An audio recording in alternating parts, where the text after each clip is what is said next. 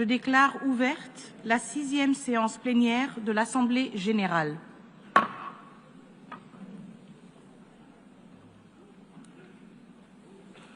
L'Assemblée va entendre l'allocution de Sa Majesté Don Felipe VI, roi d'Espagne. Je prie le protocole de bien vouloir accompagner Sa Majesté, que j'invite à prendre la parole devant l'Assemblée.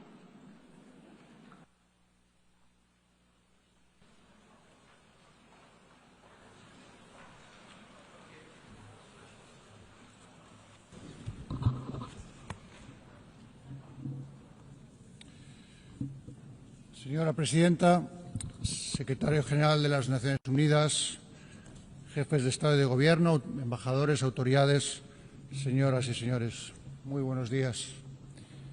Comparezco hoy ante ustedes, los delegados y delegadas de los Estados miembros de las Naciones Unidas, en el año que se cumple el 80 aniversario de su fundación. Es un momento oportuno para hacer algunas reflexiones sobre el presente, el pasado y el futuro de esta organización universal y su aportación a la paz, a la estabilidad y el desarrollo en unos tiempos extremadamente complejos. Este es un mundo trepidante y desbocado, que en demasiadas ocasiones nos sitúa ante el vértigo del precipicio, en el que no faltan voces que preconizan el fin del multilateralismo y la obsolescencia e ineficacia de las Naciones Unidas.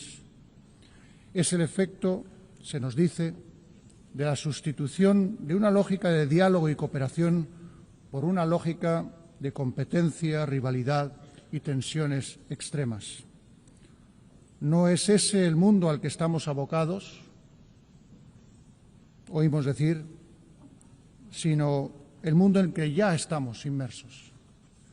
Ante esa impresión de desmoronamiento habría que aducir: es evidente que los tiempos han cambiado y debemos adaptarnos, anticiparnos incluso, sin refugiarnos en el idealismo, la autocomplacencia o la imprevisión. Pero es precisamente en estos momentos de zozobra cuando más importa leer bien las claves de nuestro tiempo, para no caer en errores ya cometidos, para no entrar en espirales sin retorno.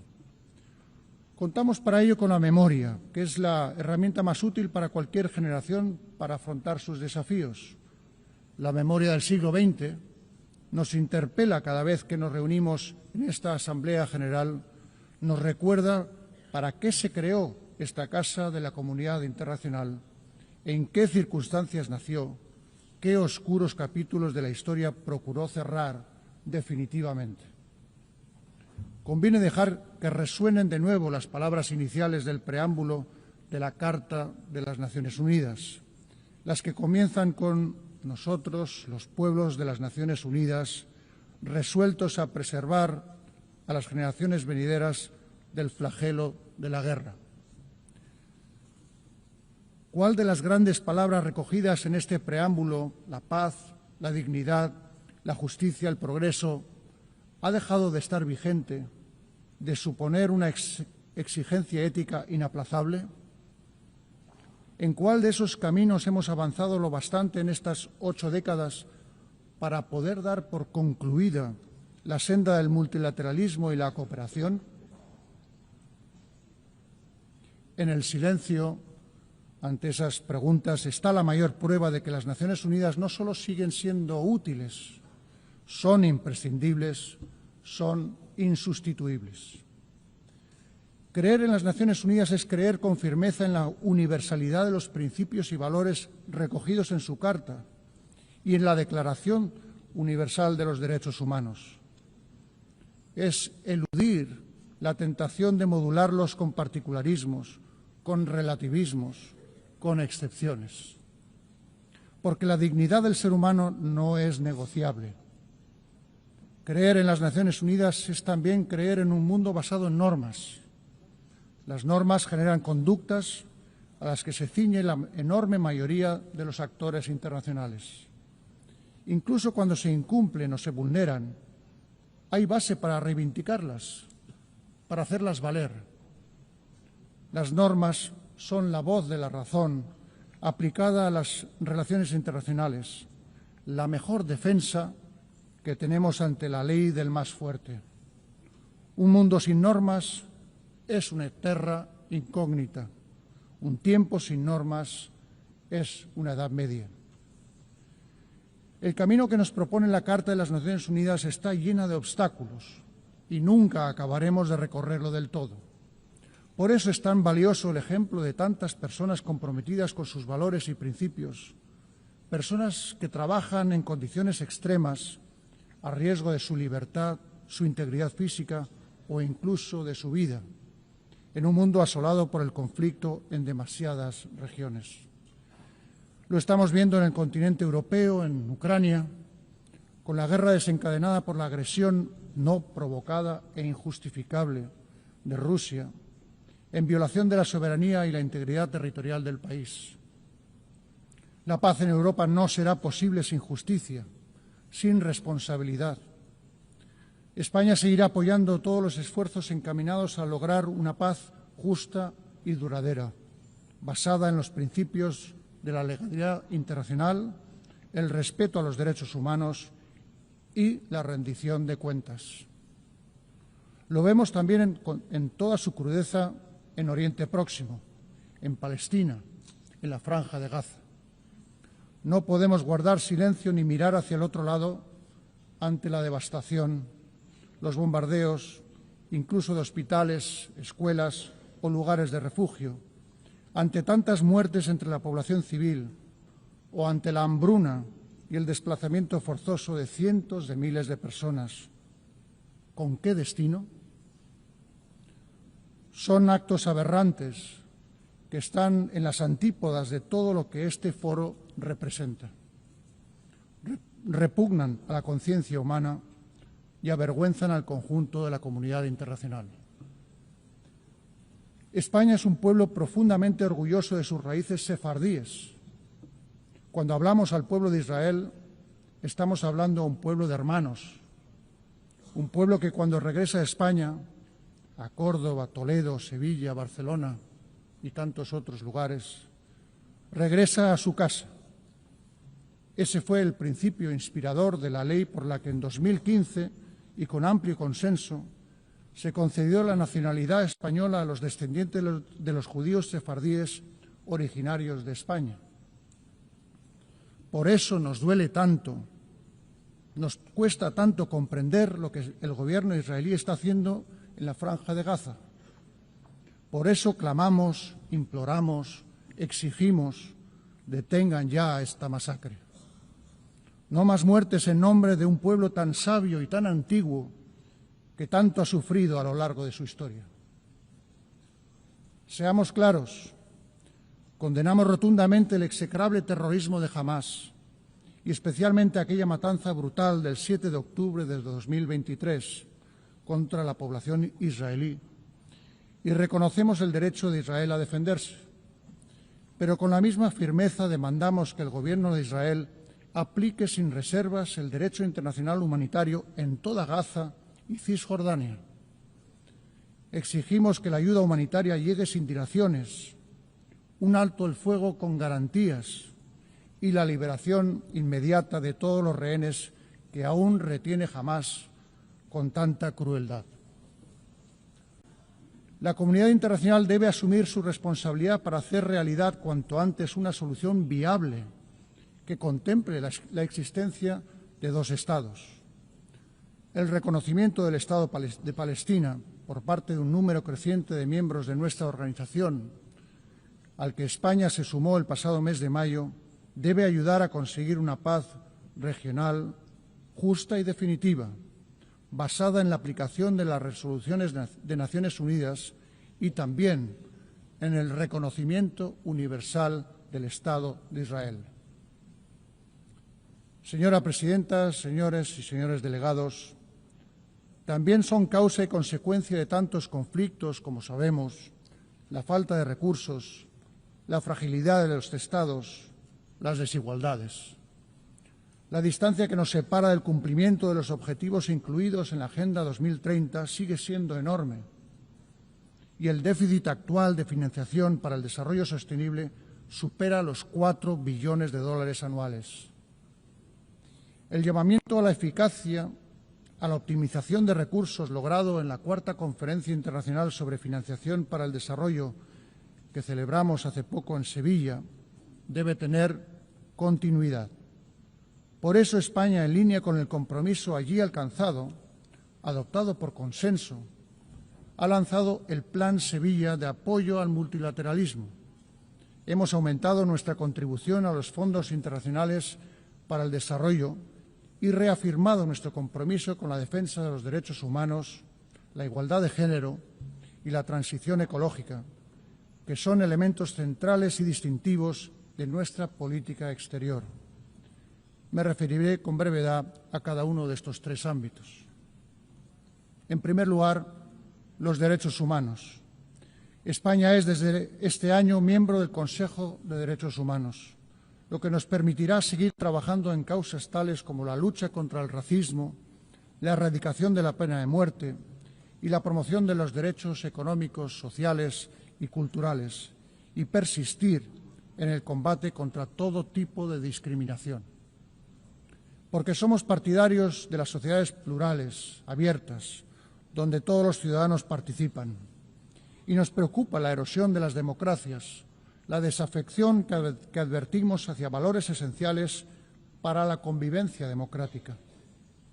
En estos tiempos confusos, que ponen a prueba la capacidad de diálogo, es cuando más fieles debemos permanecer ante estos valores.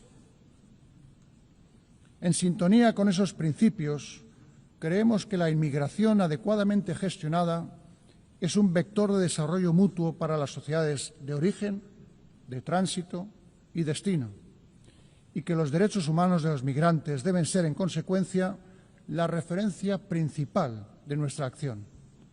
Por eso apoyamos con convicción plena la aplicación del Pacto Mundial Migratorio y el Pacto Mundial de Refugiados. Quiero referirme, en segundo lugar, a la igualdad de género. Este año, en que se cumple el 30 aniversario de la Declaración y Plataforma de Acción de Beijing, es una nueva oportunidad para renovar nuestro compromiso con la igualdad real y efectiva, que no es solo un paso adelante en materia de derechos humanos, sino, ante todo, una cuestión de justicia. España aspira a seguir siendo un referente global en temas como la lucha por los derechos sexuales y reproductivos, contra la violencia sexual y de género, por la mayor participación de las mujeres en posiciones de liderazgo y los procesos de toma de decisiones. Me referiré, en tercer lugar, al medio ambiente. La triple crisis planetaria a la que nos enfrentamos, cambio climático, contaminación y pérdida de biodiversidad, nos exige un refuerzo de la gobernanza y unos recursos suficientes para acelerar la transición energética justa, que nos permita triplicar las capacidades de energías renovables, duplicar la eficiencia energética y continuar descarbonizando nuestras economías. Son objetivos tan ingentes como necesarios y, por eso, las dudas deben quedar fuera de la ecuación. España hace un llamamiento al consenso y a la ambición de cara a la próxima COP30 que nos reunirá en Brasil el próximo mes de noviembre. Hay otros desafíos no menores, como la gestión del impacto de esa revolución copernicana llamada inteligencia artificial, que puede acelerar los avances de la Agenda 2030 si sabemos orientarla a una transformación digital que sea justa y equitativa. Y en el ámbito de la salud, cuya dimensión global se hizo tan evidente con tintes trágicos en los tiempos no tan lejanos del COVID, celebramos que se haya alcanzado un consenso en torno al acuerdo sobre pandemias, lo que refuerza la posición central de la Organización Mundial de la Salud dentro de la arquitectura global de salud. Señora presidenta, vertebran la política exterior española por posición geográfica, por historia y por convicción tres ejes fundamentales: hacia África y el Mediterráneo, hacia América y el Atlántico y hacia Europa. quisiera hacer algunas consideraciones sobre estos espacios. España es muy consciente que África constituye un interés estratégico mundial de primera magnitud.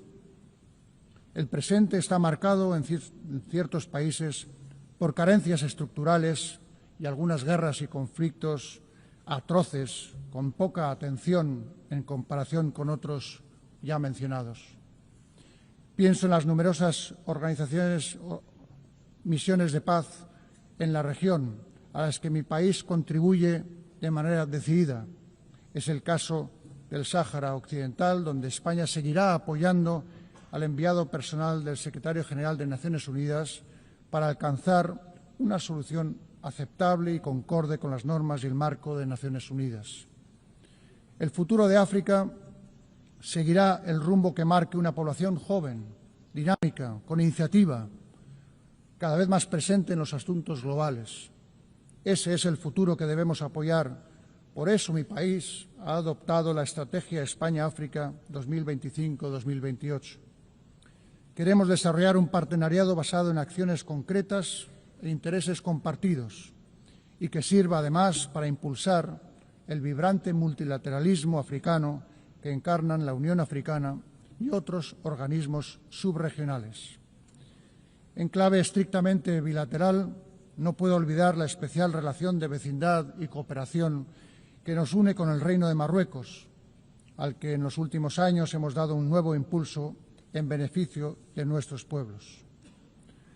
América Latina y el Caribe representa para España una comunidad de países hermanos, parte insustituible de nuestra identidad afianzada por un patrimonio, la lengua española, que comparten 600 millones de hablantes en todo el mundo. Nuestro país ostenta hasta finales de 2026 la Secretaría Pro Tempore de la Comunidad Iberoamericana de Naciones y Madrid acogerá la próxima cumbre iberoamericana. Seguiremos apoyando la acción de la Unión Europea en la región, que este año tendrá su punto álgido en la cumbre Unión Europea-CELAC, que se celebrará en Colombia el próximo mes de noviembre. La Unión Europea, uno de los más altos logros de la concordia y un ejemplo para el multilateralismo, tiene una voz en estos tiempos más necesaria que nunca y por eso apostamos por una unión cada vez más eficaz, cohesionada, capaz de garantizar su seguridad y competitiva en la economía global. Creo importante recordar que el pasado 11 de junio se anunció un acuerdo político definitivo sobre los aspectos fundamentales del futuro acuerdo entre la Unión Europea y el Reino Unido.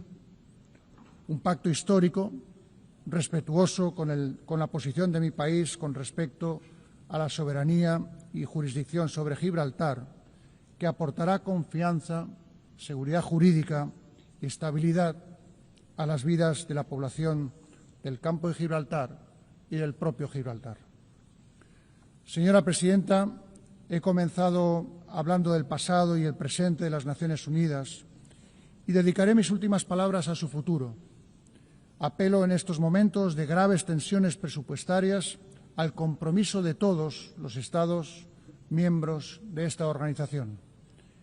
Animo a todo su personal, con su secretario general a la cabeza, a persistir en su enorme esfuerzo de eficiencia y eficacia, priorizando aquellos ámbitos cuyo abandono supondría una quiebra inasumible de los parámetros éticos que siempre deben regir su tarea.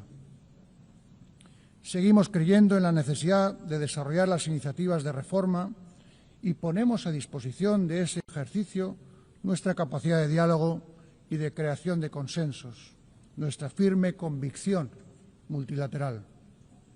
Con motivo de este 80 aniversario, que coincide además con el 70 aniversario de la incorporación de España, quiero renovar, señora Presidenta, el reconocimiento de mi país a todos los hombres y mujeres que trabajan en las Naciones Unidas.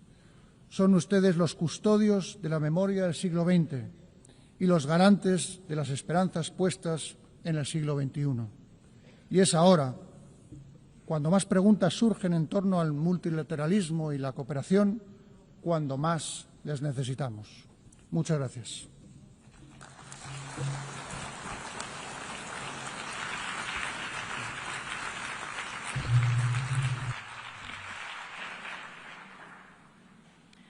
nom de l'Assemblée Générale, je tiens à remercier le roi d'Espagne.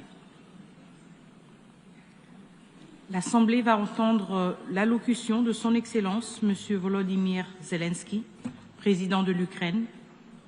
Je prie le protocole de bien vouloir accompagner Son Excellence que j'invite à prendre la parole devant l'Assemblée.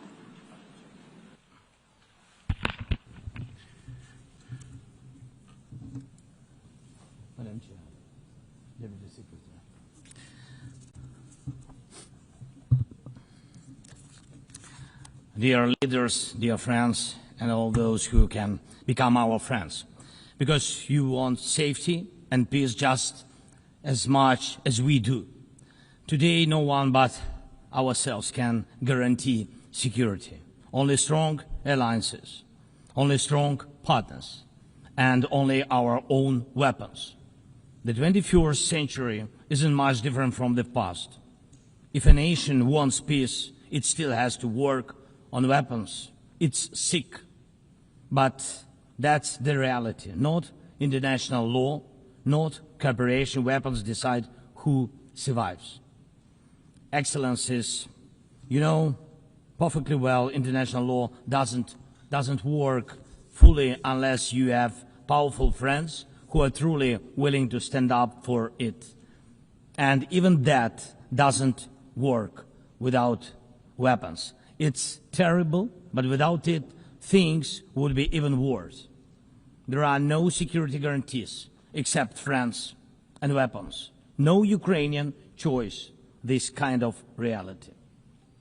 And knowing our people, they would have chosen a different priority. Ukrainians are peaceful people, but they are people who want to live freely in their own independent country. That's why we invest in defense. For many nations, there is simply no other way left. Nations can speak about their pain from stages like this, but even during bloodshed, there isn't a single international institution that can truly stop it. That's how weak these institutions have become. What can Sudan or Somalia or Palestine or any other people living through war really expect from the UN or the global system? For decades, just statements and statements. And even everything happening in Gaza remains without a way out. Even now, Syria, after all the changes, still has to appeal to the world to ease the sanctions that are choking its economy. It has to ask and wait. Syria deserves stronger support from the international community. And as Russia's war against my country goes on, people are still dying every week. Yet there is no ceasefire because Russia refuses. Russia abducted thousands of Ukrainian children, and we have brought some of them back. And I thank everyone who's helped. But how long will it take to bring all of them home? Childhood slips away faster than adults are able to help. Look at Israel. Nearly 2 years have passed and hostages still haven't been freed. They must be freed, but even that still hasn't happened. And for years, there have been no real answers to other threats, either chemical weapons and famine used as a weapon. Last year, at this assembly, I warned the world about the risk of radiation disasters, especially due to Russia's occupations of our Zaporizhzhia nuclear power plant, the biggest in Europe, but nothing's changed. Nothing's. And yesterday, the plant went into blackout again, and Russia hasn't stopped shelling even in areas near a nuclear facility. And because of international institutions are too weak, this madness continues. Even being part of a long-standing military alliance doesn't automatically mean you are safe. Just recently, 19 simple Russian drones violated Polish airspace, and only 4 were shot down. Luckily, they were not shaheeds or even worse. Otherwise, the results would have been horrific.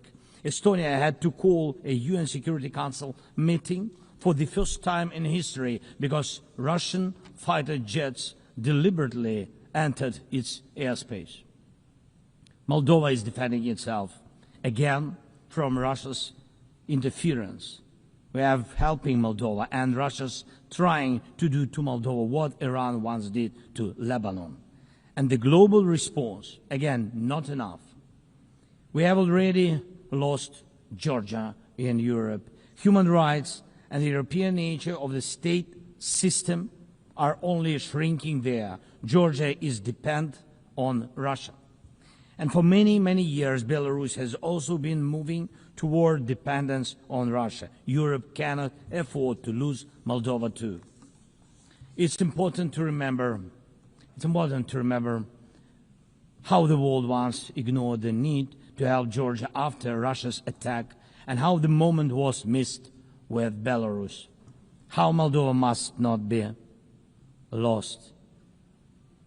And for Europe, supporting Moldova's stability is not costly, but failing to do so will come at a much higher price. That's why the EU needs to help Moldova now with funding and energy support, not just words or political gestures. We must not forget about protecting the rights of people and the rights of nations in regions where these rights are under threat. The UN Charter and the Universal Declaration of Human Rights must apply everywhere. But the Taliban in Afghanistan dragged a whole country back into the dark ages. Cartels in some Latin America countries are more powerful than the government there. This is all about collapse of international law and the weakness of the international institutions. And so it's about the rise of weapons. Weapons decide who survives. Excellencies, yesterday President Trump stood right here in this hall, and God saved him from a murder attempt during the campaign. A shot was fired from a rifle, and just a fraction of an inch saved his life. Just days ago, President, along with hundreds of thousands of Americans, honored the memory of Charlie Kirk. Sadly, his life was cut short by a bullet. Once again, violence with a rifle in hand. We also mourn the Ukrainian woman, Irina Zarutska. She was brutally killed with a knife here in America, the very country where she was seeking refuge from Russia's war. And almost every day, when we open the news, we see headlines about violent attacks happening all around the world. Most of it is done with weapons.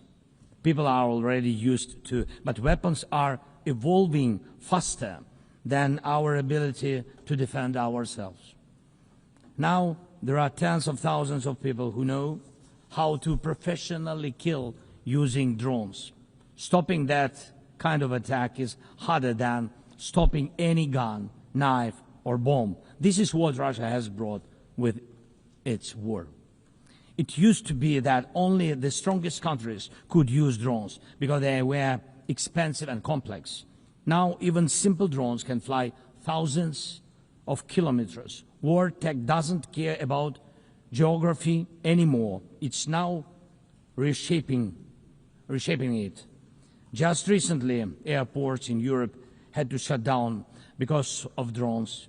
Authorities couldn't even say what kind of drones they were, who sent them, or from where.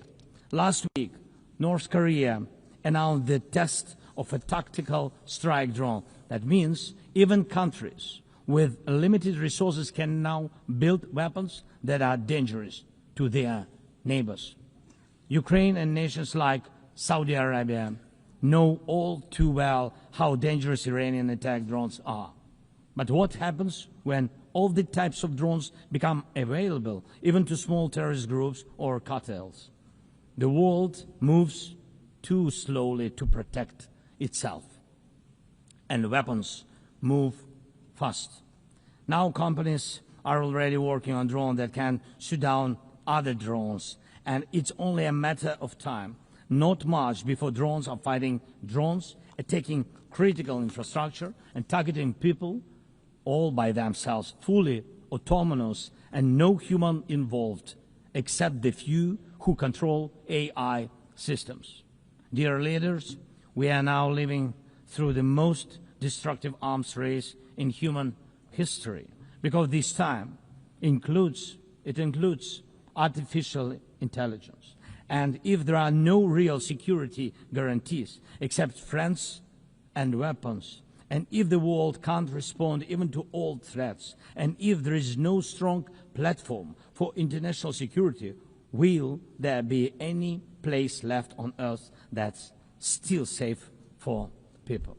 We need global rules now for how AI can be used in weapons, and this is just as urgent as preventing the spread of nuclear weapons. We need to restore international cooperation, real working cooperation for peace and for security. A few years from now might already be too late. 10 years ago, war looked different, and no one imagined that cheap drones could create dead zones, areas stretching for dozens of kilometers where nothing moves, no vehicles, no life. People used to imagine that only after a nuclear strike. Now it's drawn reality. Mass-produced, simple drones, and without AI yet. Ukraine doesn't have the big fat missiles dictators love to show off in parades, but we do have drones that can fly up to 2,000–3,000 kilometers. We had no choice but to build them to protect our right to life. Control over the sea used to depend on having a big navy. Ukraine doesn't have a big fleet, but we succeeded. In the Black Sea, we pushed what's left of the Russian navy into remote base. And we did it with sea drones. That's how we protect our ports and maritime trade routes, because Russia has left us no other choice. And our spiderweb operation, when cheap drones destroyed or damaged dozens of expensive Russian strategic bombers, became a real example for special forces around the world of what new weapons can do to old systems. These very Russian bombers attacked our cities. And none of this would have happened if Putin had not started this full-scale aggression, full-scale war. And every year that this war goes on, weapons become even more deadly. And only Russia deserves to be blamed for this. Dear leaders, to protect lives, Ukraine builds underground schools and underground hospitals. To protect lives, we have to spend more on protecting power stations from drone and missile attacks than on building sports facilities or cultural infrastructure. Ukrainian farmers are learning how to protect their equipment from Russia's FPV drone strikes, and for them that challenge is far greater than climate change. Russia's war has put us in this situation, but do you have protection against similar threats? The facts are simple.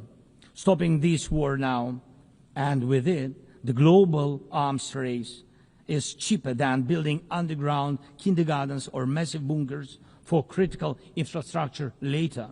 Stopping Putin now is cheaper than trying to protect every port and every ship from terrorists with sea drones.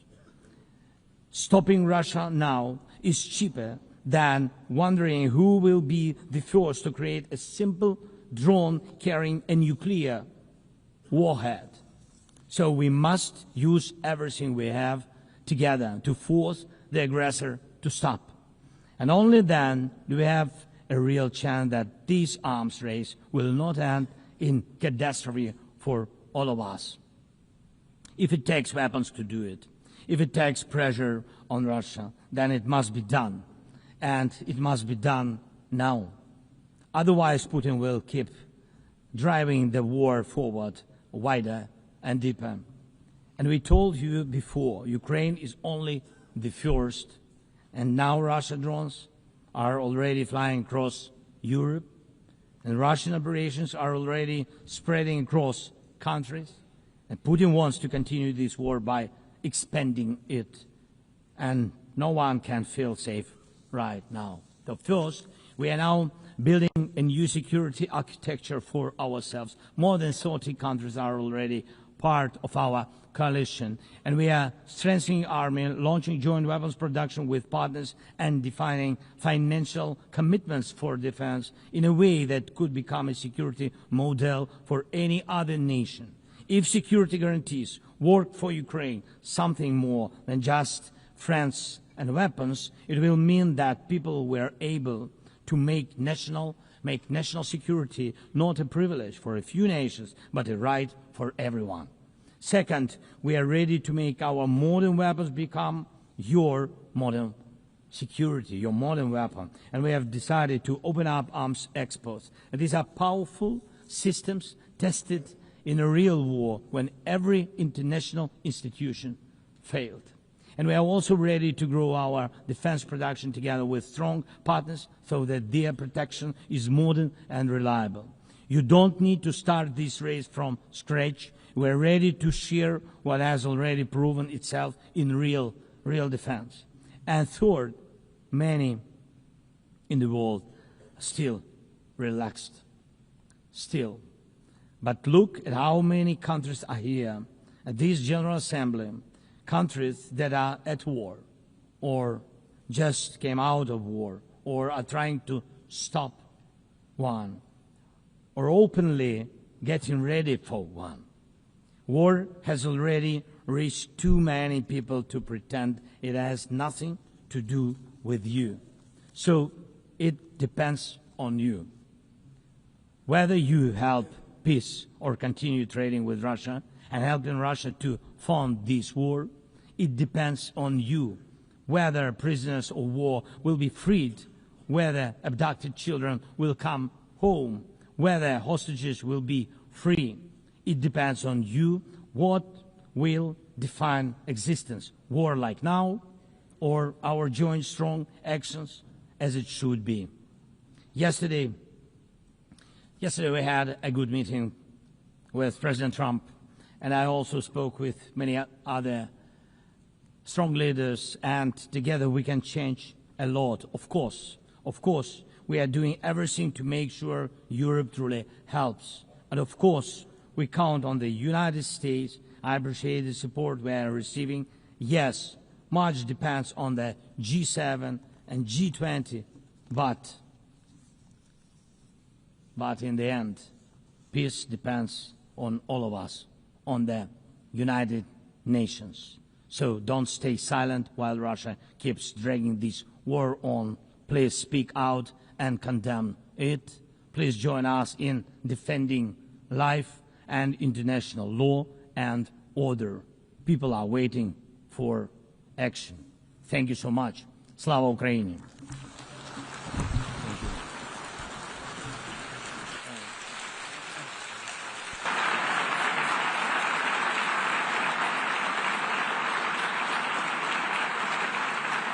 Au nom de l'Assemblée Générale, je tiens à remercier le président de l'Ukraine. L'Assemblée va entendre l'allocution de Son Altesse Sérénissime, le prince Albert II, prince souverain de Monaco. Je prie le protocole de bien vouloir accompagner Son Altesse Sérénissime, que j'invite à prendre la parole devant l'Assemblée.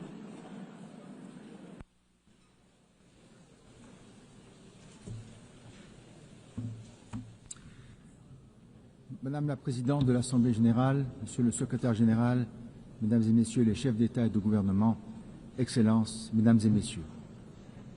Il y a 80 ans, la création de l'Organisation des Nations Unies a marqué un tournant décisif dans l'histoire contemporaine des relations internationales, offrant à chaque État un forum de dialogue et d'échange. L'ambition des fondateurs était claire et audacieuse. Toutes les nations, grandes ou petites, doivent pouvoir participer sur un pied d'égalité à l'élaboration de solutions collectives. Égalité, respect, dialogue, voilà le cœur de l'esprit multilatéral. Ce sont précisément ces valeurs qui ont permis à Monaco de trouver sa place dans le concert des nations. Au cours des suivies décennies, les Nations Unies ont su accompagner les grands tournants de l'histoire. La reconstruction de l'Europe après la Seconde Guerre mondiale, le processus de décolonisation, l'espoir d'un ordre international plus apaisé après la guerre froide. L'organisation a contribué à l'édification d'un droit international solide, par l'adoption de nombreux traités, du droit de la mer à la lutte contre le terrorisme, de la protection de l'environnement à la promotion des droits de l'homme. Monaco a ratifié plus de 270 de ces traités qui, bien au-delà de leur dimension symbolique, régulent la vie quotidienne de sa population. L'ONU a également joué un rôle central dans le maintien de la paix et de la sécurité internationale. Sur tous les continents, ces opérations ont permis de prévenir les conflits et d'accompagner les transitions démocratiques. La justice internationale, notamment à travers les jugements et arrêts rendus par les tribunaux pénaux internationaux, a marqué une avancée majeure dans la lutte contre l'impunité des crimes les plus graves, tandis que la Cour internationale de justice demeure un pilier du règlement pacifique des différends. Par ailleurs, l'ONU a été pionnière dans la prise de conscience écologique et la protection de notre planète, mobilisant gouvernants, scientifiques et sociétés civiles pour bâtir des stratégies concertées. Et vous savez à quel point ces questions me tiennent à cœur.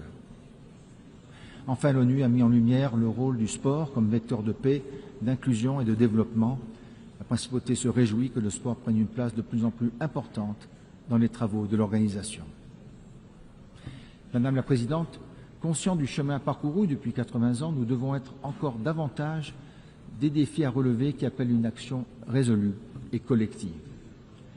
Car au bilan positif que je viens d'exposer s'oppose désormais maintenant une réalité beaucoup plus sombre. Nous vivons dans un monde multipolaire où les intérêts nationaux tendent à primer sur la recherche d'un idéal international commun. La multiplication des opérations de maintien de la paix montre que le dialogue et la diplomatie préventive n'ont malheureusement pas toujours les résultats escomptés. La sécurité internationale est aujourd'hui gravement menacée. Les tensions régionales et les conflits qui se propagent aux quatre coins du monde rendent plus que jamais indispensable la réaffirmation des principes fondateurs de l'ONU. Souveraineté des États, règlement pacifique des différends, respect du droit international et des droits humains. À cet égard, la principauté de Monaco condamne fermement la guerre d'agression qui frappe l'Ukraine et les souffrances qu'elle inflige aux populations civiles.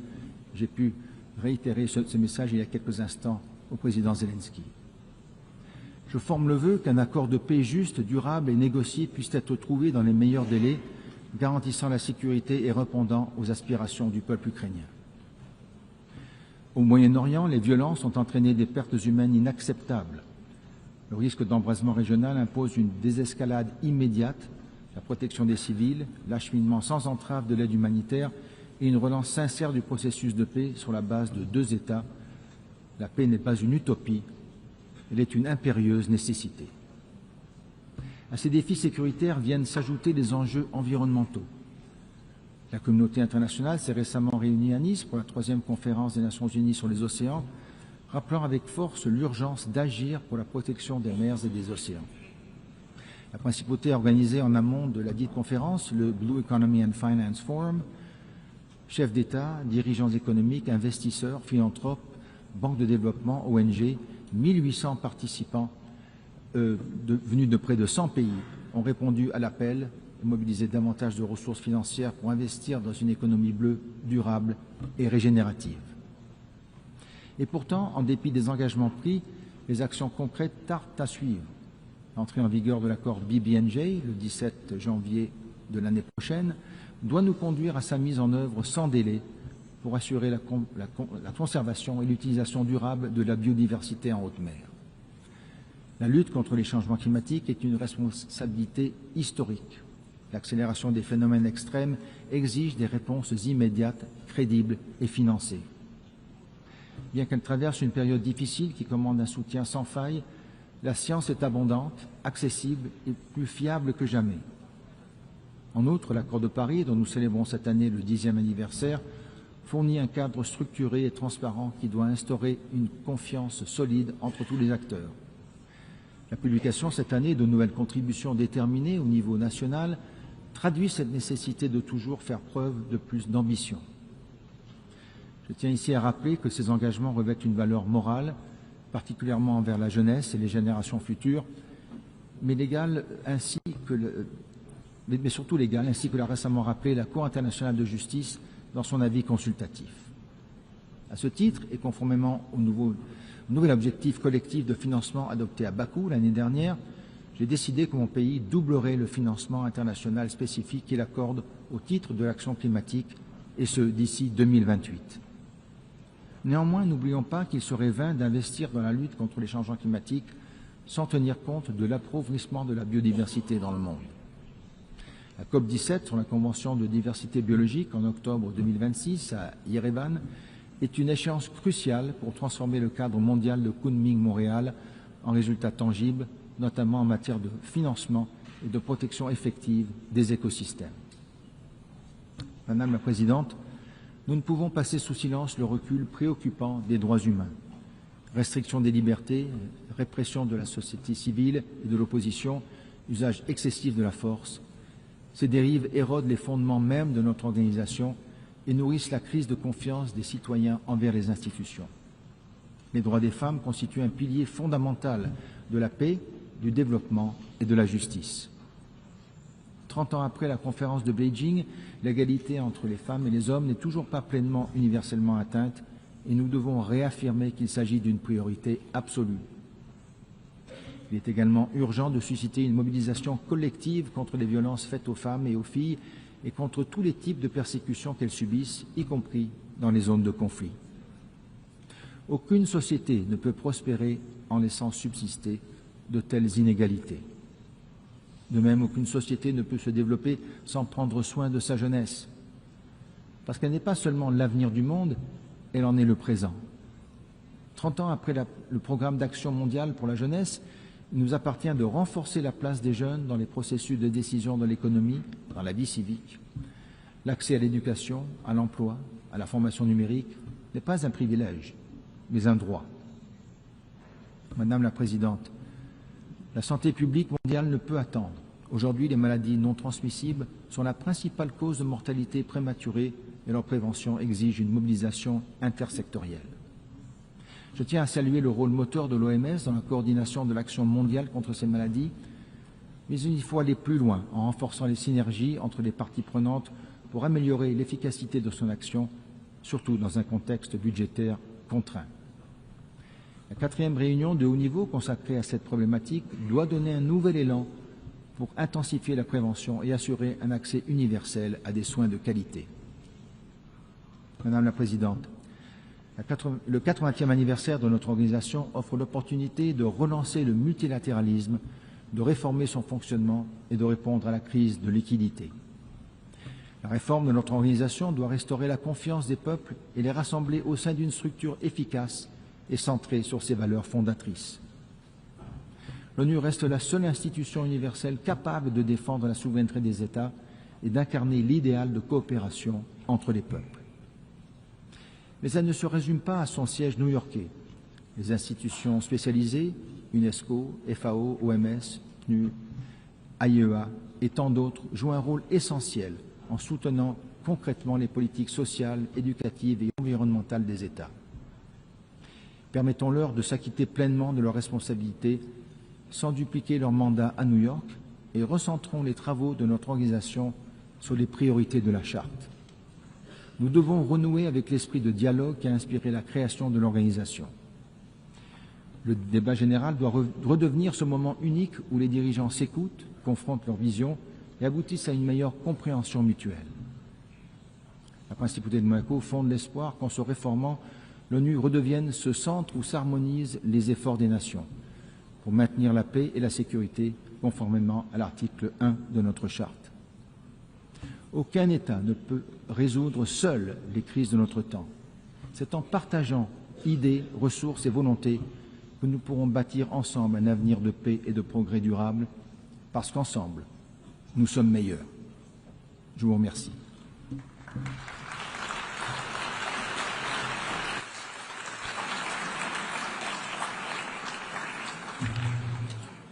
Au nom de l'Assemblée générale, je tiens à remercier le prince souverain de Monaco.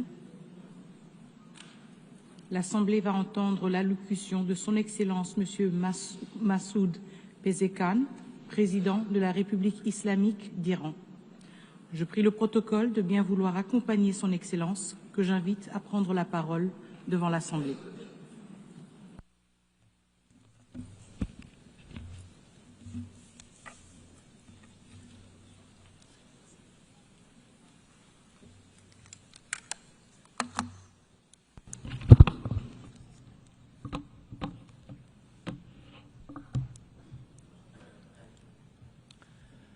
بسم الله الرحمن الرحیم. آقای دبیرکل، خانم رئیس، نمایندگان محترم، خانم ها و آقایان، شعار امسال 80 سال و بیشتر برای صلح، توسعه و حقوق بشر، در حقیقت فراخوانی برای همبستگی و نگاهی مشترک به آینده روشن‌تر است. اعتقاد و باور دینی ما و دعوت همه پیامبران نیز بر مبنای برابری حقوق همه انسان هاست.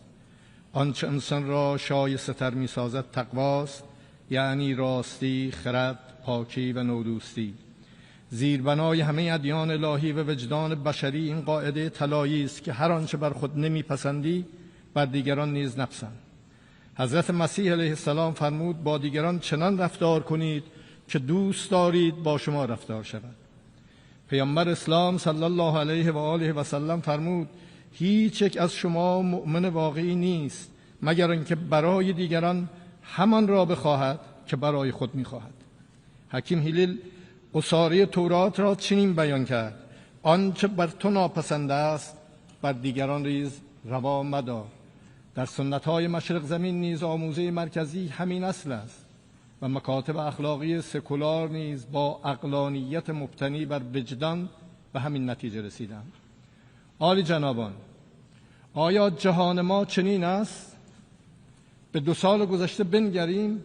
جهان در 2 سال گذشته نظاره‌گر نسل کشی در غزه بود، نظاره‌گر ویرانی خانه‌ها و نقض مکرر حاکمیت و تمامیت ارضی در لبنان، نظاره‌گر تخریب زیرساخت‌های سوریه، نظاره‌گر حمله به مردم یمن، نظاره‌گر گرسنگی اجباری کودکان نحیف در آغوش مادران، نظاره‌گر شبیخون دزدانه به حق حاکمیت کشورها، تجاوز به تمامیت ارضی دولت‌ها و هدفگیری عریان رهبران ملت‌ها بود. و همه اینها با پشتیبانی تمام عیار مسلح‌ترین حکومت جهان و به بهانه دفاع از خود. آیا اینها را برای خود میپسندید؟ چه کسی برهم زننده ثبات منطقه و جهان است؟ چه کسی تهدید علیه صلح و امنیت بین المللی است؟ چه کسی ناقض قاعده طلایی اخلاق بشر است؟ عالی جنابان، خانم ها و آقایان، همه شما شاهد بودید که در خرداد گذشته کشور من مورد تهاجمی وحشیانه و خلاف اصول مسلم حقوق بین الملل قرار گرفت.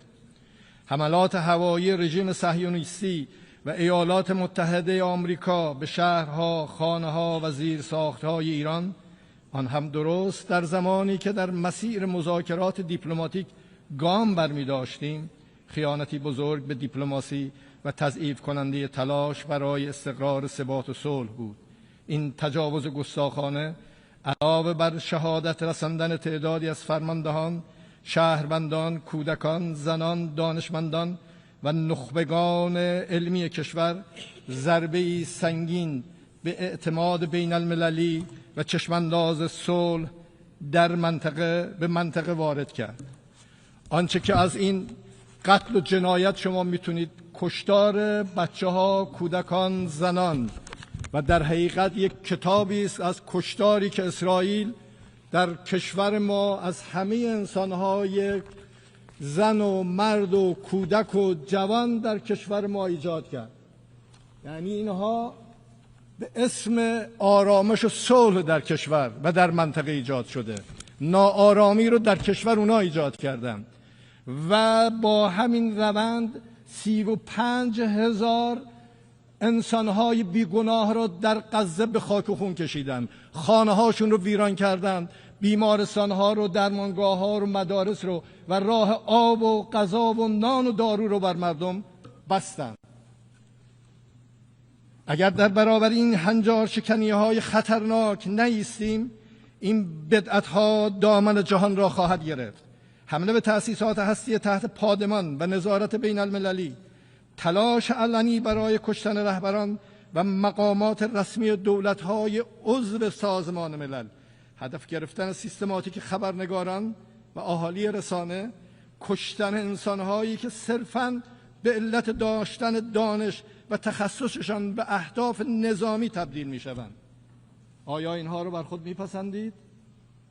کسانی که مرتکب این جنایات شده‌اند باید بدانند که ایران، این کهن‌ترین تمدن پیوسته جهان، همواره در برابر تندبادهای تاریخ استوار ایستاده است. این ملت با روحی سترگ و اراده‌ای جاودان بارها ثابت کرده است که در برابر مهاجمان سرفرود نمی آورد و امروز نیز در برابر متجاوزان با اتکا به قدرت ایمان و انسجام ملی سربلند ایستاده ایم. در دفاع 12 روزه مردم میهندوست و دلاور ایران، محاسبه وهم‌آلود خودستایان متجاوز را به رخ آنان کشیدند. دشمنان ایران ناخواسته اتحاد مقدس ملی را قوام بخشیدند. مردم ایران با وجود شدیدترین، طولانیترین و سنگینترین تحریم‌های اقتصادی، جنگ روانی و رسانه‌ای و تلاش‌های مستمر برای ایجاد تفرقه، به مجرد شلیک نخستین گلوله به خاکشان یکپارچه حامی نیروهای مسلح دلیر خود شدند و امروز نیز خود خون شهیدانشان را پاس می‌دارند. من در اینجا به نام مردم ایران از تمام شخصیت‌ها، ملت‌ها، دولت‌ها و سازمان‌های بین المللی و منطقه‌ای که در این جنگ با ایران همدل بودند صمیمانه تشکر می‌کنم. خانم‌ها و آقایان، امروز پس از نزدیک به 2 سال نسل کشی، گرسنگی دادن جمعی و تداوم آپارتاید در داخل سرزمین‌های اشغالی و تجاوز به همسایگان، طرح مضحک و متوهمانه اسرائیل بزرگ با وقاحت از سوی بالاترین سطوح این رژیم عنوان می شود. این طرح بسیاری از سرزمین‌های منطقه را در بر می‌گیرد. این نقشه نشانگر اهداف و مقاصد واقعی رژیم صهیونیستی است که اخیراً مورد تایید نخست وزیر آن قرار گرفته است و هیچ کس در جهان از نیات متجاوزانه این رژیم در امان نیست. مسلم است که رژیم صهیونیستی و حامیان آن دیگر حتی به عادی سازی از راه سیاسی رضایت ندارند. حضور خود را با زور و عریان تحمیل می‌کنند و آن را صلح از طریق قدرت نامگذاری کردند. اما نه صلح است و نه قدرت، بلکه تجاوزگری مبتنی بر زورگویی و قلدری است. اما ما ایران قدرتمندمان را در کنار همسایگان قدرتمند و در منطقه قوی با آینده روشن می‌خواهیم. ما در برابر کلان پروژه‌ای که نسل کشی، تخریب و بی‌ثباتی را به منطقه تحمیل می‌کند، از چشمانداز مشترک و امیدبخش دفاع می‌کنیم. چشماندازی که امنیت جمعی را با سازوکارهای واقعی همکاری دفاعی و واکنش مشترک به تهدیدات تضمین می‌کند. چشماندازی که کرامت انسانی و تنوع فرهنگی را به عنوان ارزش بنیادین پاس می‌دارد. چشماندازی که توسعه جمعی را با سرمایه‌گذاری مشترک در زیرساخت‌ها و دانش‌های نوین به واقعیت بدل می‌سازد. چشماندازی که امنیت انرژی و بهره‌برداری عادلانه از منابع حیاتی را ستون ثبات اقتصادی می‌بیند و چشماندازی که از محیط زیست برای آیندگان محافظت می‌کند. چشماندازی که حاکمیت ملی و تمامیت ارضی کشورها را اصول غیر قابل مذاکره می‌داند و چشماندازی که نه به دنبال صلح متکی به زور، بلکه بر پایه قدرت از طریق صلح است. در این منطقه قوی کشتار و خونریزی جایی ندارد. به همین خاطر سالهاست کشور من از سرسخت‌ترین حامیان ایجاد منطقه عاری از سلاح‌های کشتار جمعی بوده است. اما آنها که خود را دارای بزرگترین زرادخانه‌های هسته‌ای هستند و در نقض فاحش معاهده NPT سلاح‌هایشان را روز به روز کشنده‌تر، ویرانگرتر می‌کنند، سالهاست با اتهام‌های واهی مردم ما را در معرض فشار قرار دادند. هفته گذشته 3 کشور اروپایی پس از آنکه نتوانستند با بدعهدی 10 ساله و به دنبال آن با حمایت از تجاوز نظامی مردم سربلند ایران را به زانو در بیاورند، به دستور ایالات متحده با فشار، قلدری، تحمیل و سوء استفاده آشکار کوشیدند قطعنامه‌های لغو شده شورای امنیت علیه ایران را بازگردانند. در این مسیر حسن نیت را کنار گذاشتند، الزامات قانونی را دور زدند، اقدامات جبرانی قانونمند ایران در برابر خروج آمریکا از برجام و بدعهدی و ناتوانی مطلق اروپا را نقض فاحش جلوه دادند، خود را به دروغ طرفهای خوش سابقه توافق معرفی کردند و تلاش‌های صادقانه ایران را ناکافی خواندند و این همه برای نابودی همان برجامی بود که خودشان بزرگترین دستاورد دیپلماسی چند جانبه‌اش می‌دانستند. این اقدام غیرقانونی که مخالفت برخی از اعضای شورای امنیت نیز مواجه گردید، مشروعیت بین المللی نداشته و با اقبال جامعه بین المللی روبرو نخواهد شد. یک بار دیگر در این مجمع اعلام می‌کنم که ایران هرگز به دنبال ساخت هسته‌ای، سلاح هسته‌ای نبوده و نخواهد بود. ما به دنبال سلاح هسته‌ای نیستیم و این یک باور اعتقادی و فتوای رهبری است. در نتیجه به هیچ وجه به دنبال اون سلاح‌های کشتار جمعی نبودیم و نخواهیم بود. در جایی که برهم زننده آرامش در منطقه اسرائیل هست، ایران باید تحریم شود. ما یک شعری داریم میگه گناه کرد در بلخ آهنگری، به شوشتر زدن گردن مسکری. یکی یه جای دیگه داره منطقه رو به هم میزنه و کسان دیگه ای رو دارن تحریم میکنن. خانم ها و آقایان، جمهوری اسلامی ایران از صلح و ثبات استقبال میکند. ما باور داریم که آینده منطقه و جهان باید بر پایه همکاری، اعتماد و توسعه مشترک شکل بگیرد و در این چارچوب ایران از روند صلح میان جمهوری آذربایجان و جمهوری ارمنستان حمایت میکند. ایران امیدوار است تلاش‌ها برای پایان دادن به جنگ در اوکراین به توافقی عادلانه و پایدار بین روسیه و اوکراین بیانجامد. ایران از پیمان دفاعی بین دو کشور برادر مسلمان عربستان سعودی و پاکستان به عنوان آغازی برای نظام امنیت فراگیر منطقه با همکاری کشورهای مسلمان غرب آسیا در حوزه‌های سیاسی، امنیتی و دفاعی استقبال می‌کند و بالاخره تجاوز جنایتکارانه رژیم اسرائیل به قطر که منجر به شهادت تعدادی از اتباع فلسطینی و قطری شد را محکوم می‌کنیم و حمایت و همبستگی خود با دولت و ملت قطر را اعلام می‌کنیم. خانم‌ها و آقایان، امنیت واقعی نه از راه زور بلکه از طریق اعتماد سازی، احترام متقابل و همگرایی منطقه‌ای و چند جانبه گرایی مبتنی بر حقوق بین الملل به دست می‌آید. بر این مبنا من همگان را دعوت می‌کنم شنیدن یکدیگر را به جای بلند کردن صدا تمرین کنیم. در مبانی فکری دو قطبی سازی و خشونت سیاسی که امروز نه تنها گریبانگیر جامعه بین المللی است که درون جوامع را نیز به تنش و آشوب کشانده است رو بازنگری کنیم و به عنوان فصل مشترک همه باورها و فرهنگها و به جای تفسیر مغرضانه مفاهیم و روایتها هرچه را برای خود نمیپسندیم برای دیگران نیز روا نداریم. اعتبار نهادها و سازوکارهای حقوق بین الملل را ترمیم و بازسازی کنیم و برای ایجاد یک نظام امنیت و همکاری منطقی در غرب آسیا متعهد شویم.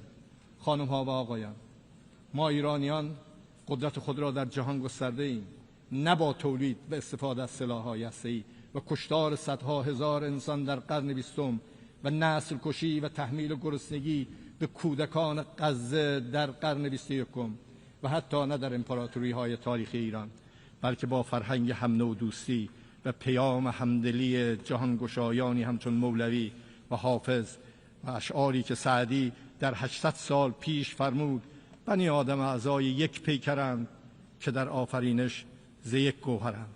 چه عضوی به درد آورد روزگار، دیگر عضوها را نماند قرار. تو که از مهنت دیگران بیغمی نشاید که نامت نهند. آدمی جنایتکارانی که با کشتن کودکان قلدری میکنند شایسته نام انسان نیستند و این بیگمان شرکای مطمئنی نیز نخواهند بود. ایران با تکیه بر سنت دیرین نودوستی شریکی پایدار و همراهی مطمئن برای همه کشورهای صلح طلب است. دوستی و شراکتی که نه بر مصلحت جویی گذرا، بر پایه عزت، اعتماد و آینده مشترک استوار است. ما راست قامتان ایران زمین با ایستادگی در برابر یاغیان بی قانون، بی‌عدالتی ها، تبعیض ها و استانداردهای دوگانه را با سربلندی پشت سر گذاشته ایم و خواهیم گذاشت. و امروز با نگاهی فرصت محور این دستاورد تاریخی مردم ایران را به سکویی برای جهش به آینده پر امید تبدیل کرده ایم. بیایید با ما از تهدید فرصت بسازیم. متشکرم.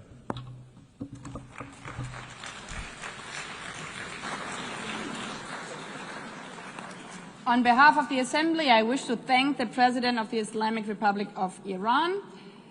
The Assembly will hear an address by His Excellency José Raúl Mulino Quintero, President of the Republic of Panama. I request protocol to escort His Excellency and invite him to address the Assembly.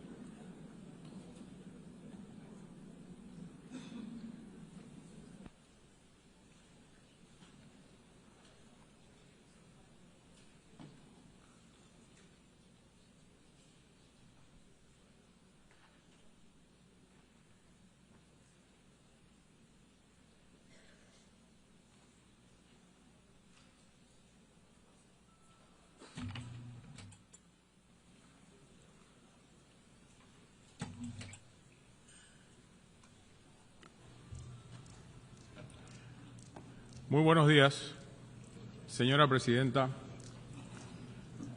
distinguidos jefes de Estado y de Gobierno, honorables delegados. En nombre del pueblo panameño, con profundo respeto y renovadas esperanzas, me presento ante esta honorable Asamblea en el aniversario número 80 de esta organización, que sigue siendo un faro para la paz, la cooperación y el progreso. Panamá se comprometió desde la Carta de San Francisco en 1945 en favor de la pacificación, la seguridad, el desarrollo sostenible y los derechos humanos. En estas 8 décadas, nuestro país ha apostado por la diplomacia multilateral y el derecho internacional público como un eje cardinal de su política exterior. La iniciativa ONU 80, presentada por el secretario general Antonio Guterres, ofrece la oportunidad de reflexionar sobre el pasado, hacer un llamado de atención por las amenazas del presente para vislumbrar un futuro más justo. Tenemos la firme convicción de que hoy, más que nunca, debemos fortalecer el valor del multilateralismo para responder a los retos y crisis globales como herramienta de mitigar las asimetrías entre las naciones. En ese sentido, quiero destacar que la política multilateral coadyuvó para que nuestro país, por ejemplo, lograra salir de las listas discriminatorias donde nos había colocado la Unión Europea y el Gafi. Pues es una incoherencia ser parte del Consejo de Seguridad de esta organización y a la vez compartir listas con países que propician el terrorismo. Consideramos oportuna una reforma integral para asegurar que el Consejo de Seguridad sea más efectivo, la Asamblea General más representativa, las agencias especializadas más inclusivas y, sobre todo, reducir la burocracia. Panamá, al igual que otros países, pide una mayor representación de América Latina y el Caribe en los órganos de toma de decisiones. Ha llegado el momento de que la arquitectura de la gobernanza multilateral se actualice. Nuestra región es la principal exportadora de alimentos del planeta. Tiene un canal estratégico que une el Atlántico con el Pacífico y detentamos más del 50% de la biodiversidad del mundo. Somos grandes proveedores de minerales, tenemos las mayores reservas acuíferas convivimos en paz y luchamos por ella. Todos estos elementos nos transforman en un actor principal a nivel mundial y debemos tener la representación de acuerdo a nuestro rol e importancia global, cumpliendo con su labor de contener y evitar el trágico desenlace de una guerra global, misión fundamental de su razón de existir. La Organización de Naciones Unidas enfrenta además el desafío de impulsar acciones urgentes para alcanzar los objetivos de desarrollo sostenible. El mundo se encuentra hoy ante tres crisis, devastadoras todas: la climática, la de contaminación y la pérdida de biodiversidad, en un escenario de cooperación fragmentado. La respuesta a estas crisis debe ser rápida y solidaria. Ante esto, Panamá presentó el Nature Pledge, nuestro pacto con la naturaleza. Es una forma nueva de entender la política ambiental y climática en un marco que una nuestras obligaciones en materia de clima, biodiversidad y tierras en un solo compromiso nacional. En la práctica, Panamá se compromete a reducir sus emisiones para el año 2035. Aún siendo un país carbono negativo, creemos que siempre se puede dar un paso más en favor de la sostenibilidad para las futuras generaciones. Por ello, restauraremos 100.000 hectáreas de ecosistemas prioritarios, incluyendo manglares y cuencas hidrográficas, porque la naturaleza es nuestra primera línea de defensa frente al cambio climático. Panamá confía en una Naciones Unidas renovada, que fortalezca la seguridad digital y la cooperación internacional con criterios éticos y con participación, que acompañe transiciones energéticas justas y que defienda la libertad de expresión. En ese sentido, reiteramos el inalienable respeto a la libertad y a la democracia en nuestra región, que sigue sufriendo inestabilidad por parte de quienes no respetan la voluntad popular expresada en las urnas o simplemente no permiten elecciones abiertas y transparentes. Queremos ser parte de una organización de Naciones Unidas capaz de prevenir conflictos antes de que ocurran, que pueda actuar con prontitud en emergencias humanitarias, que coordine mejor sus agencias a nivel de campo y que represente más fielmente la diversidad de personas en el mundo. Panamá se ha ofrecido a acoger oficinas de organizaciones del sistema de las Naciones Unidas en apoyo a los esfuerzos de reforma en el marco de la iniciativa ONU 80.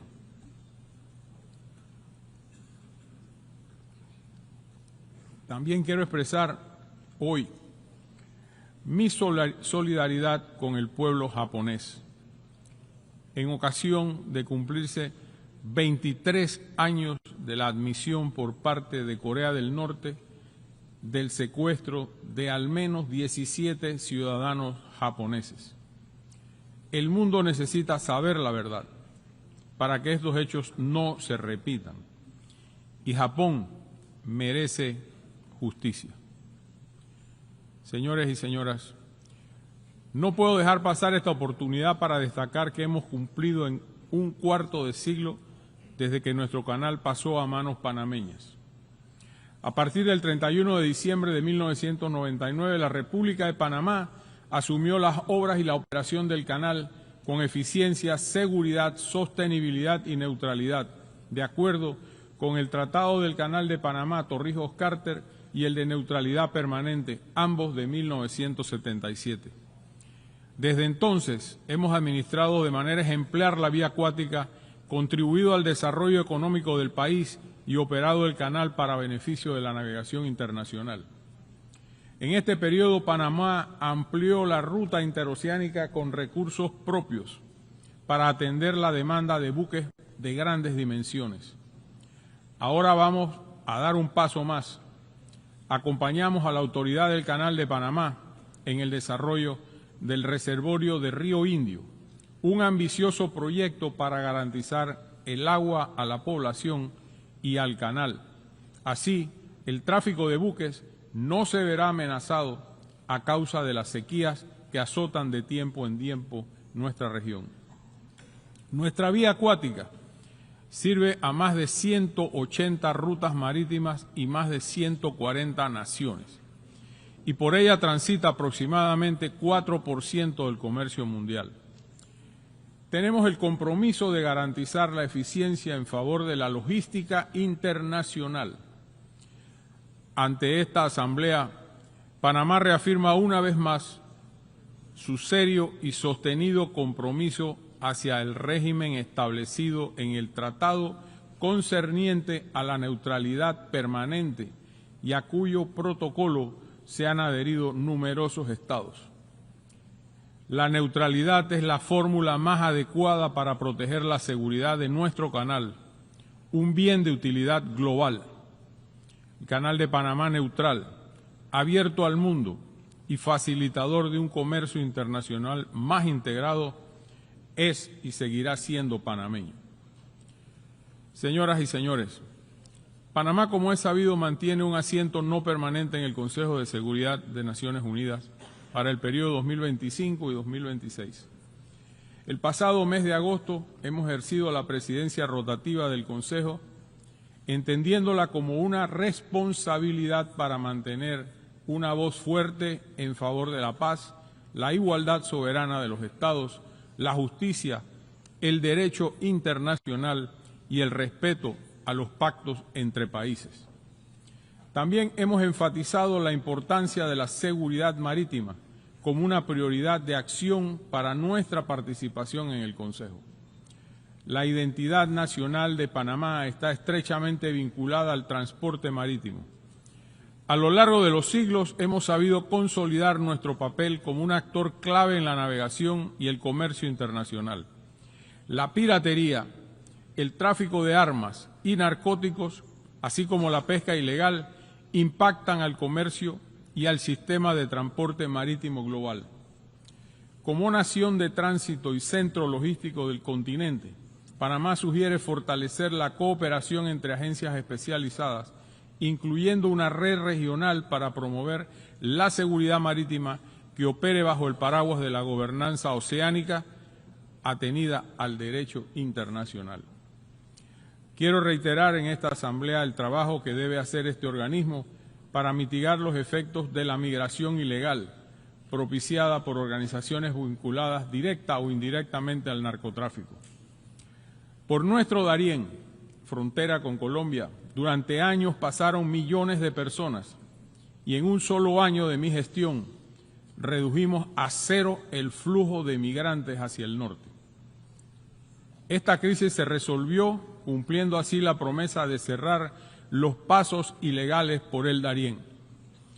Las consecuencias humanitarias y ambientales fueron extremas.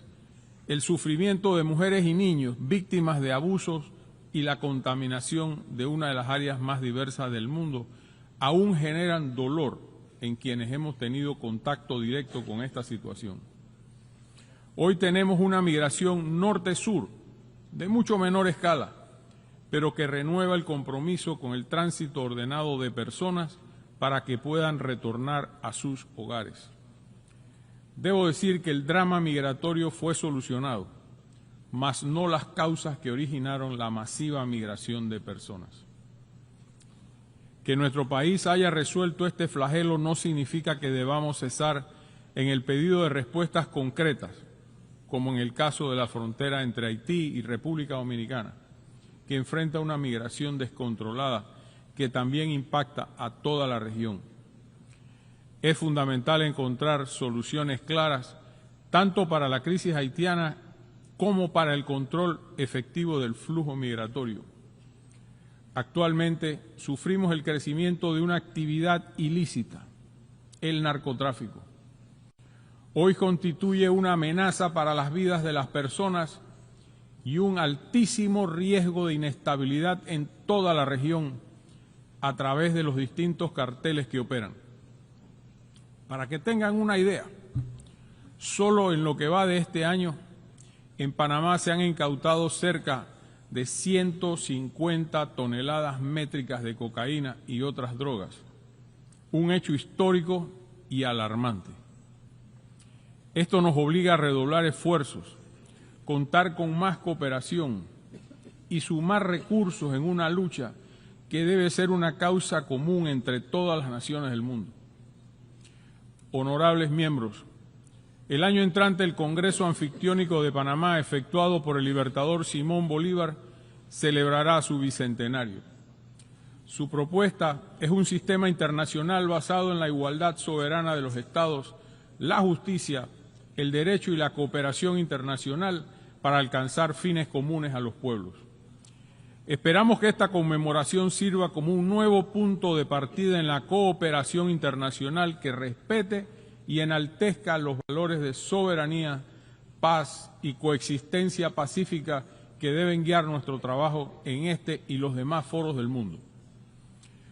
Honorables miembros, ante este foro de la paz mundial y la cooperación internacional, reitero la fe del pueblo panameño en el sistema de las Naciones Unidas.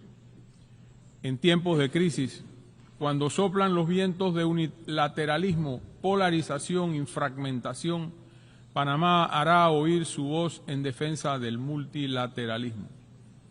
Panamá seguirá siendo miembro entusiasta de las Naciones Unidas, defensor del derecho internacional e incansable promotor de la paz mundial.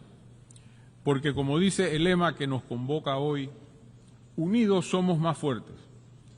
Y cuando estemos unidos, podremos construir un futuro más justo y humano para todos. Muchísimas gracias por esta oportunidad.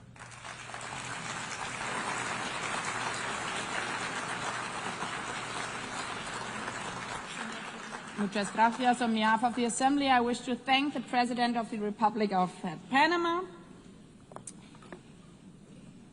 As the Assembly will hear an address by His Excellency Peter Pavel, President of the Czech Republic, I request protocol to escort His Excellency and invite him to address the Assembly.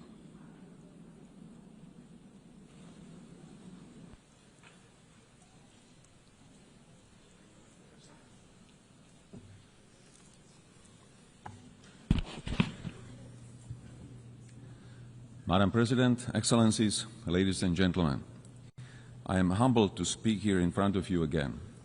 Today, I wish to address two main issues: United Nations achievements and necessity of its reform, and prospect of multilateralism in the light of Russian aggression. 80 years ago, the United Nations was founded with great hope to prevent war and destruction, never to repeat the horrors of World War II. My country proudly stood amongst the founding nations, signing the charter that would become our collective moral compass. Since 1945, we have witnessed remarkable achievements. The United Nations helped to prevent another full-scale world conflict. It assisted in dissolution of colonialism and rise of new sovereign countries in Asia, Africa, Europe, and Latin America. Together, we created a robust multilateral system of rules and global cooperation in international security, human rights, and economic development. Together with the UN, we have fought famine, disease, illiteracy, and poverty in some of the world's most vulnerable regions. Dozens of peacekeeping missions have helped to ease tensions in conflict zones. Thanks to its long-standing efforts, the UN has helped transform countless lives and laid the groundwork for a better world, a world which is more humane and more cooperative. It provided a platform where even the smallest nations can speak out and be heard. The UN remains the only institution where the world can collectively confront global crises. Not with weapons, but with dialogue, shared responsibility, and pressure where necessary. UN's greatest achievement is not perfection, it's persistence. With many devastating conflicts ongoing, Russia's invasion of Ukraine has significantly transformed the global security landscape. Since the last general debate a year ago, our world has not become more secure. On the contrary. In the game of smoke and mirrors, Russia continues targeting civilians, civilian infrastructure, foreign diplomatic missions, and most recently, even our neighboring country, Poland. Not to forget the acts of hybrid warfare on our own territory. These range from disinformation campaigns and attempts to undermine public trust, to cyber attacks, and even acts of sabotage carried out by mercenaries recruited online. Despite being the largest country on the map, Russia still aims to seize Ukrainian territory and expand its sphere of influence. Backed by China, Iran, North Korea, and other countries that help it circumvent sanctions and provide economic or political support. Russia, a permanent member of UN Security Council, is not only violating the principles of state sovereignty and territorial integrity enshrined in the UN Charter, but also sets a dangerous example and precedent, sending the message that aggression can yield territorial and political gain and remain unpunished.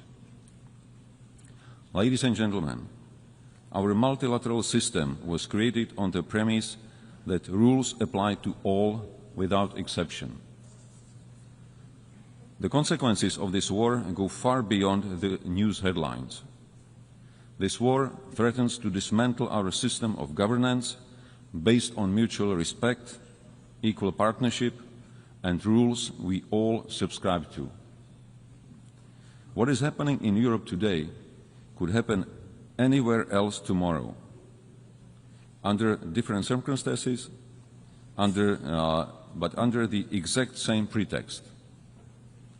If Russia wins this unjust war, it will legitimize the triumph of brute force.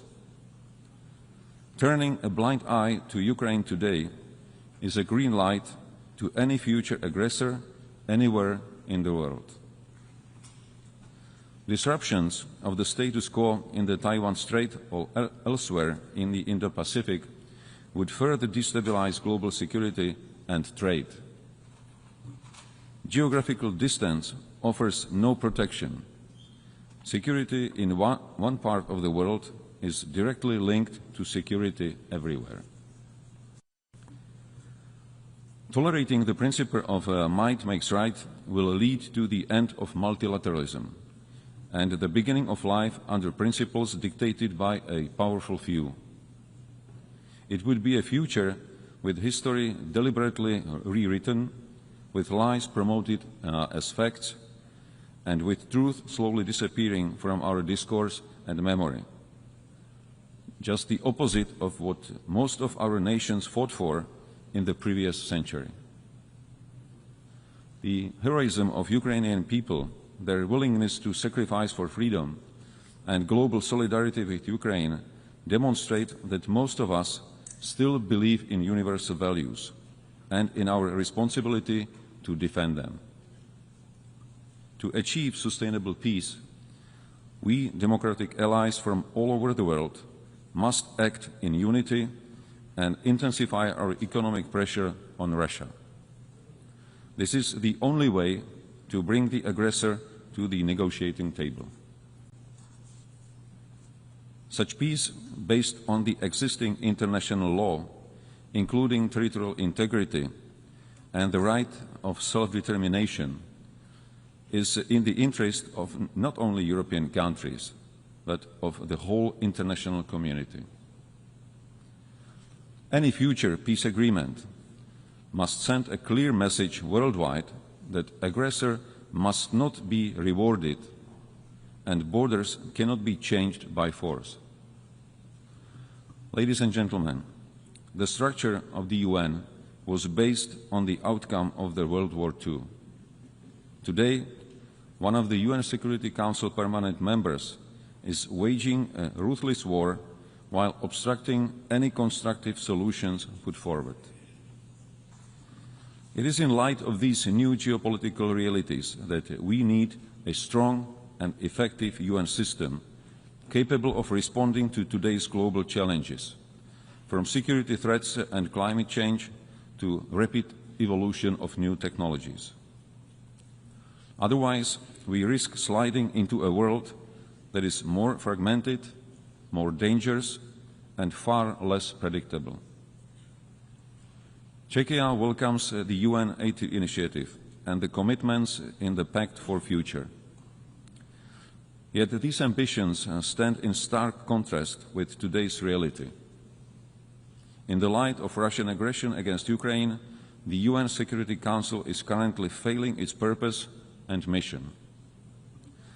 Therefore, we advocate for a comprehensive reform of the UN Security Council for greater effectiveness, inclusiveness, transparency, and accountability, with the aim to honor the principles of the UN Charter and to strengthen the voice of underrepresented regions.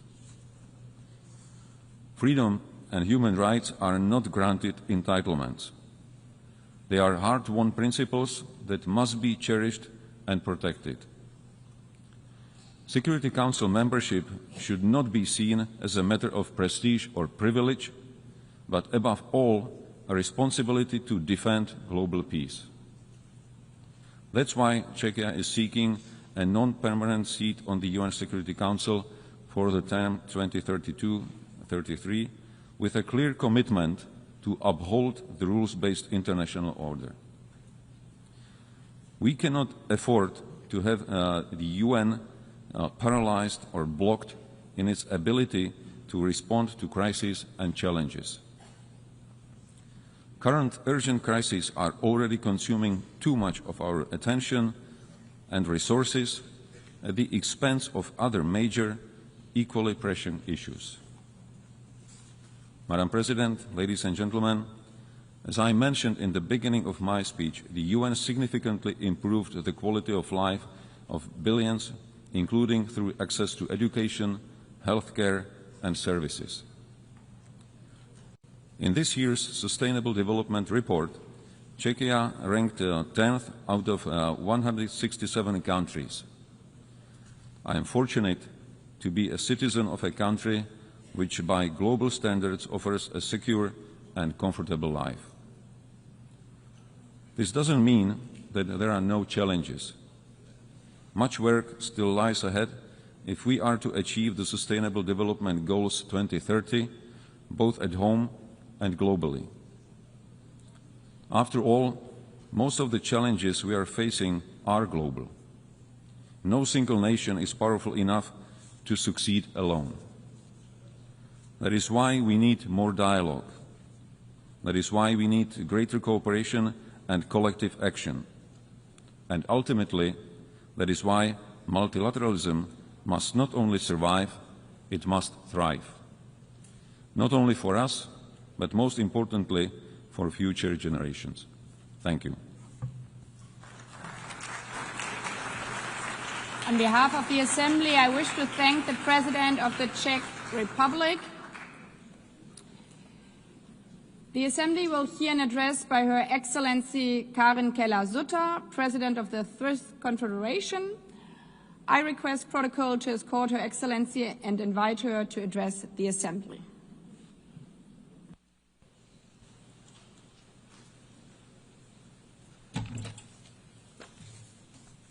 Madame la Présidente de l'Assemblée Générale, Excellences, Mesdames, Messieurs, il y a 80 ans, le monde entrait dans une nouvelle ère, des temps meilleurs.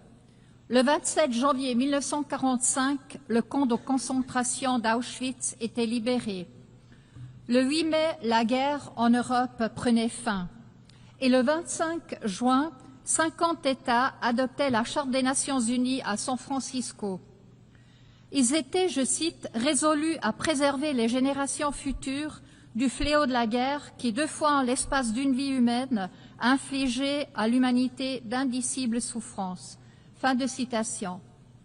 Sur les ruines de la Deuxième Guerre mondiale, un nouvel ordre naissait d'une conviction et d'une volonté commune d'apporter au monde de la paix et la prospérité. C'est aussi au lendemain des horreurs de cette période que naissaient les conventions de Genève de 1949 qui protègent les victimes des conflits armés. À cette époque, les fondements de décennies florissantes pour la démocratie, l'état de droit et l'économie de marché étaient posés. Des fondements qui, malgré les limites et les revers, ont servi aussi la coopération internationale, le libre-échange, la paix et le droit international. Sans faire de parallèle historique, force est de constater, nous célébrons cette année le 80e anniversaire des Nations Unies, alors que nous vivons une nouvelle époque de bouleversements politiques et économiques extrêmement violents. Une époque où trop de guerres font à nouveau rage et où les populations subissent des souffrances intolérables. Une époque où une paix juste et durable semble toujours hors de portée au Proche-Orient et en Ukraine, où les tendances autocratiques se renforcent en Europe aussi. Une époque où le libre-échange est mis à l'épreuve et où, en fin de compte, le droit international, y compris la Charte des Nations Unies, risque de devenir lettre morte. Ce sont des bouleversements qui ne viennent pas de nulle part.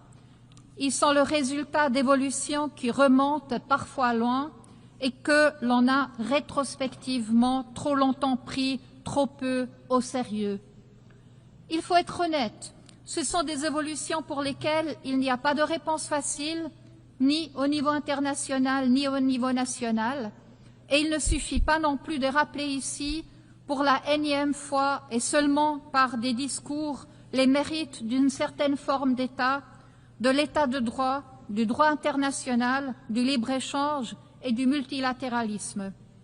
Non, si nous voulons relever les défis auxquels nous sommes confrontés, nous devons redoubler nos efforts. Car que valent tous les acquis de la civilisation s'ils ne contribuent pas concrètement à la liberté, à la sécurité et à la prospérité, si leurs avantages ne deviennent pas tangibles pour les populations dans leur vie de tous les jours? Il y a deux erreurs que nous ne devons pas faire.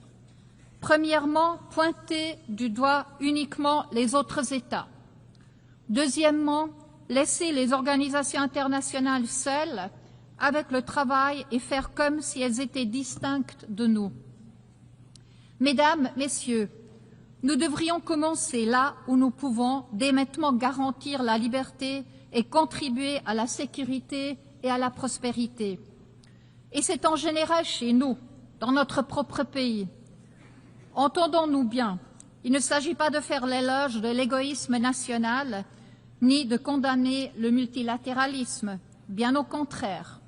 La Suisse est convaincue que le multilatéralisme, que les organisations internationales, que les Nations Unies sont essentielles à la coexistence pacifique des peuples, à la prospérité économique mondiale, à la résolution de défis tels que la migration, le changement climatique, la transition numérique et, je le dis aussi en tant que ministre des Finances, à la stabilité financière mondiale.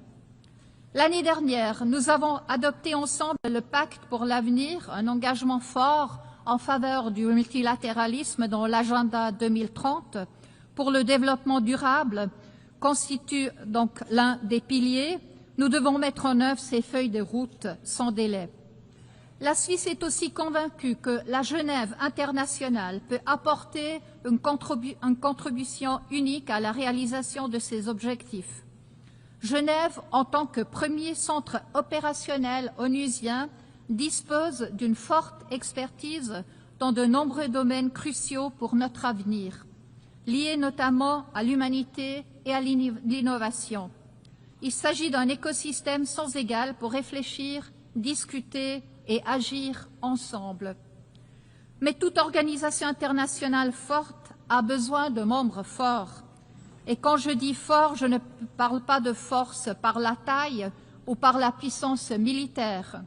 Je parle d'États qui sont en mesure de permettre à leurs citoyens de s'épanouir. Et je dirais aussi de s'exprimer, librement, en toute sécurité. Une sécurité non seulement militaire, mais aussi juridique, économique et sociale. La sécurité et la liberté sont les conditions préalables essentielles au développement économique et donc à la prospérité. Elles nécessitent des institutions qui soient juridiquement solides, fiables et capables d'agir. Et elles nécessitent une stabilité politique, sociale et financière. Et là, chaque État doit également assumer ses propres responsabilités.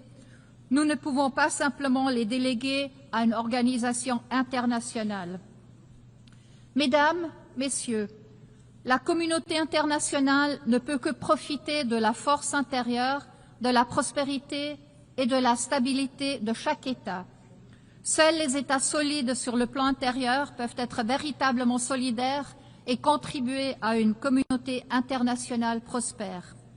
Mais nous devons redoubler les efforts aussi en tant que communauté internationale. Aujourd'hui, surtout, les Nations Unies doivent-elles aussi se remettre en question? Sont-elles encore en mesure de remplir leur mission comme les 50 États l'avaient prévu le 25 juin 1945 à San Francisco lorsqu'ils adoptaient la Charte? Le multilatéralisme connaît lui aussi des bouleversements sans précédent. Ces bouleversements sont marqués par une recrudescence des violations du cadre normatif et des principes et valeurs mêmes qui fondent l'action multilatérale. Le dialogue, la coopération, la recherche du consensus, le respect du droit international et l'égalité souveraine entre États, quelle que soit leur taille ou leur poids économique ou politique. La Suisse appelle tous les États à un engagement ferme en soutien des principes et valeurs comme ils étaient déclarés dans la Charte des Nations Unies il y a 80 ans. C'est le prélude à toute réflexion sur les réformes et les mesures d'efficacité qui doivent renforcer l'impact de notre action dans les 3 piliers de l'organisation. À cet égard, nous soutenons pleinement le programme de réforme ONU 80 du secrétaire général.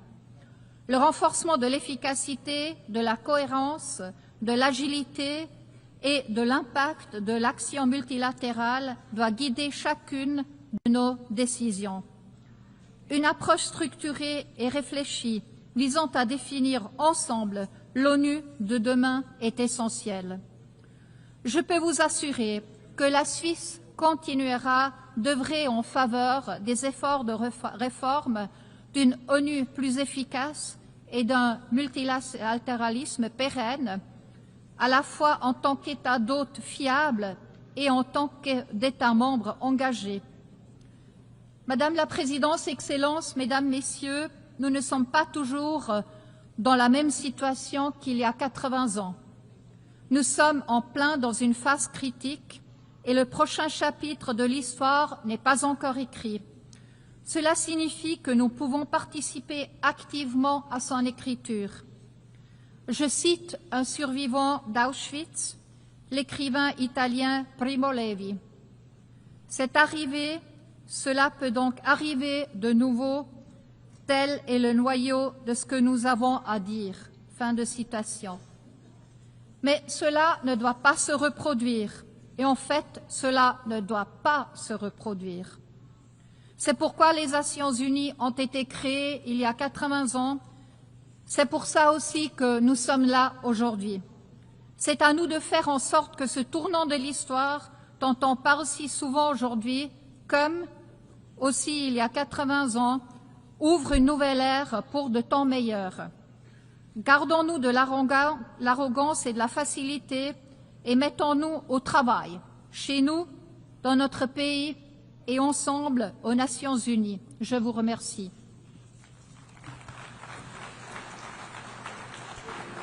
Merci. I thank on behalf of the Assembly the President of the Swiss Confederation. The Assembly will hear now an address by His Excellency Edgars Rinkēvičs, President of the Republic of Latvia. I request protocol to escort His Excellency and invite him to address the Assembly.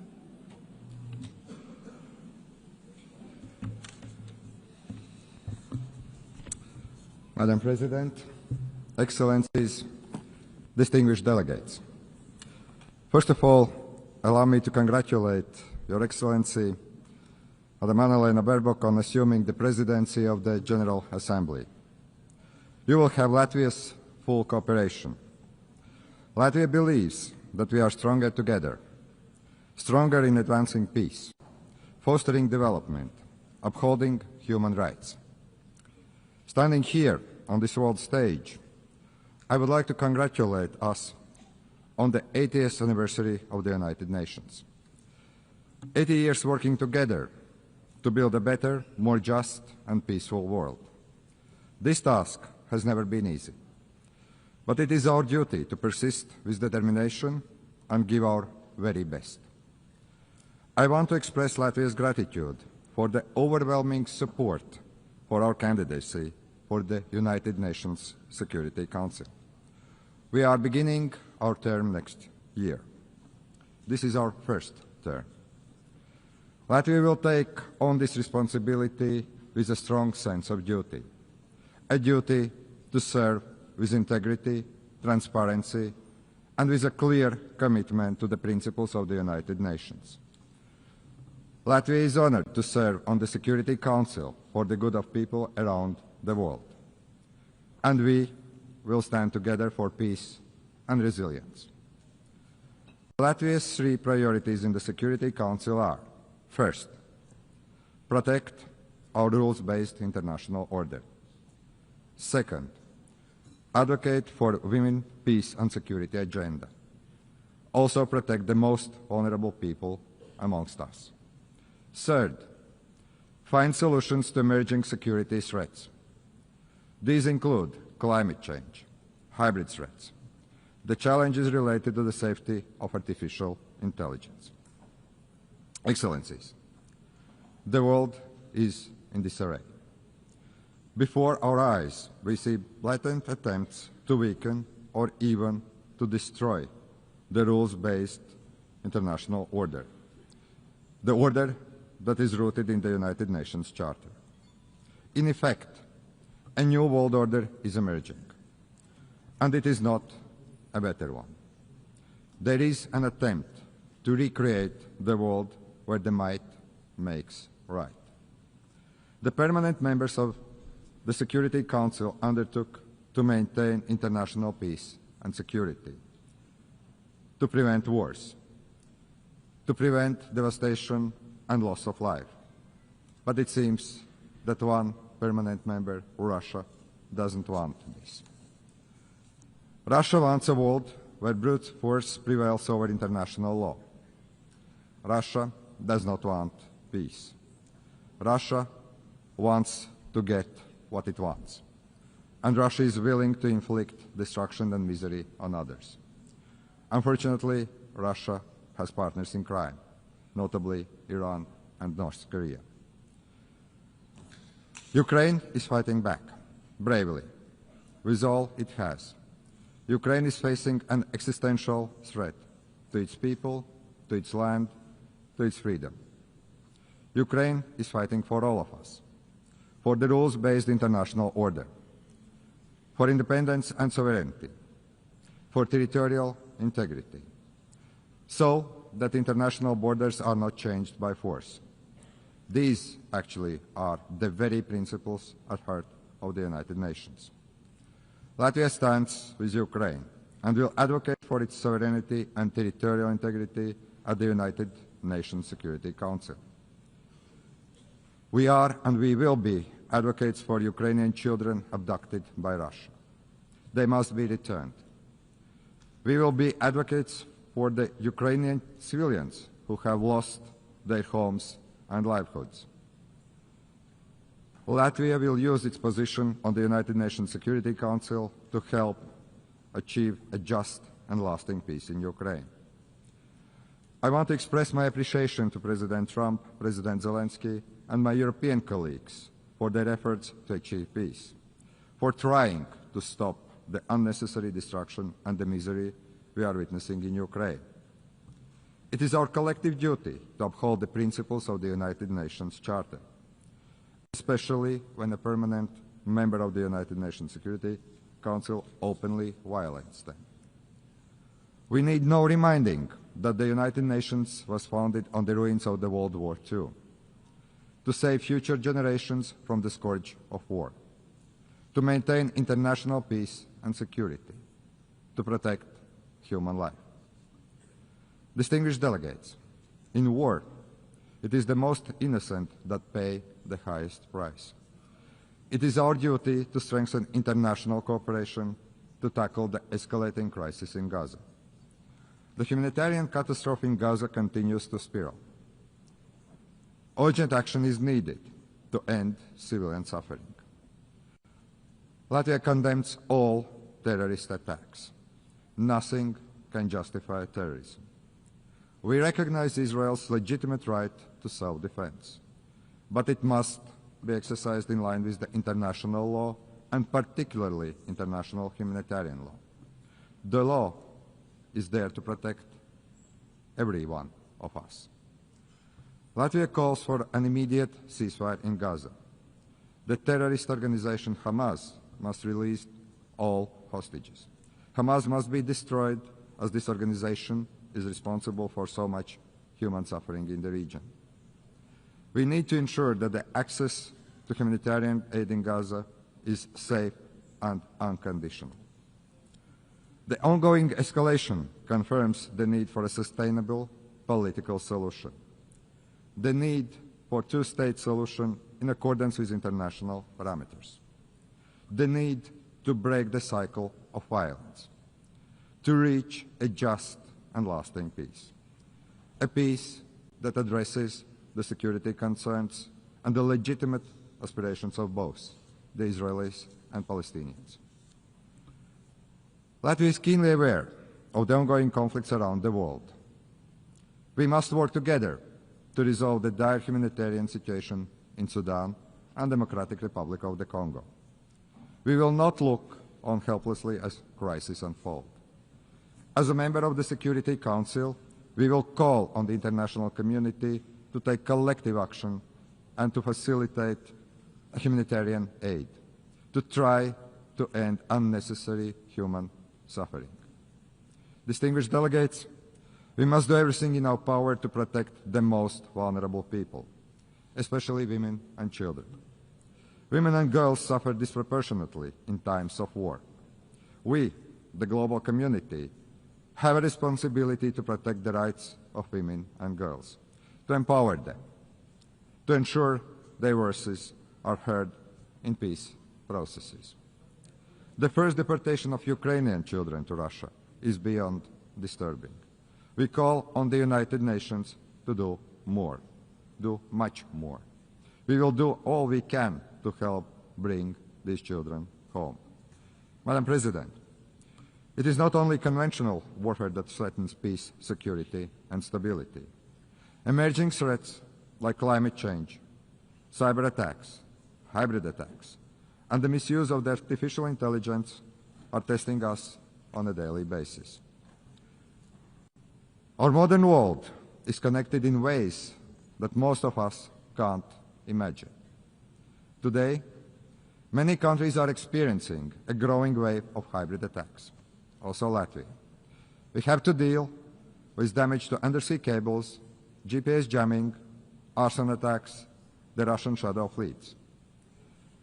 Russia continues and actually invests in new provocations, most recently recklessly violating the airspace of Poland and Estonia. The intensity of Russia's drone attacks against Ukraine has created incidents in Latvia, Lithuania, Poland, Romania. This is the new reality. Russia bears full responsibility for these acts and also consequences. This kind of reckless behavior is a direct threat to international peace and security, and we must act to stop it before such acts spiral out of control. We must counter these threats by resilience and increased cooperation with our friends and allies. But hybrid warfare is evolving, as are emerging and disruptive technologies. The challenge is to maximize the benefits these technologies can bring, while remaining vigilant of the potential risk they pose. We share the United Nations view that we need to develop artificial intelligence responsibly, but we should not halt the progress. Artificial intelligence can promote economic growth, drive scientific progress and innovation, even improve healthcare and make education more accessible. Artificial intelligence is already part of our daily lives. We must acknowledge this reality and work to make it safer and more beneficial for the people. The governments should not take years to create regulations. We should act swiftly and do it right. As a responsible United Nations member, a future UN Security Council member, Latvia is ready to work with our partners to address these issues. Ladies and gentlemen, the United Nations has stood the test of time for 80 years. It is the primary architect of international law and protector of rules-based international order. The United Nations is not perfect, but it is the best we have, the only truly global organization. As one of UN Secretary Generals, Dag Hammarskjöld, famously said, the United Nations was not created in order to bring us to heaven, but in order to save us from the hell. But after 80 years, it is time to adjust to new realities. The United Nations must evolve to remain relevant, to be effective and fit for the challenges ahead. That's why we support the UN 80 initiative by the Secretary General. Let us work together for peace and resilience. Let us protect the rules-based international order and the United Nations Charter, because we all are better together. Thank you very much. On behalf of the Assembly, I wish to thank the President of the Republic of Latvia. The Assembly will hear an address by His Excellency William Samoei Ruto, President of the Republic of Kenya and Commander-in-Chief of the Defense Forces. I request protocol to escort His Excellency and invite him to address the Assembly.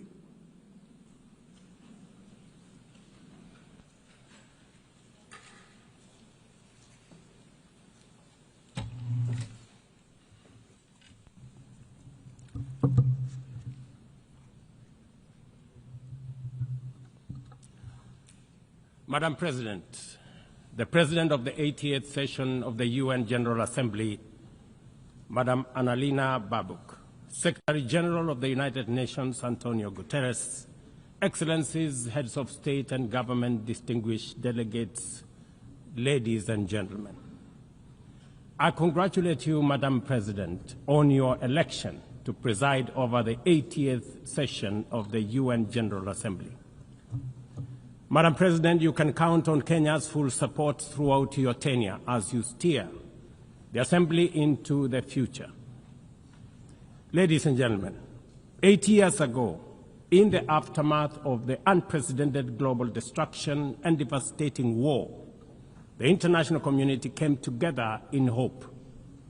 They created this organization, the United Nations, as a shield against the horrors of war, as a platform for dialogue, and as a bridge to a better, fairer, more secure global community.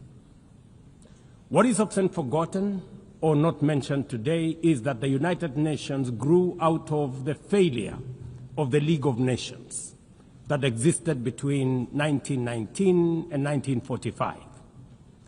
The League of Nations did not collapse for lack of good intentions or noble objectives. Formed at the end of the First World War and as part of the Treaty of Versailles, it was humanity's first attempt to build a permanent international organization to stop aggression and war and bring nations together. Its ambitions were to achieve collective global security, disarmament, peaceful dispute resolution, and cooperation on humanitarian and social issues. Despite these ideals, the League of Nations failed. The United States never joined. Other great powers came and went, and without enforcement authority, its condemnation carried little weight. When Japan invaded Manchuria, when Italy marched into Ethiopia, and when Hitler openly defied its rules, the League stood by, helpless and powerless. By the late 1930s, its credibility had collapsed, and with the outbreak of the World War II, it was rendered irrelevant. Madam President, this history is both a lesson and a warning. Institutions rarely fail because they lack vision or ideals. More often, they drift into irrelevance when they do not adapt, when they hesitate to act, and when they lose legitimacy. To remain relevant, institutions must be reimagined, must be reformed, renewed, and aligned with emerging realities. 8 decades ago, the founders of the UN sought to correct the failures of the League of Nations by creating a stronger, more inclusive organization anchored in the principles of, and I quote, "We the people of the United Nations, determined to save succeeding generations from the scourge of war," end of quote. Today, we are gathered for the UN at 80. The question is unavoidable. Is the United Nations relevant to the demands of our time? Can it continue to serve humanity in the face of current realities? Or has it become a relic of a bygone era? Madam President, Excellencies, we meet against a grim global backdrop. Conflict rages in Eastern Europe, the Middle East, the Sahel, the Horn of Africa, and beyond. Climate disasters grow fiercer by the day. Inequality deepens, pandemics loom, and technological disruptions outpaces governance. Instead of trust, mistrust is spreading. Instead of solidarity, fragmentation is taking root. In place of hope, anxiety fills our global community. We are living, to borrow from the words of the founders of this institution, not in larger freedom, but in growing uncertainty. At this moment of turbulence, when we most need a strong United Nations, the organization faces its deepest crisis in credibility and capacity. Funding cuts have paralyzed its operations. Bureaucracy has slowed its response. The Security Council remains frozen in the post-war structures of 1945, unable to act inclusively, with fairness, and with speed. Ladies and gentlemen, I can, however, state with absolute conviction that the United Nations has been one of humanity's greatest achievements. For 8 decades, it has held back the specter of global war, calmed conflicts from Cambodia to Liberia, and stood guard in some of the world's most dangerous places through the courage of its peacemakers and peacekeepers. Few institutions in humanity's history can claim such a legacy. The United Nations has stood at the front lines of humanitarian crisis, from famine relief in the Horn of Africa to emergency shelter for millions of Syrian and Ukrainian refugees. It was at the forefront in the eradication of smallpox, coordinated global responses to HIV and AIDS, Ebola, and COVID-19, and continues to champion universal vaccination. Its agencies have advanced women's rights, protected children, safeguarded refugees, and set global norms on everything from disarmament to climate action. The UN Sustainable Development Goals remain a shared blueprint for human progress. These are achievements no nation could have achieved alone, however rich, however great, or however powerful. And yet, every institution, no matter how noble its origins or impactful its legacy, must adapt to changing times or slide into irrelevance. Today, the United Nations stands at a crossroads of renewal on one hand or decay on another. Put differently, after 80 years, the rhymes of time are calling on us to reimagine the original promise that inspired the founding of the United Nations, and that is the quest for global peace, development, and human rights. But this call must now be answered in a global context that is profoundly different from the post-war era in which the UN was conceived then. We would be denying the cold, hard truth if we say that the United Nations is delivering as it should. On peace and security, its voice is too often drowned by the rivalries of great powers, while some nations simply ignore its resolutions and do as they please. Too often, the UN's blue helmet, once a symbol of moral authority, no longer commands the same respect. From the conflicts in Gaza to Ukraine, to the crisis in Sudan, DRC Congo, Somalia, and the Sahel, we see actors proceed undeterred by the United Nations calls. Excellencies, ladies and gentlemen, Kenya speaks from the experience of a nation deeply invested in multilateralism. For decades, we have placed our troops and police in harm's way for peacekeeping missions across Africa and beyond, from Somalia to Democratic Republic of Congo, from South Sudan to most recently in our neighborhood here in Haiti.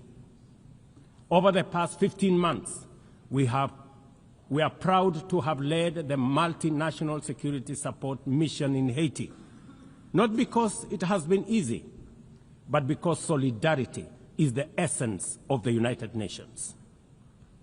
Madam President, the mandate of the MSS mission is coming to an end in a few days.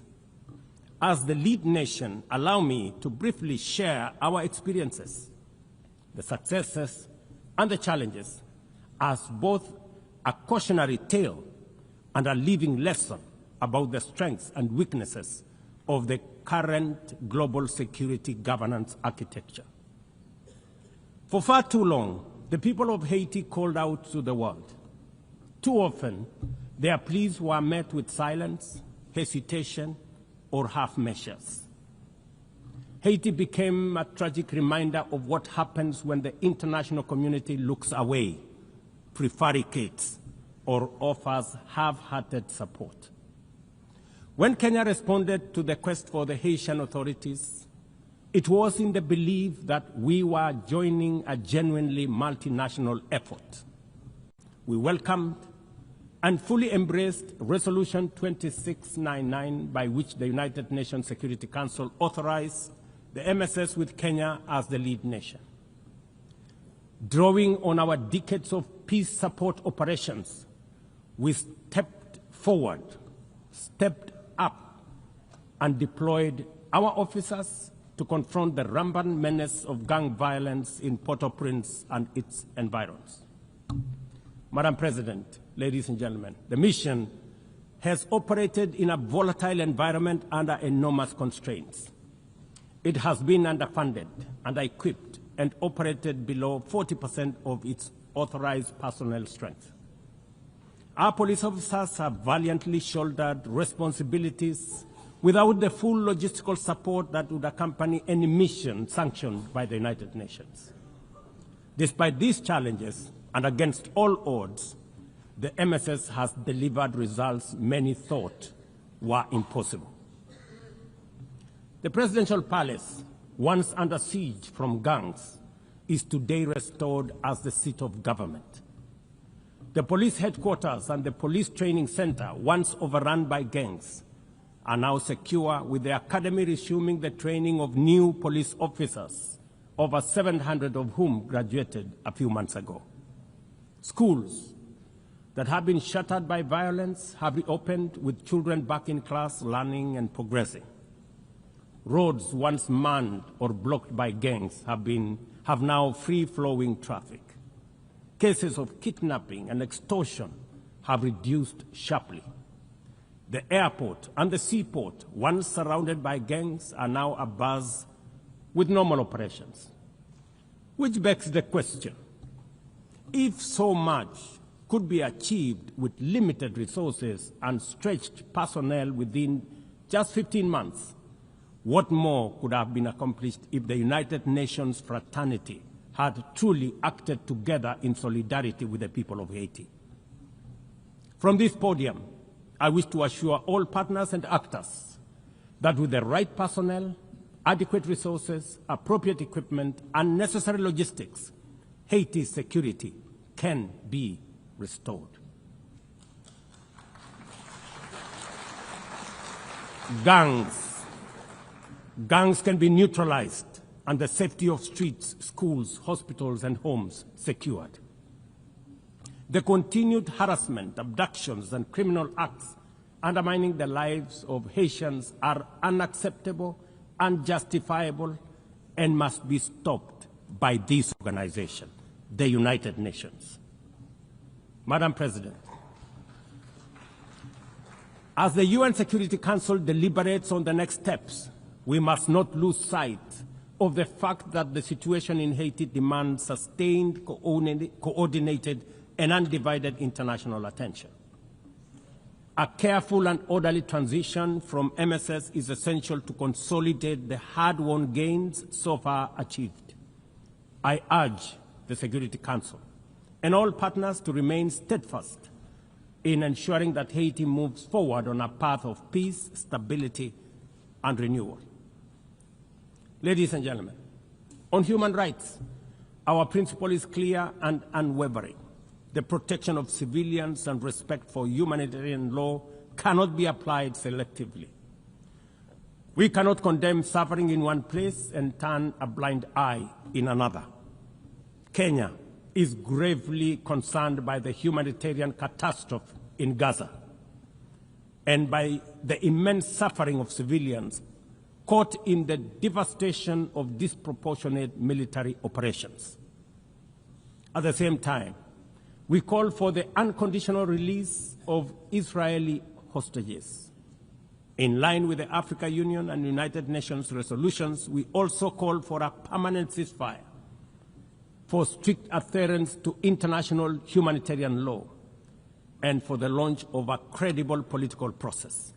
Only through such a process can the vision of a two-state solution be realized, where Israel and Palestine live side by side in peace, security, and stability. Kenya is equally deeply troubled by the worsening humanitarian situation in Sudan, where innocent citizens are caught in the crossfire of a needless war. We fully endorse the Quad, comprising Egypt, Saudi Arabia, the United Arab Emirates, and the United States, in affirming that there cannot be a military solution and that only political dialogue offers a viable path forward.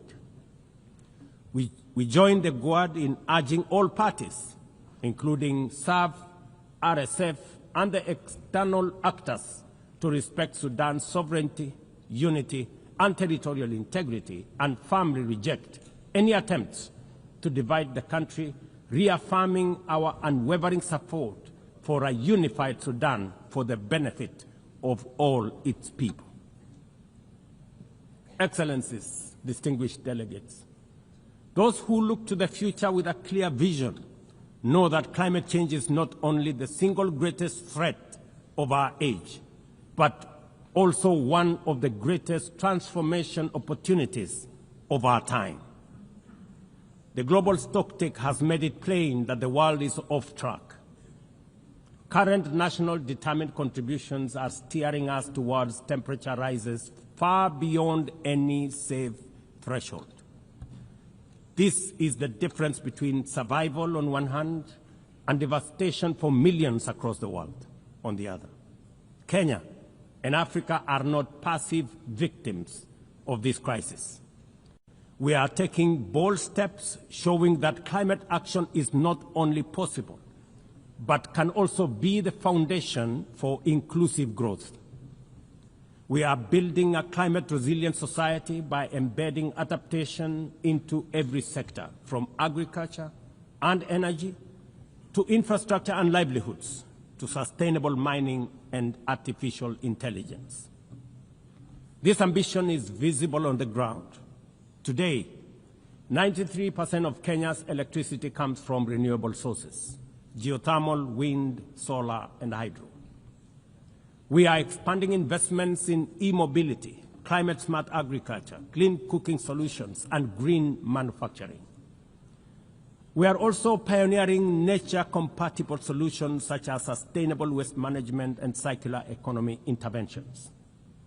Africa, too, is uniting its voice. In 2023, in Nairobi, we hosted the inaugural Africa Climate Summit, where the continent adopted the Nairobi Declaration on Climate Action and Call to Action. Just 2 weeks ago, in Addis Ababa, Africa came together once more at the second Africa Climate Summit to reaffirm our commitment and strengthen our ambition for climate-positive growth. We declared Africa not just as a victim of the crisis, but as a source of solutions, with climate action driving economic growth, transformation, and job creation for our communities. Ambition, ladies and gentlemen, cannot stand on willpower alone. Implementing our new NDCs will require $56 billion. That is why we call on the global community to unlock the $300 billion agreed at Baku, and to accelerate negotiations towards the new $1.3 trillion goal under the Baku-Belém roadmap. Without affordable finance and without reform of the international financial architecture, the promise of climate action in Africa will remain constrained. Madam President, in the aftermath of World War II, the Bretton Woods institutions were created to stabilize the global economy and rebuild war-torn Europe. At that time, their design reflected the power and interest of the victorious nations, who were also their primary shareholders and beneficiaries. The IMF was tasked with upholding the gold standard exchange rate system, while the World Bank was established to finance Europe's reconstruction. Both have since evolved into development finance institutions, but their structures, decision-making, and governance remains dominated by wealthy nations. Today, the global context is vastly different. The global standard collapsed 5 decades ago, and Europe has long since been rebuilt. Yet, the governance of these institutions has not kept pace with needs of a multipolar world, especially the needs of poor and developing nations. The mismatch between shareholders and stakeholders has become starkly visible. For instance, during the IMF's recent allocation of special drawing rights, 64% went to wealthy nations. Just imagine, 64%. With little need for liquidity support. They didn't need the money anyway, but they got 64%. While the poorer countries received just 2.4%. What a disconnect. The imbalance highlights how the very institutions meant to safeguard global finance stability often perpetuate inequality and instability. I have argued, and I say it again, that the current global financial architecture punishes poor countries with high interest rates and enormous conditionalities, while rewarding rich nations with lower interest rates and softer lending rates. Its rules, priorities, and allocation mechanisms consistently favor those already prosperous, while trapping vulnerable economies in cycles of debt, high borrowing costs, and inadequate access to emergency support and concessional funding. It is imperative to transform these institutions into genuinely independent, apolitical global bodies that their operations are aligned with their global mandate. Such a shift would democratize decision-making, restore credibility, and allow the IMF and the World Bank to serve all countries fairly rather than reinforcing old hierarchies. But Africa is not merely waiting for external prescriptions. We are taking bold and deliberate steps to strengthen our financial independence, safeguard our stability, and accelerate our development. Kenya, for instance, fully endorses the establishment of the Alliance of African Multilateral Financial Institutions, launched with the Africa Union in February 2024. This alliance brings together our homegrown banks, Afrexim Bank, the Africa Finance Corporation, the Trade and Development Bank, Shelter Africa Re, Africa Development Bank, Africa Trade and Investment Development Insurance, and ZEP-RE, institutions that embody Africa's determination to mobilize resources, finance trade, and build resilience on our own terms. At the same time, the Africa Union is championing 3 transformative institutions: the Africa Central Bank, which will issue a single currency and free our trade from dependence on foreign money; the Africa Monetary Fund, positioned to stabilize our economies and give us true financial sovereignty; and the Africa Investment Bank, designed to mobilize resources for infrastructure, industrialization, and integration that Africa needs to rise. And to complete this vision, the Africa Credit Rating Agency, one that understands our realities, values our uniqueness, and tells our story with fairness and truth, has already been established. Excellencies, as we mark the 80th anniversary of the United Nations, Africa also marks 20 years since the Ezulwini Consensus and the 60th Declaration, the 2 historic milestones that establishes the common African position on UN Security Council reforms. For 2 decades, Africa has spoken in one voice, demanding justice, equity, and representation in the highest organ of global governance. This demand, however, continues to be ignored, deferred, or endlessly debated to the detriment of both Africa and the legitimacy of the United Nations itself. You cannot claim to be the United Nations while disregarding the voice of 54 nations. It is not possible. Africa is no longer willing to wait on the margins of global governance while decisions about peace, security, and development are made without our understanding, without our perspectives, and without our voice. Africa's exclusion is not only unacceptable, unfair, and grossly unjust, it also undermines the very credibility of the United Nations, this organization. Africa dominates most of the Security Council agenda, provides some of the largest contingents of UN peacekeeping forces, and bears the heaviest costs of instability. Yet we remain the only continent without a permanent seat at the main table where decisions about our destiny are made. Africa deserves, ladies and gentlemen, at the very least, 2 permanent seats with full rights, including the right to veto, and 2 additional non-permanent seats on the United Nations Security Council. The world must understand that reforming the Security Council is not a favor to Africa or to anybody. It is a necessity for the United Nations' own survival.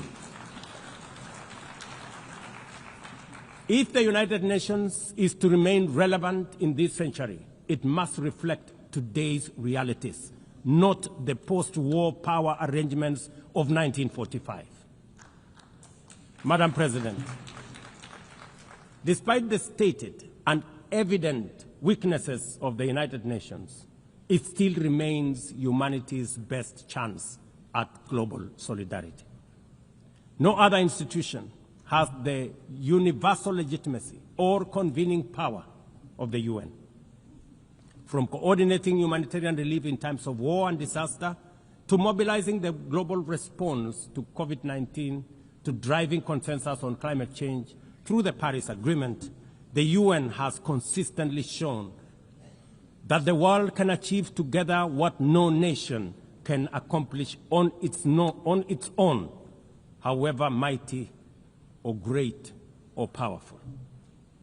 As Dag Hammarskjöld, the UN Second Secretary General, once observed, and I quote, "The United Nations was not created to take humanity to heaven, but to save it from hell." End of quote. That mission is as urgent today as it was 8 decades ago. At a time when conflicts are multiplying, when climate change threatens every economy, and when inequality is widening, the need for a functioning, credible, effective, and a multilateral system has never been greater. It is through the UN that nations have pooled resources to vaccinate billions of children, to protect refugees from through the work of the UNHCR, and to keep the peace in more than 70 missions across the world. Without the UN, these achievements, modest though they may sometimes seem, would not have been possible. That is why we must resist the temptation to give up on the UN or abandon it. We must make it fit for purpose, reform its structures, strengthen its mandate, and ensure its decisions reflect today's realities rather than the geopolitical map of a bygone era. As one of the hosts of the UN headquarters and the only one in the Global South, Kenya stands ready to do its part to enable the organization to go through this phase of renewal successfully as envisaged by the Secretary General under UN 80 reforms. In conclusion, Madam President, ladies and gentlemen, the 80th anniversary of the United Nations must be more than a commemoration. It must be a turning point for the organization. Let us seize this moment to reimagine and rebuild the UN into a body that commands legitimacy, responds with speed, and delivers justice for all. I thank you, and God bless you. On behalf of the Assembly, I wish to thank the President of the Republic of Kenya and Commander-in-Chief of the Defense Forces. The Assembly will now hear an address by His Excellency Santiago Peña Palacios, President of the Republic of Paraguay. I request protocol to escort His Excellency and invite him to address the Assembly.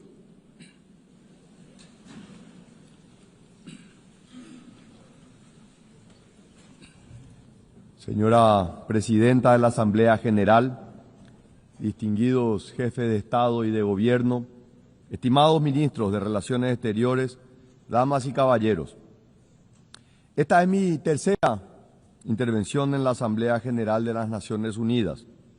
Es sin duda un enorme privilegio y honor representar al Paraguay en este magno foro, un país que quizás geográficamente parece pequeño, pero es un gigante en su espíritu y sus potencialidades. Por ello, al volar hasta Nueva York desde lejos, pensé en empezar este discurso expresando la alegría que siento por tener la oportunidad de contarle las grandes cosas que esperan al Paraguay. Sin embargo, los sucesos acaecidos en los últimos meses y días hacen que esto sea simplemente imposible. En su lugar, penosamente debo empezar recordando la anécdota del gran historiador alemán Theodor Mommsen, quien, al recibir el premio Nobel en 1903, pidió a su público que no aplaudiera tras su discurso de aceptación. Los tiempos, dijo apesumbrado, son demasiado graves para eso. Los años siguientes confirmarían plenamente su intuición. Creo que exactamente lo mismo puede decirse ahora.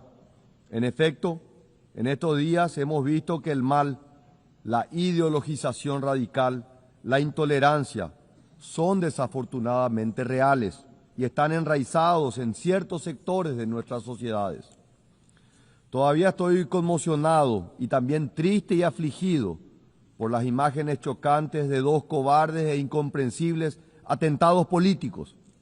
Primero, la intolerancia, el odio, se llevaron la vida de un gran ser humano, Miguel Uribe, el precandidato presidencial colombiano, quien fue asesinado en público durante un recorrido en una plaza. Los fantasmas de la violencia, que pensábamos era cosa del pasado para nuestros hermanos de Colombia. Segundo, vimos que un joven soñador, Charlie Kirk, era miserablemente arrebatado de su esposa y 2 hijos por un único pecado: defender sus convicciones y los valores con gran elocuencia y coraje. Ambos, en lugar de acudir a la violencia para imponer sus ideas, recurrieron al método más cívico y pacífico posible: el debate libre, abierto, franco, sin eludir las posiciones controversiales, pero siempre en el marco del respeto. La respuesta ominosa, macabra, nos tiene que despertar de nuestro somnoliento estado de complacencia. Queridos amigos, nuestros valores, nuestra forma de vida misma están en peligro. La idea de la democracia, venerable y genial creación del genio griego, que nos permite un modus vivendi pacífico a pesar de nuestras diferencias, se encuentra hoy en riesgo. Por ello, en tiempos en los que la oscuridad busca apagar la luz, debemos tomar posiciones. No es tiempo para tímidos, señores. O estamos del lado correcto de la paz y la razón, o estamos con la violencia y la intolerancia.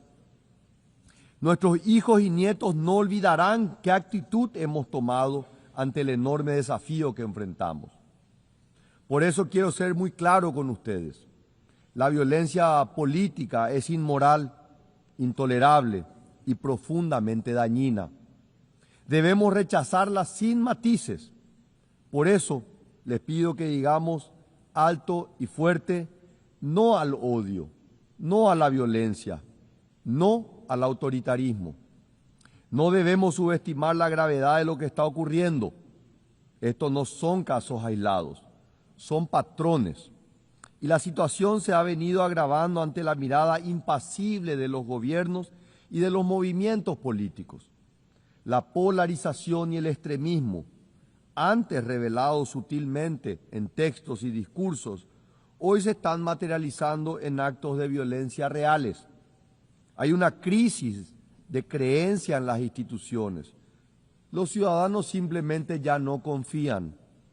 Nuestra democracia, esa democracia que por décadas ha sido garantía de los derechos más fundamentales del ser humano, personificados en ese magnífico instrumento que es la Declaración Universal de los Derechos Humanos, imperecedero logro del sistema de Naciones Unidas, está asediada por todos los cuarteles y espectros, tanto por la izquierda como por la derecha.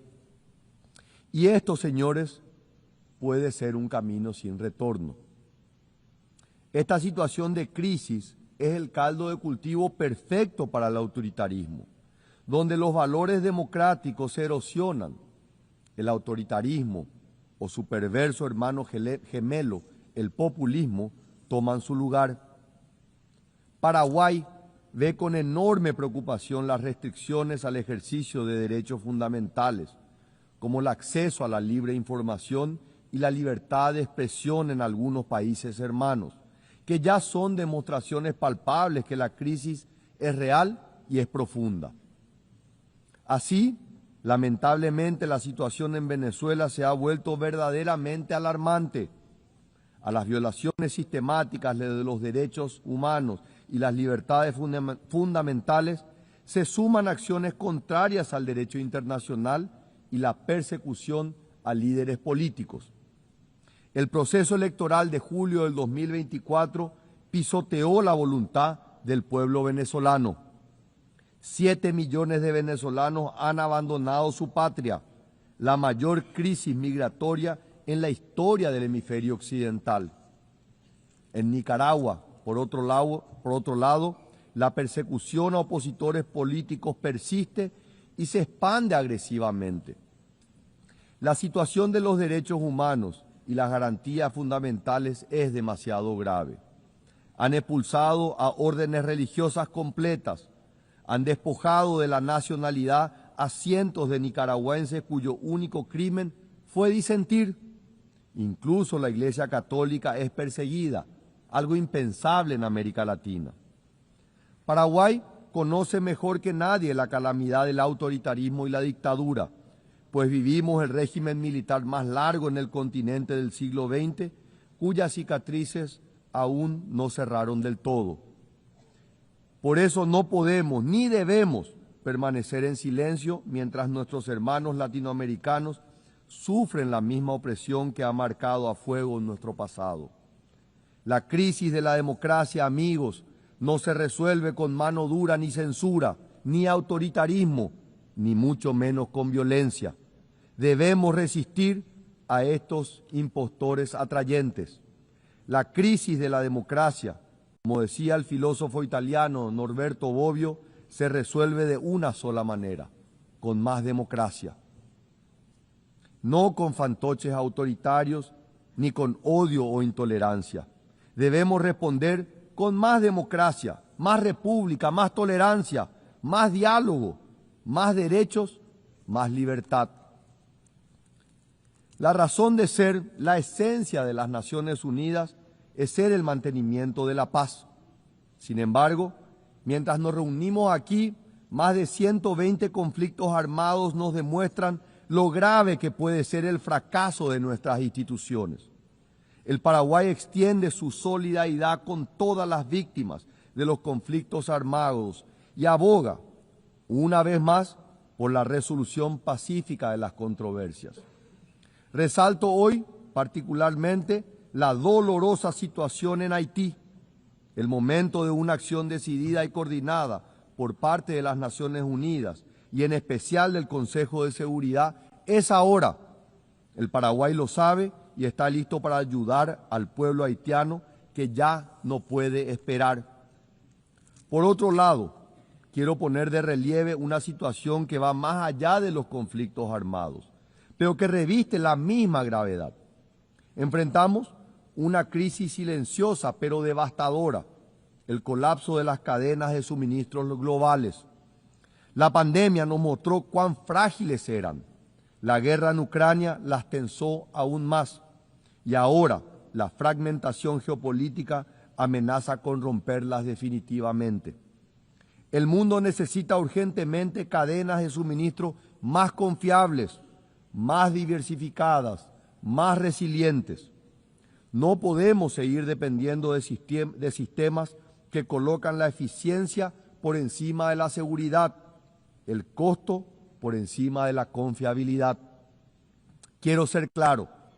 No todas las asociaciones comerciales son iguales. Debemos ser cuidadosos con modelos económicos engañosos que vienen acompañados de autoritarismo político, vigilancia masiva y erosión de libertades fundamentales.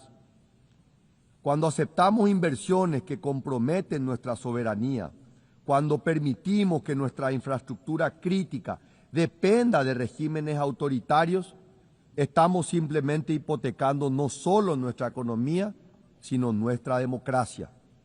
Por eso, abogamos por una integración más profunda entre nuestros países, basada no solo en el comercio, sino en valores compartidos, el Estado de Derecho, las libertades individuales, una economía de mercado libre, la defensa de la familia tradicional y el derecho a la vida desde la concepción del ser humano. Por eso, la política exterior del Paraguay no se basa en puros intereses económicos, sino en esos valores y principios compartidos. Por estas razones, el Paraguay no puede ni debe esquivar las realidades que desafían la paz mundial. La prudencia diplomática no puede convertirse en complicidad silenciosa. Es precisamente en estos momentos cuando los principios que nos definen como nación democrática deben traducirse en posiciones claras e inequívocas con sus amigos y aliados. Paraguay reafirma aquí su posición sin ambigüedades. Israel tiene el derecho legítimo a defenderse. Los ataques terroristas del 7 de octubre del 2023 contra civiles israelíes fueron actos de barbarie grotescos que ninguna causa puede justificar. Rechazamos cualquier intento de equiparar sesgadamente la responsabilidad entre las autoridades democráticamente elegidas de Israel y los líderes del grupo terrorista Hamás.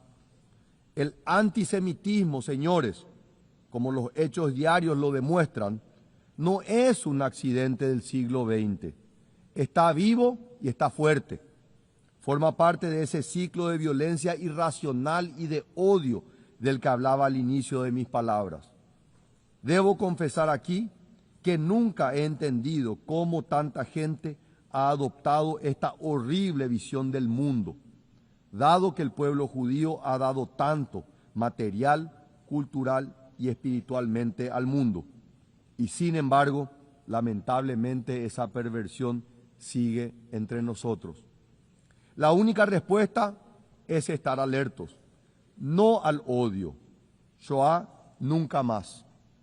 Es por eso que el Paraguay ha sido uno de los primeros países del mundo en designar tanto a Hezbollah como a Hamás como organizaciones terroristas internacionales y siempre ha censurado profundamente sus acciones malvadas. Condeno decididamente a estas organizaciones criminales una vez más hoy ante todos ustedes. Mi país seguirá oponiéndose a quienes nieguen el valor sagrado de la vida humana, idea fundamental en la visión paraguaya sobre el ser humano. Hacemos también un llamado urgente para la implementación de una solución que alivie la situación humanitaria en territorio palestino, ponga fin a la violencia y garantice la liberación inmediata de los rehenes, promoviendo un diálogo constructivo que conduzca hacia la convivencia pacífica entre ambos pueblos y sea fuente de una paz duradera en la región del Medio Oriente. La diplomacia principista del Paraguay, basada en convicción y no en mera conveniencia, también explica la firmeza moral que tenemos sobre otra democracia que enfrenta amenazas existenciales. La coherencia en la defensa de los valores democráticos no admite geografías selectivas ni cálculos de conveniencia. Los principios, cuando son genuinos, se sostienen por su valor intrínseco, no por su rentabilidad política. Paraguay mantiene con orgullo 67 años de relaciones diplomáticas con la República de China, Taiwán. Esta amistad, forjada en valores democráticos compartidos, ha demostrado que la cooperación entre naciones puede basarse en más que en el mero interés.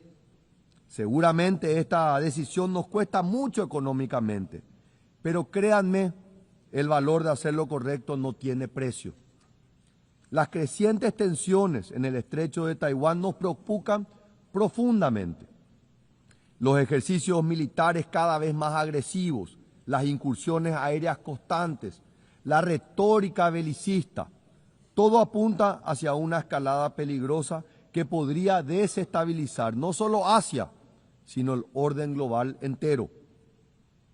Señoras y señores, hay que decirlo sin ser tibios o pusilánimes. Taiwán merece un lugar en este foro. Permítanme repetirlo. Taiwán se merece un lugar en este foro. Es una cuestión de estricta justicia. Su exclusión del sistema de las Naciones Unidas es una afrenta que debilita la legitimidad de nuestras instituciones. 23 millones de personas decentes, trabajadoras y dignas no pueden seguir siendo invisibles para el multilateralismo. Señores, como en otros casos, la cuestión de Taiwán y su estatus internacional también debe, de forma ineludible, ser parte de los debates de esta Asamblea General. Es hora de cortar de raíz este árbol de injusticia que ya tiene décadas de crecimiento y dar lugar a China-Taiwán en las Naciones Unidas. Estas posiciones principistas, basadas en convicciones y no en conveniencias, dan al Paraguay algo que es relativamente escaso en estos días: genuina autoridad moral para discutir los problemas que nos aquejan. En este contexto de crisis global, Paraguay se reafirma como una potencia media, con un rol central en la construcción de consensos y en el fortalecimiento del sistema multilateral. Los hechos respaldan nuestras palabras. Paraguay procede con un característico espíritu constructivo en los debates del sistema multilateral. En línea con este protagonismo activo, actualmente mi país es miembro del Consejo Económico y Social y contamos con expertos nacionales en el Tribunal del Mar, el Comité de Derechos Humanos, el Comité de Derechos Económicos, Sociales y Culturales y la Junta Internacional de Fiscalización de Estupefacientes y la Comisión Consultiva en Asuntos Administrativos y de Presupuesto, entre otros. En el periodo 2026-2027 aspiramos a la presidencia del Buró de la Sexta Comisión de la Asamblea General y asumiremos la responsabilidad de ser miembros de la Comisión de Consolidación de la Paz. Queridos amigos, el Paraguay está de pie y listo para tomar su lugar en el concierto de las naciones, no como una mera voz periférica, sino como un verdadero actor protagónico en la búsqueda de soluciones en los problemas globales. Por eso, el Paraguay acepta y se compromete con los objetivos propuestos en la iniciativa UN 80 del secretario general, las cuales incluyen la búsqueda de mayor eficiencia en la utilización de los recursos existentes, la simplificación de los procesos y la revisión de la implementación de los mandatos.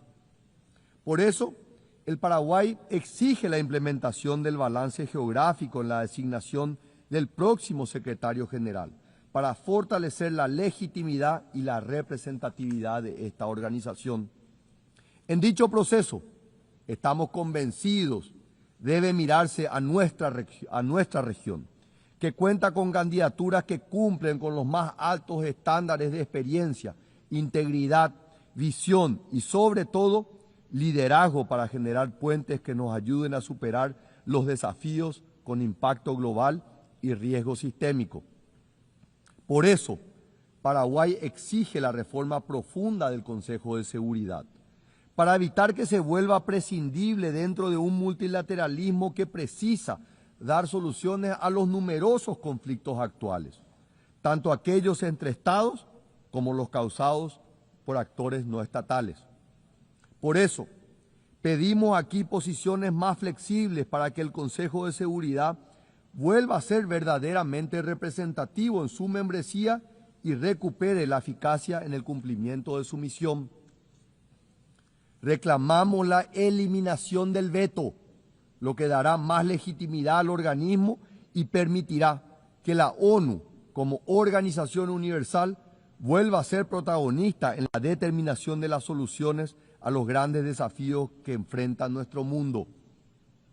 Señora Presidenta, distinguidos delegados, sé que el panorama que he presentado hasta aquí no es el mejor, incluso es sombrío, pero he preferido hablar con la verdad, sin rodeos, para no subestimar la gravedad de nuestra situación actual. Y aún así, optimista de alma como soy, no puedo evitar decirlo.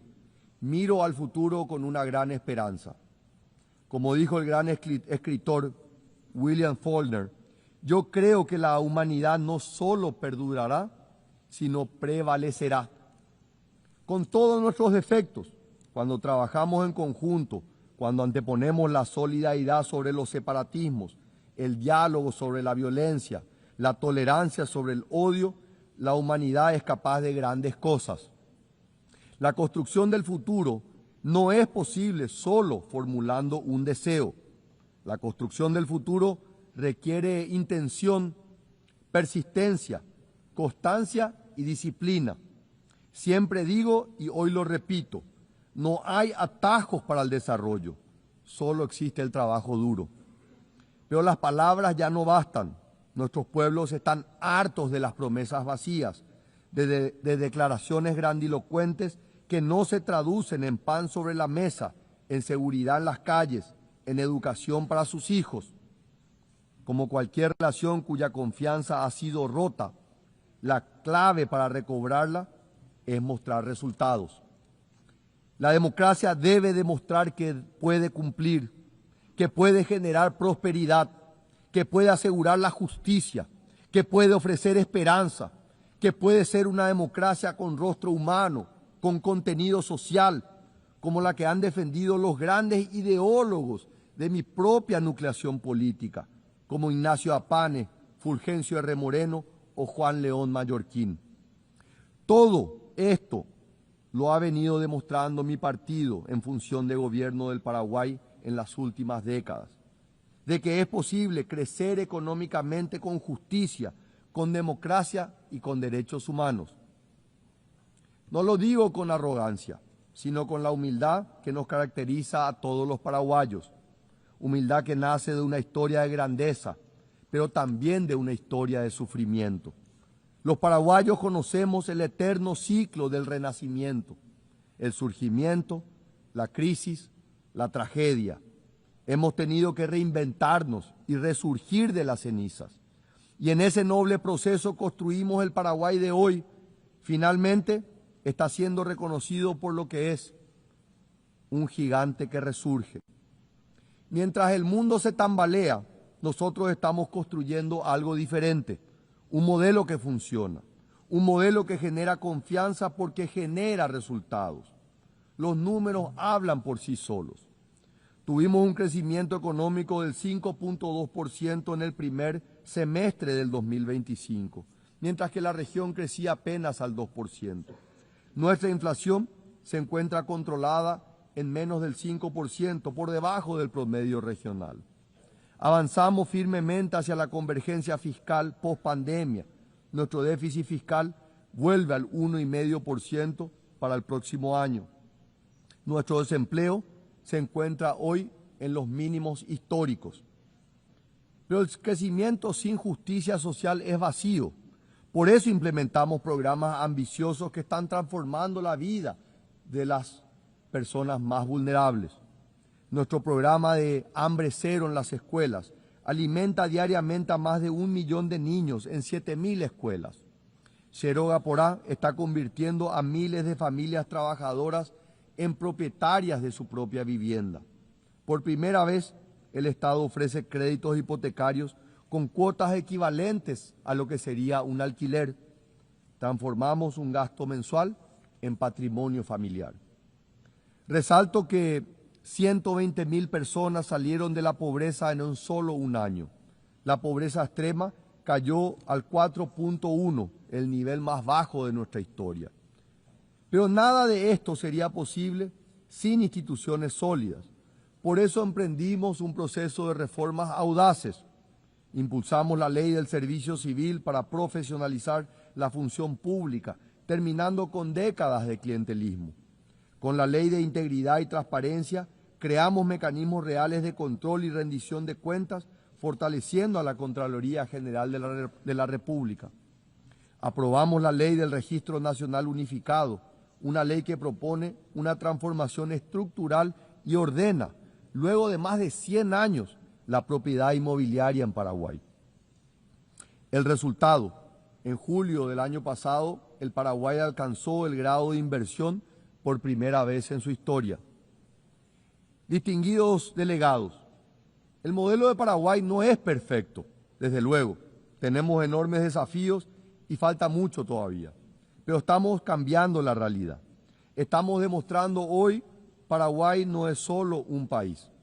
Al decir del presidente de la Federación de Automovilismo, Mohamed Ben Sulayem, durante la celebración del Rally Mundial en Paraguay, el Paraguay es el país. Señora Presidenta, distinguidos delegados, comencé este discurso con algunas advertencias bastante oscuras sobre el estado de la democracia global y nuestras sociedades. Los tiempos son graves y hay mucho de qué preocuparse. Pero no quiero terminar con una nota pesimista. Un futuro distinto, mejor, más luminoso es posible. Depende solamente de nosotros, de todos nosotros, de diagnosticar los problemas con valentía y enfrentarlos con perseverancia y convicción. El futuro no está predeterminado. El Paraguay es prueba viviente de que incluso a pesar del caos y la desolación de la guerra, es posible reconstruir. Es posible compatibilizar la prosperidad con justicia, el crecimiento con sostenibilidad, la apertura con soberanía. Paraguay está listo, queridos amigos, para ser parte de la solución. El gigante dormido de Sudamérica ha despertado y resurge con fuerza. Estamos listos para ser un protagonista central en la lucha por los grandes valores de la humanidad, para ser un actor protagónico en el concierto de las naciones, porque creemos en un futuro donde la democracia no solo sobreviva, sino que florezca, porque creemos en un futuro en el que el desarrollo llegue a todos y no solo a unos pocos, porque creemos en un futuro donde la cooperación se base en valores compartidos y no en meras conveniencias, porque creemos en un futuro donde la confianza se gane con resultados, no con retórica, porque creemos efectivamente que la humanidad no solo perdurará, sino que prevalecerá. Ese futuro distinto es posible. Los paraguayos lo estamos construyendo todos los días.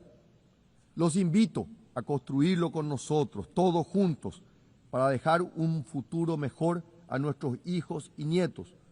Un mundo con más democracia, con más libertad, con más tolerancia, con más justicia. Un mundo en el que la esperanza derrote al pesimismo, la luz se imponga sobre la oscuridad y el bien triunfe victorioso por siempre y para siempre sobre el mal. Muchas gracias.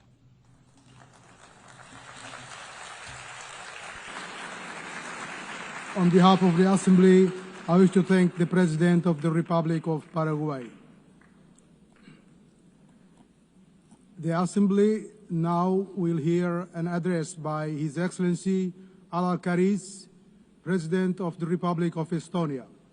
I request protocol to escort His Excellency and invite him to address the Assembly.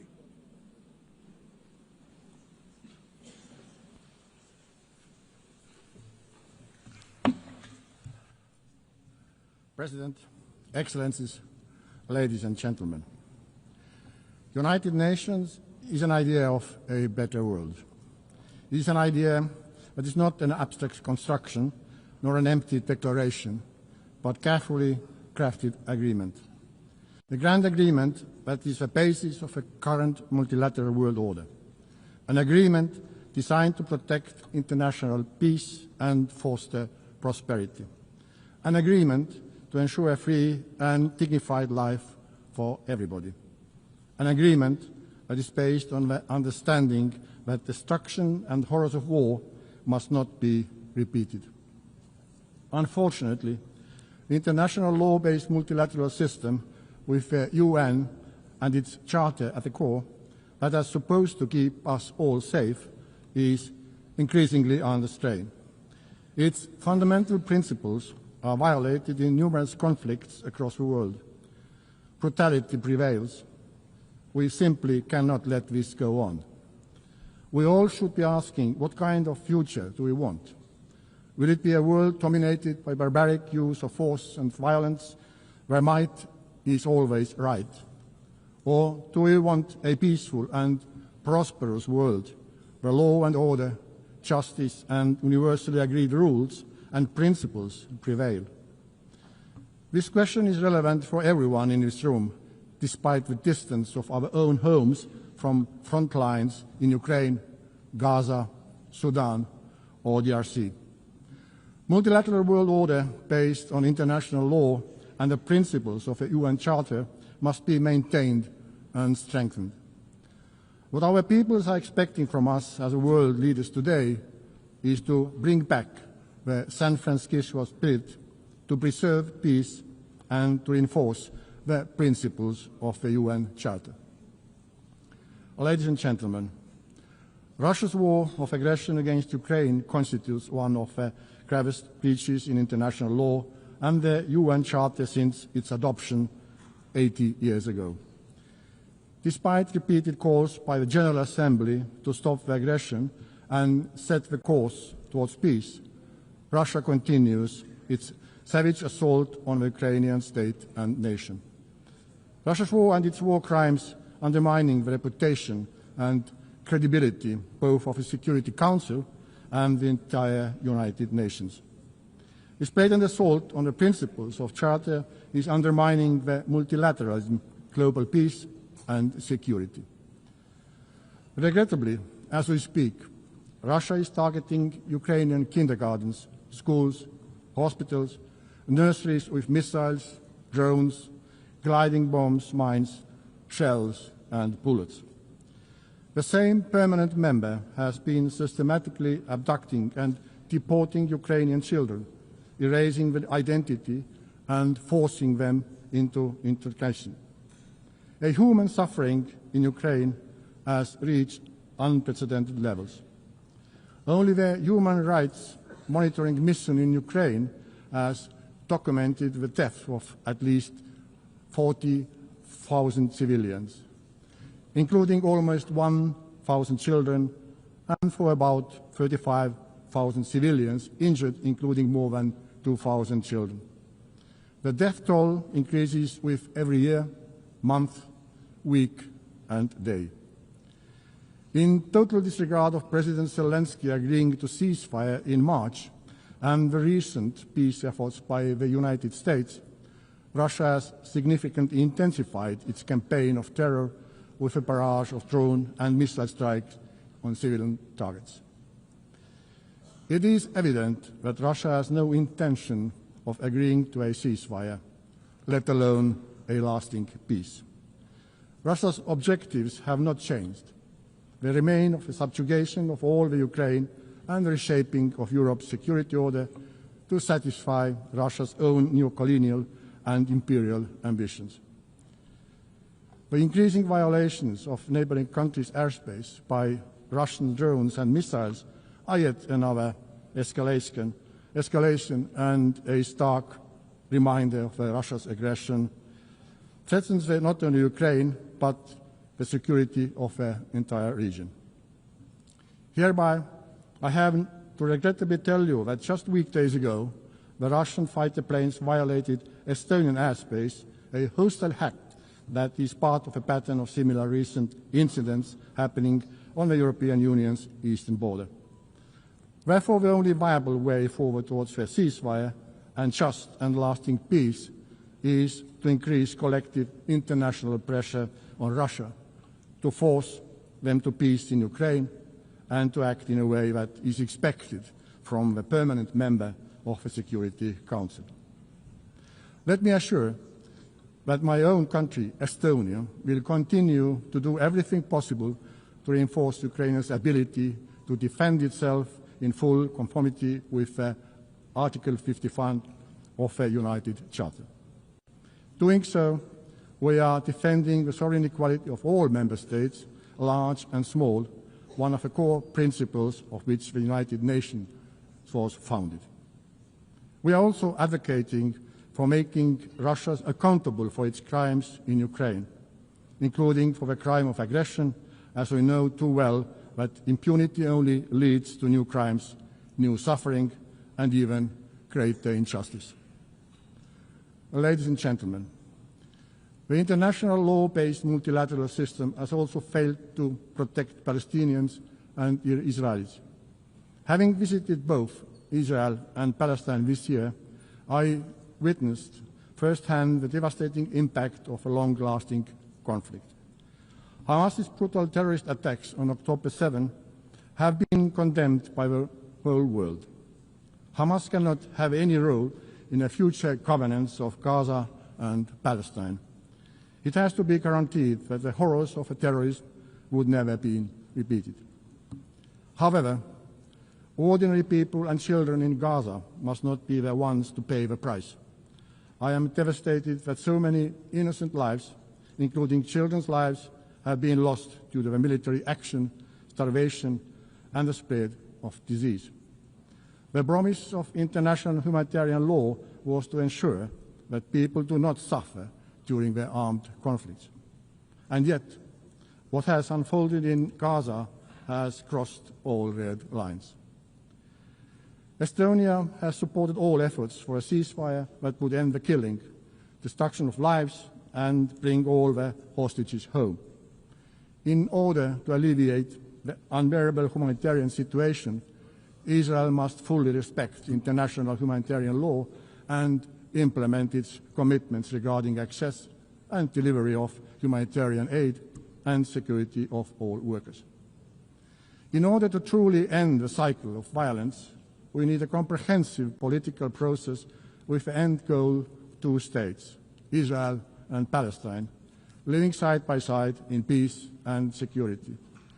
In command of efforts of France and Saudi Arabia to step up international action to implement the 2-state solution. Dear friends, the United Nations must be capable of fulfilling its core functions. In order to face the multitude of current global challenges, all the pillars of the UN, peace and security, human rights and sustainable development have to be strengthened. Estonia, therefore, supports an ambitious system-wide reform of the United Nations. This is not only an issue of monetary efficiency and financial discipline, it's a structural problem and credibility question for the UN. For this reason, we are fully behind the Secretary General in endeavours in pushing the UN 80 reform vigorously forward. Within this transformation, the reform of the Security Council is of central importance. Estonia supports the expansion of the Security Council membership so that it would include countries that have, inter alia, demonstrated their unwavering commitment to the international law and the principle of UN Charter, and have consistently acted in accordance with these principles. Furthermore, if we want to have functional and respected Council, we also need to restrict the use, or rather abuse, of the veto, increase the transparency of the Council's work and its accountability. Last but not least, we also need to ensure transparency when it comes to the selection of the next Secretary General of the United Nations. After 80 years of men-only leadership, we are very supportive to the idea that based on a fair process seeking the most qualified candidate, it is high time for a woman to be chosen as a UN Secretary General. We need to put forward ambitious selection criteria, clear timeline, and assure greater role of a General Assembly in this process. Given the current credibility crisis of the UN, we cannot afford to fall short in the selection process. Dear ladies and gentlemen, sustainable development with clearly defined goals remains a central focus of the UN. We have to redouble our united efforts to address global challenges, like the effects of ongoing climate change, which are getting worse in all parts of the world. The upcoming COP30 in Brazil should be a turning point. Countries should submit strong climate plans. These plans should cover all parts of the economy and follow the 1.3 degree goal of the Paris Agreement. Substantial progress during this decade is crucial. We must work together to triple renewable energy production by 2030, because this is the most effective way to reduce emissions. Estonia shows that this is possible. We used to rely on oil shale, a local fossil fuel, for our energy production, but today nearly 40% of our electricity comes from renewable sources. This change happened because of political will and private investments. Let us now raise our ambition together, like we did when we agreed on a World Cleanup Day to be acted upon on 20 September at Estonia's initiative and example worldwide. Not to celebrate it, but to do it. Dear colleagues, in myriad of challenges we face, accessible education is a prerequisite of understanding the current problems, learning from the mistakes of the past, and crafting a better world. Estonian educational system ranks high in many international rankings. We see how this has had an impact to many other fields where Estonia has been doing well, including digital governance, media freedom, and innovation. Our goal is to share with our partners, including through UNICEF board, our diverse experience in innovation, in education, developing educational policies, reforming education, and improving the availability of high-quality education. Every situation, every culture, every context is unique and requires specifically developed solutions. However, allow me to draw your attention to one of specific experience of ours. In 1991, at the start of the Internet revolution, we decided to radically integrate computers and Internet into our educational system. The program Tiger Leap, which had the aim of opening a computer class in every Estonian school within a year, was a cornerstone of Estonia becoming one of the most digital societies in the world today. The world today looks different from the one 34 years ago. But new technology is there again and waiting to put it into the best use. Therefore, Estonia is making a new leap, the artificial intelligence leap. We are again providing the best technological tools available to our students and teachers so that we keep comparative edge in education for years to come. Equipping citizens with the skills to use AI wisely and responsibly is essential. They must serve dignity, development, and human rights, not the other way around. In Estonia, we believe in innovation, and we are most ready to develop new tailor-made solutions with our good partners all around the globe. In collaboration with the International Telecommunication Union and Germany, Estonia co-founded the CovStack initiative. This innovative platform provides governments with digital public infrastructure toolbox aimed at modernizing digital services by creating modular, open source, and scalable framework for governments worldwide. Dear Member States, whichever global problem we approach, we have to build human rights and basic freedom. Yet today, human rights and fundamental freedoms are increasingly under pressure worldwide. This is a deeply worrying trend that demands our collective response.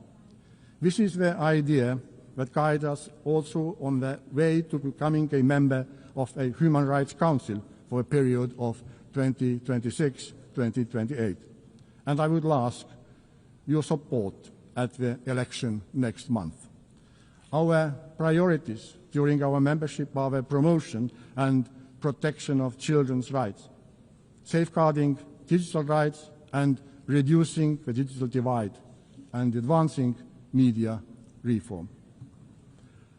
All three are critical for advancing democracy and protecting international law-based multilateral world order.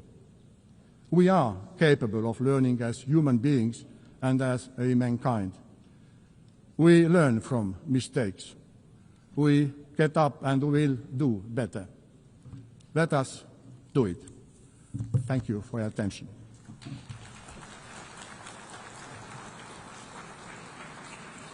On behalf of the Assembly, I wish to thank the President of the Republic of Estonia. The Assembly will now hear an address by His Excellency Javier Gerardo Milei, President of Argentina Republic. I request the protocol to exhort His Excellency and invite him to address the Assembly.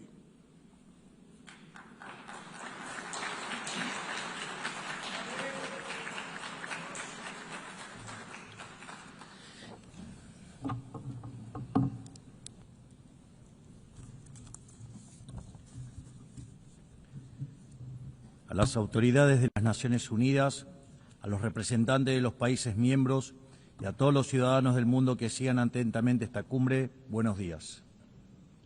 El año pasado me paré ante ustedes en esta misma asamblea y presenté una nueva orientación en política exterior para la Argentina.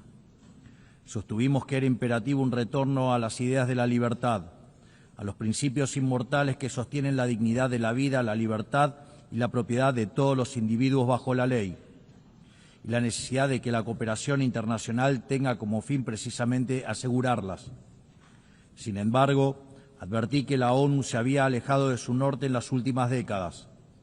El exitoso modelo de Naciones Unidas que hablaba de la necesidad de paz sin victoria y que se fundaba en la cooperación de los Estados-nación, se vio reemplazado por un modelo de gobierno supranacional de burócratas internacionales que buscan imponerle a los ciudadanos del mundo un modo de vivir determinado.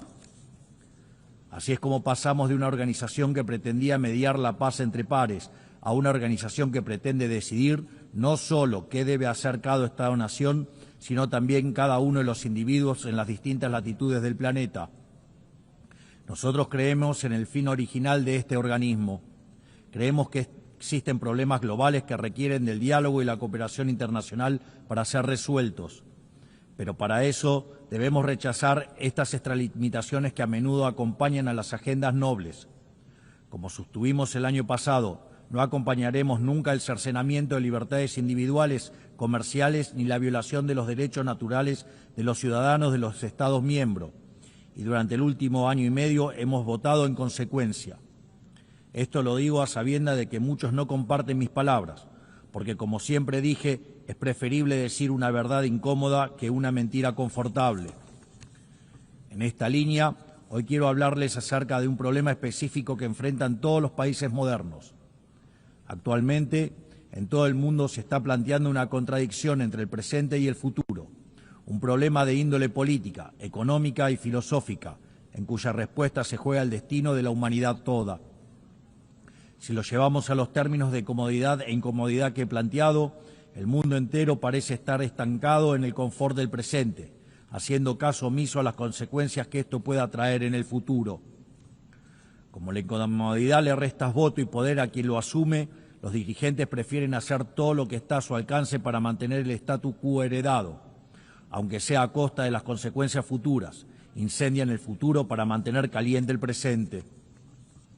Así, los estados contemporáneos han entrado en una dinámica muy compleja de revertir, en la que los incentivos tanto de la población como de los políticos apuntan a privilegiar el repartir la riqueza de hoy por sobregenerar la riqueza de mañana.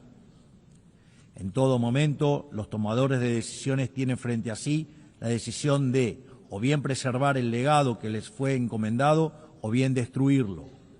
Este legado puede ser riqueza acumulada, capacidad productiva, leyes o cualquier cosa que haga al bien común.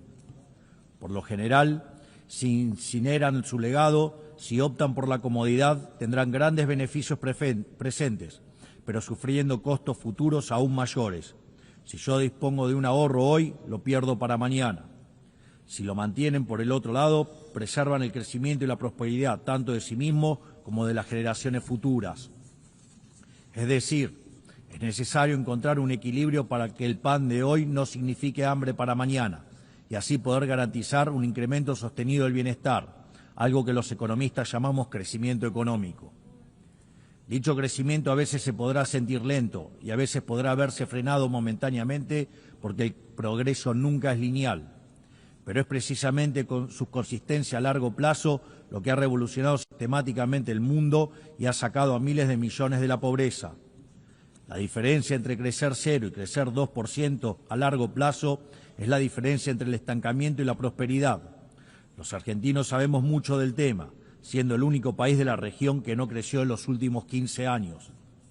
En el plano legal, la condición del crecimiento es la sacralidad de la propiedad y del libre mercado, que no es otra cosa que la libre cooperación entre pares. porque sin derecho de propiedad no hay ahorro, sin ahorro ni capacidad de intercambiarlo libremente no hay inversión, y sin inversión no hay crecimiento posible. Pero no está en el interés individual del político respetar estos principios, porque es precisamente en el agrandamiento del Estado a costa de las libertades de ciudadanos donde el político gana poder. Es así que para el político siempre será redituable sacrificar el futuro en el altar del presente, porque consumir el capital acumulado genera bienestar momentáneo y ese bienestar momentáneo genera votos. Pero a cambio está sacrificando un futuro de mayor crecimiento, haciendo que la riqueza acumulada sea cada vez menor en el tiempo. La mayor manifestación de ello es aquellos países que muestran una orgía de aumento del gasto público, ya que el Estado no crea riqueza, sino que la roba, sino que la destruye. En este esquema, el político gana poder por vía doble, se legitima democráticamente y obtiene más recursos para gastar. Es decir, el político tiene un doble incentivo para fomentar esta traición intergeneracional, porque aunque en el futuro todos pierden, en el presente él más que nadie gana. Y en este sentido, si un hombre grande es aquel que siembra árboles cuya sombra sabe que nunca disfrutará, aquel que tala los árboles que otros sembraron para así construir su silla de poder, es un hombre miserable, en definitiva, es un hombre despreciable. Este es el gran mal y la gran trampa a la que casi todas las naciones están de a poco sucumbiendo, porque cuando este proceso se lleva adelante, el crecimiento se estanca, y cuando el crecimiento se estanca, la demanda de redistribución se recrudece. Entonces el político populista grita con más fuerza, apelando a la envidia y al resentimiento. El final de este proceso es ver jóvenes desamparados, sofocados por el peso de un Estado que saben que solo está allí para explotarlos. Lamentablemente, las medidas de expansión fiscal, la expansión monetaria y la expansión del poder estatal por sobre el de los individuos conforman un patrón que se está repitiendo en todos los países, sobre todo en aquellos que componen el mundo libre. Pero el problema no es solo de política económica. Lo vemos también cuando se viola la igualdad ante la ley o se abren las puertas de forma indiscriminada a la inmigración por razones políticas. Contrariamente a lo que es la inmigración, en este caso se trataría de invasión. Y los organismos de cooperación internacional, de los cuales esta organización forma parte, tampoco son ajenos a este problema. Con el correr de los años, esta organización ha ido adquiriendo funciones ajenas a su espíritu fundacional. Ha ido creando capa sobre capa de organismos, agencias y programas hasta alcanzar una hipertrofia de administraciones que son poco efectivas a la hora de resolver los problemas para los cuales fueron creadas. Así, se engrosan las responsabilidades de la ONU, se engrosan los aportes recibidos por parte de las naciones miembros y se redujeron los resultados palpables que esta organización tenía para ofrecerle al mundo. A este cóctel de incentivos cruzados se le suma que, a diferencia de los primeros mandatarios nacionales, las organizaciones internacionales nadie rinde verdaderamente cuentas por fallar en la resolución de un problema. Esta contradicción entre grandes objetivos y resultados magros ha generado una erosión del prestigio de esta casa y de otras. Sin ir más lejos, los malos resultados de la Agenda 2030 dan testimonio de esto que describo. Lo que persiste en la práctica es un ciclo de estructuras que se reciclan, recursos que se multiplican y metas que se reprograman. Por esta razón, la Argentina decidió en su momento apartarse de este proceso, porque veíamos en esta agenda un malgasto de recursos escasos, con fines que no compartíamos y con el efecto de distraer la atención de las dificultades reales de un mundo encaminado al estancamiento. Es mi deber advertir contra este mal porque en Argentina lo vivimos hasta su consecuencia natural. Llegamos al fin del cómodo camino al que conduce desentenderse el futuro, o sea que venimos de un futuro que para ustedes aún no ha terminado de llegar. Y quiero decirles que están a tiempo de evitarlo, porque ninguna sociedad puede sobrevivir si incendia el futuro para calentar el presente. En mi país hemos aprendido por las malas una lección muy valiosa. Durante décadas se hipotecaron flujos futuros en función de repartir stock en el presente. En 2023 llegamos finalmente al largo plazo de 100 años consecutivos de hacer las cosas mal, de pasar la cuenta de mano en mano hasta que no quedó quien la pague. Y todo eso, sumado a lo que les conté previamente, terminó quebrando a nuestro Estado. Producto de esa implosión, durante el último año y medio tuvimos la gigante tarea de administrar la escasez extrema. Y hoy estamos por primera vez en décadas haciendo lo que hay que hacer para que el futuro sea mejor, para lo cual la única fórmula es hacer lo contrario a lo que se hizo en el pasado. A esto se le contrapone el resto de la política, que nos demanda hacer lo mismo que hacían ellos y que también nos arrastró hacia la decadencia, hipotecar el futuro para satisfacer demandas presentes. Ellos quieren que apliquemos lo que hicieron 1000 veces y nos trajo hasta aquí, pero quiero dejarles en claro que Argentina hoy tiene un gobierno que decidió emprender el camino correcto, aunque sea el más difícil, porque la prosperidad y el progreso de nuestro pueblo no puede postergarse más. No somos, sin embargo, los únicos que estamos tomando las decisiones difíciles que este momento histórico demanda. El presidente Trump en Estados Unidos también entiende que es el momento de revertir una dinámica que estaba llevando a Estados Unidos a una catástrofe. Y sabemos que una catástrofe en Estados Unidos es una catástrofe global. Su férrea y exitosa política en términos de ponerle un freno a la inmigración ilegal lo deja más que claro. Entiende que debe hacer lo necesario, aunque a muchos no les guste, antes de que sea demasiado tarde. En otros países, por ejemplo, ya es demasiado tarde para esta decisión. No solo eso, sino que también está llevando adelante una reestructuración sin precedentes de los términos del comercio internacional, una tarea de magnitudes titánicas que hacen al corazón del sistema económico global, porque este sistema estaba depredando el corazón industrial de su país y sumiéndolo en una crisis de deuda sin parangón. Más aún, está llevando adelante una limpieza de la captura institucional del Estado americano, porque en el mismo se habían infiltrado facciones de izquierda que atentaban contra cualquier programa de reforma por más necesario que fuera. Este tipo de desafíos que tanto el presidente Trump como yo estamos abordando tienen un denominador común que todos los países del mundo e incluso las organizaciones supranacionales deben enfrentar. Deben encontrar la manera de recuperar un interés por el futuro y no sucumbir a la tentación de solo atender el presente. Esto es algo que las grandes naciones de Occidente durante mucho tiempo practicaron y necesitamos recuperar. Hace falta volver a las bases. Debemos recuperar una noción de lo prioritario, acompañado por recuperar una noción de hacer lo difícil y correcto por sobre lo fácil y cómodo. Tal como dije anteriormente, esto también es cierto para los distintos organismos internacionales que han sido incorporando gradualmente este accionar en su ecosistema. Creo que hablo por todos al decir que nos gustaría que la ONU lidere este cambio de paradigma, regresando a las bases que la han convertido en la gran organización que supo ser en el pasado. Por eso, quisiera humildemente poner a disposición de esta Asamblea 4 principios que creemos pueden ser útiles para seguir en pos de este objetivo. 1. Principio del mandato esencial. La misión central de la ONU es preservar la paz y la seguridad internacional.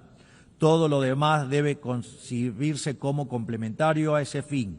La gestión estratégica de los recursos de esta institución requiere, por lo tanto, apegarse a esas prioridades, no a otras. 2. Principio de subsidiariedad internacional. La ONU debería intervenir sobre un tema únicamente cuando sea evidente que el problema excede de manera demostrable las capacidades de acción nacional. En todos los demás casos corresponde devolver la iniciativa a los Estados, que son quienes poseen legitimidad democrática y responden ante sus pueblos. 3. Principio de eficiencia institucional. Así como la Argentina ha iniciado un proceso de optimización del Estado, eliminando estructuras redundantes y devolviendo recursos a los contribuyentes, entendemos que la ONU necesita un camino similar. Ello implica la realización de auditorías confiables, el cierre de programas ineficaces, la consolidación de agencias únicas y un financiamiento condicionado a resultados verificables. 4. Principio de simplificación y racionalización normativa. La paz no es solo ausencia de conflicto, requiere sociedades prósperas. La cooperación internacional no debe transformarse en un obstáculo para el crecimiento económico y la generación de oportunidades. Por ello, solo debemos apoyar iniciativas que no restrinjan la capacidad de los Estados de liberar sus fuerzas productivas, atraer inversión y fomentar el comercio, que son el camino más exitoso para reducir la pobreza. Creemos que estos 4 principios serían grandes valores para reencauzar esta organización, para que así pueda perdurar y traer resultados palpables en el tiempo. Para finalizar, quiero recordar 4 cuestiones sensibles y de vital importancia para la República Argentina. En primer lugar, quiero reiterar nuestro reclamo legítimo e irrenunciable sobre la soberanía de las Islas Malvinas, Georgias del Sur, Sandwich del Sur y los espacios marítimos circundantes que permanecen ocupados ilegalmente. A pesar de los 80 años que pasaron desde la creación de esta organización, situaciones coloniales como esta siguen sin ser resueltas. Por lo que invitamos al Reino Unido a reanudar las negociaciones bilaterales de conformidad con la resolución 2065 de esta misma Asamblea General, junto con todas las resoluciones posteriores que la acompañan. En segundo lugar, quiero manifestar nuevamente mi repudio a las expresiones de violencia fundamentalista que aún existen y se propagan por el mundo. En Argentina ya sufrimos este horror con los ataques de la Embajada de Israel y la AMIA en los años 1992 y 1994 respectivamente. Por ello instamos a la comunidad internacional a fortalecer la cooperación jurídica para garantizar que las circulares rojas de Interpol sean respetadas y que los responsables de dichas atrocidades puedan comparecer ante la justicia, ayudándonos a terminar de cicatrizar esta dolorosa herida en la historia de nuestro país. Tercero, estamos asistiendo a una escalada inadmisible en la violencia política por parte de la izquierda a nivel global, violencia que en Argentina conocemos muy bien. Es inadmisible recurrir a la fuerza allí donde las razones fallan. Por eso repudiamos enfáticamente estos procedimientos que atentan contra las normas básicas de convivencia democrática. Cuarto, la situación del ciudadano argentino Nahuel Gallo, secuestrado y detenido de manera arbitraria en Venezuela sin imputación, sin asistencia legal ni consular. En palabras simples, una desaparición forzosa.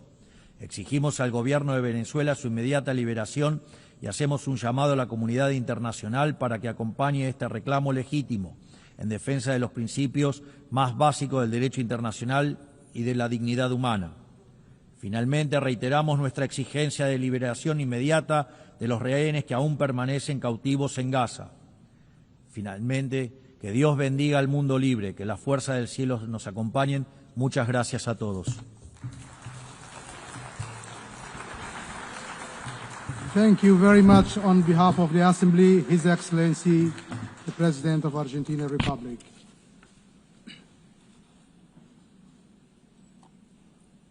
The Assembly will now hear the address by His Excellency Alexander Vučić, President of the Republic of Serbia. I request protocol to escort His Excellency and invite him to address the Assembly.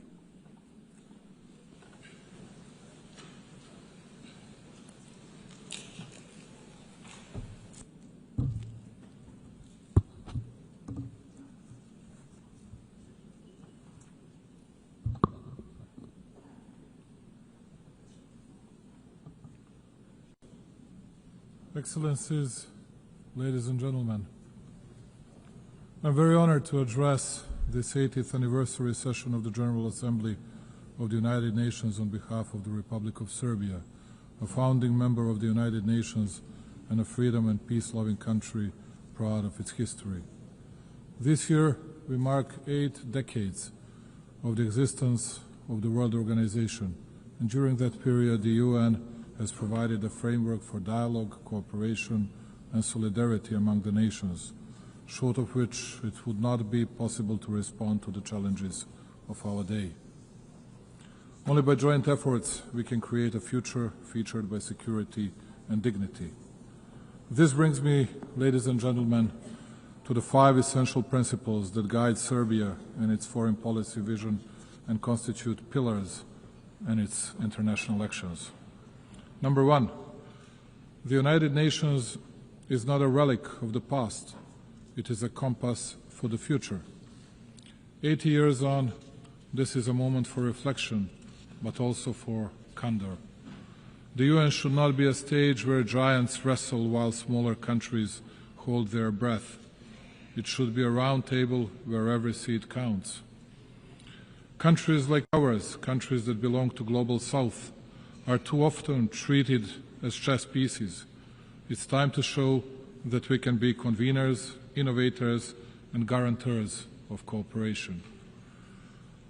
We may not have the loudest voice, but we often have the clearest vision, because we see both East and West at once. Our engagement with all partners does not mean blind agreement. It means respect for sovereignty, territorial integrity, and the belief that dialogue is stronger than division. Serbia is a reliable, predictable partner, but reciprocity matters. We will defend our autonomy as firmly as we defend cooperation. The United Nations Charter was not written to serve one moment in history. It was written to withstand the test of time. In a world facing deep geopolitical fractures, the United Nations Charter remains the only framework capable of holding us together. Serbia is not a buffer zone, it is a bridge, and bridges connect. They do not divide. Therefore, as the President of Serbia, for the first time I would like to offer Belgrade, the capital of Serbia, as a place of dialogue for all the conflicts around the world. I believe that we will offer the best possible hospitality and absolute security for the participants. The world is facing its deadly surge in violence since World War II. In 2024, 61 armed conflicts erupted across 36 countries, the highest number in more than 7 decades. The proliferation of misinformation, particularly via digital platforms, has fueled distrust between countries, targeting elections, trade negotiations, and public sentiment. Serbia believes in pragmatic cooperation, finding common ground even where disagreements persist. People around the world are frustrated with governments and businesses, and they want a better future for themselves and their families. The best way to deliver that is through collaboration across nations. We live in times of the most difficult conflicts and the most difficult divisions within countries, continents and regions since the foundation of the UN. A particularly worrying thing is a fact that, provoked by different factors, we have the deepest and the most difficult divisions within each society, with, most often, extremely violent consequences of actions of mutual non-understanding, non-communicating and distancing from what used to be accepted as elementary decency and behavior in both country-to-country and people-to-people relations. The world is divided, believe it or not, less by ideological, but much more by emotional, hate-driven differences caused by undermining of countries, societies, elementary moral values as well. In each village and hamlet worldwide, and particularly with the members of the citizens' alleged elite, at least it used to be the case, no matter who dies of natural causes, and especially if someone dies in an accident or gets killed, the biggest part of the society felt the need to pay their respect to the deceased, even those who didn't think highly of the respective person during his or her lifetime. Today, we are witnessing the unprecedented wonder, a sick expression of joy for the crime committed against an innocent person. The example of Charlie Kirk is the best confirmation of that. He was savagely assassinated just because his killer didn't like his ideas. He was shot, even after death, by the same ones who had prepared political and media grounds for his assassination. And please do not be surprised because I'm speaking about this more than about big world conflicts. It is precisely that such a development devastates in a deepest and the clearest way the world political community much more than conflicts with clear and visible actors. In the era of social networks, in the era of freedom, we have reached the point of the biggest unfreedoms and unambiguous limiting of freedoms of the others. How can it be possible that, let's say, ABC television hosts get bigger media attention in the US than the attempted assassination against, let's say, President Trump? Who are these shadow rulers who impact the key political movements and who want to run the world and each country individually, and almost as a rule without the people's will and legitimacy? They run all the processes and all of us because they're chosen by God, as they like to put it. The elite and other people who are, I suppose, incapable of choosing their own path. Those are extremely dangerous things, which will lead to further dissolving of our societies and our countries, but also the overall world politics. It was mostly spoken here about Palestine and Israel. Both are our friends, and I cannot easily, because of more likes on social networks, nor I want to take sides and speak about good and bad people just because it brings us another point in daily politics. But speaking of which, let me bring you back to the beginning of this part of my speech. Big pro-Palestinian demonstrations were held in Italy during the past weekend. People were shouting Gaza, Gaza, but at least in Milan, some of them did not even think of Gaza. The only thing that was on their mind was demolishing and burning down of what the Italian people had created for centuries, just because it is popular to be against the government and take part in some kind of violence. And when otherwise very composed Italian Prime Minister Giorgia Meloni calls such hooligans, rightly so, thugs, we all ask ourselves what the next stage would be like and what awaits us in the future. During the past month, Serbia was facing unrest and attacks against the constitutional order. In spite of the violence exerted by the protesters, we tried to find a significant share of blame in myself, ourselves, and in us running the country. I wanted to listen, and I understood the message of the people in the streets. That is why, just like here at the United Nations, I believe that the dialogue between the nations and countries has no alternative. I offer dialogue and unconditioned discussion on all the topics of significance for our society to people who think differently, and I'm absolutely certain that in the upcoming period we will overcome all the difficulties from the past months. Progress on global challenges is uneven. Financing is dwindling, the UN budget is constrained, and smaller nations often lack access to the tools and support that richer countries enjoyed, particularly in the energy transition. Climate change is not just a statistic for Serbia and the Balkans, it is a lived reality marked by droughts, floods, and energy insecurity. Sustainable economic growth is essential, not optional, for climate resilience and well-being. For us, partnerships are defined by commitment, not hierarchy. We are a place where East and West collaborate on concrete projects from clean energy to infrastructure and digital transformation, when we will continue to build on this foundation. At a time when the UN seeks to inspire trust globally, these practical, results-driven partnerships strengthen confidence at home and abroad. Distinguished colleagues, alongside many other member states, especially those who do not belong among great powers, Serbia is adamant in pointing to the importance of and respect for the fundamental principles and rules of the Charter of the United Nations. Perhaps it is only too proper to repeat today what we committed to 8 decades ago. The principles and rules of the Charter are valid equally for all states, large or small, for all political powers or levels of development. With a feeling of deep pride, my country continues to commit to a consistent implementation of international norms, notwithstanding the fact that it too is facing a lack of fairness and double standards. In words and deeds, and on a number of occasions, Serbia has recommitted to respecting the sovereignty and territorial integrity of all UN member states, the fundamental principles of the Charter. In doing so, my country expects all the states to respect its sovereignty and territorial integrity, which I have the pleasure to note most of them do, and to which I owe my profound gratitude. After all, as I said on many previous occasions, the respect of the Charter of the UN is not a matter of choice. Rather than that, it is a universal and binding obligation of us all. Number two, territorial integrity is not a principle measured by power. It is the measure that restrains power. If the principle of territorial integrity is applied selectively, it ceases to apply at all. Its violation in one place becomes justification for conflict everywhere. Undermining it does not create exceptions. Rather, like in the case of Serbia, it creates precedents, dangerous ones. Serbia is well aware of the price paid in this regard of international law and multilateralism. 26 years ago, my country fell prey to a brutal aggression by NATO.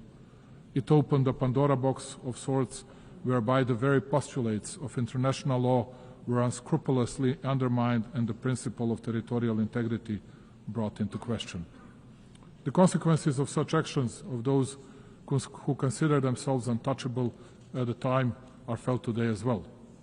Even though small in respect of global powers, Serbia is not deterred from commitment to the principles of international law. We firmly believe that they should be respected in every situation, without exception and selectivity. As a persistent drop can shape stones over time, so does our perseverance in defending universal norms help assert their durability. Serbia will continue advocating those principles, as the observance of the respective is the only reliable way to peace and stability.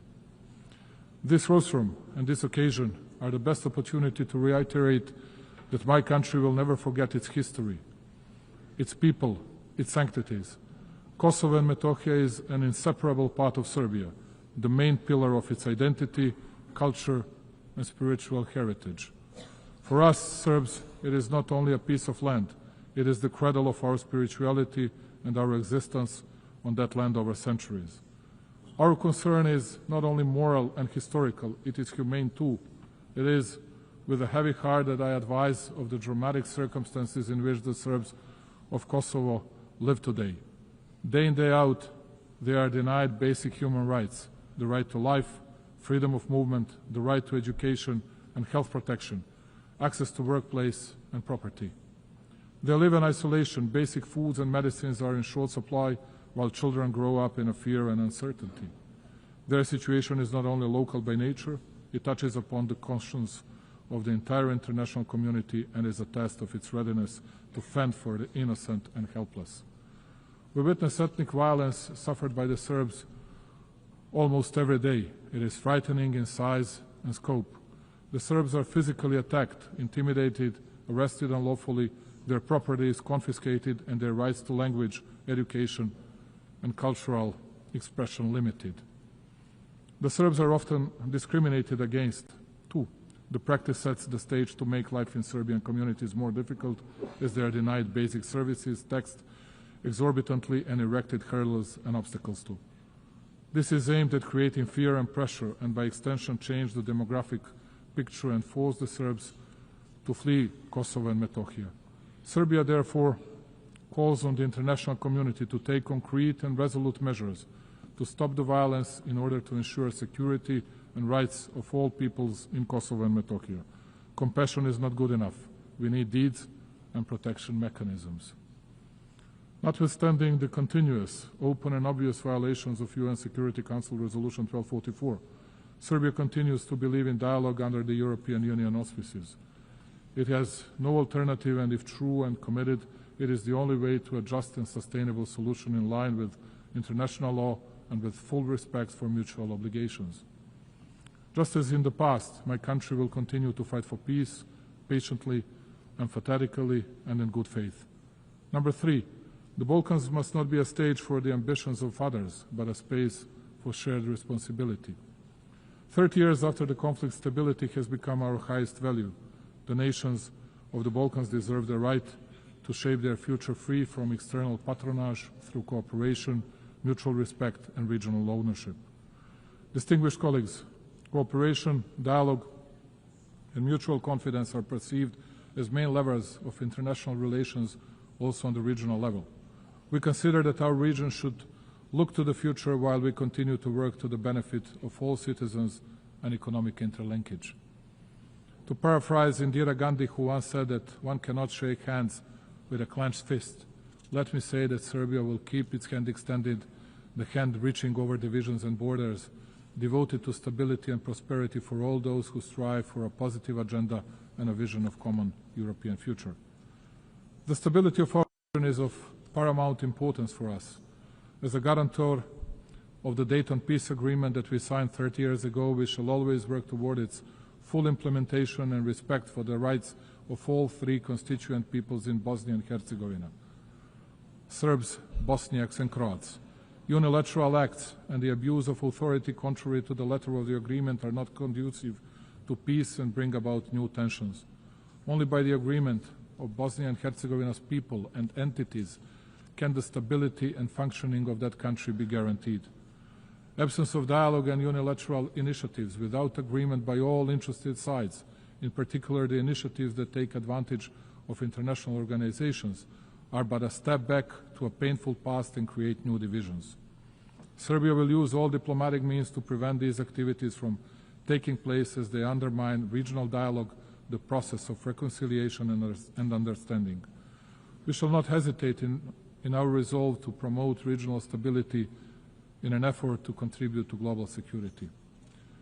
For exactly 30 years now, and in this distinguished institution and everywhere else, a false campaign has been ongoing against both the Republic of Serbia and Republika Srpska, the entity within Bosnia and Herzegovina.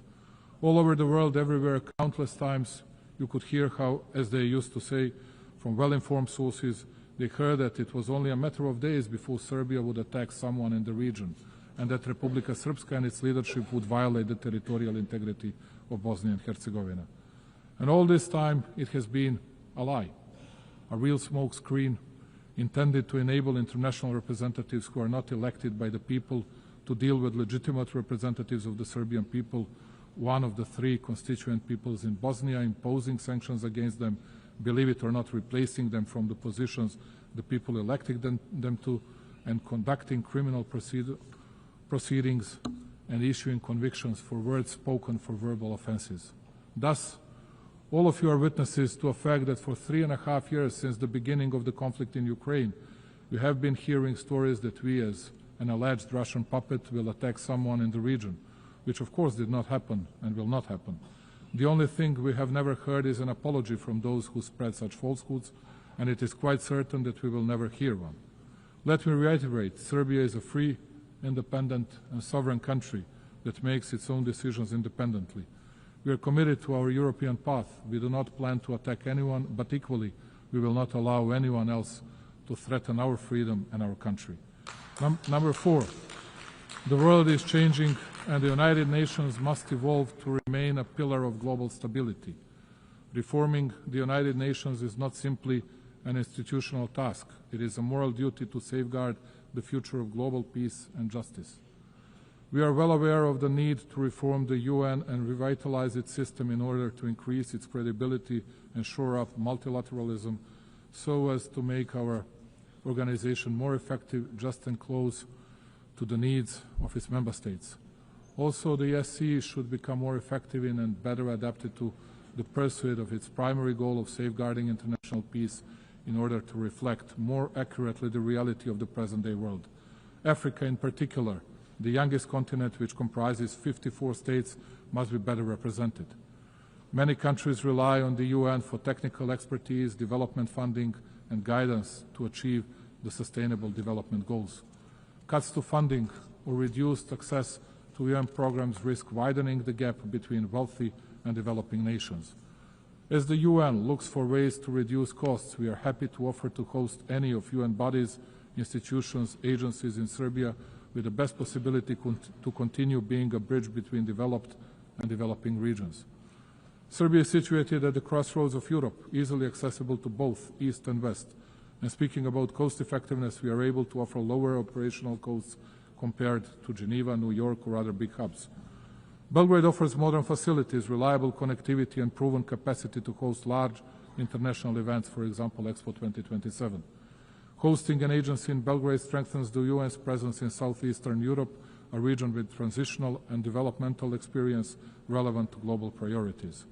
This would expand the UN's geographic footprint, ensuring agencies are more representative and globally distributed. And number 5, Serbia will remain independent and will overcome internal challenges through the strength of its statehood tradition, focusing steadfastly on building a prosperous future. True sovereignty today is not insulation. It is the dignity to choose, to say yes on our own terms and to use that choice for cooperation. Serbia's independence is not a privilege granted. It is a sovereign right exercised, and its sovereignty is not situational, it is foundational. Notwithstanding numerous global challenges, Serbia has remained on a steady course. Its macroeconomic situation is stable and its economy continues to grow, which only shows how commitment to reforms and responsible economic policies lead to great results. Investments in infrastructure, energy transition and digitalization bear out my country's commitment to sustainable development and the 2030 Agenda goals. Let me take a moment, ladies and gentlemen, to inform you that in 2027, Serbia will host the specialized exhibition Expo 2027 with a motto, Play for Humanity, Sport and Music for All. This event will provide an opportunity for my country to show to the world the strength of our culture, sport and creativity as a universal language that transcends differences. This will be a moment in which, along with its partners, Serbia will build bridges of friendship and togetherness, promote understanding and open new horizons of cooperation. Serbia's way is the way of development, progress and prosperity, and it is fully committed to becoming a full-fledged member of the European Union.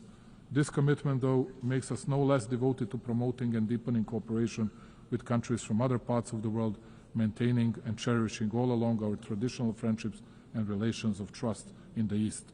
Strengthening overall bilateral relations with key actors of the international community and with our European partners tops our agenda.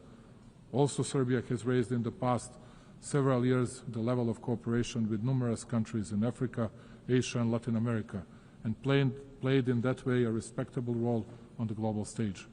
I trust and believe that we can count on mutual respect and the traditional bonds of friendship with these countries in our future relations.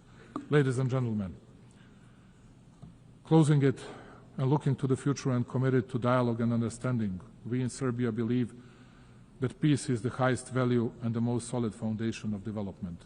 We shall continue to invest our energies, knowledge and will in building a world more just, secure and worthy of the coming generations.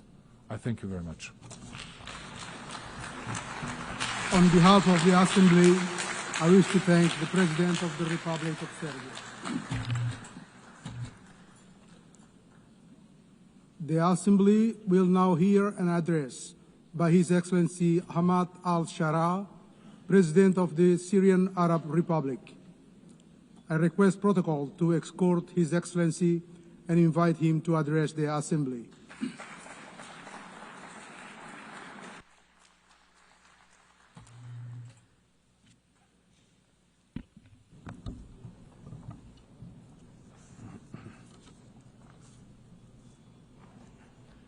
بسم الله الرحمن الرحيم. إن الحكاية السورية حكاية تهيج فيها المشاعر ويختلط فيها الألم بالأمل. إن الحكاية السورية حكاية صراع بين الخير والشر وبين الحق الضعيف الذي ليس له ناصر إلا الله والباطل القوي الذي يملك كل أدوات القتل والتدمير. إن حكايتنا عبرة من عبر التاريخ وهي تمثيل حقيقي للمعاني الإنسانية النبيلة في هذه المعركة الأزلية بين الحق والباطل. تروى الحكاية السورية لتحكي فصلا جديدا من فصول هذا الصراع، فصلا مشرقا وعظيما بالإبداع، زاخرا بالمواجهة والإصرار والصبر والعذاب والألم والتضحية والفداء والتمسك بالقيم النبيلة والأعراف الحميدة والإعداد الجاد والعمل الدؤوب ثم الاتكال على الله. كل ذلك أدوات تعين الحق على الباطل. أما بعد، السيدة رئيسة الجمعية العامة، السيد الأمين العام، أصحاب الجلالة والفخامة والسمو والمعالي، السيدات والسادة المندوبون، السلام عليكم ورحمة الله وبركاته. لقد جئتكم من دمشق، عاصمة التاريخ ومهد الحضارات، تلك البلاد الجميلة التي علمت الدنيا معنى الحضارة وقيمة الإنسان والتعايش السلمي لتصبح منارة يقتدي بها العالم. غير أن سوريا ومنذ 60 عاما وقعت تحت وطأة نظام ظالم غاشم يجهل قيمة الأرض التي حكمها ويقهر الشعب الودود المسالم. لقد صبر شعبنا لسنين طويلة على الظلم والقهر والحرمان، ثم ثار الشعب مناديا بحريته وكرامته، فقوبل بالقتل والتنكيل والحرق والاغتصاب والتهجير. لقد استخدم النظام السابق في حربه على شعبنا أبشع أدوات التعذيب والقتل، البراميل المتفجرة والأسلحة الكيماوية والتصفية الميدانية والتعذيب في السجون والتهجير القسري، وأثار الفتن الطائفية والعرقية، واستخدم المخدرات كسلاح ضد الشعب والعالم. مزق بلادنا طولا وعرضا وهدم أهم حواضر التاريخ فيها، واستخدم قوات أجنبية وميليشيات وعصابات من أصقاع الأرض شتى، وارتهن بلادنا الجميلة. لقد قتل النظام السابق نحو 1,000,000 إنسان، وعذب مئات الآلاف، وهجر نحو 14 مليون إنسان، وهدم ما يقرب من 2,000,000 منزل فوق رؤوس ساكنيها. أيها السيدات والسادة، لقد استهدف الشعب الضعيف بالأسلحة الكيماوية بما يزيد عن 200 هجوم موثق. نعم، لقد استنشق أطفالنا ونساؤنا وشبابنا الغازات السامة. لقد فعل النظام كل ذلك ليسكت صوت الحق، ومع كل هذا الإجرام أنهى أي لغة سياسية للحل رغم ما كان يعرض عليه. فما كان أمام هذا الشعب سوى أن ينظم صفوفه وأن يستعد للمواجهة التاريخية الكبرى في عمل عسكري خاطف، مواجهة أسقطت منظومة إجرام استمرت ل60 عاما مع كل داعميه. عمل عسكري كان ملؤه الرحمة والخير وتغليب العفو والتسامح. معركة عسكرية لم تتسبب بتهجير إنسان ولا قتل مدني، توجهت بنصر لا ثأر فيه ولا عداوات، واستعاد الشعب فيها حقه وانتصر لظلمه. نعم، لقد انتصرنا في المعركة للمظلومين والمعذبين والمهجرين قسرا. لقد انتصرنا لأمهات الشهداء والمفقودين. انتصرنا لكم جميعا أيها العالم. انتصرنا لمستقبل أبنائنا وأبنائكم، ومهدنا الطريق لعودة اللاجئين إلى ديارهم، ودمرنا تجارة المخدرات التي كانت تنتقل من بلادنا إلى بلادكم زمن النظام السابق. وتحولت سوريا بهذا النصر من بلد يسطر الأزمات إلى فرصة تاريخية لإحلال الاستقرار والسلام والازدهار لسوريا وللمنطقة بأسرها. السيدات والسادة، إن الإنجاز السوري الفريد والتكاتف الشعبي الحاصل دفع بأطراف لمحاولة إثارة النعرات الطائفية والاقتتالات البينية، سعيا لمشاريع التقسيم وتمزيق البلاد من جديد، غير أن الشعب السوري كان يملك من الوعي ما يمنعه من استمرار حصول الكوارث والعودة بسوريا إلى مربعه الأول. فعملت الدولة السورية على تشكيل لجان لتقصي الحقائق، ومنحت الأمم المتحدة الإذن بالتقصي كذلك، وخلصت إلى نتائج متماثلة بشفافية غير معهودة في سوريا. وأنني أتعهد بتقديم كل من تلطخت يداه بدماء الأبرياء إلى العدالة. وفي ذات السياق، لم تهدأ التهديدات الإسرائيلية ضد بلادنا منذ 8 ديسمبر وإلى اليوم، وأن السياسات الإسرائيلية تعمل بشكل يخالف الموقف الدولي الداعم لسوريا وشعبها، في محاولة لاستغلال المرحلة الانتقالية مما يعرض المنطقة إلى الدخول بدوامة صراعات جديدة لا يعلم أحد أين تنتهي. وإزاء ذلك تستخدم سوريا الحوار والدبلوماسية لتجاوز هذه الأزمة، وتتعهد بالتزامها باتفاق فض الاشتباك لعام 1974، وتدعو المجتمع الدولي للوقوف إلى جانبها في مواجهة هذه المخاطر واحترام سيادة وحدة الأراضي السورية. السيدات والسادة، إننا من لحظة سقوط النظام السابق وضعنا سياسة واضحة الأهداف، حيث أنها تقوم على عدة ركائز: الدبلوماسية المتوازنة، والاستقرار الأمني، والتنمية الاقتصادية. فقد عملنا على ملء فراغ السلطة، ودعونا إلى حوار وطني جامع، وأعلنا عن حكومة ذات كفاءات، وعززنا مبدأ التشارك، وقمنا بتأسيس هيئة وطنية للعدالة الانتقالية، وأخرى للمفقودين إنصافا وعدلا لمن ظلم.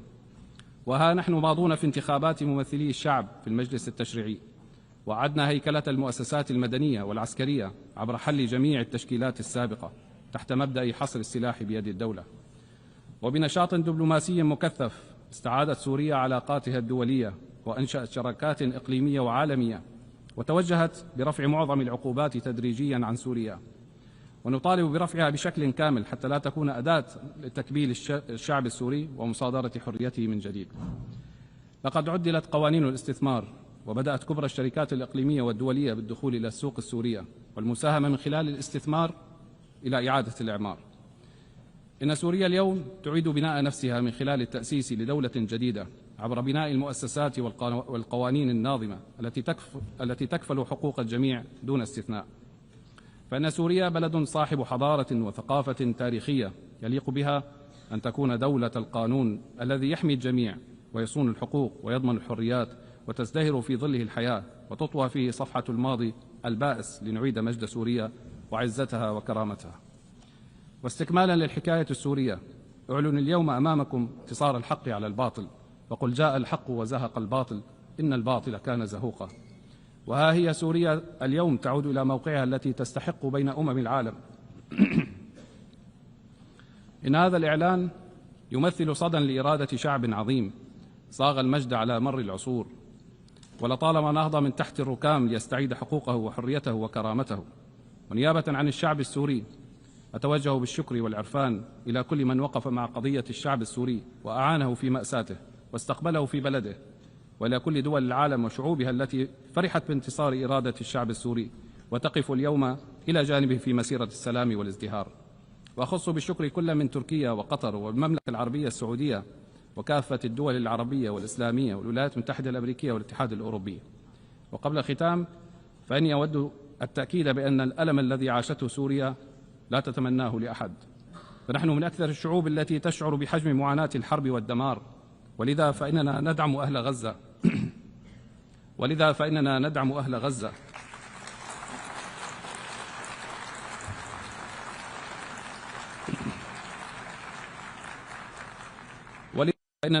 أهل غزة وأطفالها ونسائها وباقي الشعوب التي تتعرض إلى الانتهاك والاعتداء، وندعو لإيقاف الحرب فورا.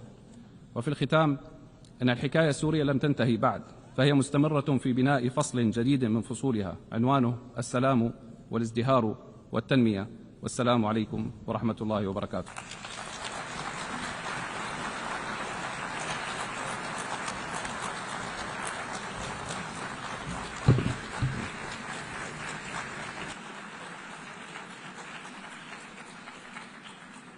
On behalf of the Assembly, I wish to thank the President of the Syrian Arab Republic. The Assembly will hear an address by His Excellency Zoran Milanovic, President of the Republic of Croatia. I request protocol to escort His Excellency and invite him to address the Assembly.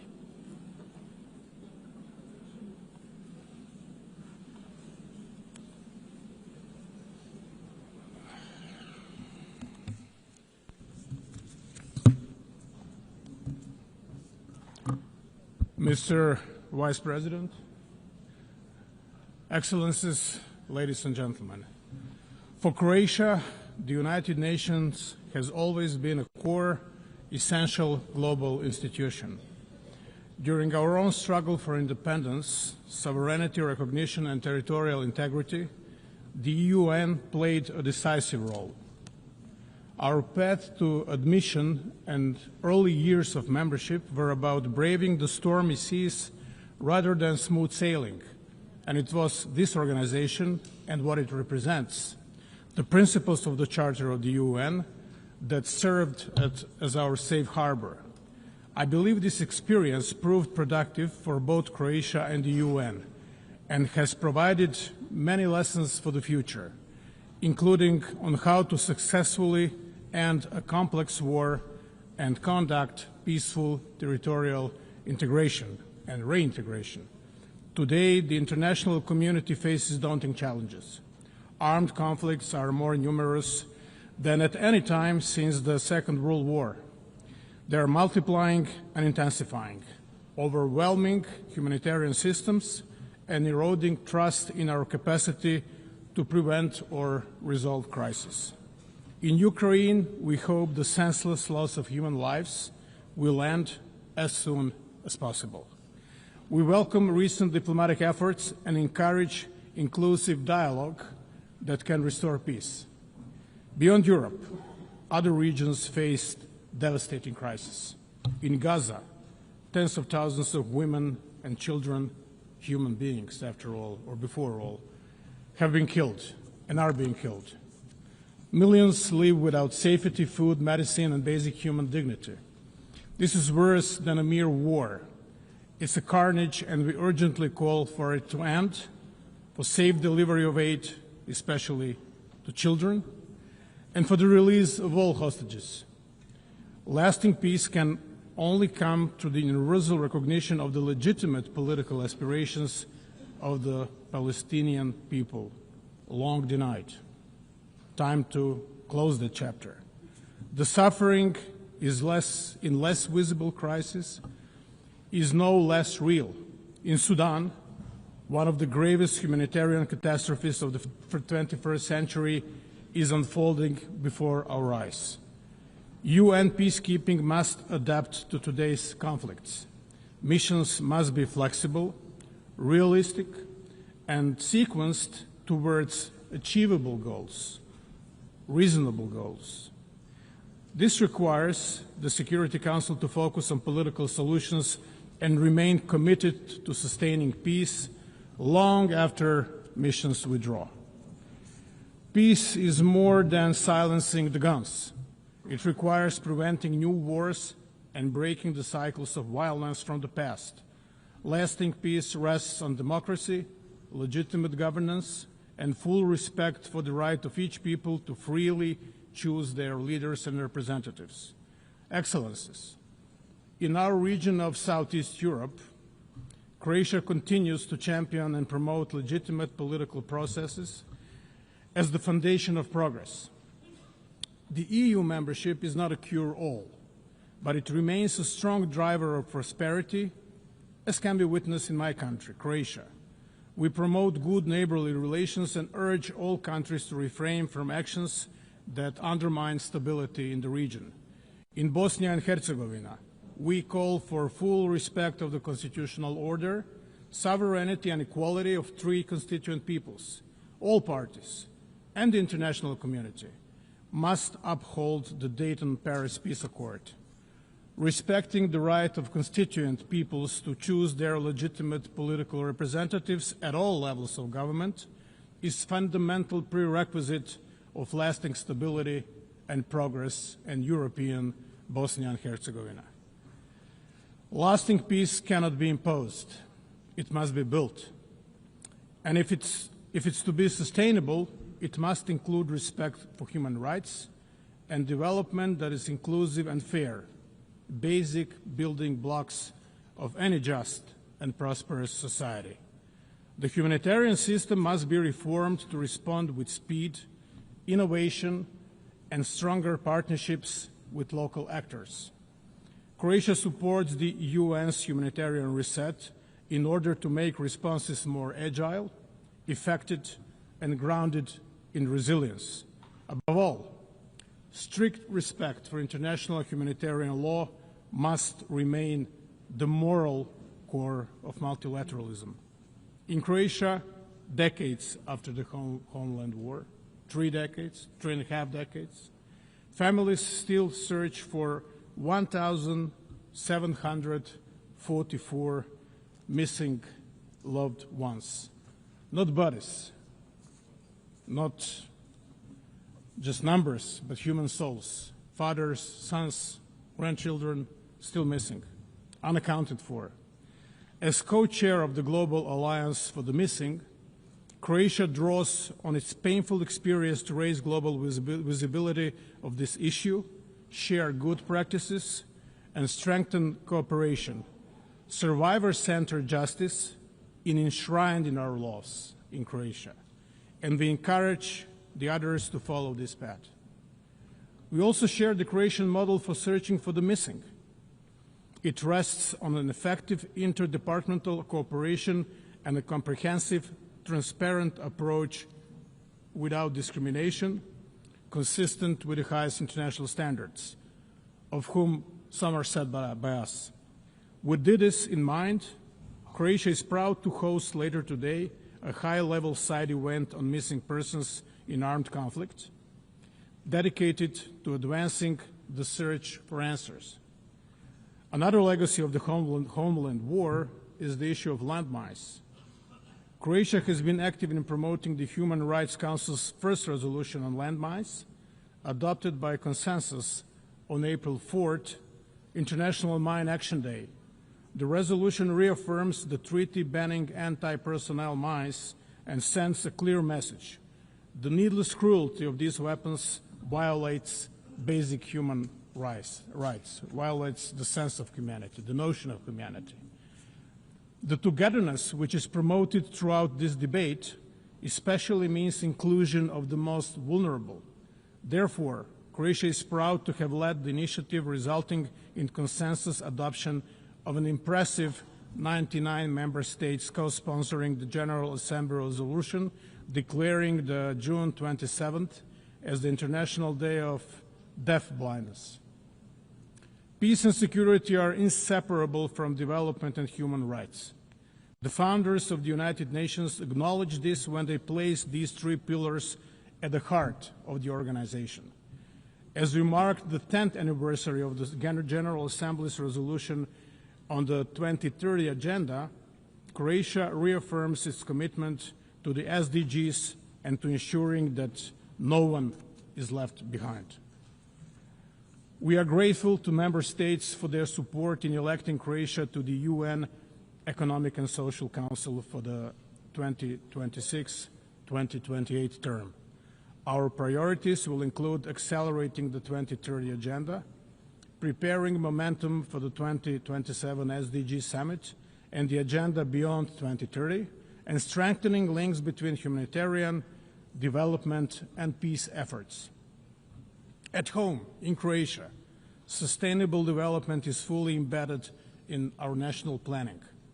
Croatia's National Development Strategy 2030 is closely aligned with the SDGs, placing us among leading global performers. We reaffirm our commitment to progress made at SOP meetings, including the landmark SOP 28 agreement to begin phasing out fossil fuels. COP 29 in Baku, Azerbaijan, must deliver a new quantified climate finance goal, and COP 30 in Belém must raise ambition, advance fossil fuel transition, and scale up climate finance. Croatia supports a credible climate finance roadmap. The triple planetary crisis also threatens global public health.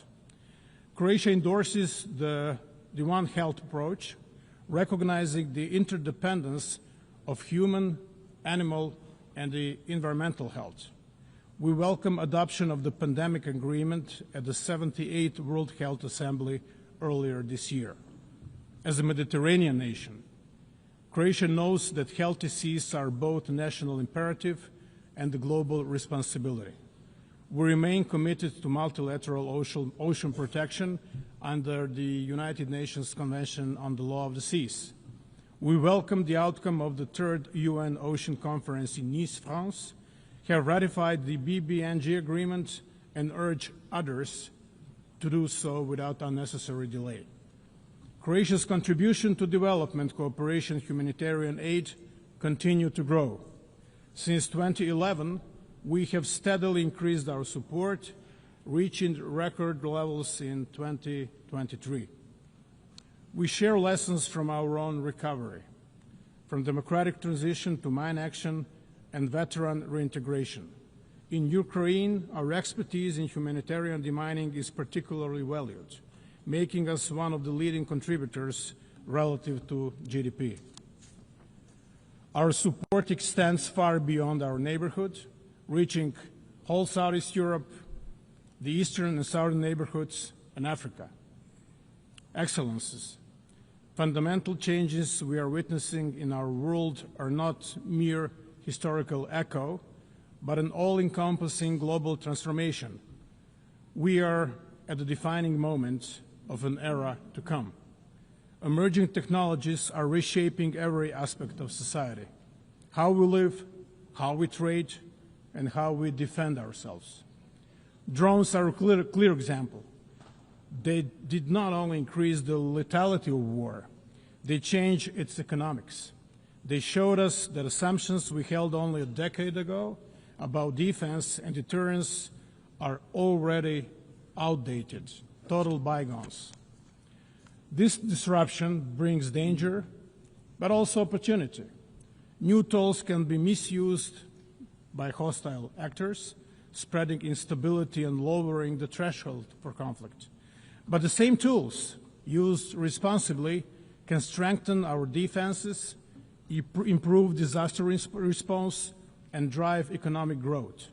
Artificial intelligence, cyber capabilities, space technologies, robotics, each can be a threat or a solution. The choice is ours. We need to rethink security, not only nationally but globally. Rules, safeguards, and cooperation must keep pace with innovation. If they do not, we risk instability and peril. But if they do, these technologies can become engines of resilience and stability. The task is urgent. The world must act with clarity, not hesitation. Emerging technologies are not tomorrow's challenge. They are today's reality. And how we choose to guide them will define not just the future of defense, but the future of peace. Reforming the United Nations is an existential necessity. At 80, the UN must adapt to stay relevant and effective. We welcome the Secretary General's UN 80 initiative as an opportunity not only to celebrate achievements, but also to reform and revitalize the organization. Security Council remains essential. Its reform is at the fundamental. The Council must become more inclusive, effective, transparent, and accountable. Croatia supports comprehensive reform, including enlargement in both categories of membership and stronger representation of unrepresented regions, in particular Africa. The financial stability of the UN is also vital. All member states must pay their due, their contributions, in full, on time, and without conditions. Without predictable financing, mandates fail and trust weakens. The upcoming peace-building architecture review offers another chance to turn commitments into action. Croatia will contribute actively, emphasizing prevention, coherence, and strong links between peace, development, and human rights. We welcome the decision to provide assessed contributions for the Peace-Building Fund from 2025, but needs still outpace resources. Mr. Vice President, Your Excellencies, ladies and gentlemen, the UN does not exist for itself, but to serve humanity, to save and improve lives, protect dignity and freedoms, and advance peace, security, and sustainable development. On its 80th anniversary, we have a duty to leave to future generations a UN system that is stronger, not weaker. Croatia will continue to defend the principles of the Charter and international law, not rules-based order, to support multilateral solutions, and to build partnerships rooted in respect and responsibility. The world is not short of strategies and grand ideas, reports, or debates. What it lacks is political courage and determination. Let us find that courage together and prove that multilateralism can meet this moment and rise to the challenges of our times. Thank you so much.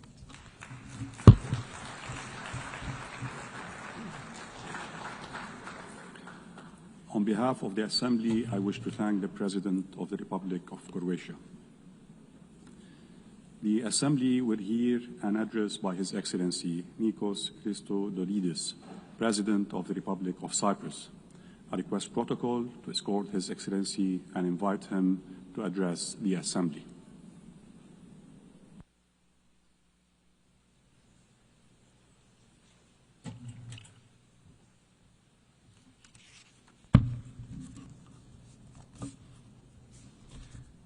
Mr. President, Your Excellencies, we stand at the brink of a precipice. International order, as we noted, is challenged in an unprecedented manner 80 years since the United Nations emerged out of World War II. Today, we stand before drastic, unpredictable geopolitical shifts, instability that appears to spiral, and an uncharted landscape that seems resistant to the international order and norms as we know them.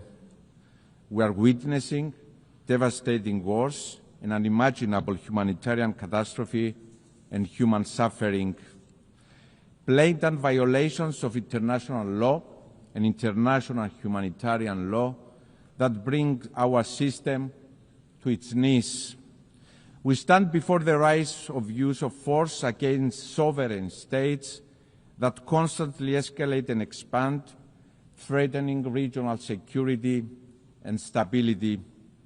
States are sponsoring Malayan actors to destabilize, disrupting critical maritime routes. The use of new means of warfare is rising without even the most basic safeguards in place. Global security is constantly undermined. At the same time, we are faced with the challenge of the uncontrolled expansion of technology and AI, threatening our security and the well-being of our children. And climate change is looming, threatening livelihoods, economies, creating new migration routes, and inequalities are becoming embedded. Our world is changing rapidly. And while there can be no doubt that the United Nations has served a noble cause and that together we have achieved tremendous progress, at this critical moment of inflection, we have a responsibility to recognize the shortcomings, to admit that we have lagged behind, that we have failed along the way, and these admissions need to steer us into action. We must urgently evolve to be fit to effectively address the immense, complex challenges we are faced with. Ladies and gentlemen, this is our moment of responsibility. Collective responsibility and individual state responsibility inextricably linked and mutually reinforcing. The scale and nature of the challenges we face require both. Better together is the theme of this year's Assembly, but beyond better, we are also stronger together, more resilient together. This is the moment to renew our collective commitment and stand firmly and boldly in support of multilateralism and international law. Dialogue and diplomacy are the sole path to lasting stability and security. Dialogue and diplomacy over violence, each and every time. And most importantly, this is the moment to transform pledges into bold action, into change. Ladies and gentlemen, history will look back to this moment in time, and it will be unforgiving. It will judge us all not by the declaratory statements we pronounce, but by the change we enable. We will be judged by the change we become as states, as governments, as leaders that have been elected by our citizens to deliver. Your Excellencies, my country, Cyprus, walks this path of responsibility, and it stands ready to step up further, to assume even more its role as an enabler of security and stability in the Eastern Mediterranean and the greater Middle East, as a driver of cooperation underpinned by a vision of strength through partnership with like-minded countries and a safe harbor in turbulent waters, determined to transform our geography in a complex region into a blessing by building on our long-standing historical ties with our neighbors that are anchored on trust, mutual respect, and cooperation, always part of the solution to the region's challenges as a credible, reliable, responsible partner. We have proven this time and time again. Cyprus will always be a stable, trustworthy, safe harbor. And let me be clear, this is not theoretical. It takes shape and form through concrete initiatives that build on Cyprus' role as a hub of stability and cooperation in a challenging part of the world. Cyprus has consistently provided the necessary infrastructure and support for the evacuation of foreign nationals from areas of danger or conflict, from Sudan, from Lebanon, from Israel, from Iran. Following the barbaric Hamas terrorist attack of October 7 and the subsequent war that has led to a humanitarian tragedy in Gaza, Cyprus assumed yet again its moral responsibility to its region. We did so through the development of the Amalthea Maritime Corridor for the delivery of humanitarian assistance to the civilian population in Gaza. The route was reactivated as recently as this past week. We worked with like-minded partners, the United Arab Emirates, the United States, the European Union, the UK and others, and yes, we deliver.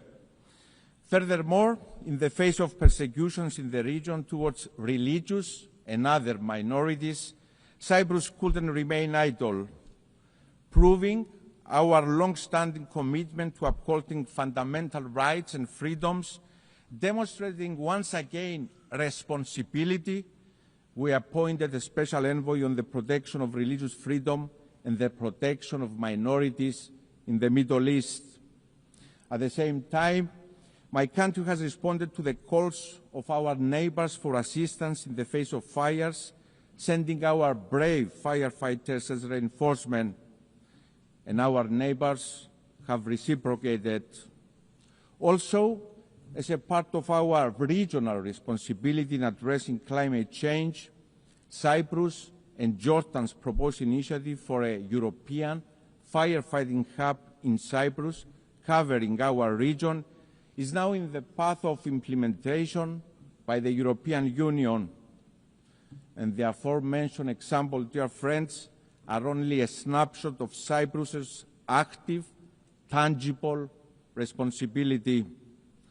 And I'm very proud that my country walks this path of responsibility, and we are determined to expand it, always part of the solution and never part of the problem. Your Excellencies, Cyprus stands ready to assume its regional responsibility also in the context of bringing an end to the war in Gaza, and given our proximity, to play a role in its reconstruction. Let me be clear, there are no substitutes for peace. This war must end. A first necessary step is the immediate ceasefire in Gaza, and I really hope that President Trump's initiative has a positive outcome. At the same time, the humanitarian catastrophe must be alleviated. This means unhindered flow of aid in Gaza. The displacement must also end. International humanitarian law must be respected. We also call with the same fervor for the immediate release of all hostages. And, dear friends, as unreachable as it may seem at this moment, we must not lose sight of the path for peace, for a two-state solution in line with the United Nations Security Council resolutions. We have a responsibility to continue our work for a future in which Israel and Palestine live side by side in conditions of lasting security and peace. And we must be clear and unequivocal that Hamas, a terrorist organization, has no place in such a future. Your Excellencies, as part of our responsibility, my country will assume the rotating presidency of the Council of the European Union in January of 2026. The European Union that has evolved into an unprecedented political union embodying the essence of multilateralism anchored on respect for the UN Charter. It is a project of collective responsibility that delivers a unifying force of stability, security, and prosperity. And the European Union presidency is yet another moment of responsibility for Cyprus. Europe's heart will beat for 6 months from the Union's last divided member state under occupation Since the 1974 Turkish invasion, we will exercise our responsibility, fully aware of what is at stake, an imperative need to deliver stronger multilateralism, more integration and more cooperation between Europe and the world, to deliver a stronger, more secure, more autonomous European Union, committed to supporting partners focusing also on the Eastern Mediterranean and the greater Middle East, supporting and investing in strategic partners that are pillars of stability in the region, such as Egypt and Jordan, working together with our Lebanese partners to ensure long-lasting stability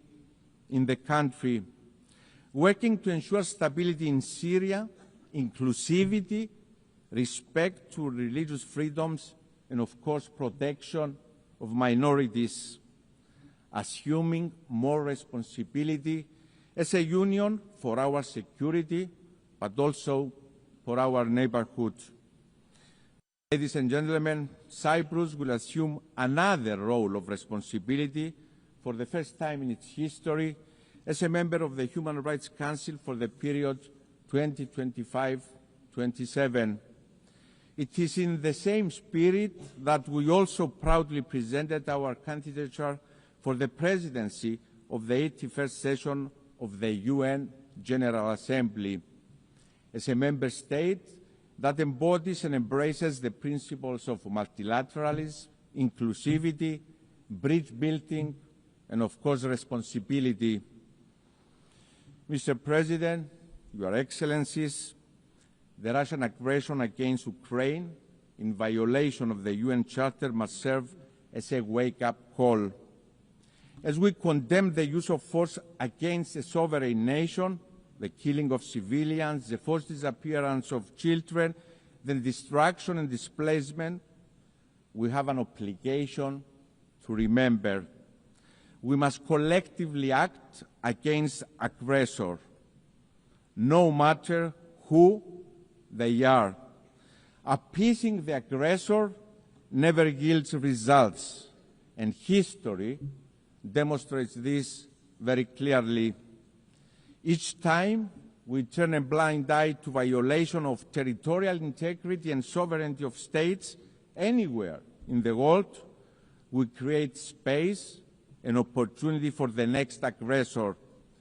And this time, it can be bordering your country.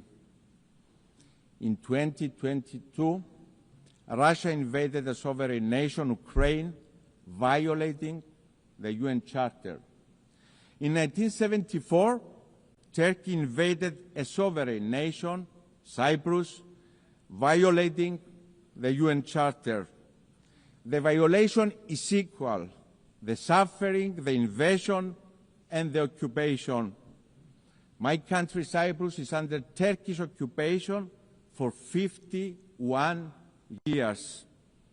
Tens of thousands displaced, women raped, destruction of cultural and religious heritage, the fenced town of Varosha held hostage by Turkey, awaiting for its lawful inhabitants to return as the relevant UN Security Council resolutions have prescribed for Turkey to allow. A policy of illegal settlements to change the demographic character of the country. Families, 51 years later, waiting for the fate of their loved ones. As a young boy in those early years after the invasion, the images of mothers and children weeping for their loved ones have been engraved in my memory. Dear friends, the playbook of occupiers is always the same.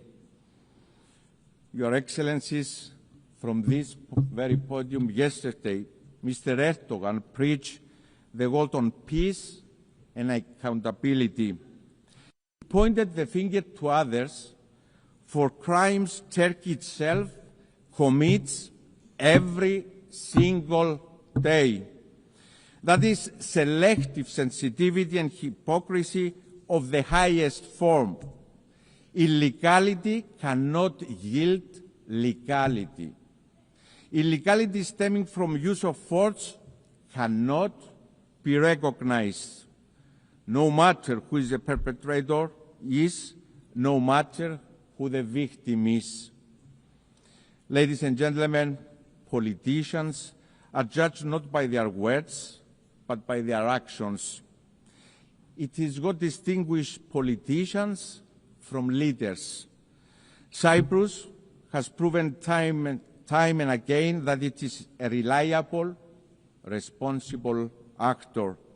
A country that not only talks the talk, but also walks the walk of responsibility. And my call to Mr. Erdogan is to join that path of responsibility, to end the occupation through negotiations for a comprehensive settlement that will reunify Cyprus in a bizonal, bicommunal federation with political equality, always in line with UN Security Council resolutions, European Union law, values and principles. This is the only way. Therefore, let me repeat, the call for responsibility is the loudest for my own country. I'm ready for this moment of responsibility, ready to deliver on the call of history to reunify Cyprus, to reunify my people, Greek Cypriots, Turkish Cypriots, Maronites, Armenians and Latins. Mr. President, Your Excellencies, we stand at the brink of a precipice, and while the impulse may be to shrink away from the immense responsibility we inherited from the visionaries who stood here 80 years ago, now is the moment for us to assume our responsibility collectively and individually as states. Rest assured that my country, Cyprus, will continue to do its part by being responsible, by being advocates for responsibility, for the good of humanity, for our peoples. Thank you very much.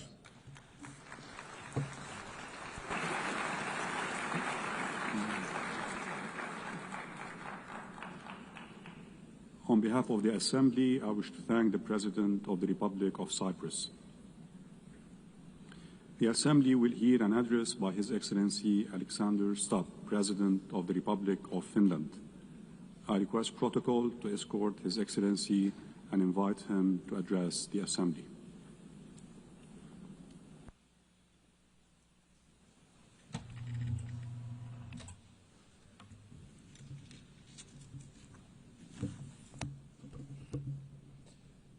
Mr. President, Excellencies, ladies and gentlemen, in its simplest form, foreign policy is really about three things: about values, interests, and power.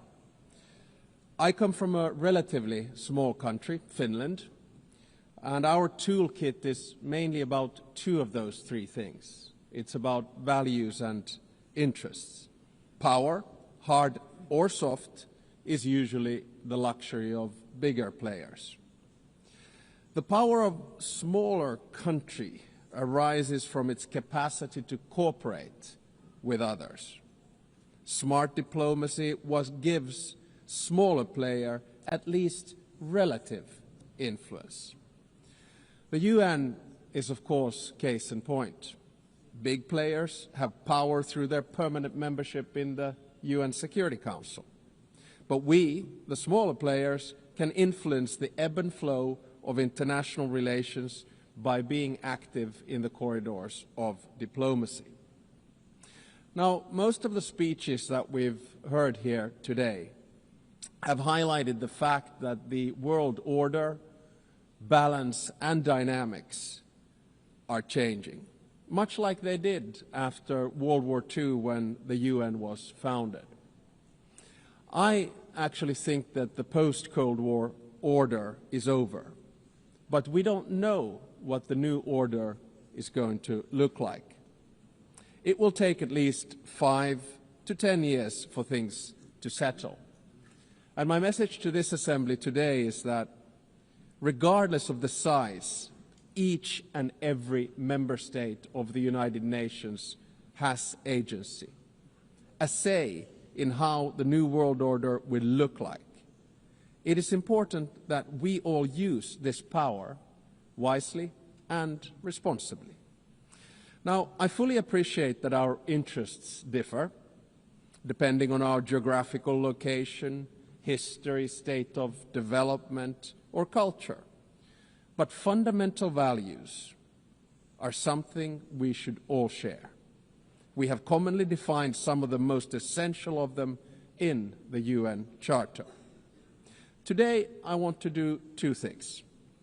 First, analyze where we are, and second, give my proposals on what we might want to do together.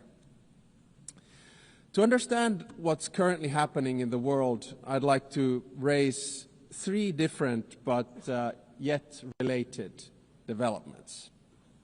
First, it seems to me that there's a growing tension between multilateralism, in other words, an order based on the rule of law, and those that speak the language of multipolarity or transactionalism. So difference between multilateralism and multipolarity. Now, I can understand the temptation and the rationale of the proponents of multipolarity and transactionalism. But can they solve the world's biggest challenges, such as climate change or sustainable development? Today, I see many states, both big and small, pursuing transactional or multivectoral foreign policies. In essence, their aim is to diversify their relations with multiple actors rather than aligning with any one particular bloc. Now, this can be opportunistic, but it may also be justified and reasonable. This depends on political choices. A transactional or multivectoral foreign policy is dominated by interests. Interests drive practical choices of states, and this is entirely legitimate. This kind of foreign policy is based on a realistic understanding of power. Power defines the limits of what is possible for each state.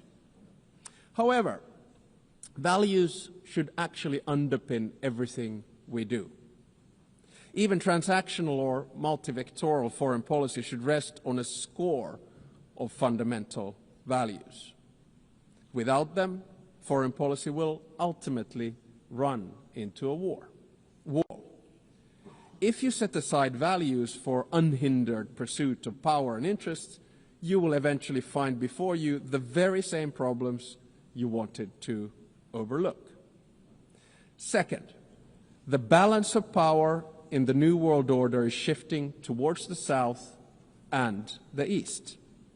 Many countries, especially in Africa, Asia, Latin America, are becoming or have become key players in determining the direction of the New World Order. To put it simply, they have both agency and power. They are not only an expanding economic force, but their demographic growth is inexorable. This will also turn them into a political and cultural force. It will yield them both hard power and soft power, and they will use it to promote their interests as they should.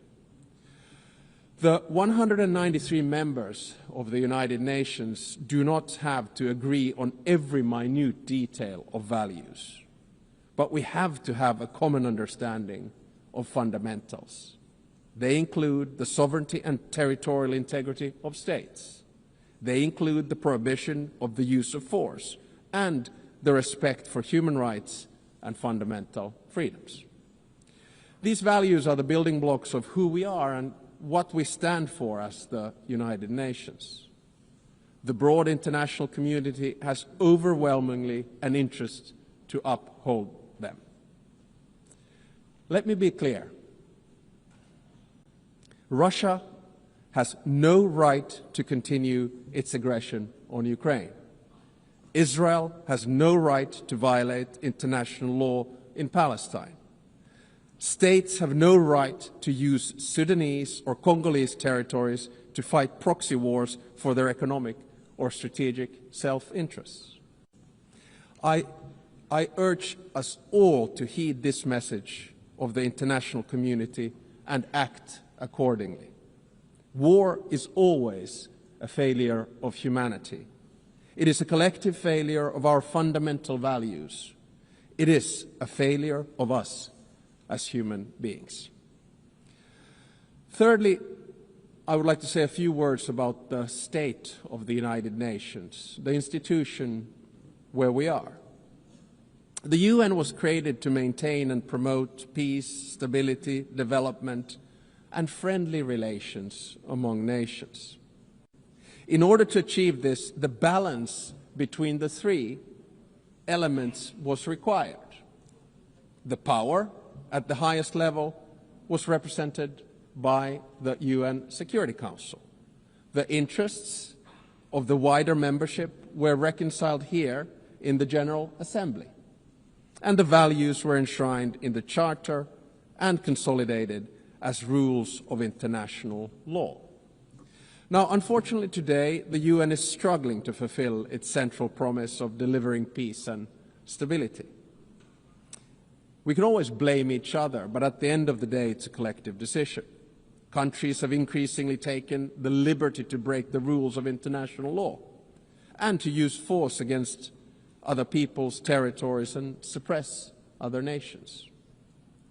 The United Nations of today does not sufficiently reflect the realities of the balance of power.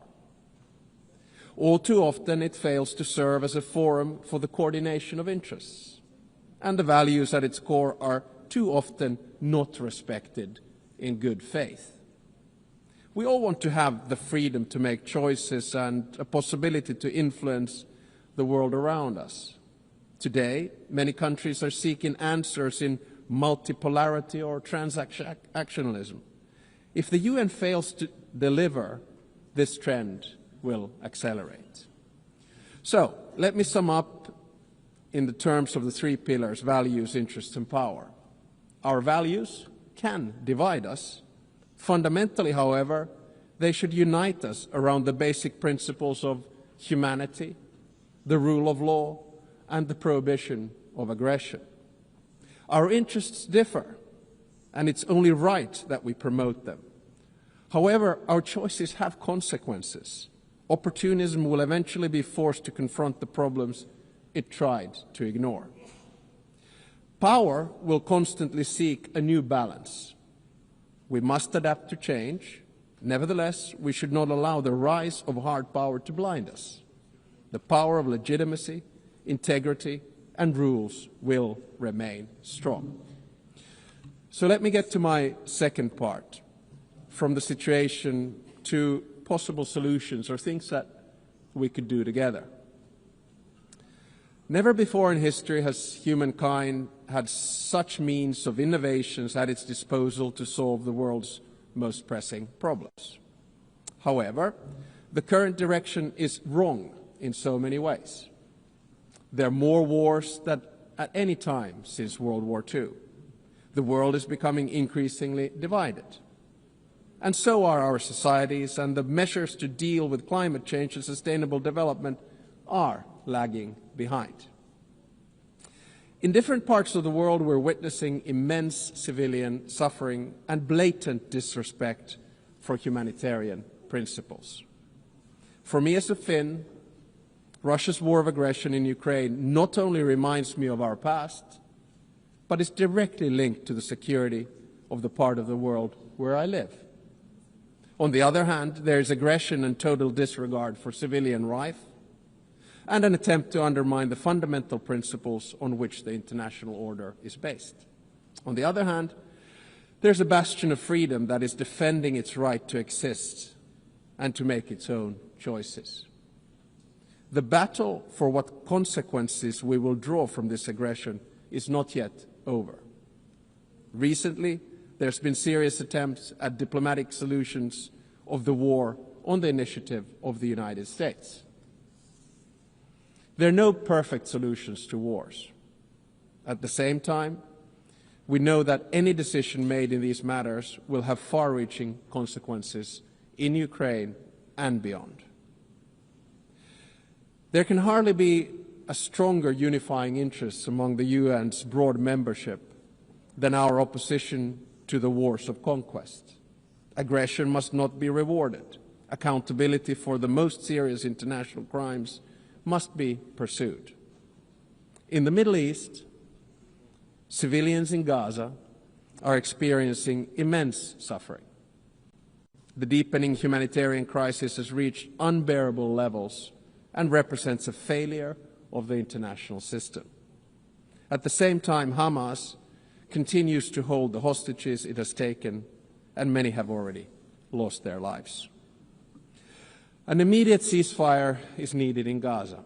That has been reiterated from this podium many times today and yesterday. Humanitarian aid must be granted safe and unhindered access. The hostages must be released. I commend the efforts led by France and Saudi Arabia to advance the two-state solution. The negotiations must meet the Israeli and Palestinian security needs and Palestinian right to self-determination, its legitimate aspiration for statehood and sovereignty. The occupation that began in 1967 must end, and all permanent status issues must be resolved. Correspondingly, the countries that have not recognized Israel must do so.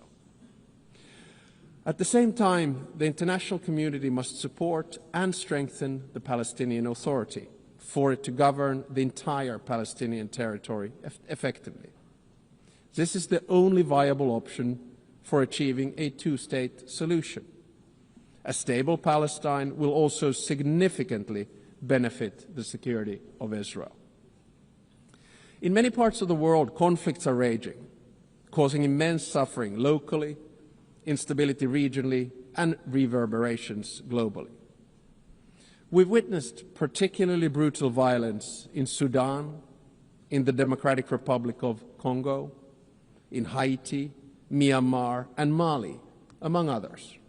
Civilian populations continue to face famine and displacement at a large scale. And sometimes I feel that we end up looking at conflicts only that are near to us. But I think the job of the UN is to look at all of them with equal determination. I praise all those who, in good faith, continue to work for peace despite the daunting task. In June, a peace agreement was reached for the conflict in the Eastern Democratic Republic of Congo. The true test, like with all peace agreements, lies in its implementation. Does it stick? There's a humanitarian crisis of alarming proportions that compels us, all of us, to respond. Peace processes should not be transactional. They must be guided by international law. All countries and stakeholders in the region must be engaged and committed to achieve sustainable peace. The presence and involvement of the UN is essential. I would also like to stress the crucial work carried out by journalists amid conflicts and in other difficult circumstances. Attacks on members of the media are unacceptable. Media freedom is the basis for democracy. It is a prerequisite for an open society. The ability of the press to carry out its work is important for all of us. Ladies and gentlemen, the composition of the UN still largely reflects the world of 1945. As the world has changed drastically, so should the decision-making at the UN. Last year, in this very hall, I argued for a reformed Security Council, a council where currently underrepresented regions would have a stronger voice through permanent seats at the table. The number of permanent members should be increased in the UN Security Council. At least there should be 2 new seats for Asia, 2 for Africa, and 1 for Latin America. I think I'm going to say this every year because it's the only place where I get applause. No single state should have a veto power. And if a member of the Security Council violates the UN Charter, its voting rights should be suspended. I believe that these changes at the top of the UN are necessary in order to maintain the UN's central role in international relations. At the same time, a more comprehensive reform of the UN is needed. I commend the Secretary General for his UN 80 initiative, and I encourage him to take bold and ambitious action. So Finland strongly supports the UN and wants it to succeed. Therefore, we stress the need for true reform to enhance the organization's credibility, relevance, and efficiency. This will ensure that the UN can act. The UN needs to focus its efforts on its most important goals: ending and preventing wars, protecting human rights, and acting as a catalyst for sustainable development. And also, we need to get the UN back into peace mediation. I would argue that one of the reasons that we have so many wars right now is that the UN is absent from peace mediation. No other organization can offer the legitimacy comparable to that of the UN. If the UN is absent, conflicts are not resolved without it, which is not in our common interests. The UN is needed as a mediator, and the member states should support it at this endeavor. Finally, Finland is strongly engaged in the work of the UN and will remain so. Therefore, we are also standing for election to the Security Council for the term of 2029 to 2030. Should we be elected, Finland pledges to be a principled and pragmatic partner for peace. We are principled in our commitment to international law, with the Charter at its core. We are pragmatic in seeking solutions that truly advance international peace and security, recognizing that progress is often incremental. At the outset of my speech, I said that each and every one of us has agency, a say how the new world order will look like. We want to be able to make our own choices and have an impact on the world around us. Nelson Mandela saw truth and reconciliation as the only hope for nations that are bitterly divided. The same applies to relations between states.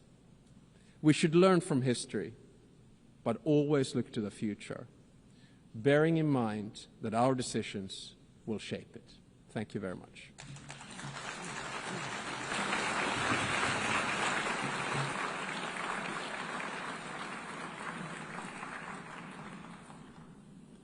On behalf of the Assembly, I wish to thank the President of the Republic of Finland.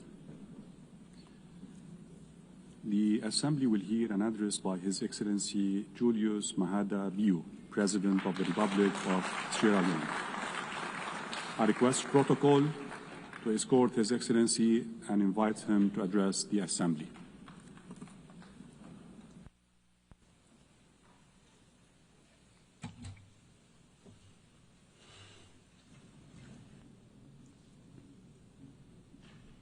President of the General Assembly, the Secretary General, Excellencies, distinguished ladies and gentlemen, I congratulate Her Excellency Annalena Baerbock on her election as President of the General Assembly to lead this historic 80th session of the General Assembly. I thank her predecessor, His Excellency Philip Young, for his distinguished leadership during the 79th session. I commend the Secretary General, Antonio Guterres, for his steadfast commitment to the ideas of the United Nations during these increasingly turbulent times. Madam President, it's both an honor and a solemn responsibility to address this Assembly on the 80th anniversary of the United Nations. This assembly is not just ceremonial. It is a call for the world's conscience to act with unity, determination, and vision. Our theme, Better Together, 80 years and more for peace, development, and human rights, both celebrates and summons. It reminds us that cooperation delivers progress. It also demands that we reimagine multilateralism so that peace, dignity, and equality are not promises on paper, but realities in the lives of people. This anniversary is not a time for complacency, but for courageous renewal. Today, we face deepening inequalities, climate crises, geopolitical fragmentation, technological disruptions, and entrenched conflict. No nation can meet these challenges alone. We need bold multilateralism and a united nations that is not only reformed, but reinvigorated. The UN must be more than a meeting place. It must be a working place for people, for peace, and for our planet. Madam President, Sierra Leone is a small state that has relied heavily on the United Nations chapter and now helps to uphold it. We speak with independence and conviction because we have lived the cost of its absence. I also serve as chair of ECOWAS Authority of Heads of State and Government and coordinator of the African Union Committee of 10 Heads of State and Government on Security Council Reform, C10. For both myself and the people of Sierra Leone, these roles are not just titles, they are responsibilities. They reflect Sierra Leone's conviction that principled multilateralism is the surest defense of law, equity, and peace. Since 1945, the Charter's promise of sovereign equality, non-aggression, and human dignity have been the bedrock of small states like ours. In 1961, when Sierra Leone first addressed this assembly, our founding Prime Minister, Sir Milton Magai, pledged that our voice would be independent and principled, guided not by bitterness, but by conviction. That pledge remains our compass. We stand for justice and equality. We uphold the right of all people to self-determination. We speak truth. We speak truth to power and act in defense of humanity and the rule of law. Small states are not inherently small. Our sovereignty is equal and our responsibilities are the same. Leadership is not the loudest voice in the room.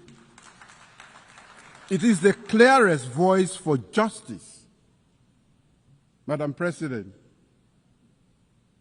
our current term on the UN Security Council has deepened these convictions.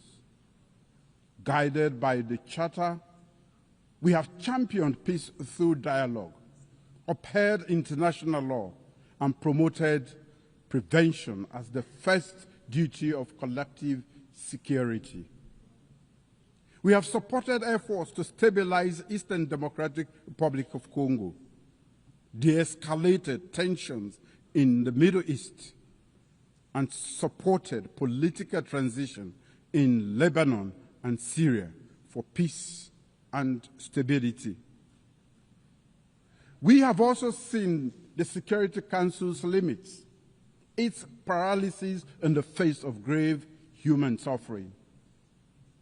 Nowhere has this failure been heart-wrenching than in Gaza.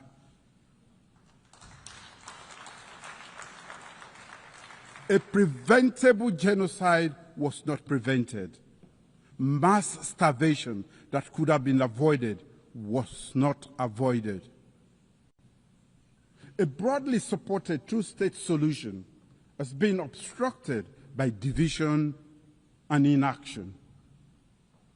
We therefore welcome all member states that have recently announced their long overdue recognition of the State of Palestine. Yet, much more remains to be done. We must bring an end to the war and ensure the release of all hostages and prisoners. Sierra Leone has not wavered. We have spoken with independence, voted with principle, and pressed for urgent action to end atrocities and revive hope. We say again, cease fire now in Gaza. Cease fire now in Sudan. Cease fire now in Ukraine. These are not just slogans. They are calls to conscience, calls to action. In fact, they are echoes of the UN's founding pledge to save succeeding generations from the scourge of war. A veto should never be a verdict against humanity. Madam President, across the world, the UN's authority and legitimacy are being tested. Selective adherence to international law, disregard for Security Council and General Assembly resolutions, deprivation of funding, attacks on peacekeepers and humanitarian workers, disinformation that corrodes trust, and over-reliance on unilateral action. For countries like Sierra Leone, this is not an abstract debate. We know what a working United Nations means. At our darkest hour, during one of the most brutal civil wars in modern history, the UN stood by our side.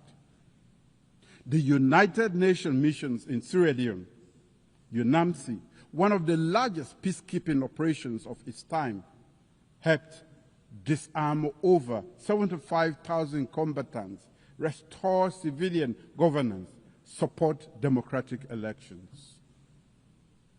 The Special Court for Sierra Leone and the Truth and Reconciliation Commission, both backed by the United Nations, ensured justice and reconciliation.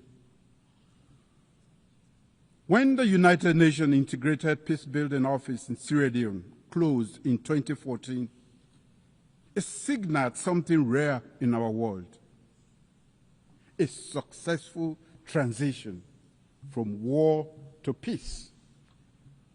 We saw blue helmets on our streets. We saw ballot papers returned to citizens' hands. We saw our nation breathe again. When the UN works, lives are saved. When it fails, lives are lost.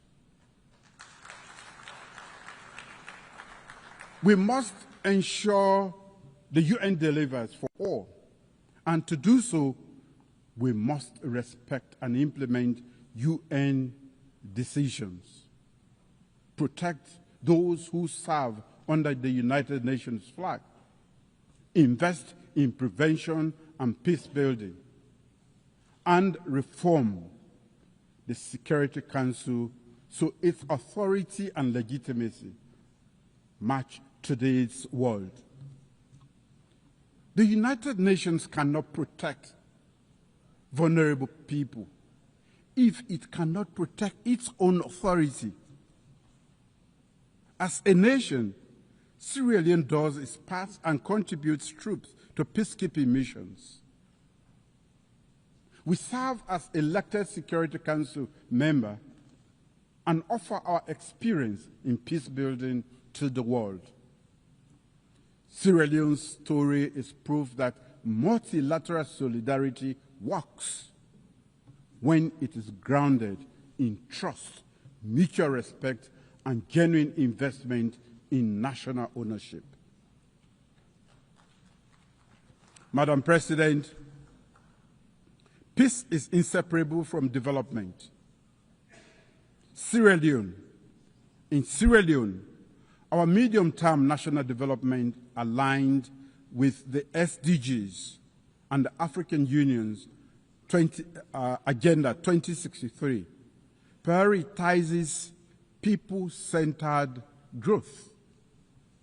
We are transforming our agricultural sector to ensure food security. We are investing in a digital economy that fosters inclusion and innovation. We are deepening investment in human capital development through free quality education and in healthcare, particularly maternal and child health. We are expanding renewable energy to support industrialization and climate resilience.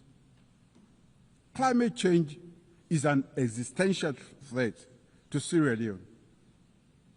Our greenhouse gas emissions are negligible, yet our people and our wide coast bears the cost through erosion, flooding, and pressure on food systems and fisheries.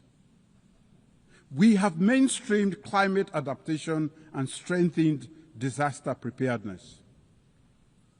In fulfillment of the commitment made at the Third United Nations Oceans Conference, Sierra Leone has ratified the Biodiversity Beyond National Jurisdiction Treaty, BBNG.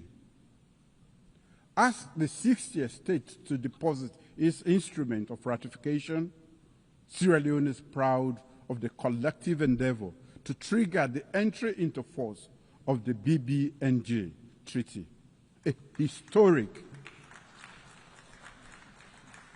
historic milestone for multilateralism and the collective stewardship of our ocean commons. We urge all countries to do the same, so the high seas and areas are governed by common good. Climate justice is not charity. It is a legal and moral responsibility. If the poorest are left to pay the highest climate price, there is no justice. Developed nations must honor their commitments, $100 billion per year in climate finance, technology transfer, and capacity building. We welcome the International Court of Justice advisory opinion on climate change, affirming states' obligation to prevent environmental harm and to protect future generations. In that spirit, Sierra Leone is proud to present the candidature of Professor Dr. Charles Cherno Jallow to the International Court of Justice, a distinguished jurist and tireless advocate for the rule of law.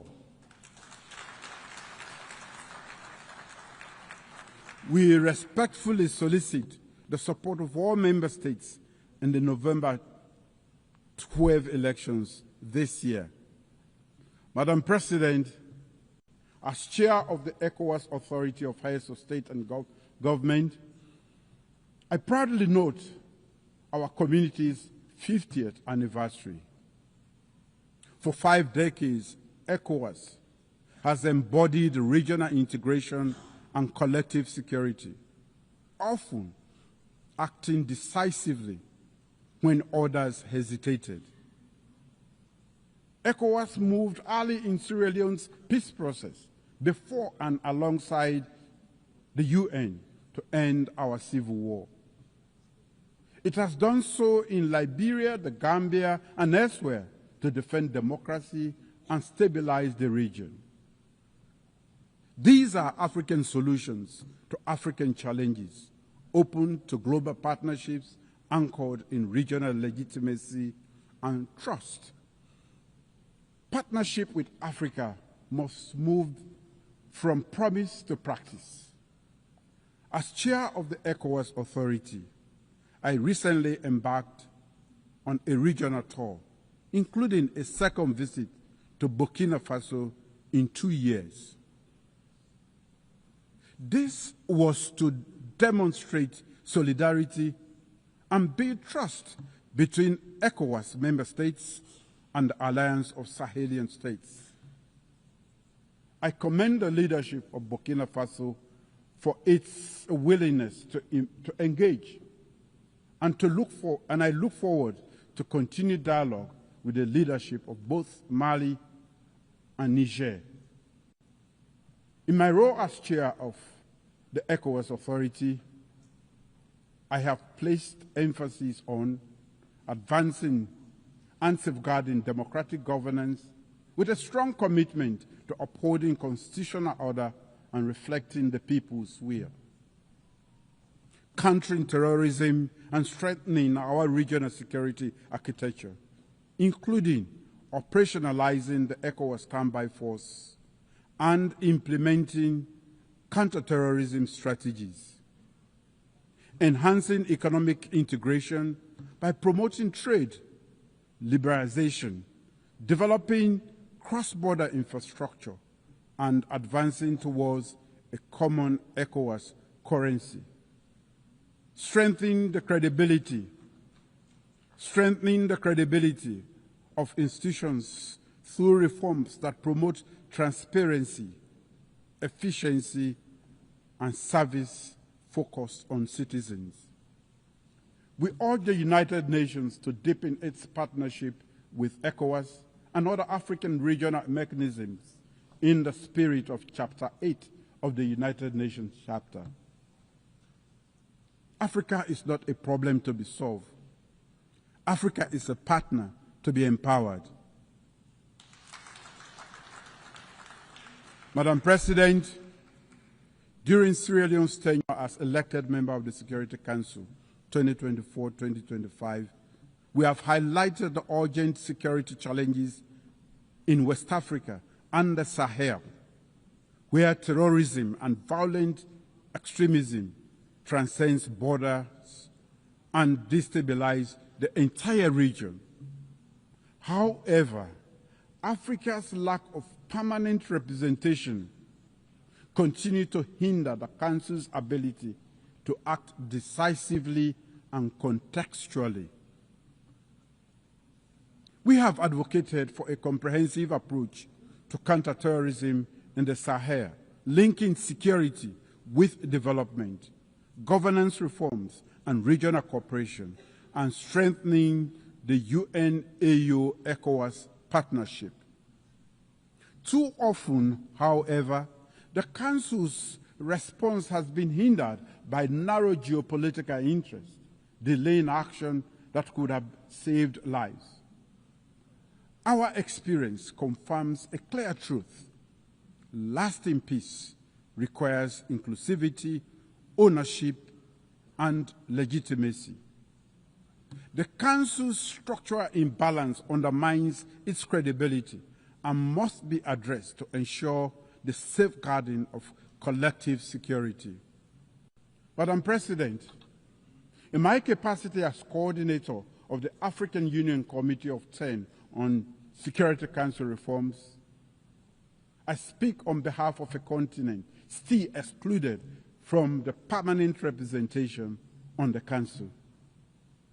Africa, home to 1.4 billion people and the largest regional bloc in the United Nations, still has no permanent seat. This is unjust and untenable.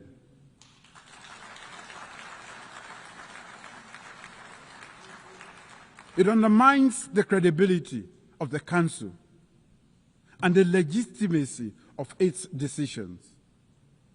The common African position expressed in the Eswatini Consensus and SAT Declaration calls for at least 2 permanent seats for Africa with full rights and prerogatives, including the veto, if retained, and 2 additional non-permanent seats.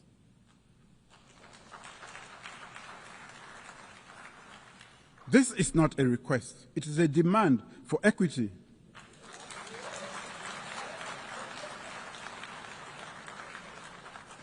It is a test of UN's commitment to fairness and its own charter. During our Security Council presidency in August last year, we gave this issue unprecedented prominence. As we mark the 80th anniversary of the United Nations and the 20th anniversary of the Eswatini Consensus and SAT Declaration, let this be the moment that the international community answers Africa's call. Let us not pass on to the next generation a Security Council reform that fails to reflect the world as it is today. Madam President, the United Nations at 80 must look forward. Sierra Leone stands ready, committed to principled multilateralism, to speaking with independence and conviction, and to working for justice, solidarity, and the dignity of all peoples.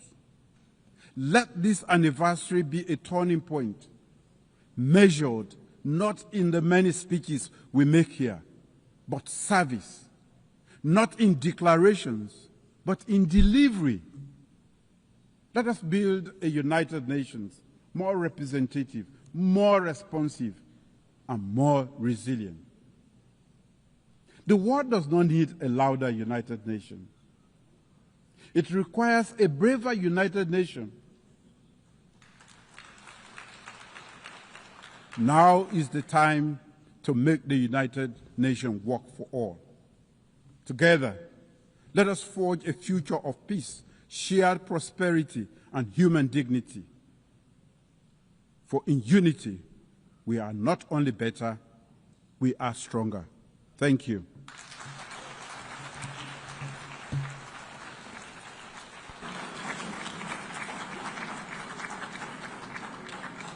On behalf of the Assembly, I wish to thank the President of the Republic of Sierra Leone. We have heard the last speaker in the general debate for this meeting. The next plenary meeting to continue with the general debate will begin at 3 p.m. The meeting is adjourned.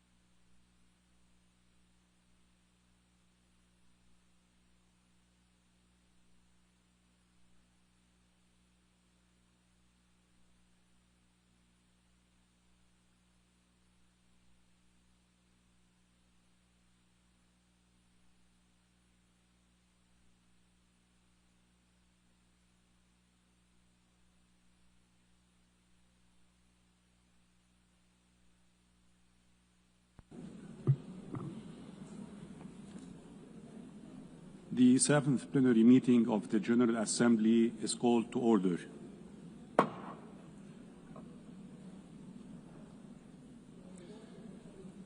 The Assembly will hear an address by His Excellency Luis Rodolfo Abinader Corona, President of the Dominican Republic.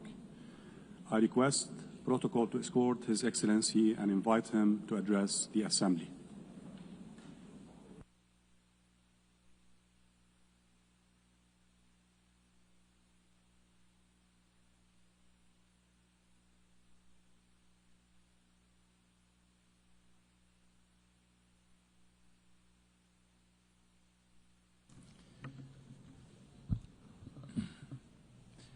Excelentísima señora Annalena Baerbock, Presidenta de la Asamblea General. Excelentísimo señor Antonio Guterres, Secretario General de las Naciones Unidas. Excelencias, distinguidos jefes de Estado y de Gobierno, honorables jefes de delegación, señoras y señores. Hace 80 años, de las cenizas de la guerra, nació esta organización, con el firme compromiso de evitar que la humanidad volviera a naufragar en el odio y la barbarie, y la convicción de que la cooperación y el diálogo debían regir nuestra convivencia.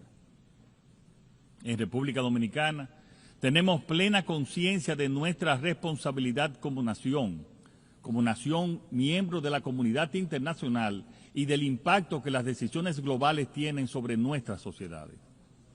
Por eso, exigimos con convicción un orden internacional más justo, y donde el desarrollo de unos no signifique el sacrificio de otros. Vivimos un momento de alta complejidad internacional, donde se combinan 5 fuerzas que agitan profundamente el destino de nuestros pueblos: la polarización política, el resurgimiento del proteccionismo comercial, la revolución tecnológica, el cambio climático y la competencia geopolítica. Estos desafíos globales tienen consecuencias muy concretas para países como el nuestro. Las recientes y persistentes guerras han generado disrupciones en los mercados, creando volatilidad e incertidumbre en los precios de las commodities. Los recientes aranceles introducen un nuevo factor de imprevisibilidad para el comercio internacional. Los huracanes y el afloramiento descontrolado del sargazo nos recuerdan nuestra vulnerabilidad climática. Y la desinformación, amplificada en entornos digitales, erosiona la confianza ciudadana.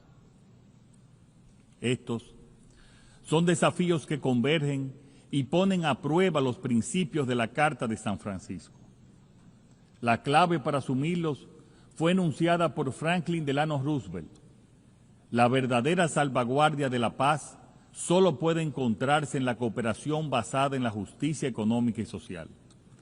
Ante este panorama, República Dominicana reafirma su fe en el mandato fundacional de la Organización de las Naciones Unidas, en sus principios y valores, no como opciones secundarias, sino como las únicas vías para preservar la paz y la dignidad humana.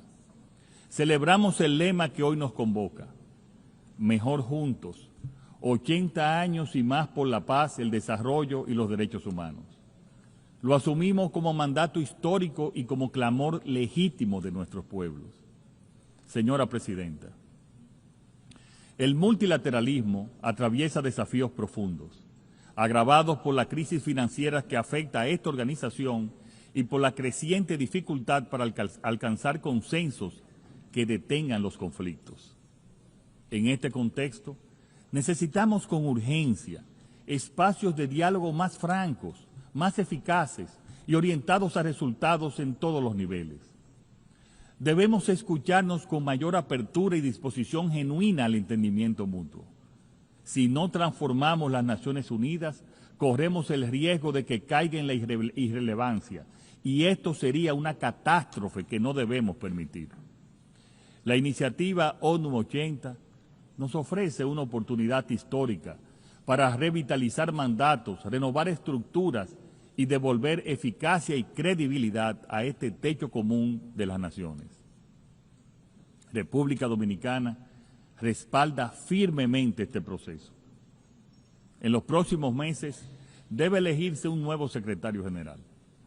Corresponde ahora a Latinoamérica y el Caribe ofrecer un liderazgo renovado con visión, independencia y compromiso que los tiempos exigen. Nuestra región tiene la diversidad, capacidad y experiencia para levantar una voz firme en favor de la paz, la justicia climática, los derechos humanos y el desarrollo sostenible. Estoy plenamente convencido de que ha llegado el momento de que una mujer ocupe la Secretaría General. Colegas, apenas 5 años nos separan del 2030 y los objetivos de desarrollo sostenible siguen rezagados. El principal obstáculo es una arquitectura financiera internacional que no responde a las realidades de los países en desarrollo. Los compromisos asumidos durante la reciente conferencia sobre financiamiento para el desarrollo en Sevilla son un paso positivo, pero insuficiente. Necesitamos una transformación real, un nuevo pacto financiero internacional con acceso a financiamiento concesional, alivio de deuda, mecanismos innovadores y mayor cooperación técnica. El compromiso dominicano es sólido. A pesar de los desafíos, hemos logrado avances tangibles en la implementación de la Agenda 2030.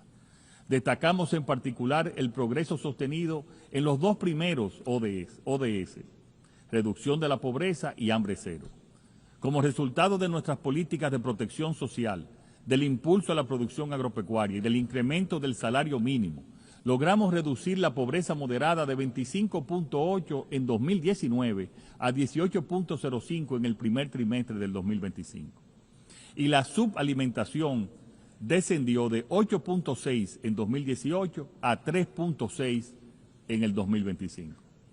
Señoras y señores, con responsabilidad y coherencia, he sostenido ante esta Asamblea y en todos los foros internacionales relevantes que la crisis multidimensional de Haití representa una grave amenaza a la paz y la seguridad para la República Dominicana y para toda la región.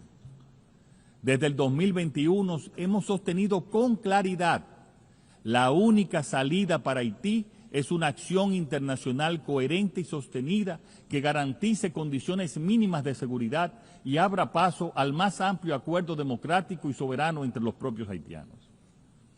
Ese vecino país vive una tragedia humana sin precedentes, violencia extrema, colapso institucional y control territorial de numerosas bandas criminales que aterrorizan a la población.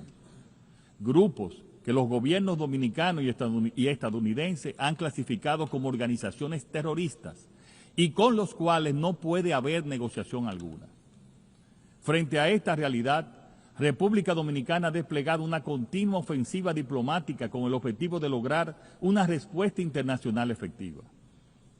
En este tenor, el Consejo de Seguridad aprobó una misión multinacional de apoyo a la seguridad MSS, junto a un embargo de armas y un régimen de sanciones para las personas e instituciones que fomentan a esas organizaciones criminales. Agradecemos el liderazgo de Kenia, Jamaica, Belice, Bahamas, Guatemala y El Salvador, y el apoyo financiero de Estados Unidos, Canadá y otros países que han hecho posible el despliegue inicial. Pero la misión aún no ha alcanzado la escala necesaria, número de efectivos y el financiamiento adecuado, por lo que no ha alcanzado sus objetivos. Por eso, respaldamos firmemente el proyecto de resolución presentado por Panamá y Estados Unidos ante el Consejo de Seguridad, basado en la propuesta del secretario general Guterres para transformar la MSS en una fuerza que logre imponer orden y restablecer la paz con una estructura de mando reforzada, metas claras y evaluables y el apoyo logístico y operativo de una oficina bajo el mando de Naciones Unidas. Esta propuesta establece una presencia más robusta, con mayor coordinación, supervisión y estándares de rendición de cuentas, tanto en derechos humanos como en desempeño operativo. Hacemos un llamado urgente a los miembros del Consejo de Seguridad, en especial a los 5 permanentes, a adoptar esta resolución sin demoras. Debemos estar conscientes de que el mandato de la MSS expira el 2 de octubre. Estamos frente a un periodo de transición delicado que exige garantizar legitimidad a todo el contingente actual de la misión. República Dominicana reclama que se apoye este pedido y lo hace desde la frontera misma del colapso haitiano. Apelamos también al respaldo político, financiero y operativo de Latinoamérica y el Caribe para la misión en Haití. Se trata de un país de nuestra región que exige una responsabilidad compartida como vecinos. Es importante dejar claro que República Dominicana seguirá protegiendo su integridad territorial y haciendo valer su régimen migratorio nacional.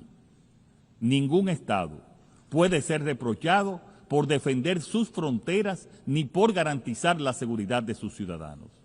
No podemos ni debemos cargar solo con el peso de una crisis que desborda cualquier capacidad nacional. No es sostenible ni seguro para nadie. Cada día de inacción aleja la solución a la crisis. Actuemos ya, amigos y amigas.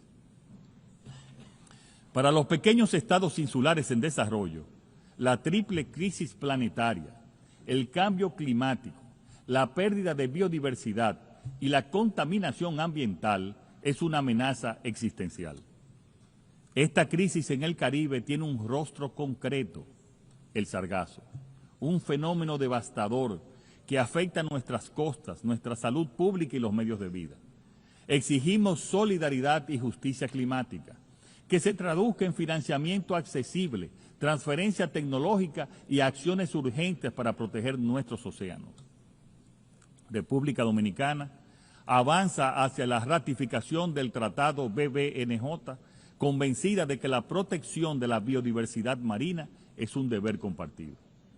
Los mares son fuente de vida y cuidarlos es cuidar nuestro futuro.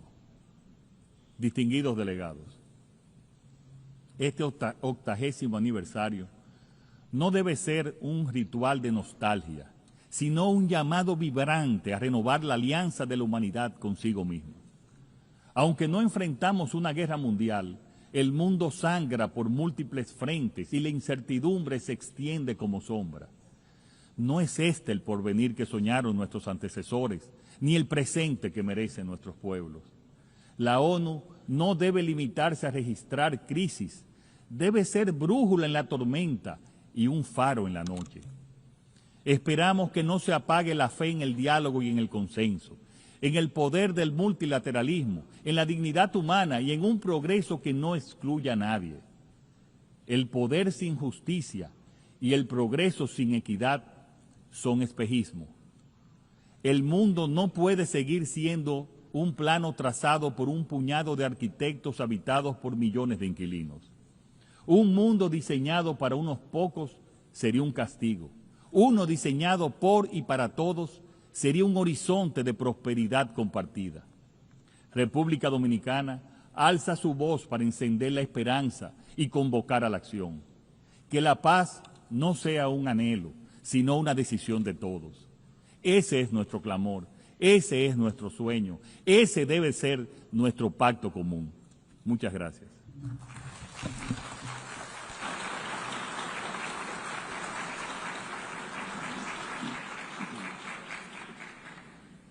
On behalf of the Assembly, I wish to thank the President of the Dominican Republic.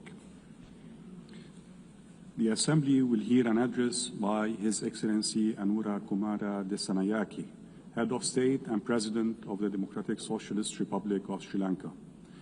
I request protocol to escort His Excellency and invite him to address the Assembly.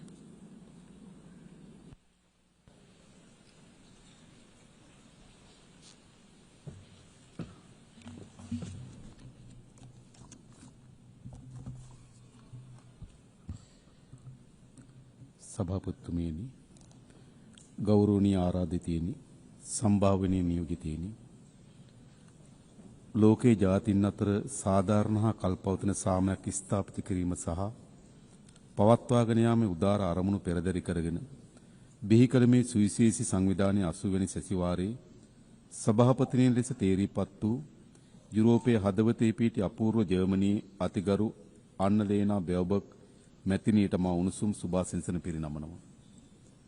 ඒ වගේම ලෝකයේම මවිතයට පත් කරන භූගෝලීය හා සංස්කෘතික විවිධත්වයක් ඇති කැමරෝනීය අතිගරු ෆෙලෝමාන් යෑන් හිටපු සභාපතිතුමා ලබා දුන් නායකත්වයේ වෙනුවෙන් ශ්‍රී ලංකාව සිය ප්‍රශංසාව පිරිනැමීමට මේ අවස්ථාව කරගන්නවා. සාමීන් ප්‍රජාතන්ත්‍රවාදයෙන් පිරුණු ලස්සන ලෝකයක් වෙනුවෙන් දශක 8ක් පුරා අපකැප වූ සංවිධානයක බහුපාර්ශ්වික ගමන් මඟ සහ ඉදිරි අනාගතය පිළිබඳ සැලසුම් සකස් කරන මෙම සුවිශේෂී අවස්ථාවේදී ශ්‍රී ලංකාවේ ජනාධිපතිවරයා ලෙස පළමු වරට මෙම ගෞරවනීය සභාව ඇමතීමට ලැබීම පිළිබඳ ඉමහත් සතුටටපත් වෙනවා. ඔබ අප සෑම දෙනාම මේ ලෝකයේ විවිධ රටවල් නියෝජනය කරමින් පැමිණි ඒ රටවල ජනතාවගේ නියෝජිතයින් වෙනවා. මගේ රටවන ශ්‍රී ලංකාව මෙන්ම අනෙක් සෑම රටකම ජනතාව අප වෙත පවරා දුන් ඓතිහාසික වගකීමක් අප සියලු දෙනාගේම උරහිස් මත පැවරී තිබෙනවා. අප ගනු ලබන සෑම තීන්දුවක්ම මේ ලෝකයේ කොතනක හෝ ජීවත් වෙන සෑම දෙනාටම බලපානවා. ඒ සියලු තීන්දුව සහ තීරණ ලෝකයේ අනාගත පැවැත්ම වෙනුවෙන් තීරණාත්මක මැදිහත් වීමක් කරනවා. මිනිස් ශිෂ්ටාචාරයේ ආරම්භ වූ දා සිට මේ දක්වා මුහුණ දෙන අතිශයින් බරපතල ඛේදවාචකයක් ලෙස දුප්පත්කම හඳුන්වා දෙන්න පුළුවන්. ඒ මහ ව්‍යසනයේ හේතු කොටගෙන නිර්මාණය වූ තවත් බරපතල ගැටලු කීපයක් අප ඉදිරියේ අන්ධකාර පීඩාවක් නිර්මාණය කොට තිබෙනවා. ඒ පිළිබඳ මේ සුවිශේෂී සමුළුවේ අවධානය යොමු කිරීම කළ යුතුම බවට මගේ හෘද සාක්ෂිය හඬනගා කියනවා. බොහෝ විට මේ සියල්ල ඔබේ හෘද සාක්ෂියටත් අඩු වැඩි වශයෙන් බලපෑම් කරනවා ඇතයි මා සිතනවා. සම්භාවනීය නියෝජිතයිනි. ලෝකේ බහුතරයක් රටවල් සියවස් ගණනාවක් තිස්සේ අත්විඳින නොනවතින නිසා අතිශය වේදනාබර අරගලයේ ලෙස දුප්පත්කම හඳුන්වා දෙන්නට පුළුවන්කම තිබෙනවා. ඒ විවිධ මුහුණුවරින් එන බිහිසුණු සතුරෙක් වන අතර අප මේ සමුළුව රැස්ව සිටින මොහොතේ මාද ඇතුළු මේ සෑම නියෝජිතයෙකුම රටවල් වල අඩු වැඩි වශයෙන් සැලකිත දරුවන් පිරිසක් කුසගින්නේ සිටිනවා. සියලුම දරුවන්ට අධ්‍යාපන ලැබීමේ අයිතිය ජාත්‍යන්තර මානව හිමිකම් නීතිය මගින් සහතික කර ඇති සහ ආණ්ඩුක්‍රම ව්‍යවස්ථාව තුළ පිළිගත් මූලික මානව අයිතියක් වෙනවා. නමුත් නැතිබැරිකම දුප්පත්කම නිසා මේ අයිතිය උල්ලංඝනය වන ලක්ෂ සංඛ්‍යාත දරුවන් ලෝකේ පුරා සිටිනවා. තාක්ෂණයෙන් පිරිපුන්යයි උදම් මනන ලෝකයක් පාසල් අහිමි දරුවන් සිටීම මොනතරම් අවාසනාවන්ත තත්වයක්ද. අධ්‍යාපනය යනු සෑම ශ්‍රේෂ්ඨ ජාතියක්ම ගොඩනගන අත්තිවාරම් වෙනවා. අනාගත ලෝකයේ පැවැත්ම තීරණය කරන ප්‍රධානම සාධකය වෙනවා. අධ්‍යාපනය සඳහා කරන ආයෝජනය ලෝකයේ ප්‍රගතිය උදෙසා කරන ආයෝජනයක් ලෙස අපි සලකනවා. බොහෝ සංවර්ධන වීම පවතින රටවල් වල දුප්පත්කමට මුහුණ දීමේ ප්‍රගතියට ණයබර අඛණ්ඩව බාධා කරනවා. සාමාන්‍යයෙන් අඩු ආදායම්ලාභී රටවල් සෞඛ්‍ය අධ්‍යාපන සේවා සඳහා ගෙවීමට වඩා දෙගුණයකටත් වඩා වැඩි අරමුදල් සුද්ධ පොලි ගෙවීම සඳහා වෙන් කරනවා. පුරවැසියන් වශයෙන් මෙන්ම රටවල් වශයෙන් ණය උගුල්වල හිර වී සිටිනවා. මේ තත්ත්වයේ සාධනීය විසඳුමක් අවශ්‍ය වෙනවා. තිරසාර සංවර්ධන සඳහා වූ 2030 න්‍යාය පත්‍රයේ කිසිවෙකු අතහැර නොවන බවටත් පළමුවෙන්ම පිටුපසින් සිටින අය වෙත ළඟා වීමටත් පොරොන්දු වී තිබෙනවා. අද ලෝකේ පුරා මුහුණ දෙන විශාලතම ගෝලීය අභියෝගය දුප්පත්කම අවසන් කිරීමේ අභියෝගය බව තිරසාර සංවර්ධන සඳහා වූ 2030 න්‍යාය පත්‍රය හඳුනාගෙන තිබෙනවා. 1995 දී කෝපන්හෙග්දී පැවති සමාජ සංවර්ධනය සඳහා වූ ලෝක සමුළුවේදී ගත් තීරණාත්මක තීන්දුවක් ඔබේ අවධානයට යොමු කරනවා. නමුත් අනපේක්ෂිත යුද්ධ, දේශපාලන ව්‍යාකූලතාවයන් වගේම ලෝකයේම කුණාටුවකට හසු කළ කොවිඩ් වසංගතය නිසා අභිලාෂකාමී න්‍යාය පත්‍රයේ ව්‍යාකූලත්වයට පත් කොට තිබෙනවා. ඒ නිසා ඇති නැති පරතරය දුප්පත්කම ලෝක ව්‍යසනයක්සේ සලකා කටයුතු කළ යුතුව තිබෙනවා. ගරු සභාපතිතුමීනි, ගෞරවනීය අමුත්තනි, මේ අසිරිමත් ග්‍රහලෝකයේ අස්ථාවරත්වයටත් ව්‍යාකූලත්වයටත් පත්වන නවතම ගැටලුවක් ලෙස මත්ද්‍රව්‍ය හා ඒහා බැඳුණු සංවිධානාත්මක අපරාධ කණ්ඩායම් හඳුනා ගන්නට පුළුවන්කම තිබෙනවා. ඒ බව එක්සත් ජාතීන්ගේ මත්ද්‍රව්‍ය අපරාධ පිළිබඳ කාර්යාලය 2025 ලෝක මත්ද්‍රව්‍ය වාර්තාවේ පවා තහවුරු කොට තිබෙනවා. ගෝලීය මත්ද්‍රව්‍ය ගැටලුව ලෝක පුරා මිලියන සංඛ්‍යාත ජනතාවට බලපාන සංකීර්ණ අභියෝගයක් වී තිබෙනවා. දිනෙන් දින මත්කුඩු සහ ඒ ආශ්‍රිත නිෂ්පාදන ගෝලීය වෙළඳපොළ වාර්තාගත ලෙස ආක්‍රමණය කොට තිබෙනවා. මද්ද්‍රව්‍ය වෙළඳාම සහ ඒ හරහම ක්‍රියාත්මක සංවිධානාත්මක අපරාධ ලෝක අර්බුද රැසකට මාර්ගය විවෘත කොට තිබෙනවා. මේවාට සම්බන්ධ කණ්ඩායම් රාජ්‍යයන් ගොදුරු බිම් බවට පත් කරමින් සිටිනවා. මේ ව්‍යසනය ලෝක සෞඛ්‍යයට, ලෝක ප්‍රජාතන්ත්‍රවාදයට, ලෝක දේශපාලනයට සේම අවසන් වශයෙන් ලෝකයේ යහ පැවැත්මට එරෙහි මහා ප්‍රවාහයක් බවට පත් වී තිබෙනවා. මේ මා ව්‍යසනයේ තුරන් කිරීම වෙනුවෙන් ශ්‍රී ලංකාවේ අප සාධනීය වැඩපිළිවෙලක් ක්‍රියාත්මක කරමින් සිටින අතර මේ උවදුර පිටු දැකීමේ ලෝක න්‍යාය පත්‍රය සක්‍රිය කිරීමට මා ඔබට ගෞරවයෙන් ආරාධනා කරනවා. මේ ජාවාරම්කරුවන්ට එරෙහිව නීතිය තදින් ක්‍රියාත්මක කිරීම, එවැනි ජාවාරම්කරුවන්ට තම තමන්ගේ රටවල් වලට සංක්‍රමණය වීම ඉඩ ප්‍රස්ථා අහුරුවාලීම, මේවට ඇබ්බැහි වූවන් පුනරුත්ථාපනය කරනු ලබන මධ්‍යස්ථාන බිහි කිරීම වැනි කරුණු මෙහි මොහොතේ මම ඔබගේ අවධානයට යොමු කරවනවා. ගරු සභාපතිතුමනි, ගෞරවනීය අමුත්තනි, දූෂණය සමාජයේ පුළුල් පරාසයක විනාශයට සහ ඛේදවාචකයට හේතු වන දොහොයි වසංගතයක් විදිහට අපි විශ්වාස කරනවා. දූෂණය සංවර්ධනයට බාධාවක්, ප්‍රජාතන්ත්‍රවාදය සහ ලෝකයේ යහපැවැත්මට තීරණාත්මක තර්ජනයක් සහ දුප්පත්කමට හේතුවක් වන බව අපේ ස්ථාවර වෙනවා. දූෂණයට එරෙහි සටන භයානකයි. නමුත් දූෂණයට එරෙහි සටන් නොකර සිටීම ඊටත් වඩා භයානකයි යන්න මම ඔබට ඉතාමත් ගෞරවයෙන් සිහිපත් කරනවා. 1948 දී මානව හිමිකම් පිළිබඳ විශ්ව ප්‍රකාශනයේ ලෝකයේ මිනිස් ප්‍රජාවට විශාල ජයග්‍රහණයක් ගෙනාවා. මානව ශිෂ්ටාචාරයේ විවිධ ජයග්‍රහණයන් එක්රැයකින් ලැබී නැහැ. ඒ සියල්ල අප්‍රමාණ කැපකිරීම සහ නොපසුබට උත්සාහයේ ප්‍රතිඵල. දූෂණයට එරෙහි සටනත් අසිරු පියවරක්, එහෙත් අපි මේ පියවර තැබිය යුතුයි. අප තබන පළමු පියවර අසිරු විය හැකියි. නමුත් අප නිර්භීතව තබන පියවර නිවැරදි නම් ඒ පියවර පිටුපස තවත් පියවර දහස් ගණනක් අප සමග ඒවියයි මා විශ්වාස කරනවා. ගරු සභාපතිතුමනි, නියෝජිතවරුනි, නිර්භීත වන්න. ඉතුරු සියල්ල ඉබේම වේයයි ජවහර්ලාල් නේරුතුමන් කළ ප්‍රකාශය මේ මොහොතේ මා සිහිපත් කරනවා. මම නියෝජනය කරන්නේ මිලියන 22කට ආසන ජනගහනයක් ජීවත් වන පුංචි දීප්තිමත් දූපතක්. ශ්‍රී ලංකාවේ ජනගහනය ආසන්න වශයෙන් මුළු ලෝක ජනගහනයෙන් 0.3ක් පමණ වෙනවා. අපේ රටේ වගේම රටේ සිටින ජන සංඛ්‍යාව ප්‍රමාණාත්මක සහ සංඛ්‍යාත්මක කුඩා බව ඇත්ත. නමුත් අපේ රටෙත් ලෝකෙත් මතු පරපුර වෙනුවෙන් දූෂණයට එරෙහි සටන අපි ආරම්භ කොට තිබෙනවා. දූෂණයට එරෙහි සටන සෑම රටකම සංස්කෘතියේ කොටසක් විය යුතුයි කියා මා යෝජනා කරනවා. ගරු සභාපතිතුමනි, ගෞරවනීය අමුත්තනි, ඔබ කුමන රාජ්‍ය නියෝජනය කළත් මේ සෑම නියෝජිතයෙක්ම යුද්ධය ප්‍රතික්ෂේප කිරීමට මා සමග එක්වන බව මට විශ්වාසයි. යුද්ධයක් ප්‍රාර්ථනා කරන ජාතියක් ලොව නැහැ.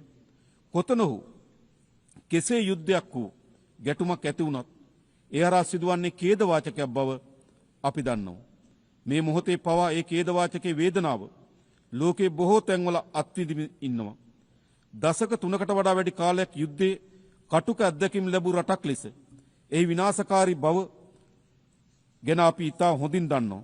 යුද්ධය නිසා මියගිය දහස් ගණන් සැමරුම් ස්මාරක අසල පැමිණි ඔවුන්ගේ දෙමව්පියන්, දූ දරුවන්, බිරින්දෑවරුන් දෑත් එක් කරගෙන නගන වේදනාබර ආයතනයේ දකින ඕනෑම කෙනෙක් යුද්ධයක සිහිනයක් දැකීමට පවා අකමැති වෙනවා. ඒ වේදනාබර දසුන අපි ඇස් දෙකෙන් දැක තිබෙනවා. ගැටුම් නිසා මිනිසුන්ට විඳින්න සිදුවී ඇති දුක් පෙර නොවිරු මට්ටමට ළඟා වී තිබුණත් බොහෝ විට ජාත්‍යන්තර ප්‍රජාව මිලියන ගණනකගේ දුක් වේදනා අවසන් කිරීමට අපොහොසත් වූ හුදු නරඹන්නෙකු බවට පත් වී තිබෙනවා. දරුවන්ගේ සහ අහිංසක සිවිල් වැසියන්ගේ ජීවිත එහාට මෙහාට පහර වදිමින පාපන්දෝ බවට පත් කිරීම අවස්ථාවාදී බල දේශපාලන ඛේදවාචකයක් වී තිබෙනවා. තමන්ගේ බලය වැඩි කර ගැනීමට තවත් කිසියෙකුට ජීවිතවලට බලපෑම් කිරීම සහ පීඩා කිරීමට කිසියෙකුට අයිතියක් නැහැ. පාලකයන් කළ යුත්තේ ජීවිත ආරක්ෂා කිරීම මිස ජීවිත විනාශ කිරීම නොවේ. ගාසා තීරයේ අඛණ්ඩව සිදුවන බිහිසුණු ව්‍යසනය අපගේ දැඩි කනස්සලට හේතු වී තිබෙනවා. විශේෂම ගාසා තීරයේ වේදනාබර ඛේදනීය එලිමහන් සිර කඳුරක් වී තිබෙනවා. අහිංසක දරුවන්ගේ සහ සිවිල් වැසියන්ගේ විලාපය රැව් පිළිරව් දෙනවා. එක්සත් ජාතීන්ගේ සංවිධානය සහ අනිකුත් සියලු පාර්ශ්වයන්ගේ එකතාවය මත දෙපාර්ශ්වයේ කඩිනමින් සටන් විරාමයකට යොමු වීමත්, බාධාවකින් තොරව සියලු මානසික ආධාර යොමු කිරීමත්, සියලු පාර්ශ්වයන්ගේ ප්‍රාණපකරුවන් නිදහස් කිරීමත් පිළිබඳව අපි හඬ නගනවා.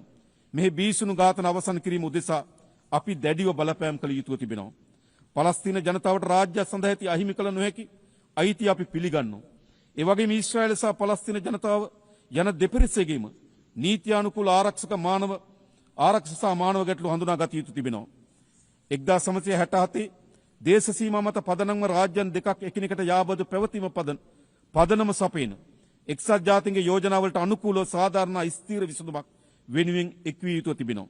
නිරර්ථක යුද්ධයක් හේතුවෙන් මිලියන ගණනක් ලෝකවාසීන්ගේ දුක් වේදනා ඉදිරිපිට හුදු නරඹන්නක බවට පත් වී සිටීම අවසන් කළ යුතු තීරණාත්මක මොහොතකට අප එළඹ තිබෙනවා. මිනිස් සංහතිය තුළ ලෝකයේ පීඩාවට පත්කන යුද්ධ ගැටුම් වලට උමුතු ආගමික අන්තවාදයට සහ ජාතිවාදයට බරපතල ලෙස හේතු වී තිබෙනවා. වහල්භාවයේ අහෝසි කර සියවසක් ඉක්ම ගොස් ඇතත් වර්ගවාදයේ විස තවමත් තැන තිබෙන බව නැවත නැවත සිහිපත් කළ යුතුයි. අන්තවාදී සහ ජාතිවාදී අදහස් මාරාන්තික වසංගත රෝග තරමටම සාහසික වී තිබෙනවා.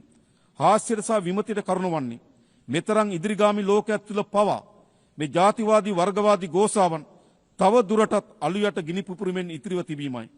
එහි බීසුණු තත්ත්වය වන්නේ ඉතාමත් තීරණාත්මක ලෙස විශ්වයේ යහ පැවැත්මට එරෙහිව අවස්ථාවාදී ලෙස ගිනි පුපුරු විටින් විට මහා ගිනි ජාලාව බවට පත් කිරීමයි. ආයුධ මගින් ප්‍රශ්න විසඳ ගන්නා වෙනුවට මානව ශිෂ්ටත්වයේ වටිනාකම වලින් ප්‍රශ්න විසඳා ගැනීමේ හැකියාව වෙත අපි අවතීර්ණ විය යුතු තිබෙනවා.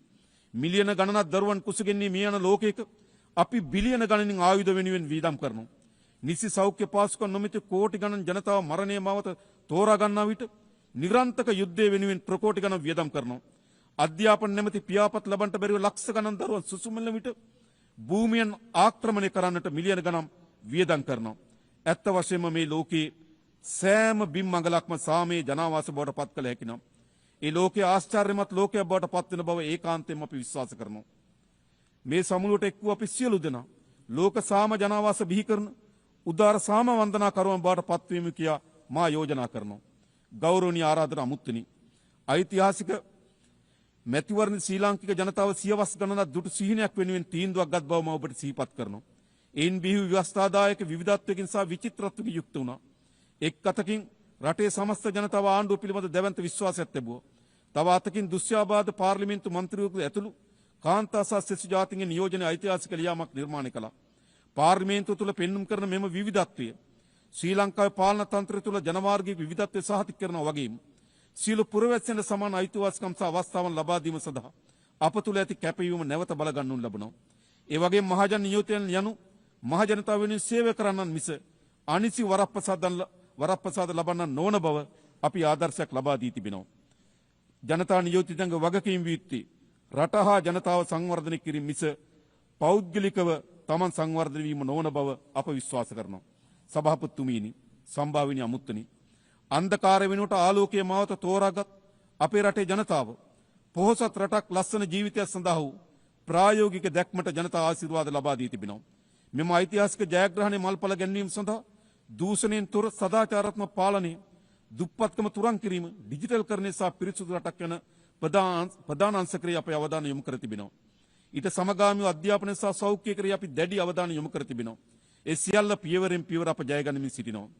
වර්තමානයේ ඩිජිටල් ප්‍රජාතන්ත්‍රවාදී අපගේ නව ඉලක්කය ලෝක ඉදිරියේ අති අභියෝගය වන්නේ සෑම පුද්ගලයෙකුටම සහ සෑම රාජ්‍යයකටම ඩිජිටල් යුගයේ අවස්ථාවන්ට ප්‍රවේශ වීම හැකි බවට සහතික වීමයි. අප සාර්ථක වූහොත් තාක්ෂණයට ප්‍රවේශ වීම ඉඩ ප්‍රස්ථා විවර වීම, සංවර්ධන වේගවත් වීම සහ පාලන ශක්තිමත් වීම වැළැක්විය නොහැකි වෙනවා. නමුත් එසේ කිරීමට අප අසමත් වුවොත් තාක්ෂණයේ අසමානතාවයේ අනාරක්ෂිතභාවය සහ අයුක්තිය ඇතිවීමට තුඩු දෙන තවත් බලවේගයක් වනු බව අප විශ්වාස කරනවා. ඩිජිටල් මෙවලම් වෙත ප්‍රවේශ වීම නොහැකි රාජ්‍යයන් අතර ඩිජිටල් පරතරය පැහැදිලිව පවතිනවා. කෘත්‍රිම බුද්ධිය සම්බන්ධයෙන් ඊටත් වඩා ඔබට විහිදුණු පරතරයක් මතුවෙමින් තිබෙනවා. ශ්‍රී ලංකාව ඇතුළු දකුණු ආසියාවේ බොහෝ රටවල් මෙන්ම ලෝක පුරා තවත් බොහෝ රටවල් සංවර්ධනයේ මෙවලමක් ලෙස කෘත්‍රිම බුද්ධිය භාවිතා කිරීමට යටිතල පාසුකම් අවම වීම බලපාලා තිබෙනවා. ගෞරවනීය සභාපතිතුමිනි, ආරාධිතයිනි, අප නව ලෝකයක්, බොහෝ යාපත් ලෝකයක්, මිනිසාගේ සදාකාලික ගෞරවයට ගරු කරන ලෝකයක් ගොඩනගා ගත යුතුයි. මෙම සමුළුවේ සමාජිකයන් වන ඔබ වඩා හොඳ ලෝකයක් නිර්මාණය කරන ගෘහ නිර්මාණ ශිල්පීන් විය යුතුයි.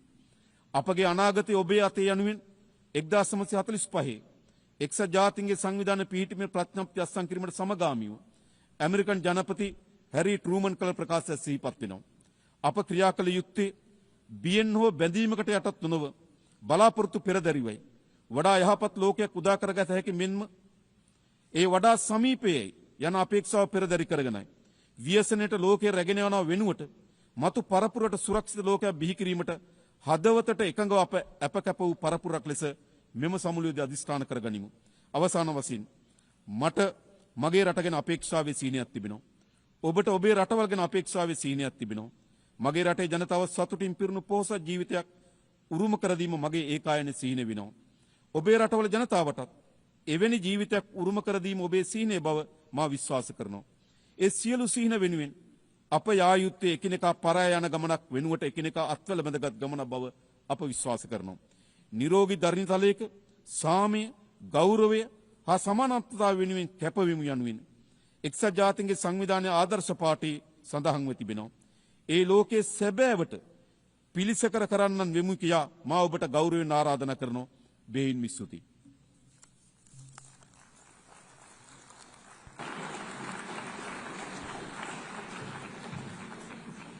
On behalf of the Assembly, I wish to thank the Head of State and President of the Democratic Socialist Republic of Sri Lanka. The Assembly will hear an address by His Excellency Cesar Bernardo Arevalo de Leon, President of the Republic of Guatemala. I request protocol to escort His Excellency and invite him to address the Assembly.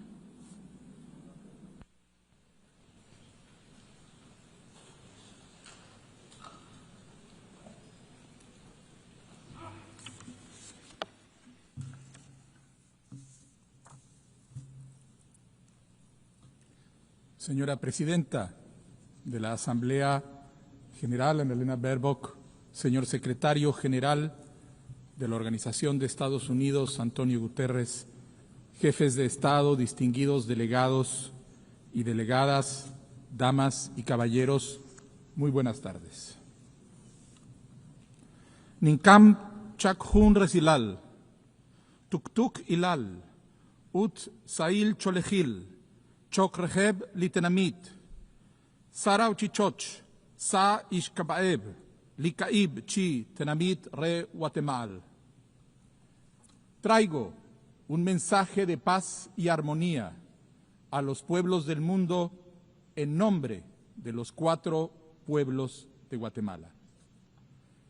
Estas palabras vienen desde el centro de América, desde los territorios que durante siglos ha habitado el pueblo quechí en el norte de Guatemala. Les saludo con el idioma que se habla en la región de la vera paz, de la paz verdadera. Esa región que solo pudo ser incorporada al gobierno colonial español por medios pacíficos tras 20 años de digna resistencia. Traigo conmigo esas palabras para llamar a la paz verdadera que hoy parece tan lejana. En el calendario ancestral de los pueblos mayas, los periodos de 20 años se llaman catunes. Por eso podemos decir que en 2025 se cumplen 4 catunes desde que se fundó la Organización de las Naciones Unidas. Eso implica que estamos cerrando un ciclo e iniciando otro. Se abre ante nosotros una oportunidad para buscar el bienestar, para reflexionar y reparar, para hacer justicia, para empezar de nuevo. Hace 80 años los pueblos y los gobiernos del mundo decidimos fundar una nueva manera de relacionarlos. De los escombros de una guerra que conmovió las convicciones más profundas de la humanidad en todos los rincones del planeta, emergió la certeza del diálogo y la cooperación como herramientas centrales para construir un mundo nuevo. Para convertir el miedo, la consternación y la vergüenza en esperanza, responsabilidad y compromiso firme con la paz. Hoy, las sombras de la guerra aparecen de nuevo en el horizonte y los abusos militares cometidos contra comunidades vulnerables ofenden a la humanidad entera. La crisis actual Es un golpe de realidad, pues está claro que no hemos hecho lo suficiente para alcanzar el ideal de un mundo donde la vida y la dignidad de todas las personas se respete de forma incuestionable. Debemos recordar el impulso transformador de 1945 y la valentía de aquellos líderes que se atrevieron a pensar que un mundo de paz, justicia, solidaridad y armonía era posible y comenzaron a trabajar para construirlo. Quienes nos antecedieron imaginaron, construyeron y nos heredaron un foro permanente de diálogo y conocimiento mutuo, basado en el convencimiento de que el destino de cada nación es también el destino de la humanidad, donde las voces de todos los países serían escuchadas independientemente del tamaño de su territorio, de su economía o de su ejército. Un foro multilateral guiado por el principio de igualdad soberana, orientado hacia la paz y comprometido con la no repetición del sufrimiento del pasado y con la vigencia plena de los derechos humanos. Esta organización se construyó sobre el principio de que ninguna nación puede garantizar por sí sola la seguridad mundial. Debió habernos quedado claro que el poderío sin controles efectivos tiene el potencial de producir rupturas irreparables en el tejido de la humanidad. Debimos haber aprendido que los avances en la ciencia y la tecnología pueden producir catástrofes inimaginables si los dejamos en manos de un poder sin frenos. Debimos haber aprendido que cualquier mecanismo internacional necesita incluir acuerdos fuertes, vinculantes y ejecutables para ser eficaz. Señoras y señores delegados, ¿cuánto ha cambiado el mundo desde 1945? Esta organización contribuyó significativamente a los procesos de descolonización y ha contribuido a la finalización y estabilización de conflictos armados en todo el mundo, incluyendo mi país, Guatemala. Los distintos órganos de las Naciones Unidas han buscado activamente el bienestar en todos los rincones de la tierra, logrando avances importantísimos a través de la cooperación y el apoyo mutuo en ámbitos como la salud pública, la protección del medio ambiente, el combate a la pobreza y la promoción de la igualdad de género. Guatemala ha experimentado de primera mano el parteaguas que supuso la fundación de la Organización de Naciones Unidas al universalizar la diplomacia multilateral para el abordaje de distintos conflictos. Nuestro país asistió a la Conferencia de San Francisco con el ímpetu y el entusiasmo transformador de la Revolución Democrática del 20 de octubre de 1944, revolución que aún hoy es un asidero fundamental para las aspiraciones continentales de soberanía, dignidad y genuina independencia. Sin embargo, a partir de 1960, las y los guatemaltecos nos enfrentamos en una de las guerras internas más largas y sangrientas de nuestro continente, que costó la vida de cientos de miles de personas, que implicó innumerables violaciones de derechos humanos y que abrió una herida profunda en el alma colectiva de la sociedad guatemalteca. Ese largo capítulo de intolerancia y violencia política llegó a su fin en 1996.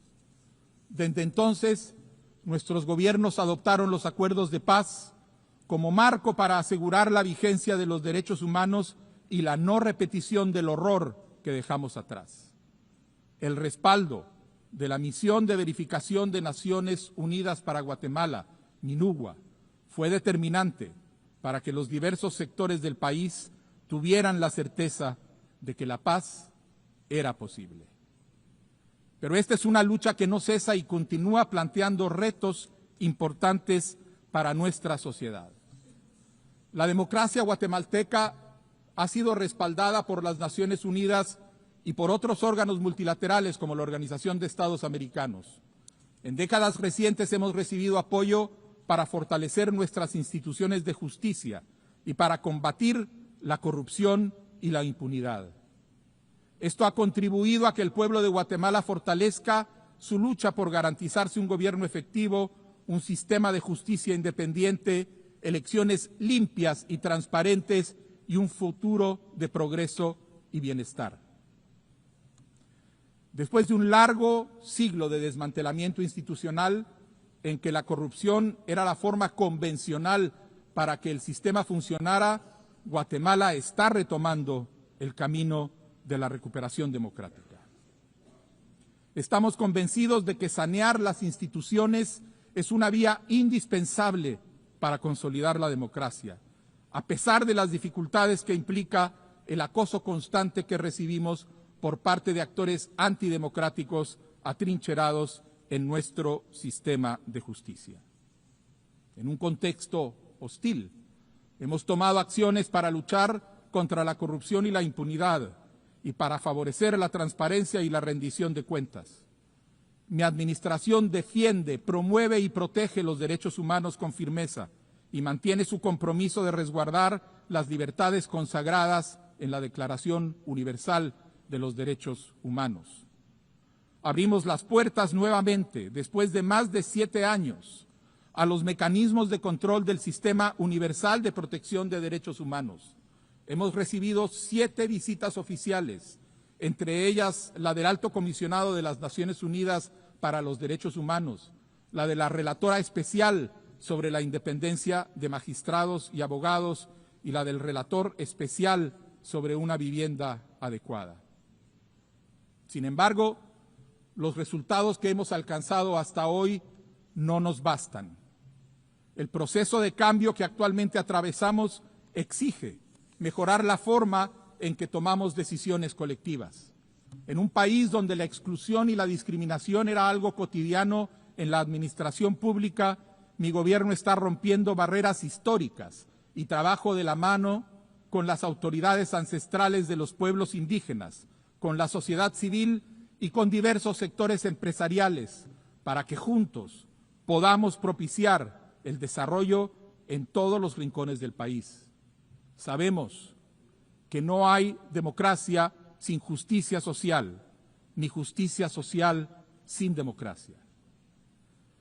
Estamos ante una lucha definitiva contra corruptos y autoritarios que buscan, a toda costa, mantener capturadas las instituciones y perpetuar la impunidad. En su afán de pervertir la justicia, criminalizan y persiguen a líderes indígenas que defendieron la democracia como Luis Pacheco, a periodistas que denuncian la corrupción como José Rubén Zamora, a operadores de justicia como Virginia La Parra y a cualquier persona que se oponga a sus designios de corrupción e impunidad, empujándolos al exilio o encarcelándolos espuriamente. El año 2026 será crucial para Guatemala, pues corresponde elegir nuevas autoridades en órganos clave de control y justicia. Es indispensable que estos procesos de elección se desarrollen con transparencia, imparcialidad y apego a la ley, por lo que hemos solicitado formalmente el acompañamiento técnico y político de nuestros socios estratégicos para asegurar que se cumplan con los más altos estándares de legitimidad. Preservar nuestra democracia y la posibilidad de construir un verdadero Estado de Derecho en Guatemala dependen de ello. Invito a la comunidad internacional a seguir respaldando estos esfuerzos mediante el seguimiento técnico, el apoyo institucional y la vigilancia cooperativa. Señora Presidenta, señoras y señores delegados, además de nuestros esfuerzos domésticos, Guatemala ha asumido sus compromisos con sus vecinos y con el mundo.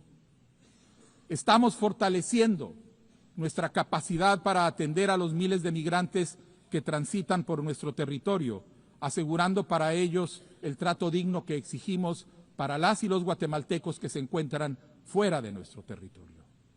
En paralelo, estamos abordando decididamente las causas estructurales de la pobreza que obliga a tantos guatemaltecos a migrar y estamos reforzando la atención que brindamos a nuestros ciudadanos en Estados Unidos y México.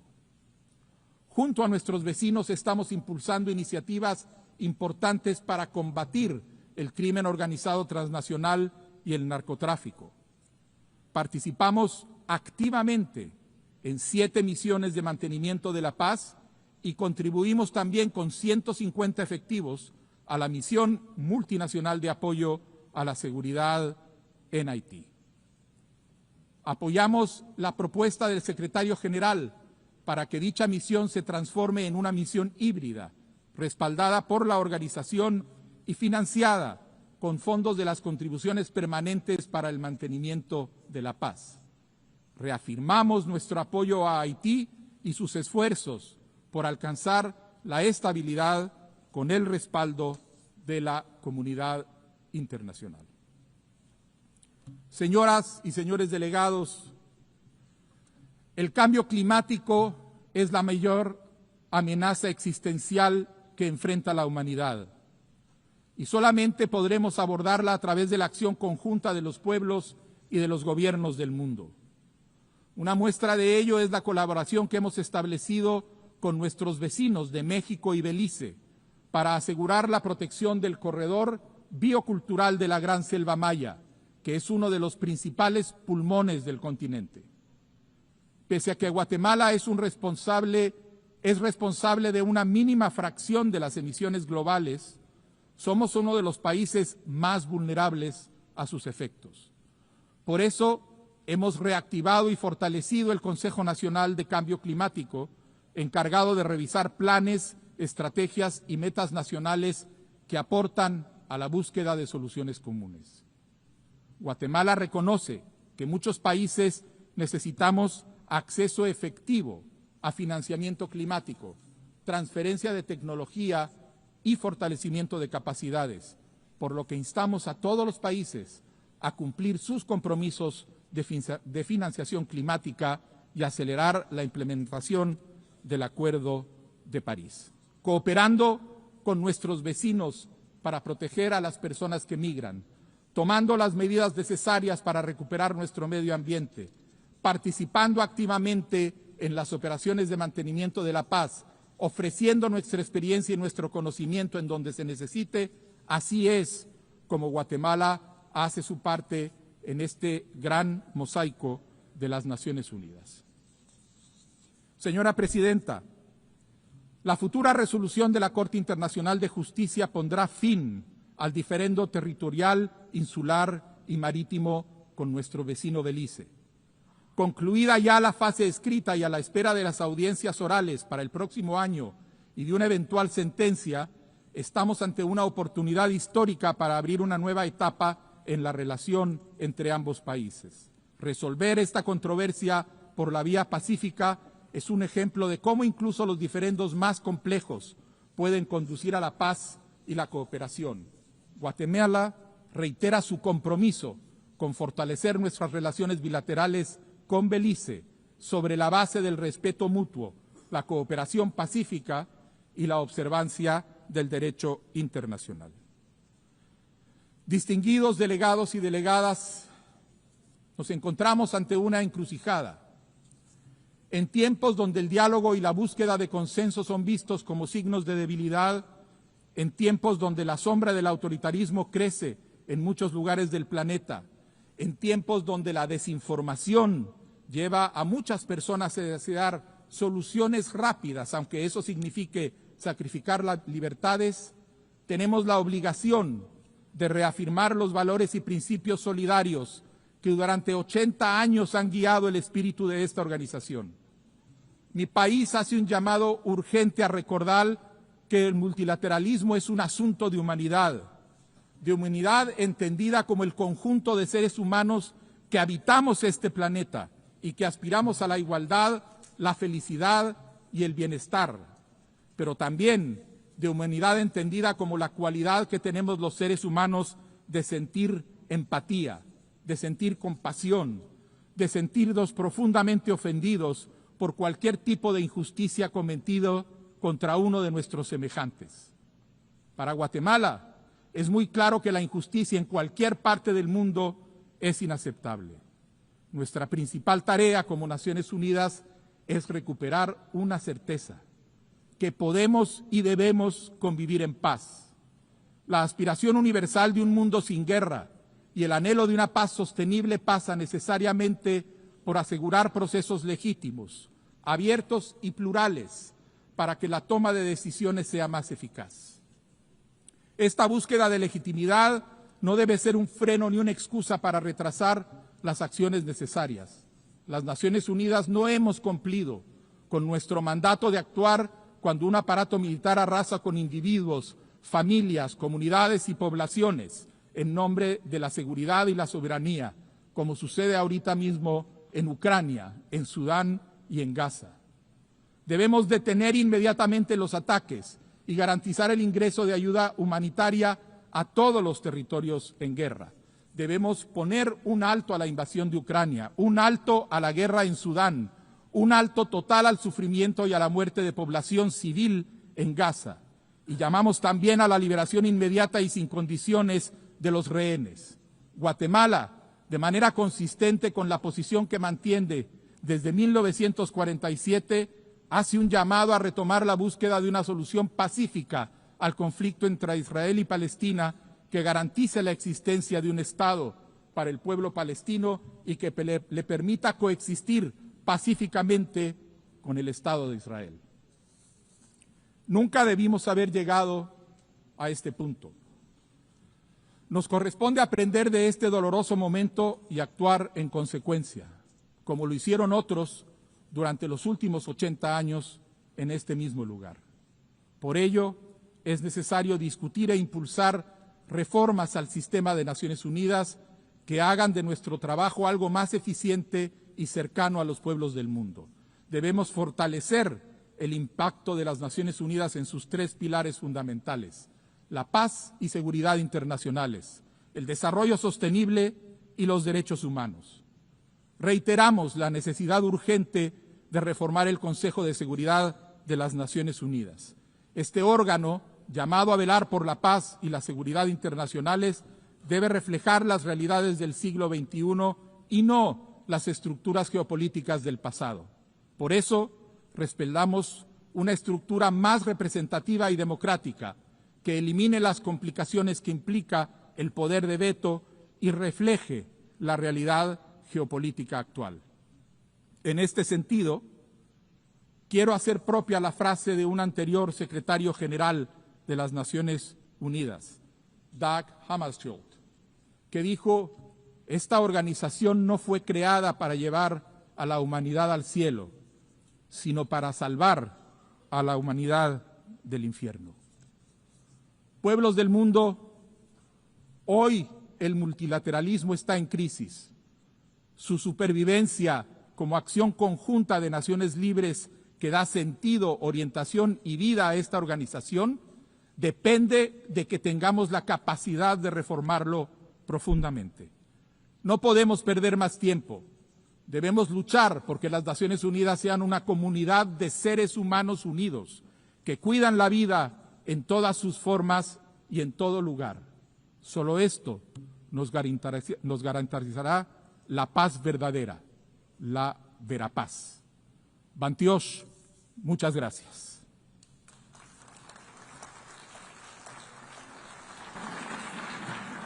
Au nom de l'Assemblée Générale, je remercie le président du Guatemala.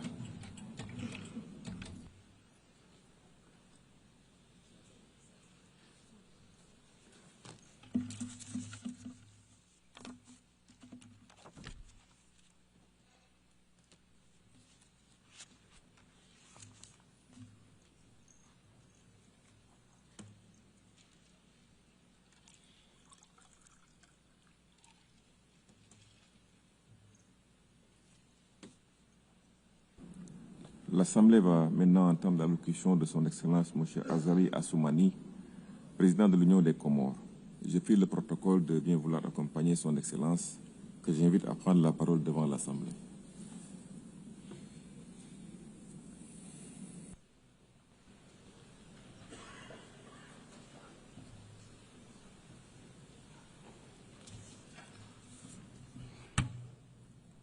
Bismillahirrahmanirrahim.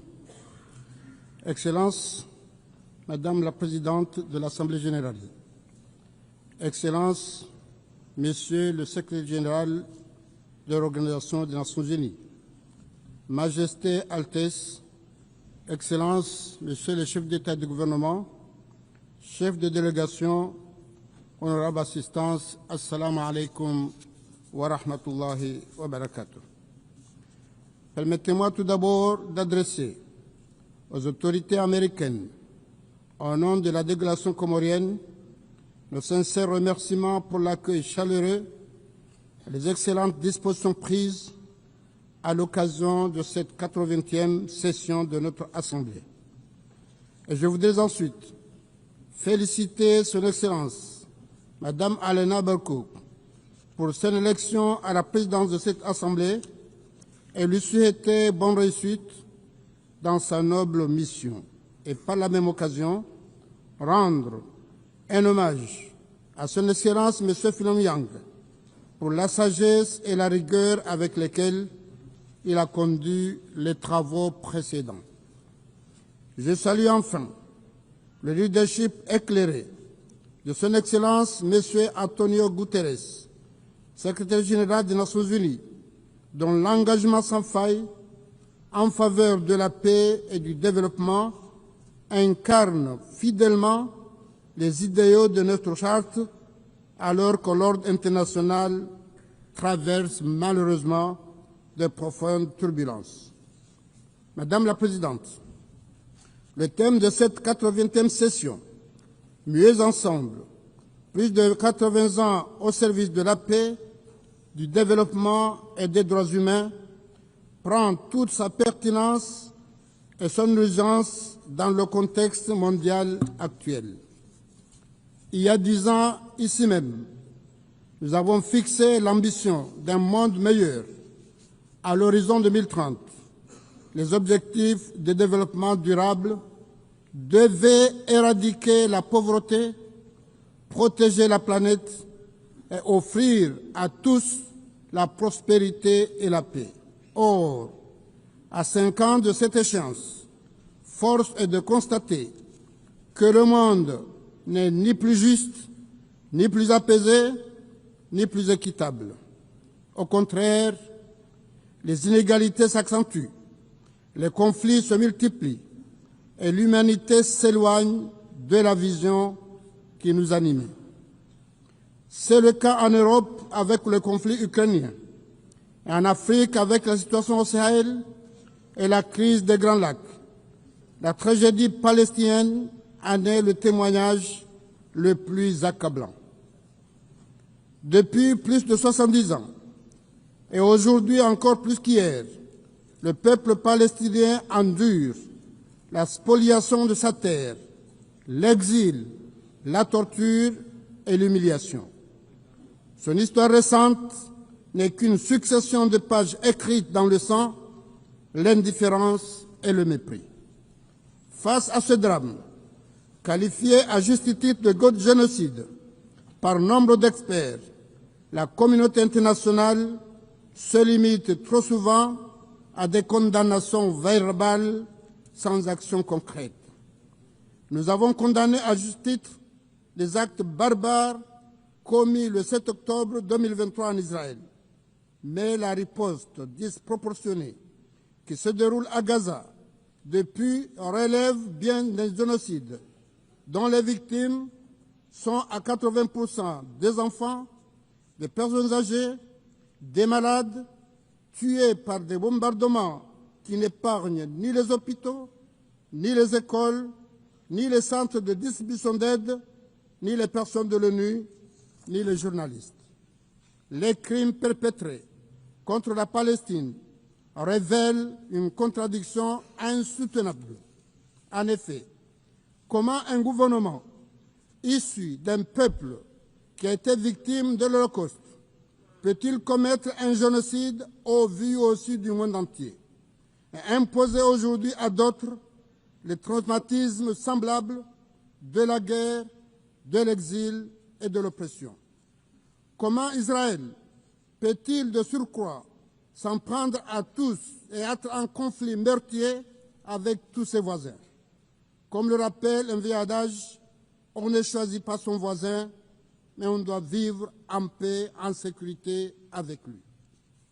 Ainsi, nous ne pouvons que saluer le courage et l'humanisme des frères israéliens, des amis israéliens, qui élèvent leur voix contre cette barbarie.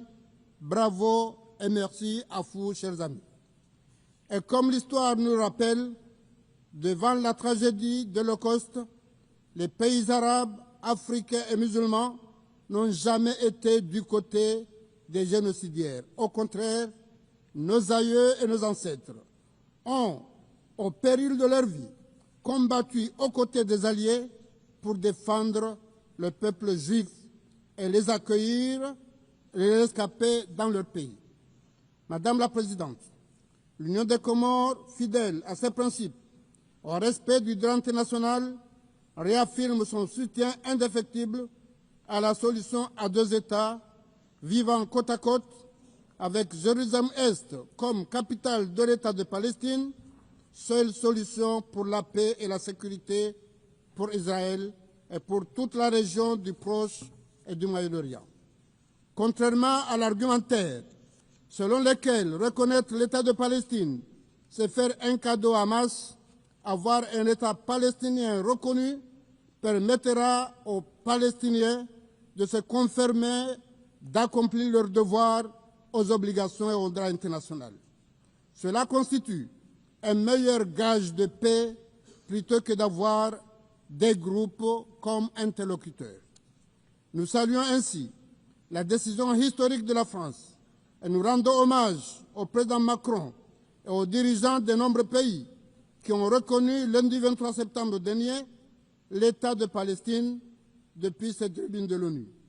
Nous nous réjouissons de cette heureuse initiative qui intervient à la suite de la déclaration de New York adoptée ce même mois de septembre par une auguste Assemblée Générale et dans le droit fil de celle de la conférence internationale organisée en août dernier par la France et l'Arabie saoudite sous l'égide des Nations Unies.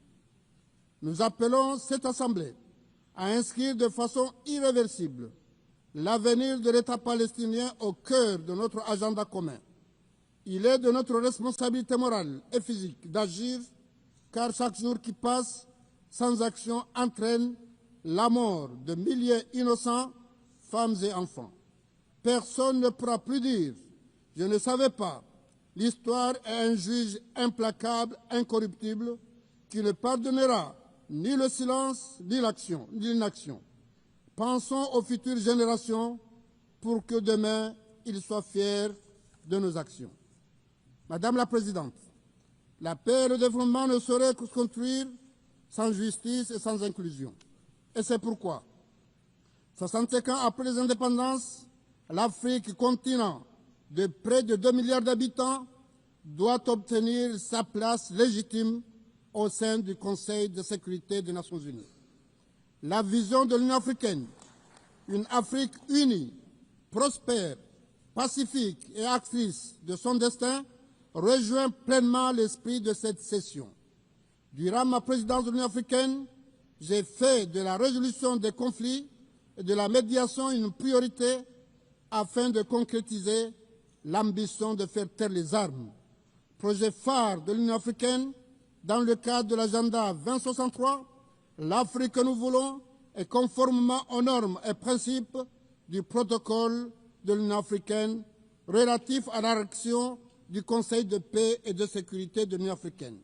Cet engagement est la clé de la mise en œuvre effective de la zone de libre-échange continentale africaine, pilier d'une Afrique forte dans le concert des nations. Madame la Présidente, honorable assistance, dans la même dynamique, je tiens à rappeler que la déclaration adoptée par l'Assemblée Générale à sa 26e session a fait de l'océan Indien une zone de paix exempte d'armes nucléaires et de bases militaires. Or, aujourd'hui encore, des ambitions contraires menacent cette stabilité. Je dénonce ainsi avec fermeté tout projet d'installer une base navale militaire à Mayotte, île comorienne qui reste malheureusement toujours sous l'administration française. L'Union des Comores, qui vient de célébrer le cinquantenaire de son indépendance et de son admission aux Nations Unies, reste attaché au recouvrement intégral de son territoire national en jouant Grande Comore, Moélie et Mayotte. Je tiens à renouveler la gratitude du peuple et du gouvernement comorien à toutes celles, à tous ceux qui nous ont, à l'occasion de ce cinquantenaire, adressé leurs félicitations et leurs vœux. Et dans ce contexte du haut de cette tribune, je ne peux passer sous silence la question de Mayotte, île comorienne toujours sous occupation française, malgré les options claires et répétées de l'ONU et entre autres de l'Union africaine et de la DRAB et d'autres structures. Le dialogue engagé avec la France, tout ce que fait le président Mitterrand a appelé à qualifier de contentieux désagréable, doit aboutir, car ce différend qui n'a que trop duré coûte chaque année la vie à des milliers de nos compatriotes. Dans le bras de mer, séparant Mayotte et les autres îles sœurs. Cette semaine encore, des faits d'une extrême gravité ont été révélés par une enquête du journal Le Monde français qui fait état de manœuvres délibérées de la police opérant à Mayotte qui conduisent régulièrement au naufrage d'embarcations et qui provoquent la mort de plusieurs ressortissants comoriens. Ainsi, l'Union des Comores appelle à l'État français, puissance occupante, à faire arrêter ces opérations, à diligenter les enquêtes appropriées et à sanctionner les auteurs de cette barbarie pour que justice soit faite et pour que la dignité des vies humaines soit respectée. Pour sa part, l'Union des Comores poursuivra sans relâche son action diplomatique et juridique afin que justice soit rendue et pour qu'une solution juste soit trouvée à la question de l'île comorienne de Mayotte qui constitue l'une des dernières blessures de la décolonisation en Afrique. Nous nous désolons ainsi que certains pays frères africains qui ont défendu le droit international et la cause comorienne tergiversent aujourd'hui et prennent des initiatives malheureuses avec la France pour établir des relations avec Mayotte au mépris du droit international et de notre souveraineté nationale. Nous appelons l'Union africaine à agir pour rappeler le devoir et la nécessité du respect du droit international, de l'unité de notre archipel. Madame la Présidente, honorable assistance, comme beaucoup de petits États insulaires en développement, les Comores sont en première ligne face au changement climatique et restent un pays vulnérable mais déterminé. La montée des eaux, les régions côtières et la fréquence accrue des cyclones menacent nos villages, nos écosystèmes et nos vies. Nous appelons à un accès équitable et simplifié au financement climatique et à une solidarité accrue pour que nos populations puissent non seulement survivre, mais prospérer. Ces dernières années, l'Union des Comores a engagé un plan convergent d'ici 2030 qui vise à transformer notre économie, renforcer nos infrastructures, moderniser notre éducation et améliorer la santé de nos populations. Notre pays dispose d'immenses potentialités, entre autres, en matière d'énergie renouvelable, dont la géothermie.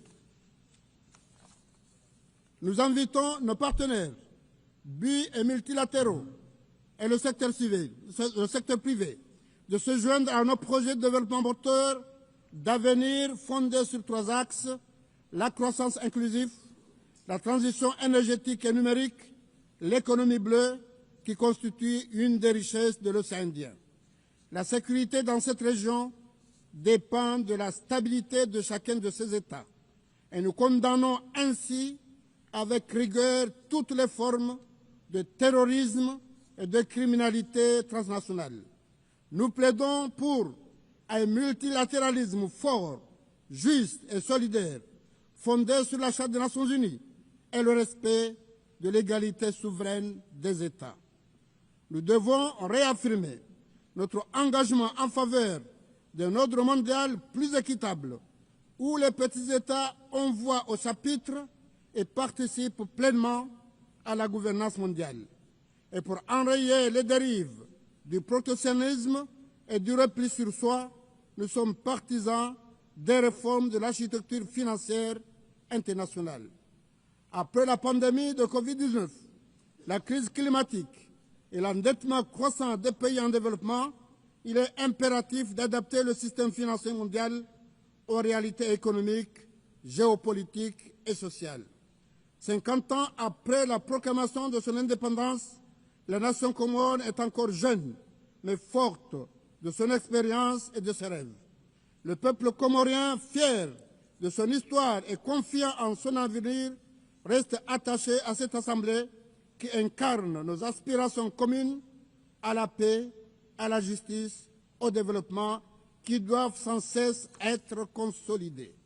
J'appelle donc solennellement la communauté internationale et nos partenaires au développement à accompagner nos efforts comme gage d'un monde véritablement au service de la paix, du développement et des droits humains. Je vous remercie de votre aimable attention. Au nom de l'Assemblée, je remercie le président de l'Union des Comores. L'Assemblée va maintenant entendre l'allocution de son Excellence Madame Netumbo Nandi Netwa, présidente de la République de Namibie.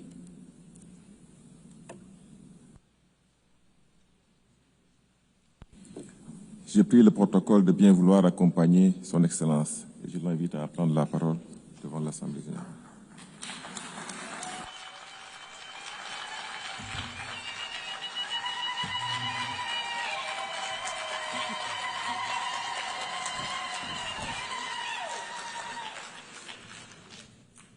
Thank you, Madam President. When the founders of the UN convened 8 years ago, they did so to establish an organization, among others, to save succeeding generations from the scourge of war, to reaffirm faith in fundamental human rights, dignity of human person, and equal rights of men and women, and of nations, large and small, and to lay the groundwork for a durable system that promotes justice and respect for the obligations arising from treaties and international laws. While over the following decades, we have come closer to the brink of war, the United Nations has stood the test of time, from decolonization to promoting the right to self-determination, from conflict prevention and securing peace to the provision of humanitarian assistance. The UN has continued to fulfill its founding mandate under very difficult circumstances. Therefore, the international community must honor the brave men and women who, under the blue flag, have been at the forefront in the securing of world peace. Namibia's journey to independence is one of the UN's most successful stories. It was through this very organization that our forebears tirelessly petitioned for the end of apartheid, colonial rule in Namibia, for freedom and independence of our country. At this point, I want to thank the UN family for having held a special session in remembrance of our founding president, Comrade Sam Safishuna Nujoma, when he passed on. Madam President, my personal journey with the United Nations begins in 1974, where I have had the privilege to serve my country and Africa in various capacities within the halls of this distinguished global organ. Today, I am deeply honored and humbled to stand before you as the 5th President of the Republic of Namibia with a mandate to deliver services and to ensure justice of all inhabitants of our country. As a woman, I encourage every girl and woman by affirming that your voice matters, your vision is needed, as it will pave you a way to the helm of whatever institution you are serving. Madam President, Namibia's 8th administration is built on the strong foundation and legacy of our predecessors. Under the theme, Unity in Diversity, Natural Resources Beneficiation, and Youth Empowerment for Sustainable Development. That theme aims to shape and transform the Namibian economy through value addition and other economic activities. Hence, we have identified agriculture, sports, youth empowerment, education and training, creative industry, health services, land and housing as critical sectors supported by mining, energy, water, tourism, infrastructure development, transport, logistics, to sustain our economic development through our long-term development blueprint, Vision 2030. This vision is being implemented through a series of national development plans, NDPs. Recently, we launched the 6th NDP with its fundamental pillars clearly aligned to the global agenda, such as the SADC Regional Inductive Strategic Development Plan, the African Union Agenda 2063, and the UN Agenda 2030 for Sustainable Development. Some of our achievements include the launch and the operationalization of the National Youth Fund, which is to assist young entrepreneurs in their economic activities. In the area of education, we will abolish registration and tuition fees in all public institutions of higher learning and vocational training centers to ensure skill development. On energy, Namibia is diversifying her energy mix using all our natural resources. In addition, Namibia presented her energy compact at the African Energy Forum, thus enabling us to access concessional funding for national energy initiatives. Madam President, climate change is scorching our lands and drying up our rivers. Global instability is impacting our economies, our markets, and jeopardizing our livelihood. These are interconnected symptoms of deeper fragility in our shared system. They require our collective action rooted in apathy and shared responsibility. In this regard, I am glad to announce Namibia's bid to host the Africa Regional Hub of the Green Climate Fund. Furthermore, severe droughts, floods, and other climatics brought about by climate change cannot be overemphasized. Namibia calls for the implementation of the provision of the Namib Declaration on a strong United Nations Convention to combat desertification for a land degradation and neutral world. Namibia acknowledges the technological advance in all fields, but ethical boundaries must be respected. However, artificial intelligence must not be a substitute for human judgment or responsibility. We therefore call for a global standard that ensures that the usage of artificial intelligence remains transparent, fair for humanity.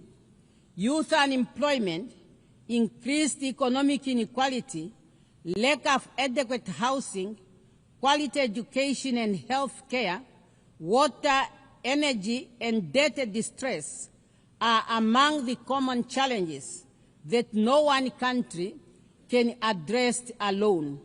Through multilateral cooperation, our collective action must ensure that we all forge ahead to make the world a better place and to work together on those challenges in line with our theme, Better Together. Madam President, 30 years since the adoption of the Beijing Declaration and Platform of Action, we have made much to celebrate and to ponder on. Namibia continues to make progress in the area of women participation in politics and decision-making. Currently, Namibia's cabinet has 57% of women. As we gear up to commemorate the 25th anniversary of the adoption of the UN Security Council Resolution 1325 on women, peace and security, adopted during Namibia's presidency of the UN Security Council, Namibia will host 2 high-level events in Windhoek and New York. I look forward to the participation of all member states in those events to collectively reaffirm commitment to women, peace and security agenda. And through the Namibia International Women Peace Center, we will continue to advocate for the universal implementation of the Women, Peace and Security agenda. Madam President, we note the ongoing efforts of the UN to ensure that we remain fit for purpose, including the UN 8 initiative. We need an agile United Nations that is inclusive. Respect of the UN Charter and its purpose and principles must be our guiding star for our future endeavors.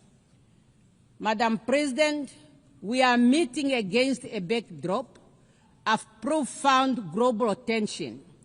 The world is fractured by conflict, displacement, and economic instabilities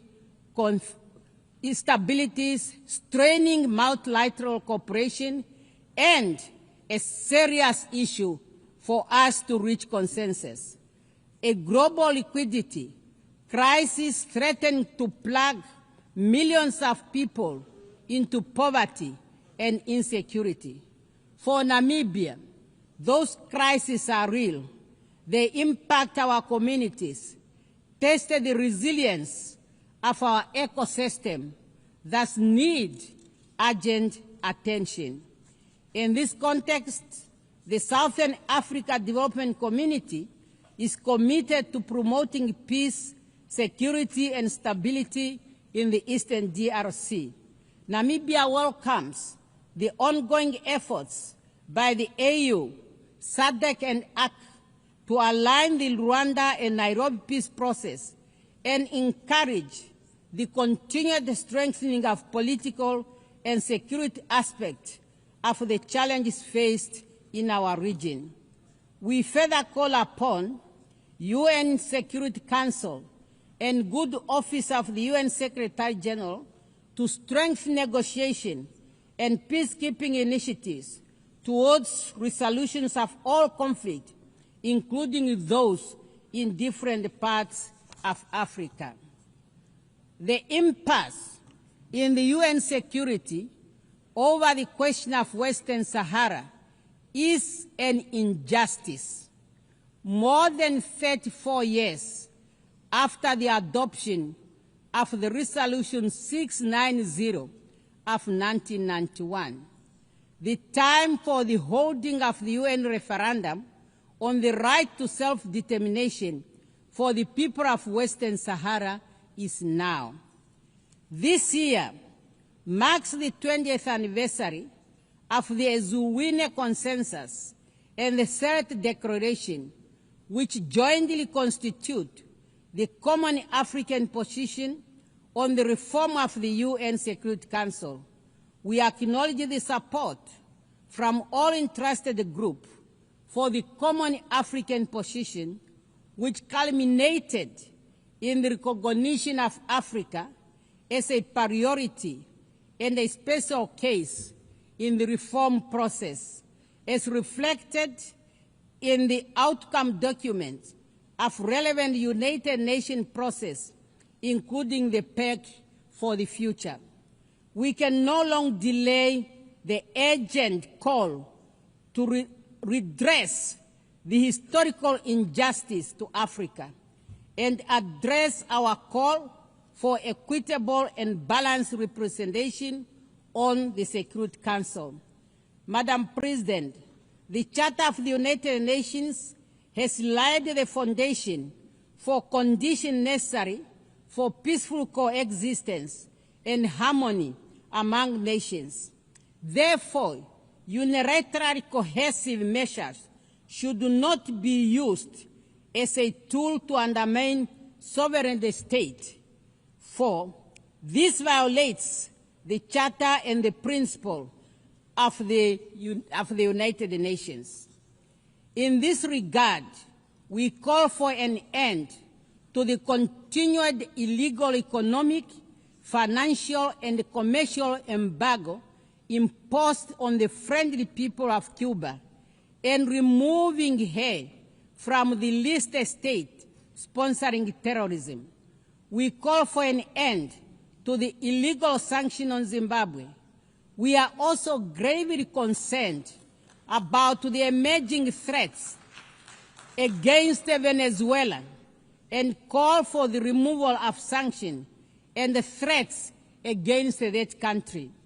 Madam President, the UN Commission of Inquiry on the occupied Palestine territory, including Israel, Eastern Jerusalem, has just released its findings that indeed a genocide is being committed against the Palestinian people.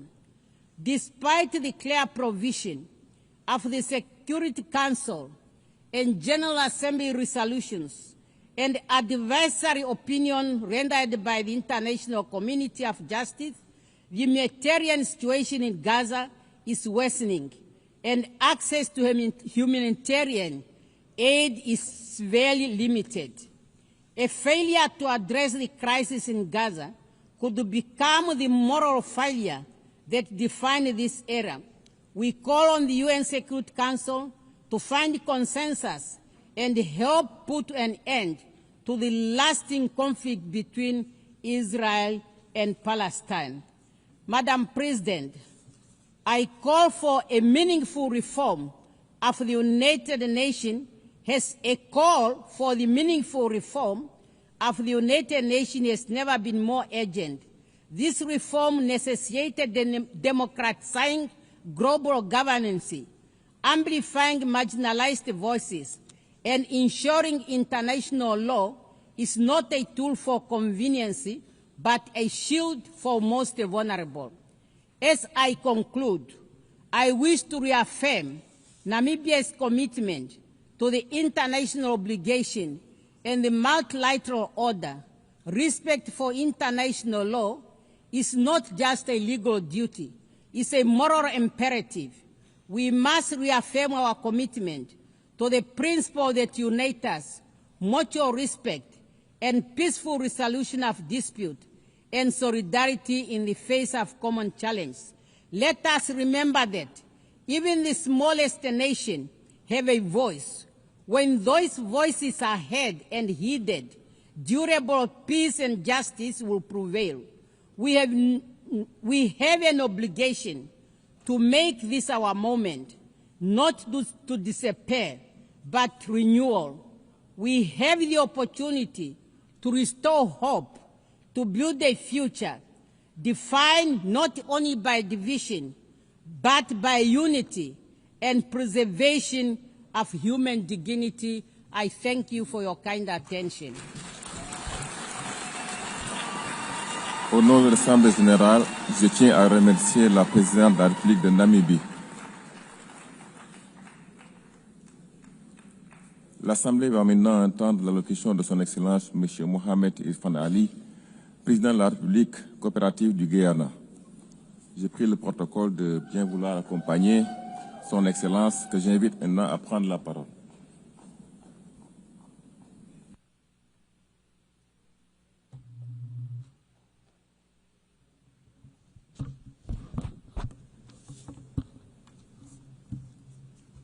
President, Excellencies, distinguished delegates, friends, I extend my heartfelt congratulations to Madam President on her election as President of the 80th session of the United Nations General Assembly.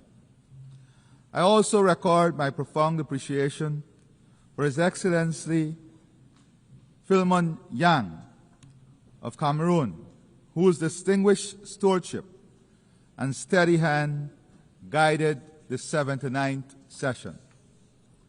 Today, as we mark the 80th anniversary of the entry into force of the United Nations Charter, we find ourselves at a crossroads. This organization, our organization, has delivered. From creating international law, promoting development and human rights, to resolving disputes, providing humanitarian aid, and advancing self-determination and independence. The fact remains, over these 8 decades, we have worked together for the greater good.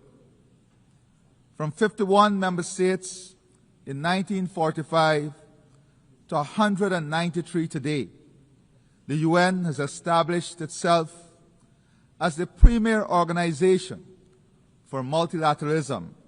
In fact, it is difficult to imagine our world without the United Nations. However, as it is with anniversaries, we must reflect honestly and candidly, where are we at 80? Conflicts are raging as geopolitical tensions intensify. Food insecurity is worsening. Displacement is growing. Human rights are being ignored, and climate change is threatening lives and livelihoods. Our sustainable development goals are imperiled by shrinking development and budget support. Spending on peacekeeping budgets is diminishing, and humanitarian costs are soaring. Meanwhile, global military spending in 2024 saw its steepest annual increase since the Cold War. President, the United Nations noble mission to maintain international peace and security will ring hollow if it allows power to triumph over principle and might to override right.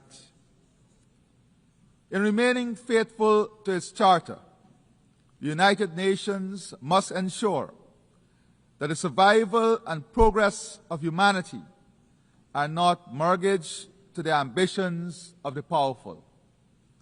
The collective will of our membership must be reflected in the institutions and governance structure of the United Nations, including the Security Council. On this note, as we prepare to leave the Security Council at the end of this year, I want to thank our permanent representative and a team from Guyana for their exceptional work at the Security Council and their leadership.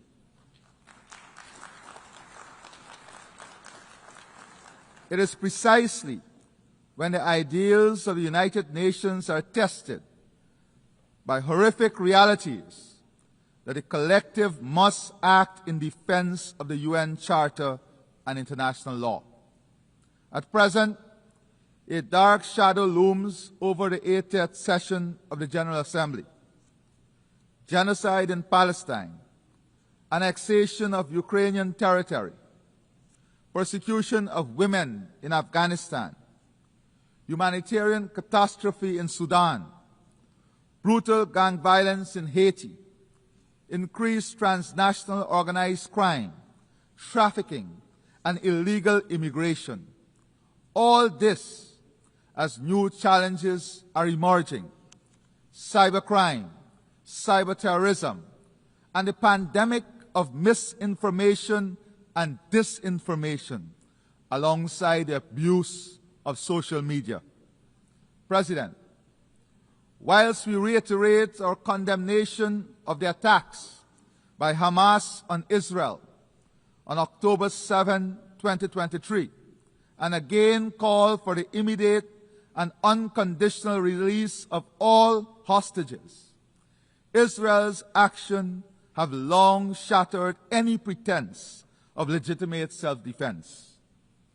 What we are witnessing is not warfare, but mass extermination, a systematic slaughter and displacement of Palestinian men, women, and children. Those who escape the bombs and bullets are condemned to die slowly, starve of food, water, and hope. This is a war crime. The international community must not remain paralyzed while an entire people is annihilated. Impunity must never triumph over justice. We must take urgent action to halt the genocide, return the hostages, and accelerate our efforts towards a two-state solution. We urge Qatar, Egypt, and the United States to continue their efforts in this regard. Further, the situation in Ukraine remains of utmost concern. Guyana reiterates its call for an urgent end to the Russia-Ukraine war and reaffirms its support for Ukraine's sovereignty and territorial integrity. Equally, the international community must act decisively in Haiti, where gang violence, displacement, and shortages of food and medicine have pushed the nation into deepening despair. Restoring security is the foremost priority, requiring strict enforcement of the arms embargo and robust support for a UN-authorized mission. I emphasize that without urgent humanitarian funding and a Haitian-led and owned political process, stability will remain elusive. We must address the root causes of Haiti's continuing troubles, including its historical debt burdens, which stymies its development, prospects, and upliftment of its people. As President Macron acknowledged, making Haiti pay for its independence was unjust. This is a welcome step. President, turning to my own country, Guyana, a small and peaceful state, we have endured repeated threats and aggression from the Bolivarian Republic of Venezuela. The territorial controversy between our states is now before the International Court of Justice, which has twice reaffirmed its jurisdiction and which in 2023 issued provisional measures ordering Venezuela to refrain from altering the status quo.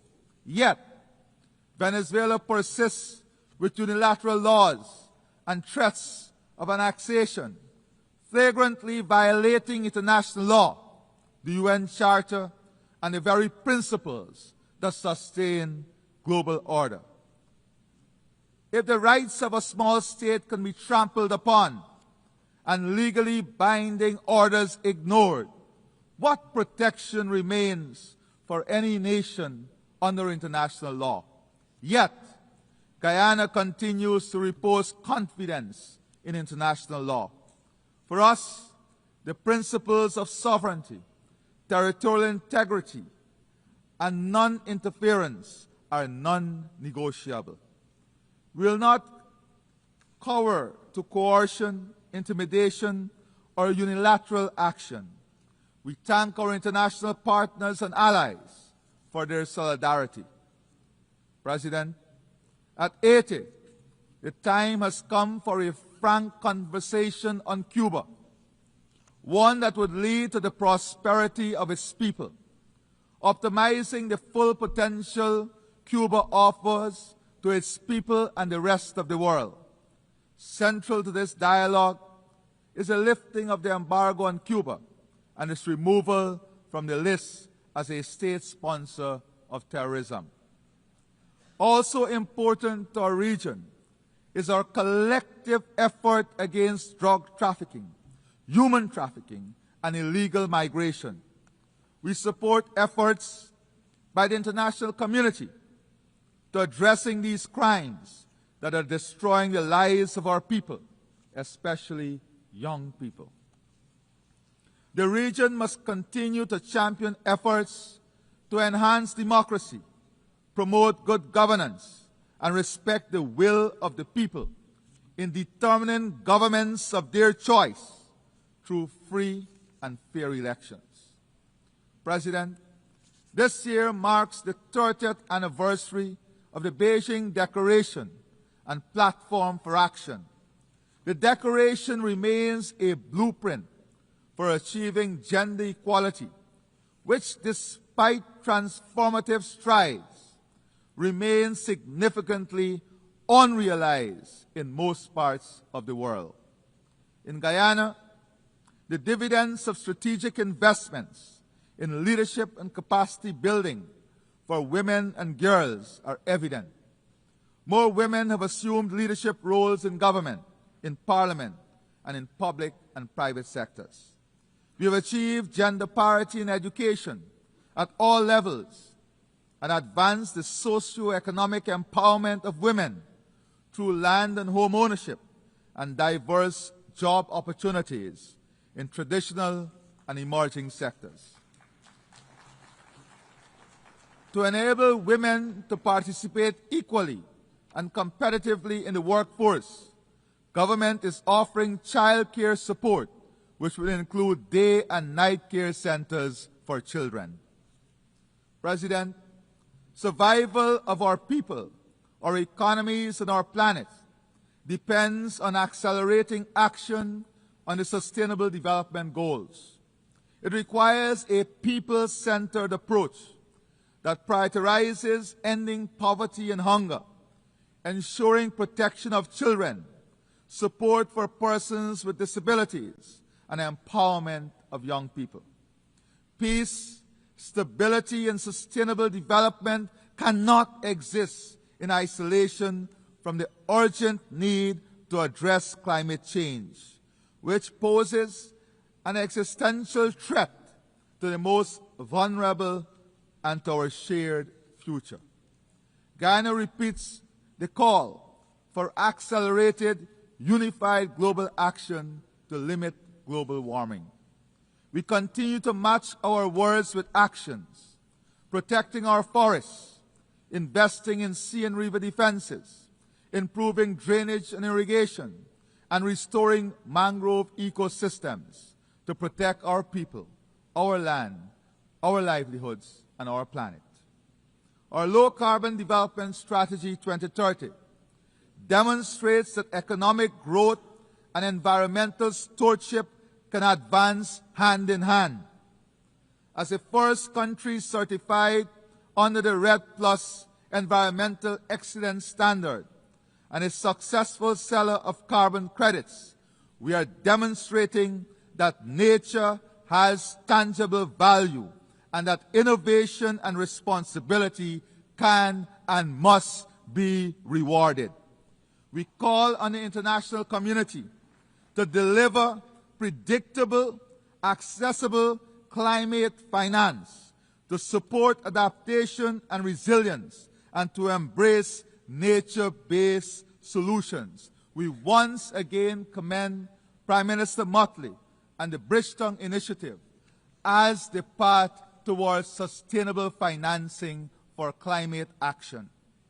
President, this year marks the 10th anniversary of the Sustainable Development Goals. Yet, the slow pace of implementation and regression in many areas sound a stark warning that the promise of 2030 is at risk. Guyana calls for renewed global commitment to financing for development, including fulfilling official development assistance pledges, mobilizing domestic resources, and addressing the crippling debt burdens that hinder progress in many developing nations. Addressing these development challenges requires recognizing that the health of our ecosystems is inseparable from achieving the SDGs. Guyana proudly convened the inaugural Global Biodiversity Alliance Summit in Georgetown in July 2025, uniting over 140 countries, organizations, community groups, indigenous leaders, scientists, and financial institutions. The Georgetown Declaration, endorsed by this broad coalition of stakeholders, sends a clear and urgent message that biodiversity is a global public good and its protection must be woven into national development plans, climate strategies, and financial frameworks. Building on the global pledge to double protected areas by 2025 and achieve the 30 by 30 goal by 2030, the summit underscored the urgent need for innovative financing mechanisms, including biodiversity credit, green bonds, debt for nature swaps to fund nature's protection. Guyana is actively exploring biodiversity credits to create sustainable income streams for forest communities, building on our carbon credit success. We have signed a memorandum of understanding with the Yale Center for Biodiversity and Global Change to co-develop a national biodiversity information system, a digital backbone for data-driven conversation. Guyana is demonstrating that economic development and environmental stewardship can advance together by using natural gas as a bridge away from heavy fuel oil and investing in hydropower, solar, wind, and other renewables. We aim to lower electricity costs for our citizens and businesses while ensuring universal access to affordable, reliable, sustainable, and modern energy. Guyana is pursuing an ambitious energy infrastructure and investment plan. While climate change is an existential threat, the reality is that the world still requires energy, an energy sourced from petroleum, to power growth and development for which there is growing demand. This is essential for the survival of our economies. AI and digitization are accelerating this demand at an extraordinary pace. As you're aware, Guyana is quickly becoming one of the world's largest energy producers per capita, carefully balancing its green footprint with energy production. We'll use our vast gas reserves through a transformational gas-to-energy project. We'll use this resource, taking advantage of our strategic geographic location, to establish an AI hyperscale data center. Large AI data centers are rarely found in similar-sized territories. As such, implementing a project of this scale is of immense pride for Guyana. This investment will improve the competitiveness of our region, accelerate digitization, build out a fintech ecosystem, modernize the service delivery platform of government, and accelerate private investment, bringing new job opportunities. We recognize the indispensable nature of AI in our collective future. However, while there are immense benefits, there is no clarity on equity, access, and applicability. Regulations, ethical standards, and governance mechanisms are urgently needed. In this regard, we welcome the recent UN General Assembly decision to establish 2 global AI governance mechanisms. President, I now turn to food security. Guyana is actively leading efforts to advance the CARICOM agri-food systems agenda through Vision 2030, aiming to boost food production, end hunger, and ensure food security across the Caribbean region. Our experience demonstrates that strategic investment and political will can transform national and regional food systems. Guyana calls for the transformation of global food systems to be more resilient, sustainable, and equitable by strengthening local production and reducing dependence on volatile markets. Guyana stands ready to share its experience and partner with others to ensure nutritious food for all. As the United Nations commemorates its 80th anniversary, let us recall that this organization was conceived not in comfort, but in crisis, forged from the ashes of war to serve as the conscience and compass of humanity. 8 decades later, that duty has not dimmed, it has only grown more urgent. If the UN is to remain humanity's best hope, it must stand firm against aggression and remain fully engaged with the great question of our time. We must be bold in recognizing the necessity for institutional adjustments that will advance the organization's success. Our generation will be judged not by the eloquence of our declaration, but by the substance of our deeds. From the ruins of Gaza to the streets of Haiti, from Kiev to the drowning coasts of small island states, the peoples of the world cry out for more than words. To honor 80 years of promise is to act with courage, to match principle with action, and to bind ourselves once more to the dream of a world united, not by fear or force, but by the shared destiny and enduring hope. I thank you, and may God bless all of our nations and all of our people. Thank you. Au nom de l'Assemblée Générale, je tiens à remercier le président de la République coopérative du Guyana.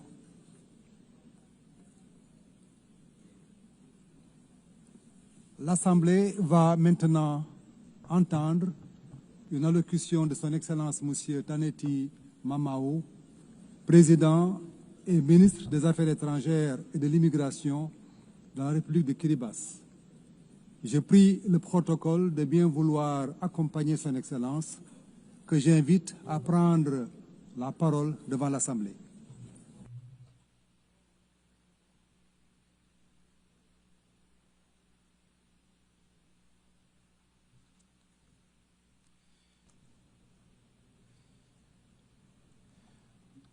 Madam President of the General Assembly, Head of States and Governments, Secretary General of the United Nations, Excellencies, ladies and gentlemen.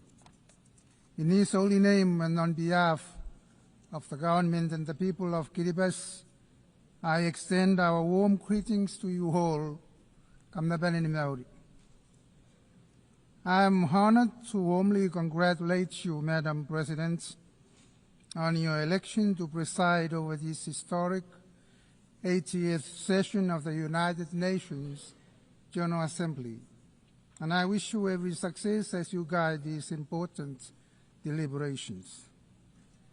Madam President, we commend your theme, Better Together, 80 years and more for peace and development and human rights, reminding us of the enduring importance of multilateral cooperation in addressing global challenges. For Kiribati, it underscores the value of working collectively to advance peace, safeguard human rights, and promote sustainable development. Your Excellencies, Kiribati welcomes the initiative of the Secretary General to reform the United Nations for the challenges and realities of the 21st century in order for it to respond more effectively to member needs, especially small island developing states or SIDS, and the least developed countries, LDS.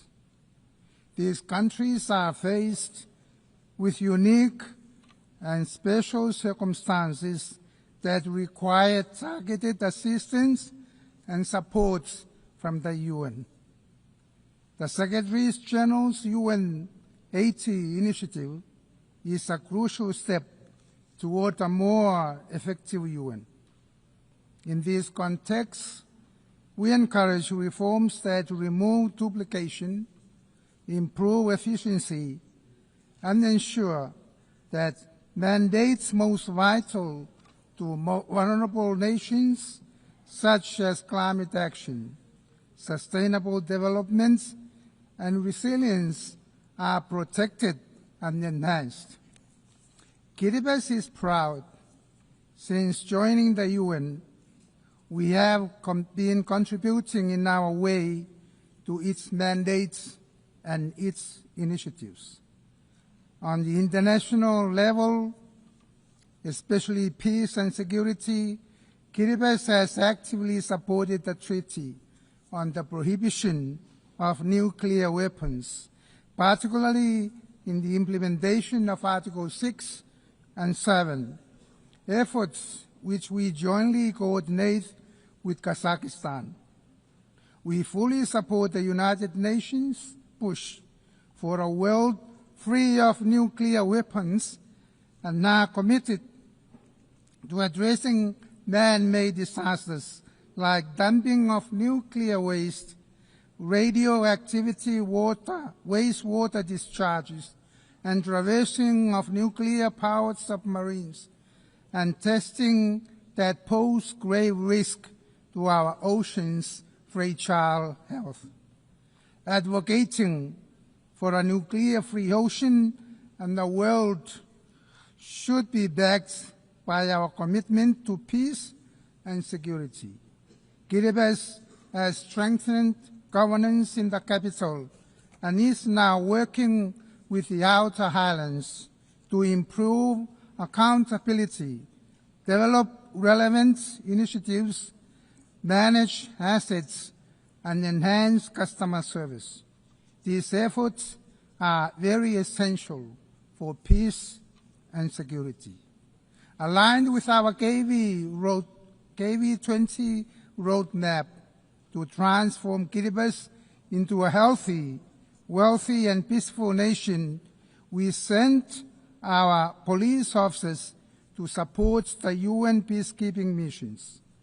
Kiribati also actively engages in social and cultural initiatives for peaceful living.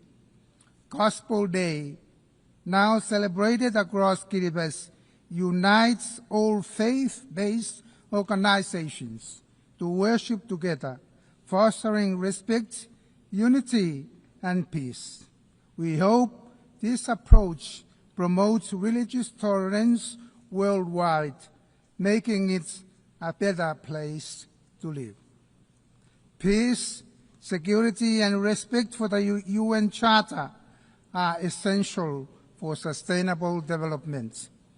Kiribati is committed to SDGs, emphasizing SIDS, or small island developing states' unique circumstances. Along with the other SIDS in the Antigua and Barbuda Agenda for SIDS, ABES, we aim for resilient prosperity through technological and digital solutions. These innovations are vital to overcoming challenges from geographical isolation and limited economies of scale. While Kiribati has technological constraints, we see digital solutions as key to enhancing public services, education, commerce, and climate resilience. Kiribati faces climate challenges, but it remains resilient. While some narratives claim our islands are sinking, we have traditional and modern strategies to adapt and thrive. Our efforts, aligned with international climate goals, focus on building resilience, protecting livelihoods, and preserving our culture. We urge global action to limit warming to 1.5 degrees Celsius and support frontline states to the loss and damage front. We welcome and commend the International Court of Justice in its landmark decision, giving its firm hope and assurance that Kiribati and other vulnerable countries will continue to exist in light of climate change impacts. This milestone demonstrates what the Blue Pacific can successfully achieve collectively, and that is to secure the full legal certainty and permanence of our maritime zones, irrespective of the impacts of climate change. The Multi-Dimensional Vulnerability Index, the MVI, is particularly important for Kiribati as it captures the combined effect of economic, social, and environmental vulnerabilities that are not fully reflected in the income-based measures alone. By incorporating the MVI into development planning and international supports, countries like Kiribati can better access resources, build resilience, and implement effective strategies to achieve sustainable development despite our structural limitations. Kiribati's ocean is vital for its identity, economy, and food security. Protecting marine life, fighting illegal fishing, and supporting the BBNJ agreements are key to sustaining livelihoods and ecosystems. IUU fishing causes over US $600 million annual loss, a moral and economic injustice that could fund universal child care. Guided by the 2050 strategy for the Blue Pacific and recent UN Ocean Conference outcomes, Kiribati believes these issues can be addressed through strong multilateral ocean governance based on the UN principles. Your Excellencies, as part of Kiribati's efforts to support the global ocean commitments to protect and sustainably manage the marine resources, we have committed to increase the value of our tuna and maximize economic returns, and at the same time ensure that this resource is protected for our future generations to the parties of the Nauru Agreement or the PNA. Access to sustainable and renewable energy is fundamental to advancing development and resilience in Kiribati. Small island states and Pacific Islands Forum family at large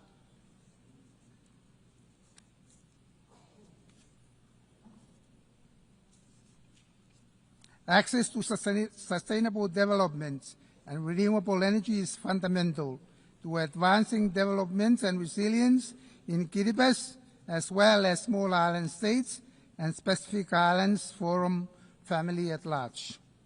Kiribati is investing in clean energy technologies, such as solar lights at household levels, to reduce our dependence on imported fossil fuels.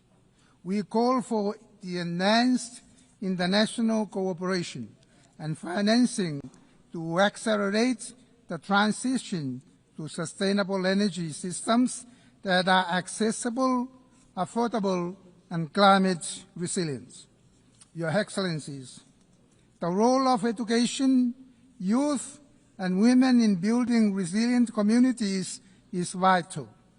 Investing in quality education, promoting gender equality, and empowering young people are key to sustainable development, innovation, and social cohesion. We support initiatives that foster youth leadership and women's full participation in the economic, political, and social spheres. Sports, culture, and traditional knowledge further boost community resilience, health, and belonging, supporting peaceful and sustainable societies. Healthcare in Kiribati faces challenges from the dispersed nature of the islands. To improve, the government will introduce sea ambulances and advance medical services to enhance capacity and reduce the need for overseas referrals. Your Excellencies, equitable and predictable development financing is vital for Kiribati's future. Reforming the international financial system, improving access to concessional finance, data, sustainability, and bridging the digital divide are key to enabling states to meet their development goals. The Blue Pacific recognizes the challenge of accessing climate financing and supports the establishment of the Pacific Resilience Facility, led and known by members, with $162 million pledged to fund it. Kiribati highlights the importance of the Doha Programme of Action for Least Developed Countries, which mobilizes international support for the most vulnerable. We await the UN financing for development conference, hoping it would provide concrete solutions to improve access to finance for those in need. These efforts are crucial for less developing countries like Kiribati to build resilience and promote sustainable development. Kiribati reaffirms its belief in the fundamental principle of multilateralism as the cornerstone for addressing global challenges collectively. By embracing cooperation, solidarity, and multilateral engagement, we can shape a future in which all nations, particularly the vulnerable, can thrive and prosper. In this endeavor, we draw inspirations from the wisdom of our forefathers, who taught us that by working hard in resilience and peace, we can secure enough to prosper. This enduring principle guides Kiribati's approach to sustainable development, resilience, and multilateral engagement, reminding us that collective efforts and peaceful collaborations are the foundation of lasting progress. Allow me to close by bestowing upon the United Nations and all its members and all its staff our traditional blessings of the Maori, the Roi, the Tabamoa, meaning abundant health, peace, and prosperity. I thank you, Ambassador. Au nom de l'Assemblée Générale, je tiens à remercier le Président et ministre des Affaires étrangères et de l'Immigration de la République de Kiribati. L'Assemblée va entendre l'allocution de Son Excellence M. Bassirou Diomaye Diakhar Faye, Président de la République du Sénégal. J'ai pris le protocole de bien vouloir accompagner Son Excellence, que j'invite à prendre la parole devant l'Assemblée.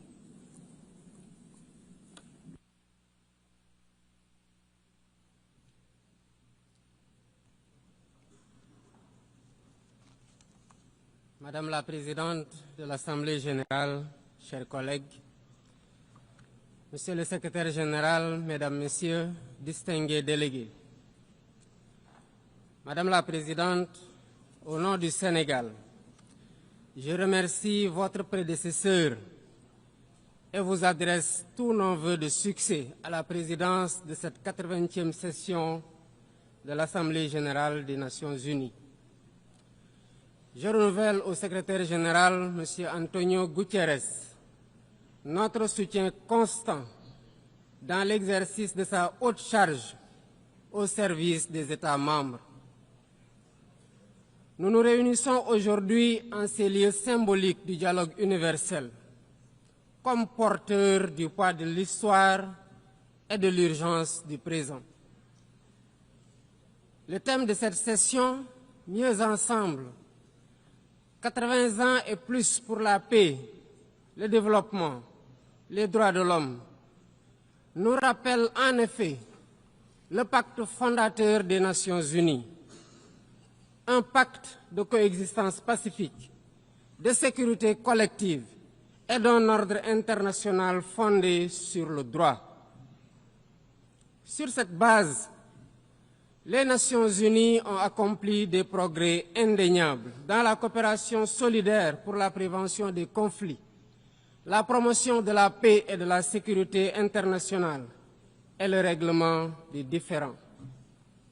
De même, des progrès significatifs ont été réalisés dans la codification de normes universelles pour la protection des droits de l'homme et d'un ordre international plus sûr et plus apaisé. Mais 80 ans après la création des Nations Unies, le monde vacille à nouveau, comme si nous étions rattrapés par les dérives qui ont mené l'humanité à 2 catastrophes majeures en l'espace d'une génération. Nous vivons des moments de forte turbulence, de défis inédits et d'incertitudes multiples.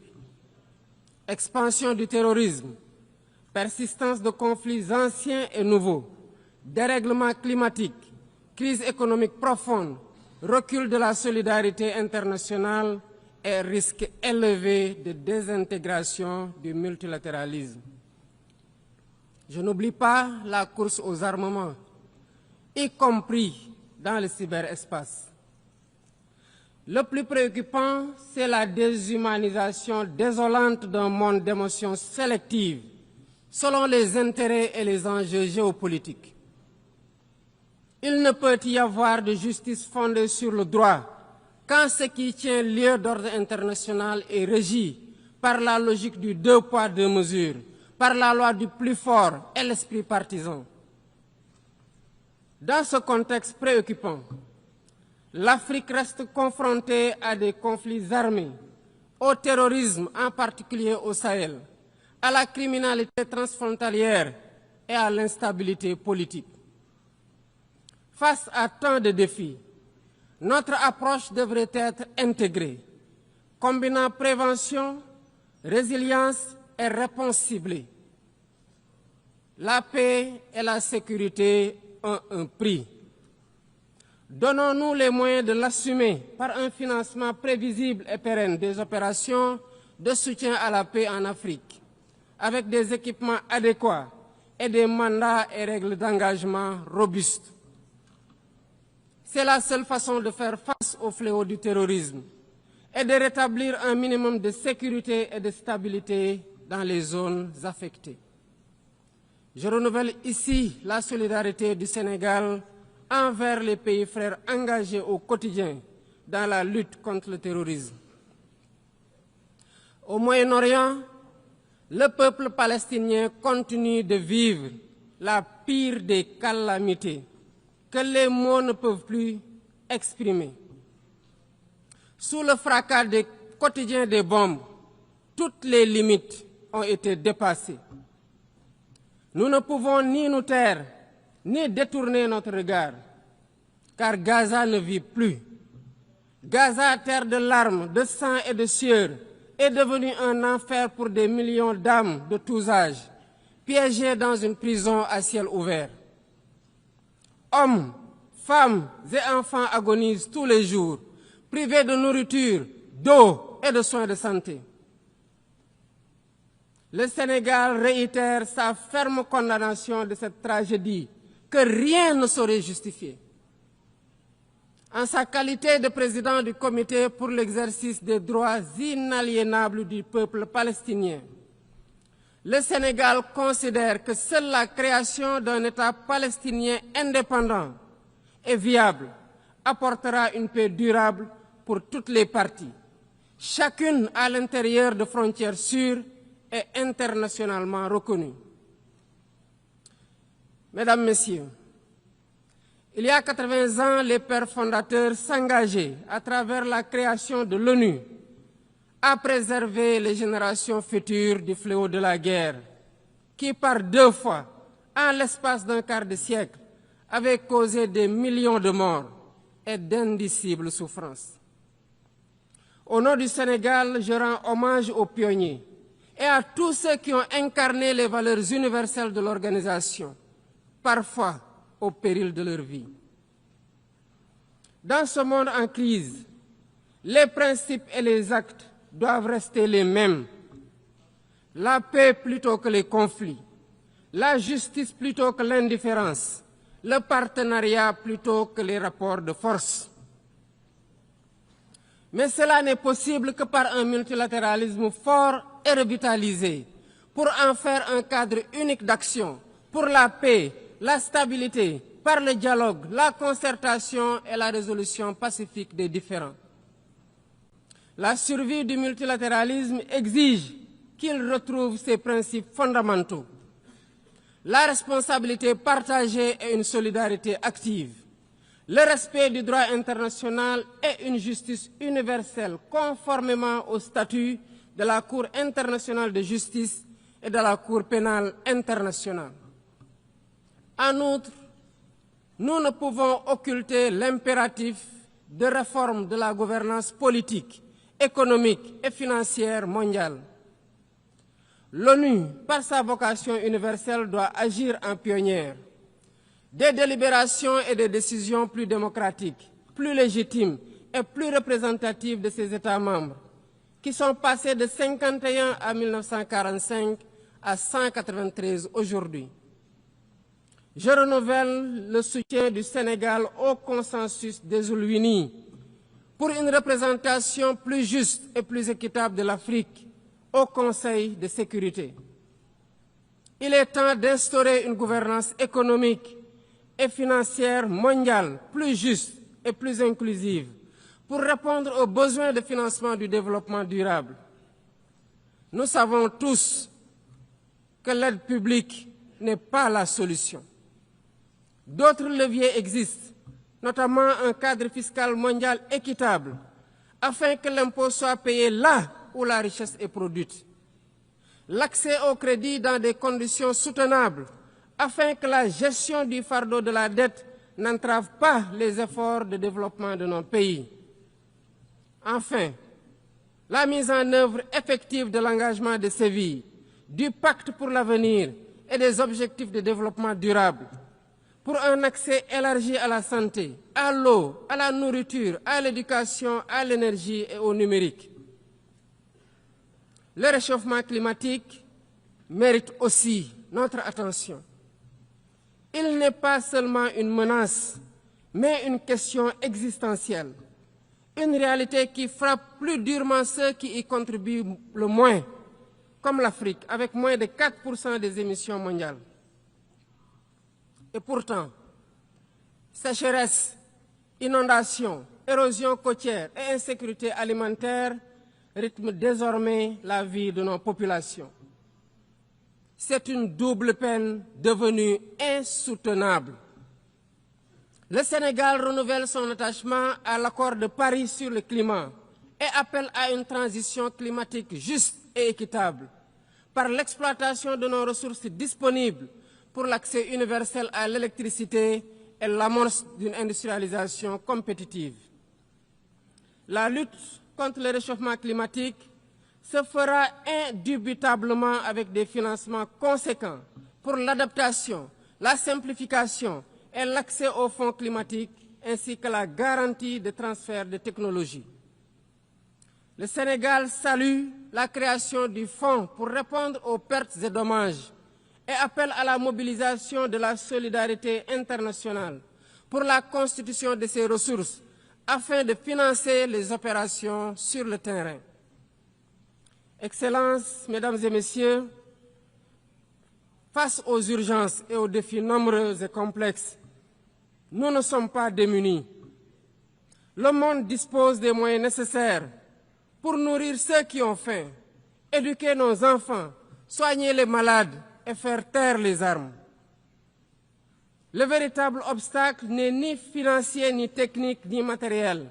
Il est dans la volonté politique de faire du multilatéralisme un instrument de solidarité collective, de coopération plutôt que de confrontation, pour un avenir où la dignité humaine sera au cœur de nos décisions. Alors, faisons de ce 80e anniversaire des Nations Unies, non pas le constat d'un ordre épuisé, mais le point de départ d'un nouvel espoir, celui d'une organisation rénovée et plus efficace, au service des peuples qu'elle incarne. Le Sénégal reste fidèle à son engagement de travailler dans ce sens avec tous les membres de l'organisation, prêt à jeter les ponts, prêt à porter les réformes, prêt à poursuivre notre œuvre commune pour un monde de paix, de justice et de solidarité. Je souhaite plein succès aux travaux de la 80e session de l'Assemblée Générale et vous remercie de votre aimable attention. Au nom de l'Assemblée Générale, je tiens à remercier le Président de la République du Sénégal. L'Assemblée va entendre l'allocution de son Excellence M. Peter Pellegrini, Président de la République slovaque. Je prie le protocole de bien vouloir accompagner son Excellence, que j'invite à prendre la parole devant l'Assemblée.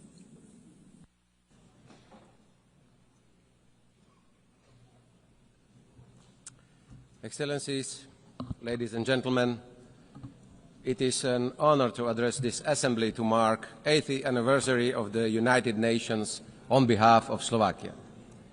Indeed, it was Slovak Jan Papanek who was one of the 14 co-authors of the UN Charter.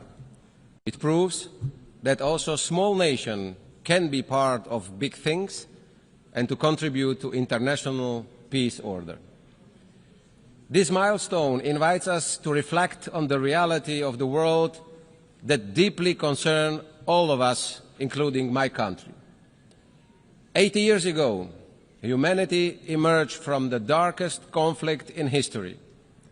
It claimed millions of lives, left entire regions in ruins.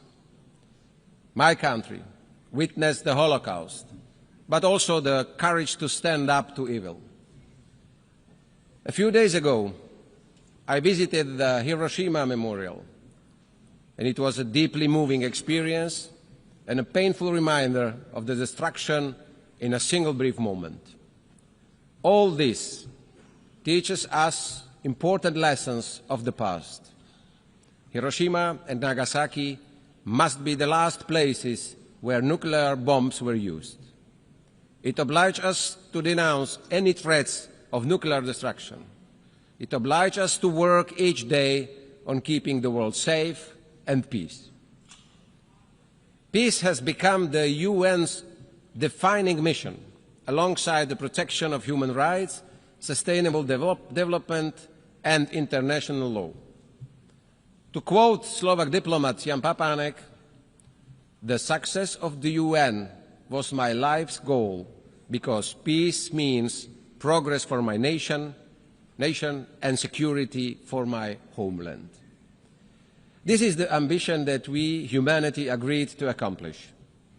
The authors of the UN Charter saw the danger of unchecked hatred and extreme ideologies. They understood that the world needed a framework to ensure it wouldn't slip into chaos again.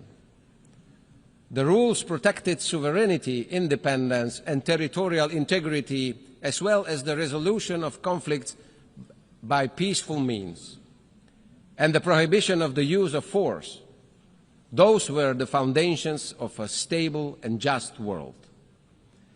80 years ago, 51 founding states signed the Charter, including my own.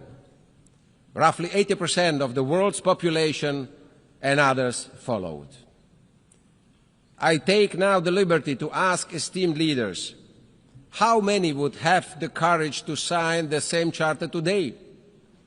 How many would truly live up to its rules and obligations? Would we be even able to write the Charter in current post-truth societies? And what's worse, the Charter is openly questioned.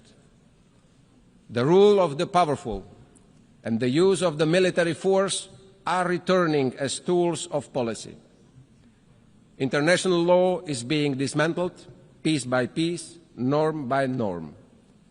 We see the mass proliferation of violations and their violators. But let us ask, where is this leading us? What will be the result? What will hold up the more unpredictable world? As a small country in Slovakia, we believe that small countries must be smart, and not only in times of confrontation. UN Charter and the rules must prevail always the guardrails against the false notion of the right of might and the illusion of spheres of influence where external powers dictate the lives of other nations. I sincerely believe that both in the global north or south, it is in the majority interest to uphold the world with the sovereign equality of nations, equal sovereignty for all. A world where the UN Charter, the rules and obligations remain the highest moral grounds and standards against which the action of states are judged. Esteemed leaders, peace is the defining mission of the UN to which we committed 80 years ago. Even so, the world is more violent today, with dozens of armed conflicts recorded last year. Today, the world is becoming a more dangerous place than it was before. Innocent people, elderly, children and women suffer because of war. It is not an anomaly, it is a structural shift. This is the reality, ladies and gentlemen. The Security Council, to which we have entrusted the greatest powers and special responsibility for maintaining peace, cannot pretend that it's succeeding. It's failing. The war in Ukraine reminds us daily how fragile peace is when the UN Charter is disregarded and international law is ignored. As its neighbor, Slovakia witnesses the immense cost of this war. Sadly, despite all efforts towards a peaceful settlement, Ukraine must defend itself against Russia. This is despite the groundwork for diplomatic talks being set at the US-Russia summit in Alaska, despite the clear agreement that negotiations would soon continue with Ukraine being included. Ladies and gentlemen, instead, 2 weeks ago, the airspace of Poland, our neighbor and ally, was seriously violated by Russian drones, a flagrant violation of sovereignty, international law, and direct threat to shared Euro-Atlantic security, equally as we saw it also in Estonia and Romania. I want to express my firm support and solidarity with our allies. The door open to negotiations should never be mistaken for weakness or an invitation to further violence. My country calls for too early peace. We call on commitment and concrete steps in line with the result of summit in Alaska. We continue to be ready to contribute to it and to support the guarantees ensuring the future peace that stands the test of time.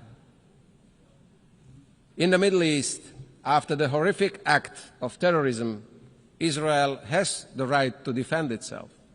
Hostages must return home. In Gaza, children and families do not feel safe anywhere, neither in hospitals nor in their temporary shelters. Esteemed leaders, the thin line between legitimate defense and unacceptable suffering is being painfully tested.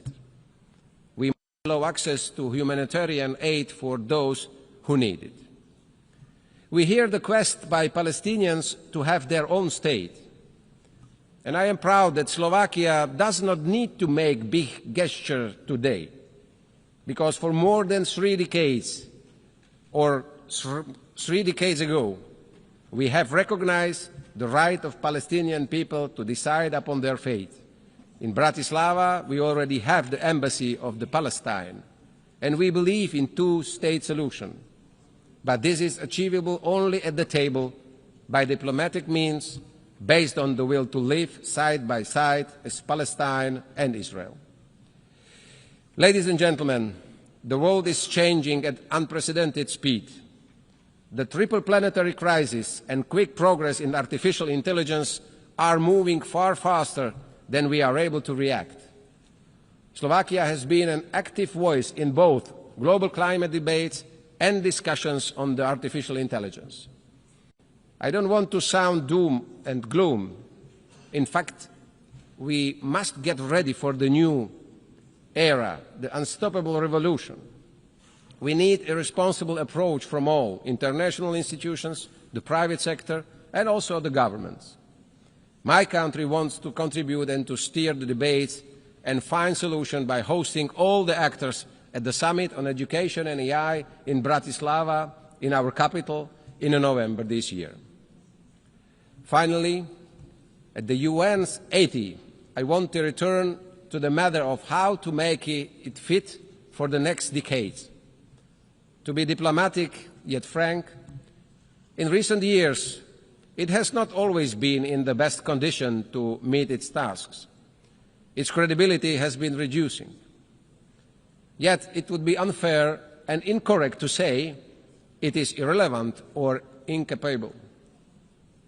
Over the past 8 decades, the UN has provided us a space to speak on equal footing and to be listened to. Enemies can meet here eye to eye. It has succeeded in a wide range of areas. There have been groundbreaking agreements in many fields, including human rights, disarmament, climate, and health. G7, G20, BRICS, and other regional organizations with their own goals will never be able to fully substitute UN.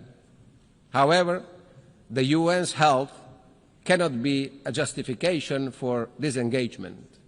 On the contrary, the situation calls upon us for reinvestment in its strength. It lies in our hands, member states, more than in the executive powers of the Secretary General.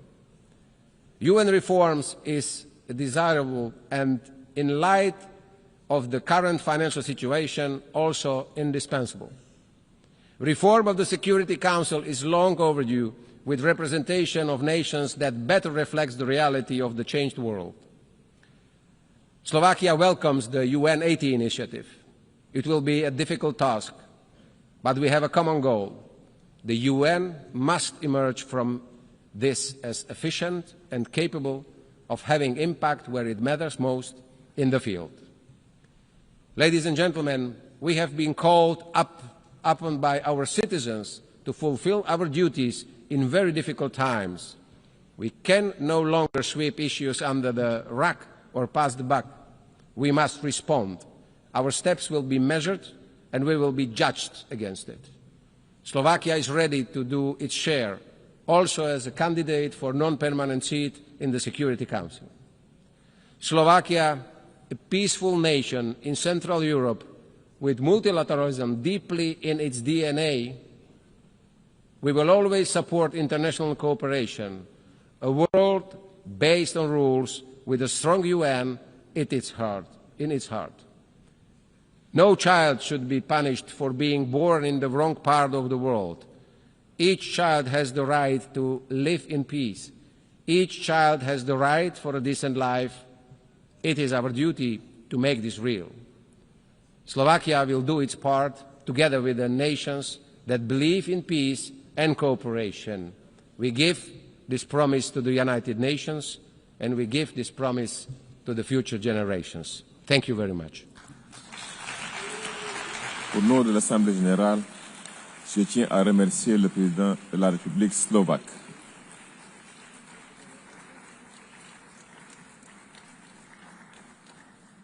L'Assemblée va maintenant entendre l'allocution de son Excellence Madame Hilda Heyn, présidente de la République des îles Marshall. Je prie le protocole de bien vouloir accompagner son Excellence et je l'invite à prendre la parole devant l'Assemblée Générale.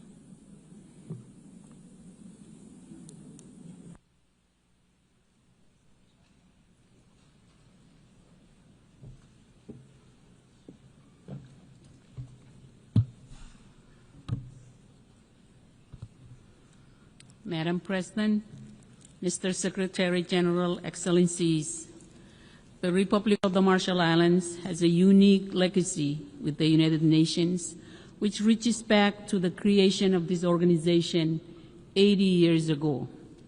As a strategic UN trusteeship, it was the UN flag which flew first over our islands, and it inspired us to define our nation and speak up when we saw injustice.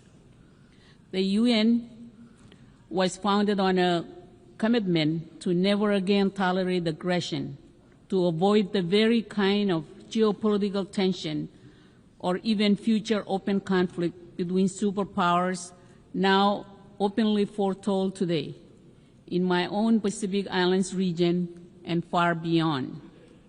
At a time when international cooperation is in dire need, the very foundations of global order are now more uncertain than ever. My low-lying atoll nation bears witness to the sharpest edge of climate change, which the Pacific Islands Forum leaders have consistently defined as the region's #1 security threat. The scale of impact and the future of our youngest generations depends on whether global powers are working together. If I could find a louder alarm for the Pacific Islands than my words today, I would sound it. There is still time for action, but only urgent action at scale can reduce vulnerability across all key sectors and to strengthen the free and democratic nations which define our island region. We need the world to better understand that our security is linked to our fragility, cutting across key indicators. We worry our institutions will not easily withstand future threats, whether if by rising seas or geopolitical competition. Madam President, during our decades as a UN strategic trusteeship administered by the United States, the UN Trusteeship Council remained an early and important platform for our voices and to tell the world where right lay from wrong. But it fell short of its mandate. Today, our nation bears the legacy of 67 atmospheric nuclear tests between 1946 and 1958, which posed profound contemporary challenges. And while we acknowledge important actions by the former administering authority, the U.S., significant disagreements remain, including ultimate responsibility for what remains today. Our communities seek justice, a clean environment, and safe return to their homes. Our Marshallese pleas to the Trusteeship Council to stop nuclear testing were disregarded with assurances of our well-being, with 2 resolutions assuring our well-being in 1954 and 1956, remain the only instance in which a UN organ has ever so explicitly allowed nuclear detonations.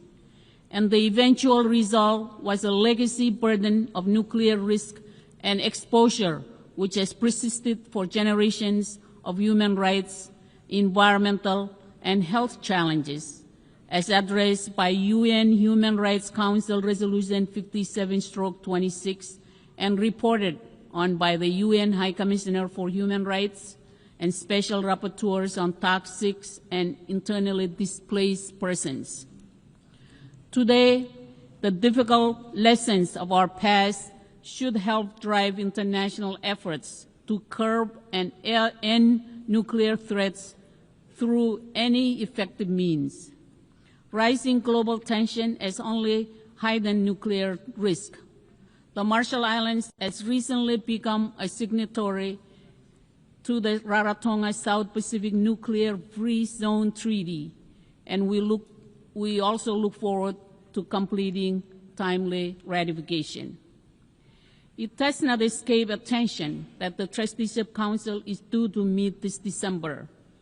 79 years after the first nuclear test was conducted in my country in 1946, the UN should now be capable of delivering a contemporary acknowledgement and apology for what took place in its name and under its flag, and for not hearing the voice of our people when we told this body to stop. Perhaps after 34 years since our admission as a member of this body in 1991, the appropriate UN organs can help to bring healing and closure over decisions which never should have been made. Madam President, the positive momentum for this year's third UN Oceans meeting in Nice will be needed to demand a reordering of short-term blunder against longer-term benefit. The Marshall Islands stands firmly committed to safeguarding the health of our oceans, which are central to the livelihoods of our people. As a small island and large ocean nation, we are acutely aware of the threats posed by overfishing, unsustainable marine resource exploitation, and the escalating impacts of climate change.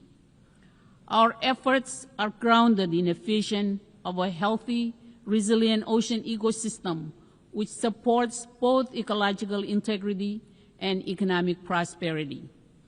As stewards of the Pacific Ocean, we urge the international community to take bold action to scale up efforts in addressing marine pollution, ocean acidification, and supporting small island developing states in strengthening our management capacity.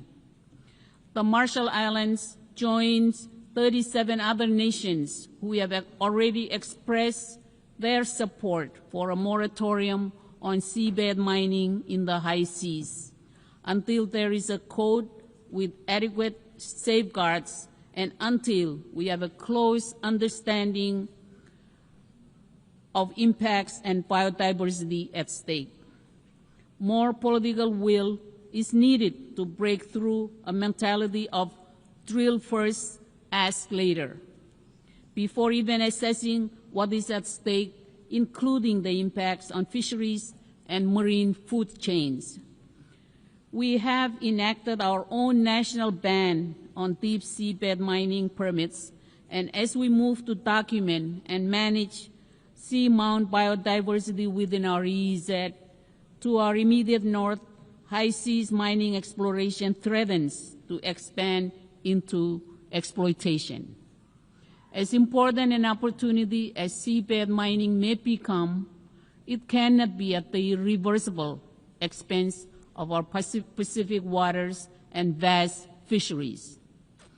The Marshall Islands welcomes this week's achievement of entry into force of the Biodiversity Beyond National Jurisdiction Agreement early next year and looks forward to building a robust early architecture. Madam President, this year is the 10th anniversary of the Paris Agreement and the creation of the High Ambition Coalition, which helped deliver the agreement's 1.5 degree Celsius warming limit. A decade on, we stand on the verge of that threshold. The International Court of Justice has confirmed that international law demands actions from all nations whether signatories to the Paris Agreement or not. Its ruling was clear. There are binding obligations to prevent exactly the type of significant harm that we see today, and that will only worsen as temperature rise. The vast majority of countries are failing to meet their obligations. The International Court of Justice has now stated that international law demands action and stringent due diligence from all, that there are binding obligations to prevent exactly the type of significant harm which we face. The ICJ also confirmed what the Pacific has always said. Once established, our maritime zones are fixed, and that our statehood will persist even as sea levels rise.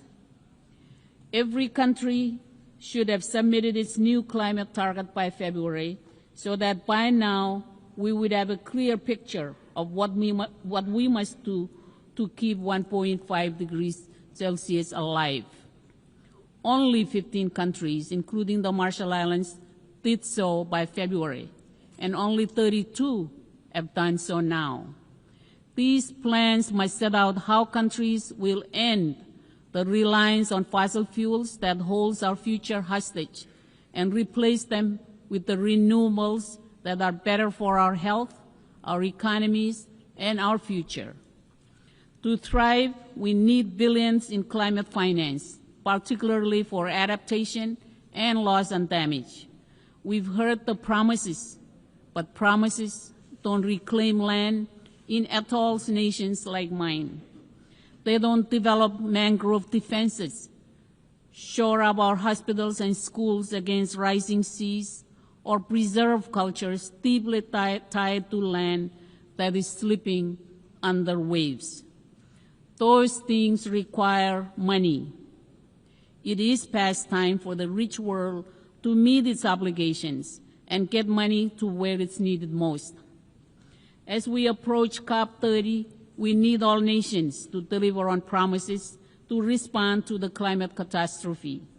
We must close the $1 trillion climate finance gap, particularly for adaptation. We must deliver stronger plans which show how we'll end fossil fuels and have global emissions in this decade. Excellencies, our sharp challenges are far-ranging.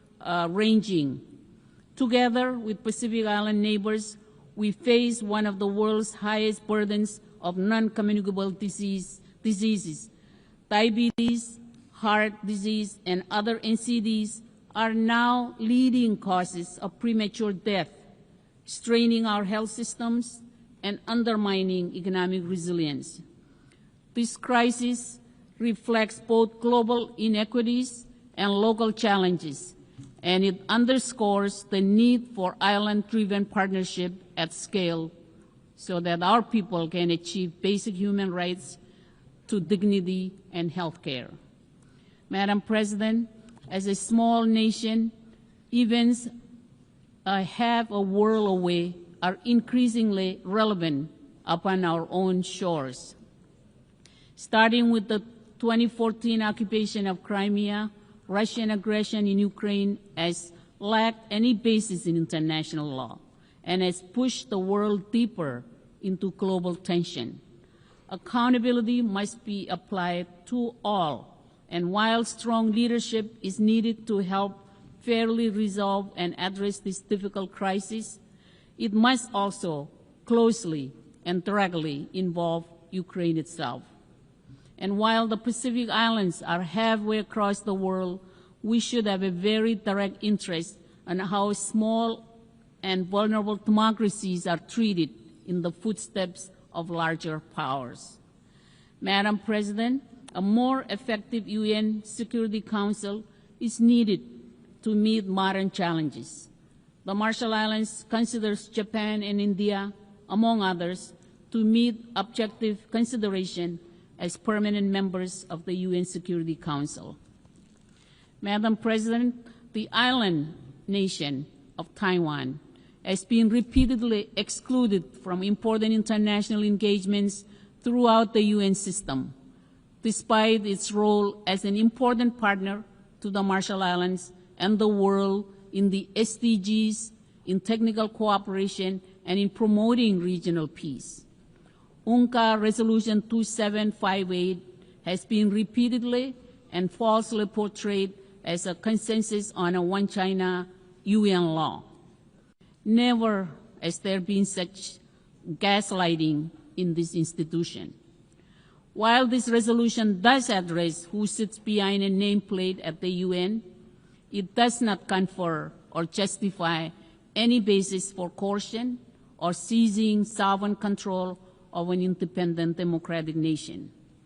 The UN Secretariat should further end discriminatory practices against Taiwanese passport holders, including journalists, and all member states should understand that these and other politically influenced practices where Resolution 2758 is misrepresented will never be justification under international law for military invasion or coercive acts against Taiwan.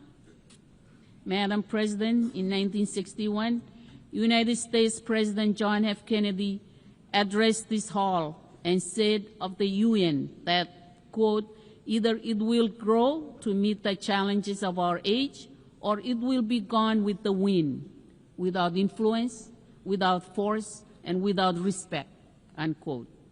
It described the UN as two forces. One is composed of those who are trying to build the kind of world described in Articles 1 and 2 of the Charter. The other, seeking a far different world, would undermine this organization in the process. Madam President, the threat of nuclear war that confronted the world in 1961 remains today, though now at an even greater scale. When President Kennedy spoke in 1961, climate change wasn't as widely understood.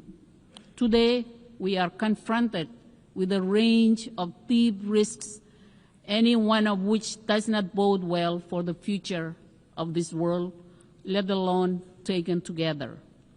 The hope for our youngest and future generations is in the profound vision of nations committed to peace and multilateralism. I thank you all. Comoltada. Au nom de l'Assemblée Générale, je tiens à remercier la présidente de la République des îles Marshall.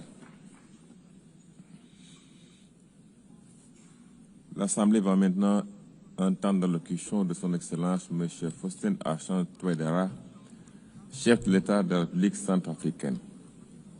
Je prie le protocole de bien vouloir accompagner son Excellence, que j'invite à prendre la parole devant l'Assemblée.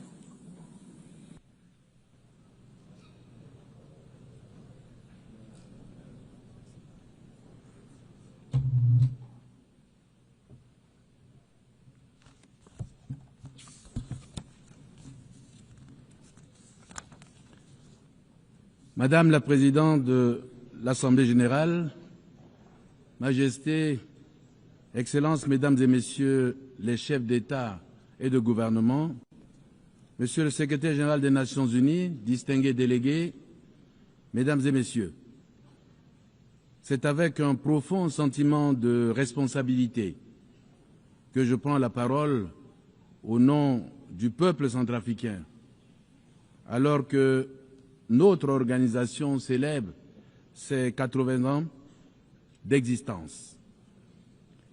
Cet anniversaire nous rappelle une vérité simple. Nos destins sont liés.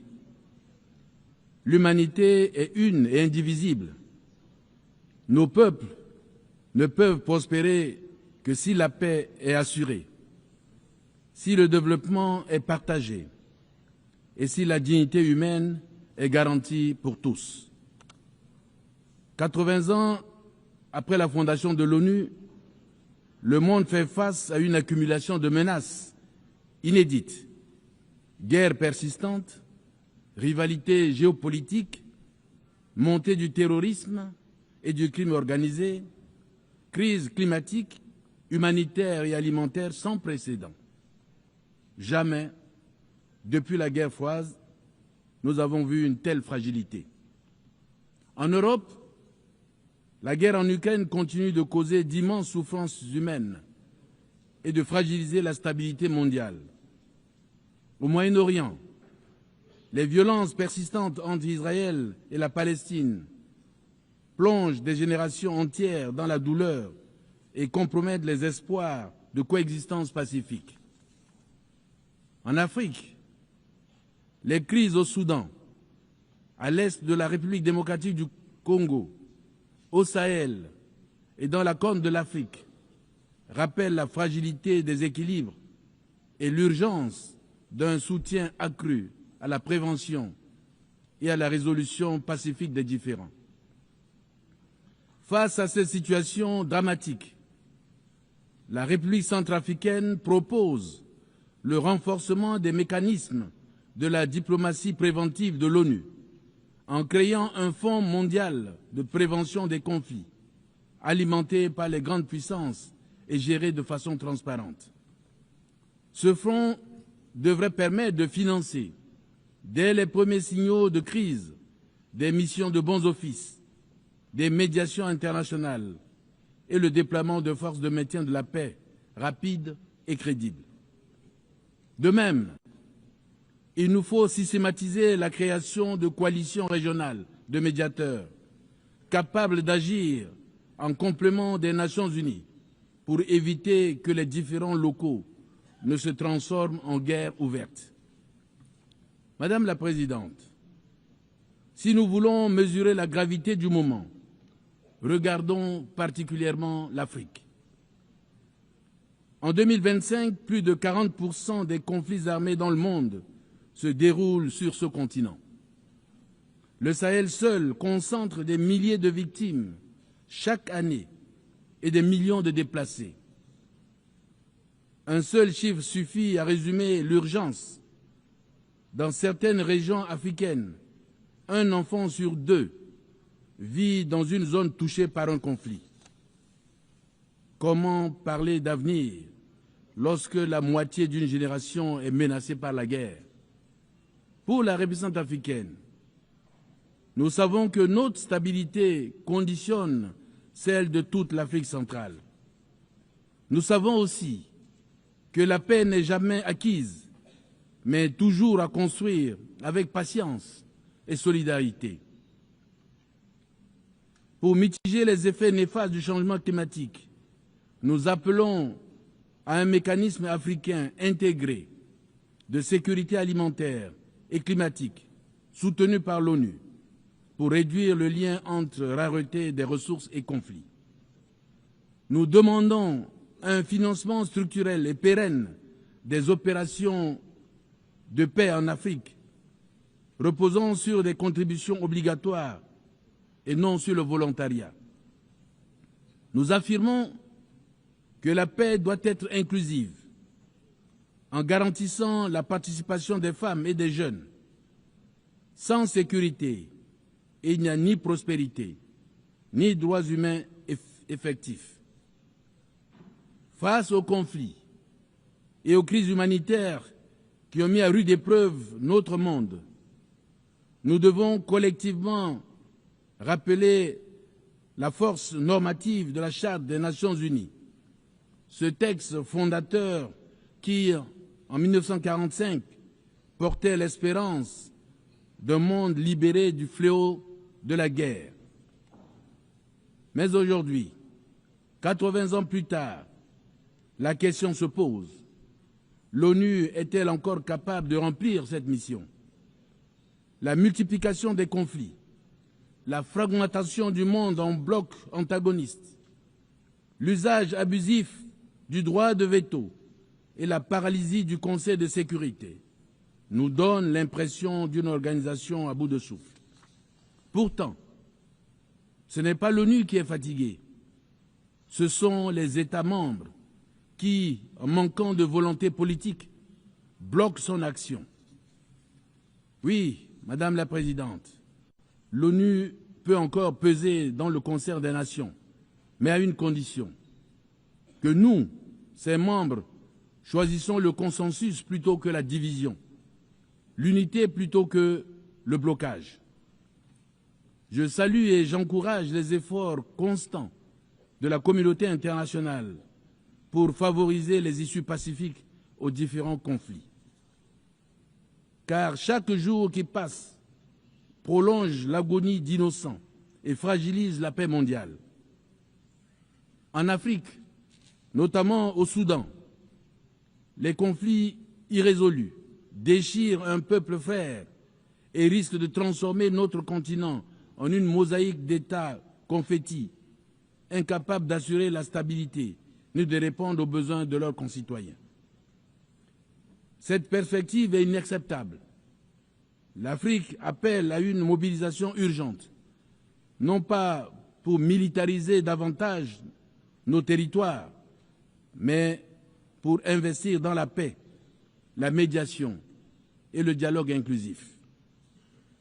C'est pourquoi mon pays soutient la déclaration du Quad initiée par l'Égypte, l'Arabie saoudite, les Émirats arabes unis et les États-Unis d'Amérique concernant le rétablissement de la paix et de la sécurité au Soudan. Dans mon propre pays, la République centrafricaine, nous avons choisi cette voie du dialogue. La politique de la main tendue a permis, à travers la réconciliation et la confiance restaurée, l'autodissolution de la quasi-totalité des groupes armés. Ce choix n'a pas été le plus facile. Il aurait été plus simple de céder à la logique des armes, mais nous avons préféré l'audace du pardon, la patience du dialogue et la force du consensus. Notre expérience montre qu'il est possible de substituer au cycle de la haine une dynamique de paix durable. La République centrafricaine, jadis considérée comme un théâtre de violence, est aujourd'hui un exemple qu'il est possible de tendre la main et d'obtenir en retour non pas la guerre, mais la paix. Grâce à la paix retrouvée, nous préparons aujourd'hui en toute sérénité les élections générales de décembre 2025 que nous voulons démocratiques, inclusives et transparentes pour consolider l'ancrage démocratique du pays amorcé depuis 2016. Nous proposons que ce modèle soit étudié et renforcé comme bonne pratique africaine dans le cadre des Nations Unies et de l'Union africaine. Cette bonne pratique exige des actes politiques courageux. Réformer l'ONU, réformer l'architecture financière mondiale, créer un fonds mondial de prévention, renforcer le rôle des organisations régionales, mobiliser les grandes puissances, non pas pour diviser, mais pour nous unir. La République centrafricaine, forte de son expérience, se tient prête à apporter son expérience à ce vaste chantier pour bâtir un ordre mondial fondé sur la justice, la dignité humaine et le respect du droit international. Mais la paix ne peut suffire sans le développement. Le programme de développement durable à l'horizon 2030 reste notre cap commun. Nous travaillons à réduire la pauvreté, à renforcer la sécurité alimentaire, à promouvoir l'éducation et la santé comme levier de dignité, à engager des réformes pour une croissance inclusive, créatrice d'emplois et respectueuse de l'environnement. La République centrafricaine vient aujourd'hui affirmer une conviction simple. Le développement durable et la coopération internationale sont les clés de la paix mondiale. Dans un monde où les crises s'enchaînent et s'entrelacent, aucun pays ne peut relever seul les défis du siècle. Nous avons besoin d'une solidarité active. Nous avons besoin d'une prospérité véritablement partagée. Nous avons besoin d'un sursaut d'humanité.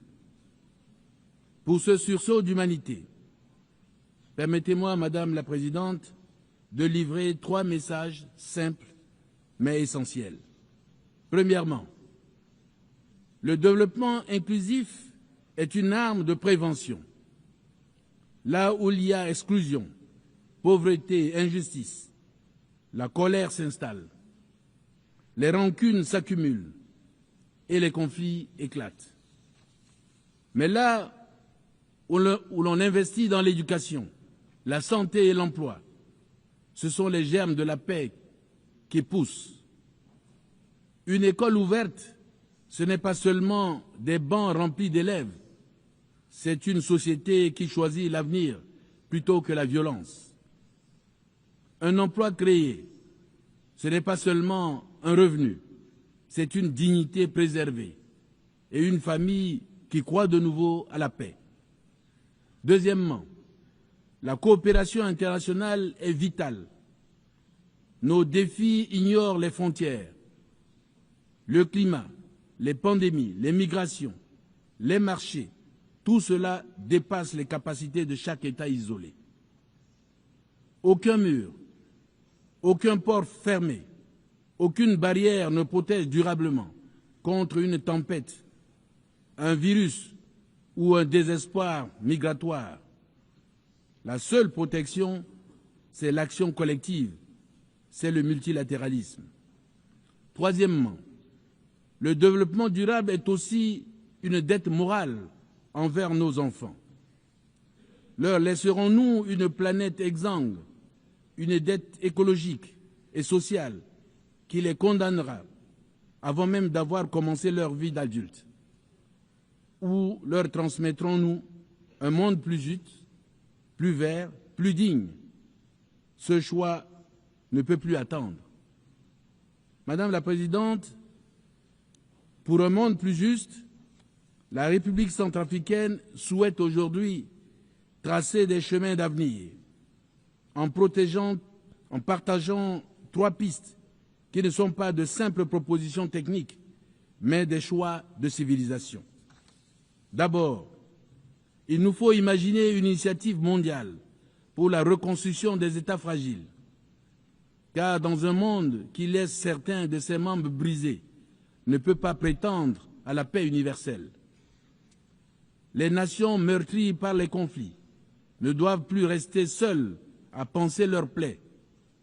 Elles ont besoin d'une communauté internationale qui les relève, les accompagne et leur redonne confiance. Investir dans la reconstruction institutionnelle, c'est refuser le cycle sans fin de la guerre et du désespoir. À cette reconstruction institutionnelle doit ensuite s'ajouter un engagement fort pour notre planète. C'est pourquoi nous appelons à un pacte des Nations Unies pour la protection des écosystèmes critiques, un pacte qui relie le climat, la biodiversité et les droits humains. Détruire une forêt, ce n'est pas seulement abattre des arbres, c'est effacer des cultures, menacer des vies et préparer les crises de demain. Protéger la nature, c'est protéger la paix. Enfin, il est temps de rêver grand pour l'Afrique. C'est le sens de l'idée d'un corridor vert de développement en Afrique centrale qui allie infrastructures modernes, énergie propre et intégration régionale. De Bangui à Kinshasa, de Douala à Libreville, ce corridor serait un trait d'union entre nos peuples et une promesse d'avenir pour toute l'humanité. Car l'Afrique n'est pas un continent à assister, elle est un continent à relever. Elle n'attend ni charité ni compassion, mais des partenariats justes et courageux. L'ère de la dépendance de l'Afrique est révolue. Le rôle de l'Afrique dans le concert des nations doit être respecté. Souveraineté et non subordination. Partenariat et non exploitation. Il est inadmissible de voir la pauvreté s'aggraver en Afrique, tandis que la richesse s'accumule dans les pays du Nord. Il est temps que les injustices causées à l'Afrique soient réparées. C'est pourquoi la République centrafricaine soutient l'initiative panafricaine sur les réparations, ainsi que les efforts du continent tendant à établir un dialogue respectueux et équitable avec les partenaires.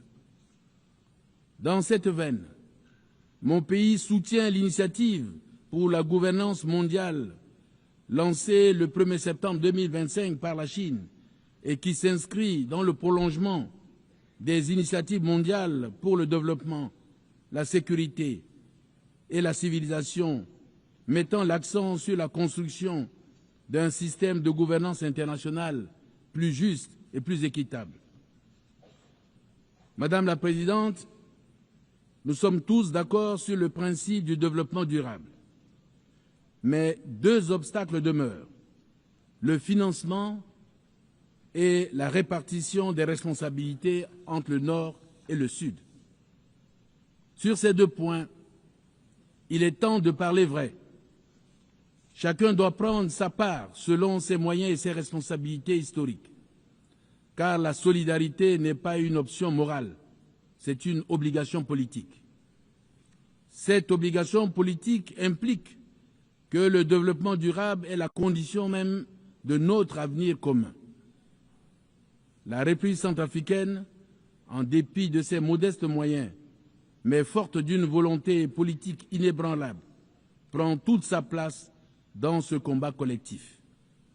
Nous savons que nous sommes vulnérables, mais nous savons aussi que notre vulnérabilité nous donne une voix unique, celle qui rappelle au monde que la paix, la justice et la solidarité ne sont pas des promesses lointaines, mais des choix urgents, ici et maintenant.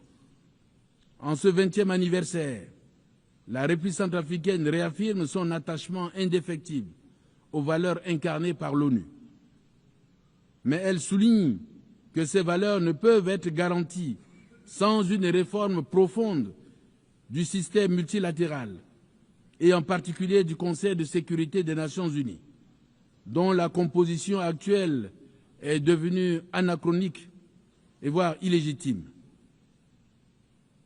Il y a 80 ans, lorsque les Nations Unies sont nées, l'Afrique n'était pas libre. La plupart de nos pays vivaient encore sous la tutelle coloniale. Notre voix ne comptait pas. Aujourd'hui, l'Afrique, c'est 1,4 milliard d'habitants. Dans 30 ans, ce sera 2,5 milliards. Un être humain sur 4 sera africain. L'Afrique sera le continent le plus jeune et le plus décisif du siècle. Et pourtant, pas un seul siège permanent au Conseil de sécurité n'appartient à l'Afrique. Pas un seul.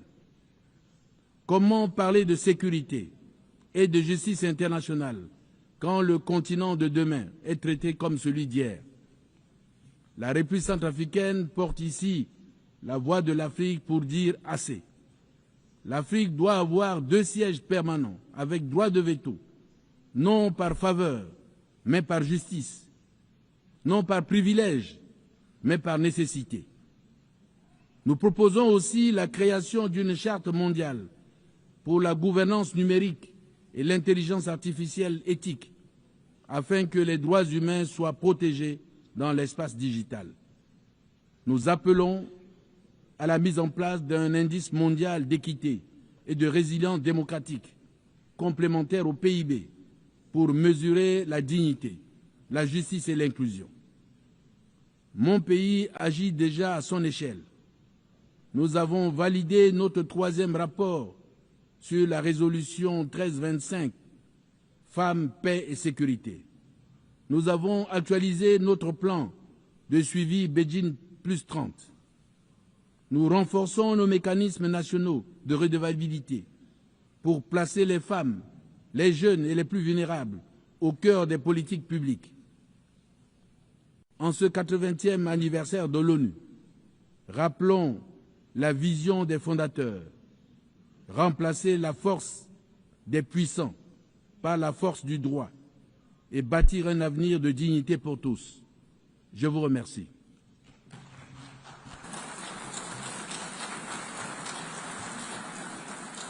Je remercie le président de la République centrafricaine.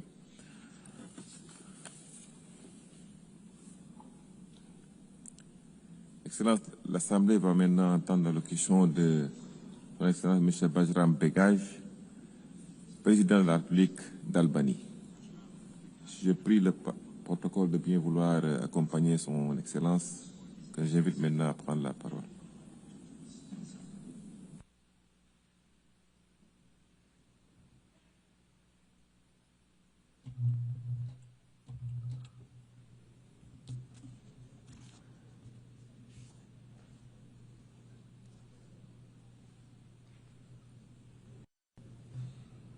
Nderuar zonja Presidente e Asamblees, nderuar drejtues I seancës, të nderuar shkëlqësi. Është nder për mua t'i drejtohem sot kësaj Asambleje në emër të Republikës së Shqipërisë, në këtë përvjetor të rëndësishëm të Organizatës së Kombeve të Bashkuara. Ky është njëkohësisht një moment me domethënie të veçantë për vendin tim, ndërsa shënojmë 70 vjetorin e antarësimit ton në Kombet e Bashkuara.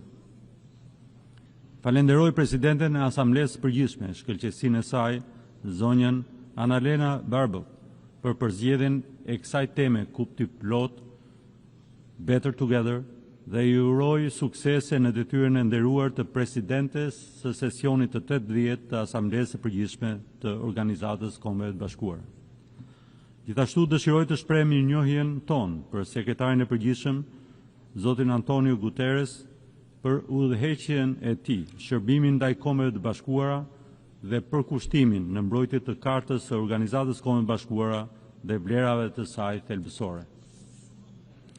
Zonja e Zotrinj, ky 80 vjetor I Kombeve të Bashkuara është një kujtesë e vizionit që frymëzoi krijimin e një bote ku kombet zgjedhin dialogun dhe bashkëpunimin.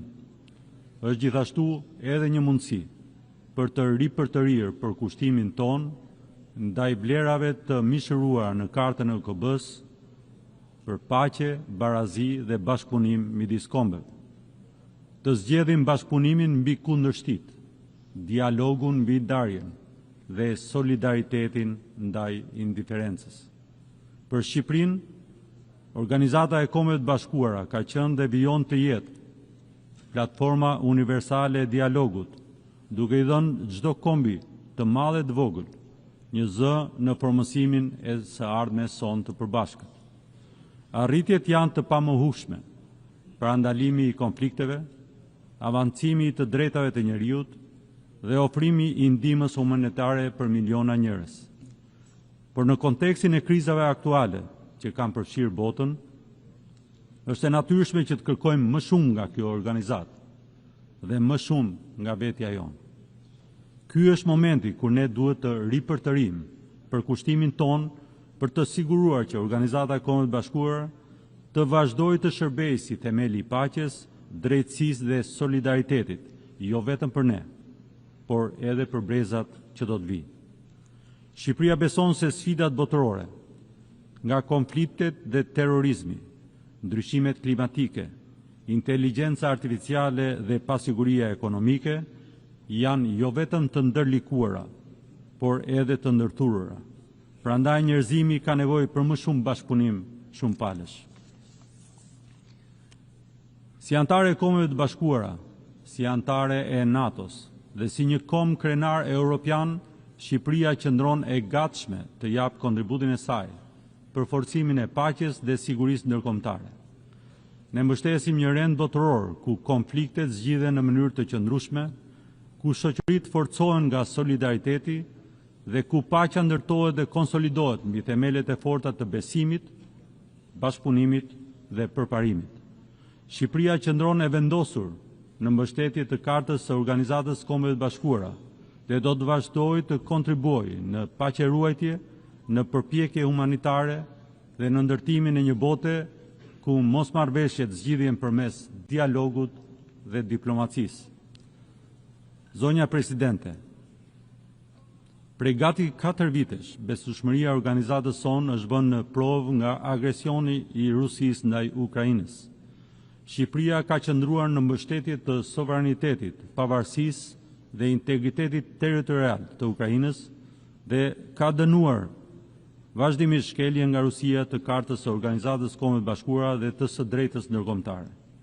Ne dënojmë sulmet e vazhdueshme të Rusisë ndaj Ukrainës dhe incidentet e provokuara së fundmi ndaj aleatëve tanë të NATO-s, dhe në të njëjtën kohë vlerësojmë përpjekjet diplomatike në udhëheqjen e presidentit Trump për një paqe të drejtë, të qëndrueshme dhe në respekt të plot të sovranitetit, pavarësisë, integritetit territorial të Ukrainës. Shqipëria është po aq e përkushtuar për paqe, siguri dhe stabilitet në lindjen e mesme. Lufta në Gaza duhet të përfundojë, të gjithë pengjet duhet të lirohen dhe situata e rëndë humanitare në Gaza duhet të trajtohet me urgjencë. Ne shprehim mbështetjen tonë për përpjekjet e Shtetit Bashkuar të Amerikës, Egjiptit dhe Katarit për marrëveshje e armëpushimit që do të çojë drejt përfundimit të përhershëm të armiqësive dhe sigurimin e një paqe të qëndrueshme mes Izraelit dhe Palestinës, e cila sjell një të ardhme më të mirë në siguri dhe përparim për palestinezët, izraelitët dhe të gjithë popujt e rajonit. Zonja dhe zotërinj, Shqipëria promovon aktivisht dialogun, marrëdhëniet e fqinjësisë së mirë dhe integrimin rajonal si e vetmja rrugë drejt stabilitetit dhe prosperitetit të qëndrueshëm. Vizioni ynë është integrimi, zhvillimi i qëndrueshëm dhe ruajtja e vlerave demokratike. Ne besojmë se ardhmja e rajonit tonë qëndron tek bashkëpunimi, jo konflikti, tek përparimi i bërbashkët, jo rivaliteti. Në këtë frym, Shqipëria është e gatshme të bashkëpunojë me të gjithë fqinjet për të siguruar që Ballkani Perëndimor të jetë një zonë paqeje, zhvillimi dhe mundësie që kontribon aktivisht për Europën dhe për komunitetin më të gjerë ndërkombëtar. Shteti më i ri në rajonin tonë, Republika e Kosovës, është gjithnjë më shumë kontribuese në paqe, dialog dhe bashkëjetesë në Ballkanin Perëndimor. 17 vjet pas shpalljes së pavarësisë, Kosova ka treguar me vepra se është një anëtare e përgjithshme e komunitetit ndërkombëtar, e përkushtuar ndaj paqes, stabilitetit dhe vlerave demokratike, me institucione të forta dhe popullsi vitale. Kontributi i saj në bashkëpunimin rajonal dhe më gjerë është i pamohueshëm. Megjithatë, vendi i Kosovës në këtë asamble mbetet padrejtësisht bosh. Njohja e pavarësisë Kosovës, mbështetja për antarësimin e saj në Kombet e Bashkuara dhe në organizatat e tjera ndërkombëtare është një akt drejtësie ndaj popullit të Kosovës. Është një hap që forcon edhe më shumë paqen dhe sigurinë në Ballkanin Perëndimor dhe një kontribut në stabilitetin e Europës. Shqipëria kërkon që të drejtat dhe liritë e shqiptarëve të luginës së Preshevës të respektohen, që shqiptarët atje të mos diskriminohen, por të integrohen, që gjua shqipe të përdoret, kultura, vlera, identiteti dhe traditat e tyre të mbrohen dhe të promovohen. Zonja Presidente, udhëtimi i vendit tim Shqipërisë nga izolimi te integrimi euroatlantik, nga diktaturat e liria dhe të drejtat e njerëzit, dëshmon se dialogu, partneriteti dhe vlerat e përbashkëta mund të transformojnë shoqëritë. Sot Shqipëria është shumë pranë realizimit të ëndrrës së kahershme antarësimit në Bashkimin Evropian. Pas hapjes së negociatave të antarësimit, po vijojmë me ritëm të lartë reformat tona me synimin për të përfunduar procesin e negociatave në vitin 2027 dhe për të qenë antare plotë e Bashkimit Evropian deri në vitin 2030. Udhëtimi ynë drejt një Europe të bashkuar nuk është vetëm një ambicie politike, por është thellësisht i rrënjosur në vlerat që ne çmojmë, demokracinë, të drejtat e njerëzit dhe sundimin e ligjit. Shqipëria ka kuptuar se prosperiteti dhe mirëqenia e qytetarëve të saj lidhet ngushtë edhe me përparimet konkrete në arritjen e objektivave të zhvillimit të qëndrueshëm. Shqipëria po investon në energjinë e pastër, po forcon mbrojtjen ndaj ndryshimeve klimatike, po avancon transformimin digital dhe po punon për të siguruar që askush të mos mbetet pas. Përpjekjet tona janë përqendruar në arsim, shëndetësi, barazi gjinore dhe fuqizimin e rinisë, sepse gjithëpërfshirja është e vetmja rrugë drejt zhvillimit të qëndrueshëm. Vitin e kaluar, ne u angazhuam rreth paktit për të ardhmen, si një kornizë udhëzuese për ringjalljen e bashkëpunimit shumëpalësh. Tani, duhet t'i kthejmë fjalët në vepra, të përkthejmë angazhimet në përparime konkrete për paqen dhe sigurinë, zhvillimin e qëndrueshëm, klimën, bashkëpunimin digjital dhe mbrojtjen e të drejtave të njerëzit. Shqipëria është e gatshme të punojë me të gjitha shtetet anëtare për të siguruar që pakti për të ardhmen të bëhet një udhëzues drejt një bote më të drejtë, më të qëndrueshme dhe më të bashkuar. Ne do t'japim shembullin ton, duke e përfshirë paktin në rishikimin ton vullnetar kombëtar. Shkëlqësi të nderuar pjesëmarrës. Ndryshimet klimatike janë sfida përcaktuese e shekullit ton dhe Shqipëria është e përkushtuar ndaj tranzicionit të energjisë së pastër dhe mbrojtjes së mjedisit. Përmbytjet, zjarret dhe thatësirat tashmë të përvitshme na kujtojnë se duhet të forcojmë angazhimet tona globale, të mobilizojmë financimet dhe të sigurojmë që asnjë të mos mbetet pas. Vitet e fundit kemi dëshmuar përhapjen e shpejtë të teknologjive digjitale. Përparimi teknologjik është shumë i dobishëm, përsa kohë ecën paralelisht me përparimin e vetë njeriut. Ne duhet të mbetemi besnik ndaj vlerave tona, duke e vendosur teknologjinë në shërbim të njerëzimit. Sado e avancuar, problemet e kohës tonë nuk mund të zgjidhen nga inteligjenca artificiale, por nga inteligjenca dhe dëmshuria njerëzore. Epoka digjitale duhet të udhëhiqet nga bashkëpunimi ndërkombëtar, standardet etike dhe respektimi i të drejtave të njerëzit. Për Shqipërinë, transformimi digjital është prioritet. Ne kemi ndërmarrë reforma ambicioze për të digitalizuar shërbimet publike, për të rritur transparencën dhe për të luftuar korrupsionin. Shqipëria ka kënaqësinë të bashkëdrejtojë me Kenyan procesin e rishikimit të samitit botëror mbi shoqërinë e informacionit dhe do të punojë së bashku me të gjitha shtetet anëtare për të patur një rezultat të suksesshëm. Zonja Presidente, të drejtat e njeriut dhe dinjiteti i çdo individi duhet të mbeten në zemër të misionit tonë. Shqipëria ka dëshmuar përmes transformimit të saj demokratik se shoqëritë lullëzojnë kur liritë e individit mbrohen, kur gratë të rinj fuqizohen dhe kur diversiteti pranohet si forcë. Jemi të nderuar të sjellim përvojën tonë dhe të shërbejmë në Këshillin e Drejtave të Njeriut, ku kemi punuar pareshur për të promovuar universalitetin e të drejtave të njeriut dhe pandashmërinë e të gjitha lirive. Gjatë mandatit tonë jemi angazhuar për mbrojtjen e grupeve vulnerabël, për avancimin e barazdisë gjinore dhe për mbrojtjen e atyre të drejtave të cilëve kanë më shumë rrezik të cënohen. Ne do të vazhdojmë të ngrem zërin kundër diskriminimit, intolerancës dhe dhunës kudo që ndodhin. Shqipëria është krenare për përparimin që ka bërë në avancimin e barazdisë gjinore, si një detyrim moral dhe si një shtysë për zhvillimin e shoqërisë. Sot gratë mbajnë disa nga postet më të larta në vendin tim.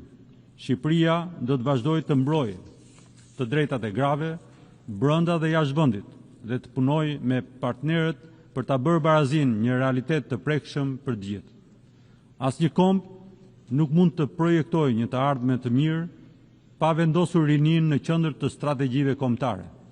Përmes reformave në arsim, transformimit digjital dhe punësimit, Shqipëria po punon për të zgjeruar mundësitë që të rinjtë të mësojnë, të sjellin risi dhe të marrin pjesë plotësisht në shoqëri. Ne besojmë se investimi tek të rinjtë është investimi më i efektshëm për paqe, mirëqenie dhe zhvillim të qëndrueshëm. Sot kemi detyrimin që si gjenerata që trashëguam 80 vjet paqe dhe përparim, të jemi të aftë të krijojmë kushte fëmijëve tanë për një botë sigurt në paqe me dinjitet, bashkëpunim dhe përparim. Së bashku me kurajo dhe largpamësi të vendosim që ky sesion të jetë momenti kur zgjodhëm unitetin, që zgjodhëm përgjegjësinë dhe zgjodhëm guximin. Ju falenderoj. Au nom de l'Assemblée Générale, je tiens à remercier le président de la République d'Albanie. L'Assemblée va maintenant entendre l'allocution de son Excellence M. Denis Sassou Nguesso, président de la République du Congo. J'ai pris le protocole de bien vouloir l'accompagner et je l'invite à prendre la parole devant l'Assemblée générale.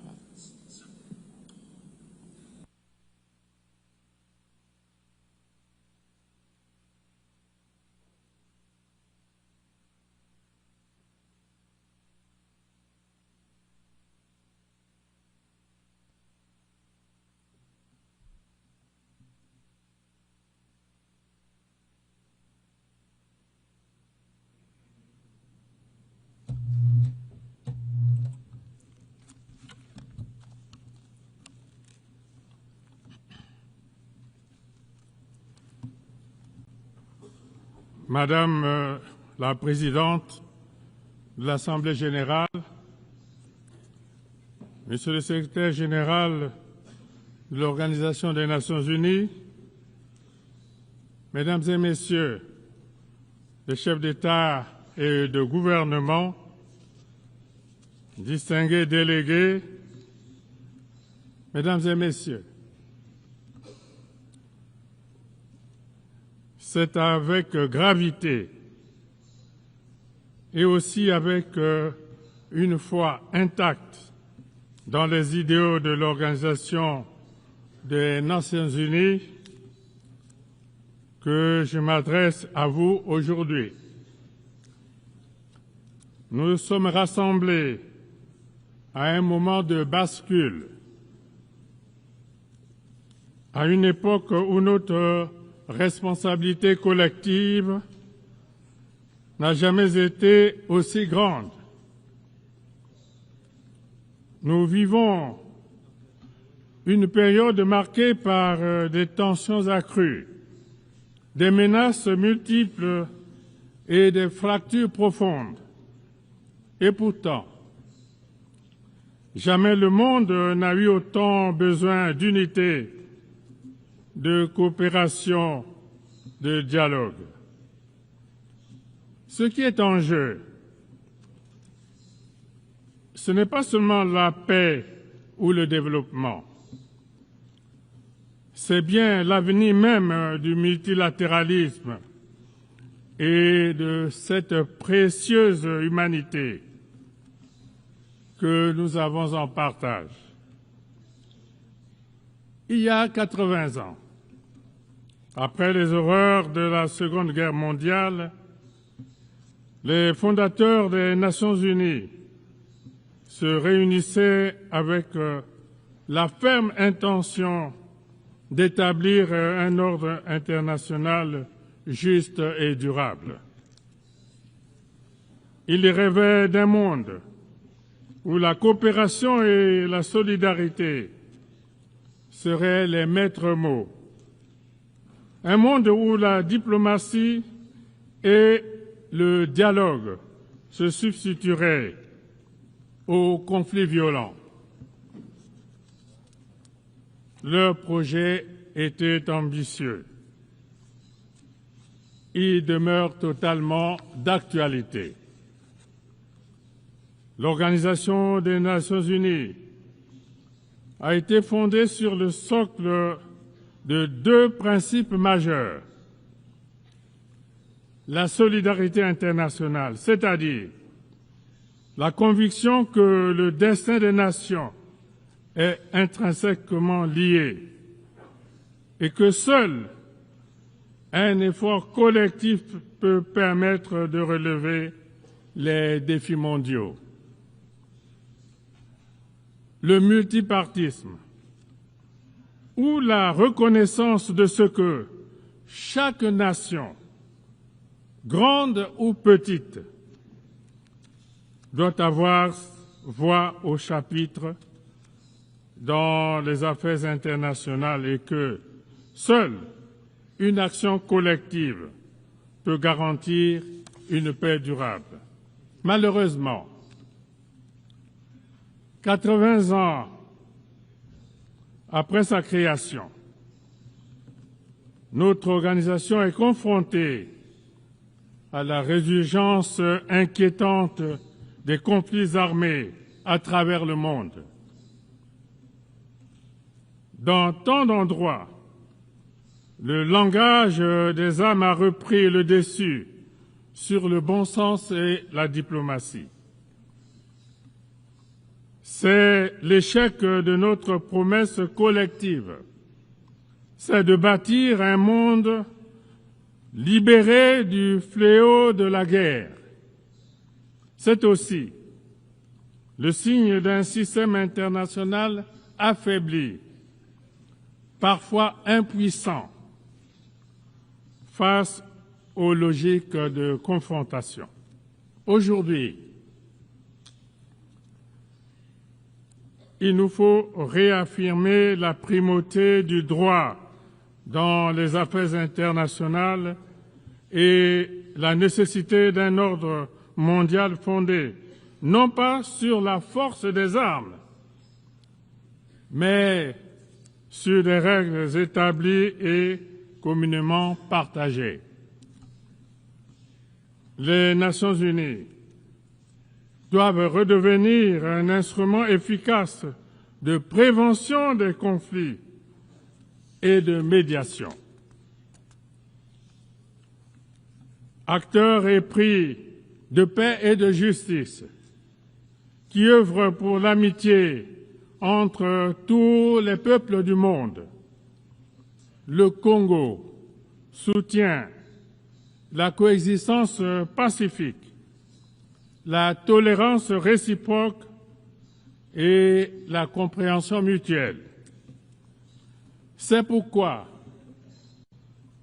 au Moyen-Orient, mon pays soutient sans réserve la solution à 2 États, israélien et palestinien, vivant côte à côte en paix.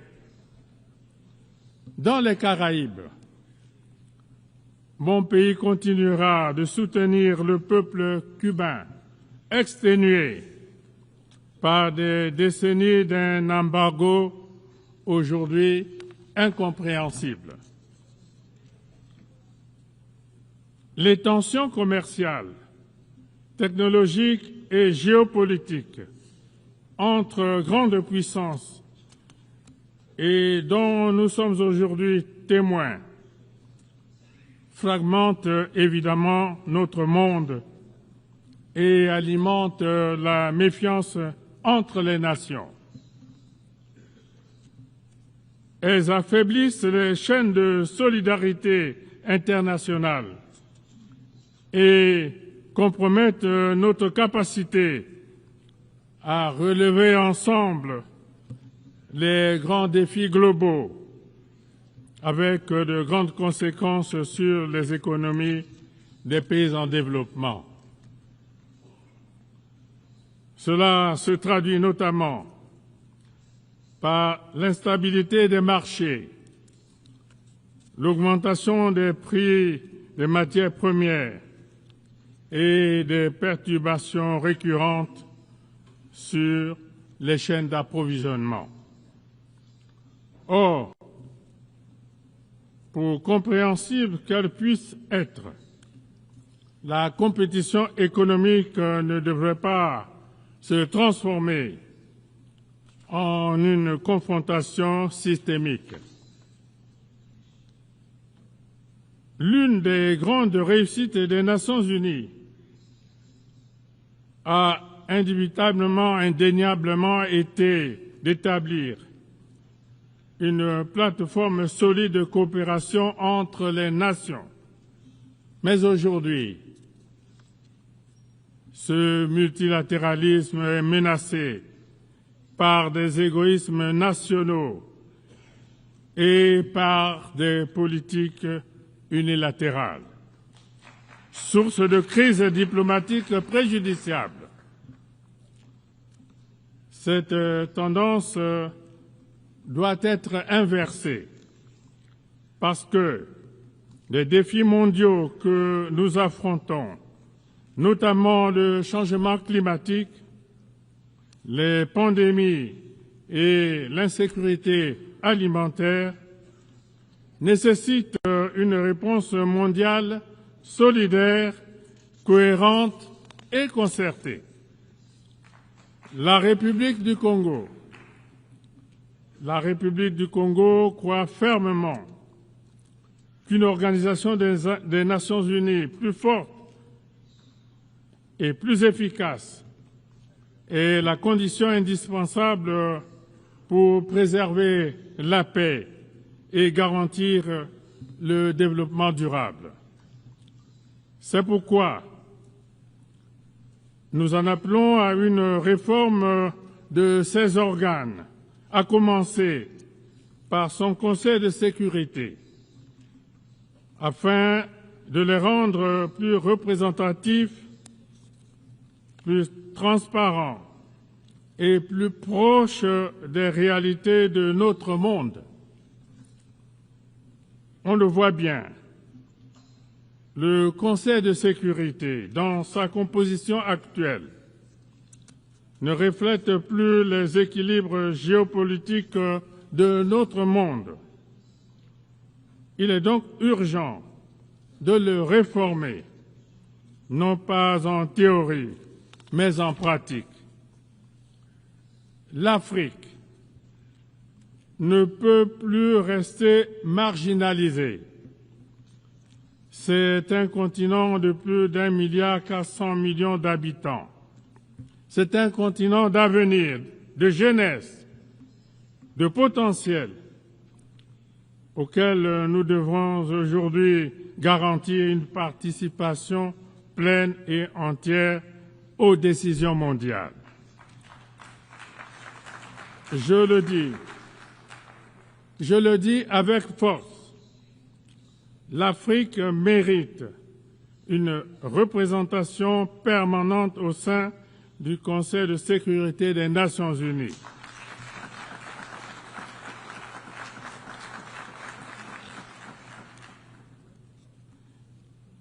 Pas en tant que bénéficiaire d'une faveur, mais en tant que partenaire légitime. C'est l'appel solennel que la République du Congo lance du haut de cette tribune.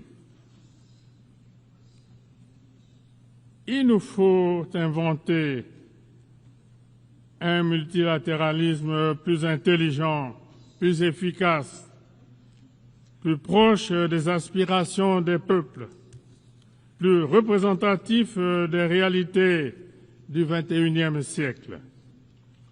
Ce multilatéralisme doit aussi se traduire en actes concrets, en résultats tangibles, en solutions durables. Les peuples du monde ne nous jugeront pas sur nos discours, mais sur ce que nous aurons su accomplir ensemble. Madame la Présidente, Mesdames et Messieurs, il ne peut y avoir de paix durable sans développement et inversement. La pauvreté, les inégalités, le chômage des jeunes, l'exclusion sont des terreaux dont se nourrissent les frustrations, l'instabilité et l'extrémisme violent. Nous devons honorer nos engagements pour le financement des objectifs de développement durable et mettre fin aux mécanismes qui étranglent les économies vulnérables, comme la dette insoutenable ou les règles commerciales inéquitables. La solidarité internationale reste essentielle pour permettre aux pays en développement de réussir leur transition vers un avenir plus prospère. C'est pourquoi nous devons investir massivement dans l'éducation, la santé, l'agriculture, les infrastructures, les technologies nouvelles, l'intelligence artificielle, etc. Le défi climatique nous interpelle très fortement aujourd'hui. Il transcende toutes les frontières, tous les clivages et toutes les idéologies. Il frappe déjà nos villes, nos campagnes, nos écosystèmes. Il aggrave les conflits, détruit des cultures millénaires et pousse les familles entières sur les routes de l'exil. Face à cela, nous n'avons plus le droit d'agir en ordre dispersé. Nous devons partir en rang serré, dans la solidarité et avec détermination. Cela implique le respect des engagements de l'accord de Paris, un soutien massif à l'adaptation pour les pays les plus vulnérables et une transformation profonde de nos modes de production, de consommation et de financement. C'est l'occasion de saluer l'adoption par l'Assemblée Générale des Nations Unies de la résolution sur la décennie mondiale du boisement et du reboisement que mon pays a initiée comme l'une des solutions susceptibles de faire avancer notre combat commun en faveur de la préservation de l'environnement et l'atténuation des ravages liés au changement climatique. Le climat ne doit pas devenir un nouveau facteur de division nord-sud. Il doit être un facteur d'unité mondiale, un motif de solidarité planétaire, le mobile d'une espérance partagée. Madame la Présidente, Mesdames et Messieurs, au moment où les nations du monde sont confrontées à de graves défis, certains de ces défis ayant clairement un retentissement existentiel, voilà que s'enclenche une nouvelle et inquiétante course aux armements. Les dépenses militaires mondiales atteignent aujourd'hui des niveaux records, alors même que des millions d'êtres humains vivent dans l'extrême pauvreté, avec un accès réduit à l'eau potable, à une éducation de qualité et aux soins de santé primaire. Des traités sur le désarmement sont remis en cause, tandis que la prolifération des armes de destruction massive, notamment nucléaires, revient au cœur des préoccupations. Cette dérive est dangereuse à tous égards. Elle ne rend pas notre monde plus sûr, bien au contraire. Elle l'expose aux périls les plus graves, dont le risque d'une conflagration généralisée qui échapperait à tout contrôle. Fidèle à son engagement en faveur de la paix et de la sécurité internationale, la République du Congo réitère son appel en faveur d'un désarmement mondial. Le moment est venu de nous investir tous dans la recherche de solutions qui renforcent notre sécurité collective, la stabilité et la prospérité de tous les peuples, plutôt que de nourrir le cercle vicieux et destructeur des conflits et de la violence. Madame la Présidente, Mesdames et Messieurs, dans ce monde instable, beaucoup doutent aujourd'hui, beaucoup s'interrogent. Les Nations Unies sont-elles encore utiles? Servent-elles encore à quelque chose? À cela, je voudrais, du haut de cette tribune, répondre clairement oui. Oui, les Nations Unies sont même indispensables, mais à une condition, à savoir qu'elles sachent évoluer, qu'elles sachent se réformer, se rapprocher des peuples et répondre concrètement aux défis innombrables des temps présents. Nous ne sommes pas condamnés à la guerre, au repli et à la méfiance. Nous avons encore le choix, celui du courage, de la solidarité et de la responsabilité. Alors, ensemble, unis dans la diversité, faisons vivre les promesses fondatrices de notre organisation, à savoir la paix, la dignité et le progrès. Ne laissons pas l'histoire se faire sans nous. Je vous remercie.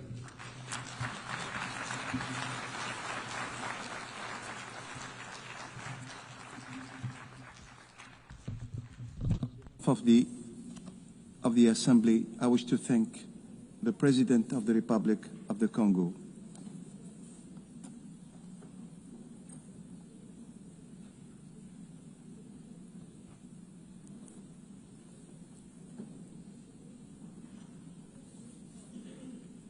Now the Assembly will hear an address by His Excellency Andry Nirina Rojolina, President of the Republic of Madagascar.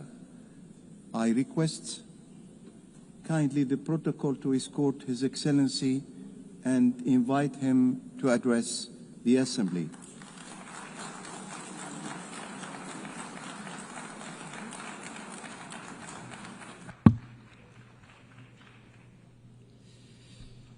Madame la Présidente de la 80e Assemblée Générale des Nations Unies, Excellences, Mesdames et Messieurs les chefs d'État et de gouvernement, Monsieur le Secrétaire général des Nations Unies, Honorable Assemblée, Mesdames et Messieurs, Tupklas et Tupkvavi. C'est avec une émotion sincère que je représente mon pays Madagascar pour notre Assemblée Générale au sein des Nations Unies, dans ce temple du multilatéralisme, notre mission commune. Nous célébrons cette année les 80 ans de notre organisation. 80 ans à maintenir la flamme de l'unité, à instaurer la paix pour bâtir un monde juste et solidaire. 80 ans de l'ONU représentent une étape et non pas un aboutissement. Et c'est ici, en ce lieu symbolique, à l'Assemblée Générale des Nations Unies, que nous discutons, proposons et décidons des grandes orientations pour un monde pacifique et prospère.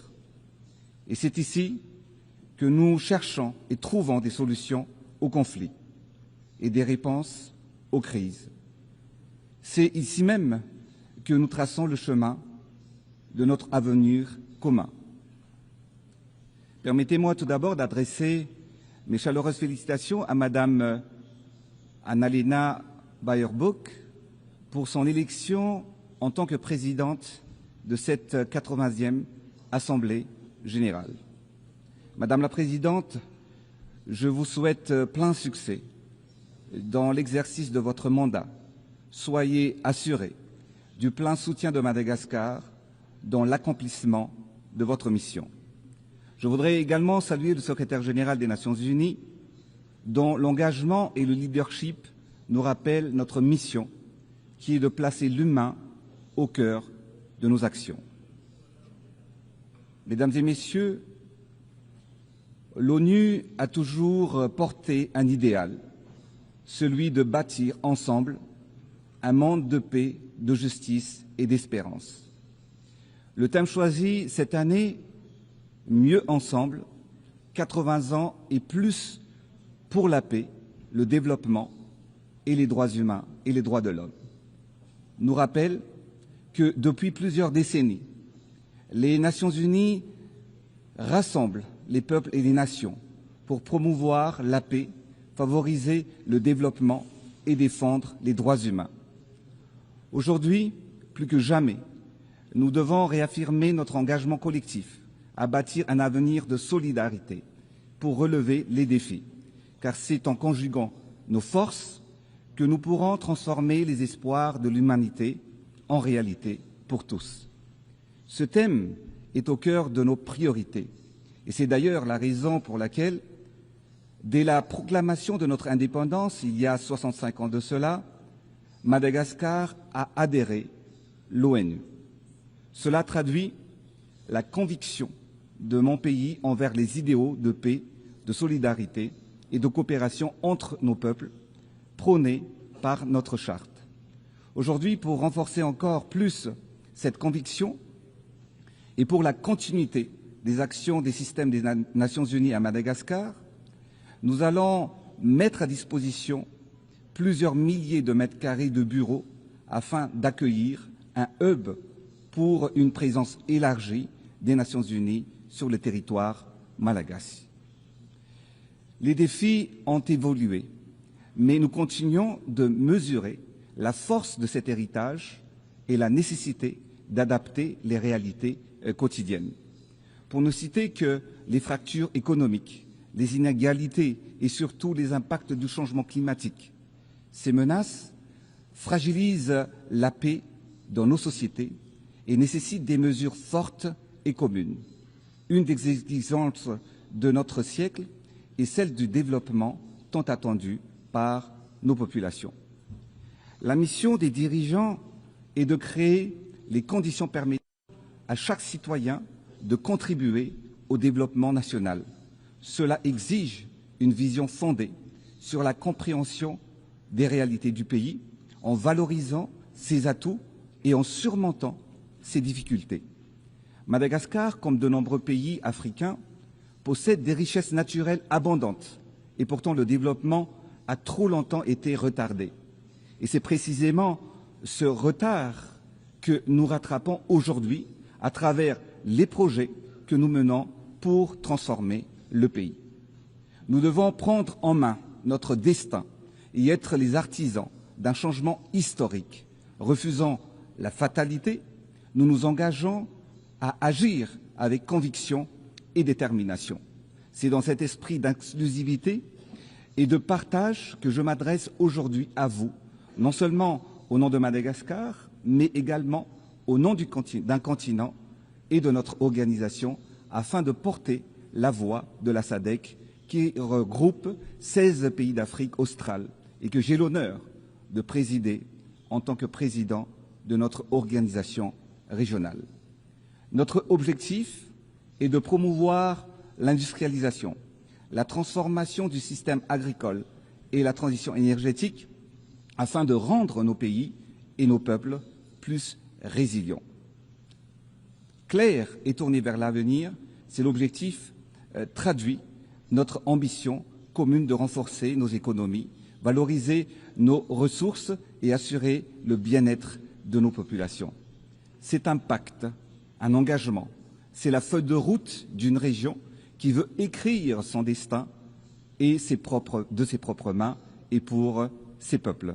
Aujourd'hui, dans le monde où nous vivons, les guerres se présentent sous plusieurs formes. Il y a des guerres armées, visibles et sanglantes, qui détruisent des infrastructures, des villes entières et arrachent même des vies à des innocents. Mais il y a aussi la guerre contre la pandémie, comme celle de la Covid-19, que nous avons affrontée ensemble. C'était une bataille mondiale qui a coûté la vie à plus de 14 millions de personnes. Et actuellement, il y a une guerre sous une autre forme, la guerre économique et commerciale, plus silencieuse, mais qui pourrait être destructrice car son impact pourrait priver des millions de personnes d'un revenu, d'un emploi et d'un avenir. Qu'est-ce que cette guerre a tous en commun? Elle tue directement ou indirectement. Elle fragilise nos sociétés et elle menace la paix et la dignité humaine. C'est pourquoi nous devons être vigilants. Aujourd'hui, un sujet au cœur de l'actualité nous touche particulièrement, car parmi les 16 pays composant la communauté de la SADC, qui est la communauté de l'Afrique australe, 14 sont bénéficiaires du programme de l'AGOA. L'AGOA, je le rappelle, est une initiative américaine qui offre aux pays africains un accès préférentiel au marché des États-Unis en favorisant les exportations sans droit de douane et en stimulant les échanges commerciaux. Et seulement pour la région de la SADC, cela représente 358 000 emplois directs qui sont aujourd'hui menacés, dont 60% dans le secteur textile et le reste réparti dans divers secteurs. Le non-renouvellement de l'AGOA engendrait des conséquences sociales profondes. L'employabilité des milliers de jeunes et l'élan économique de nos nations seraient menacés. Car aujourd'hui, grâce à l'AGOA, les pays de la SADC exportent plus de 11 milliards de dollars par an vers les États-Unis. Derrière ces chiffres, plus de 1 700 000 de personnes sont touchées. Donc, si l'AGOA disparaît, ce sont plus de 700 000 emplois directs et indirects qui pourraient être perdus dans la région de l'Afrique australe uniquement. Alors que derrière chaque emploi, il y a une mère qui nourrit ses enfants, il y a un jeune qui poursuit ses études, il y a une famille qui garde espoir. Alors l'AGOA n'est pas une simple loi commerciale, ce sont des visages, des vies, des communautés entières qui se battent chaque jour pour leur dignité. C'est pourquoi, en tant que président en exercice de la SADC, je demande solennellement l'extension de l'AGOA afin d'éviter des conséquences économiques et sociales désastreuses.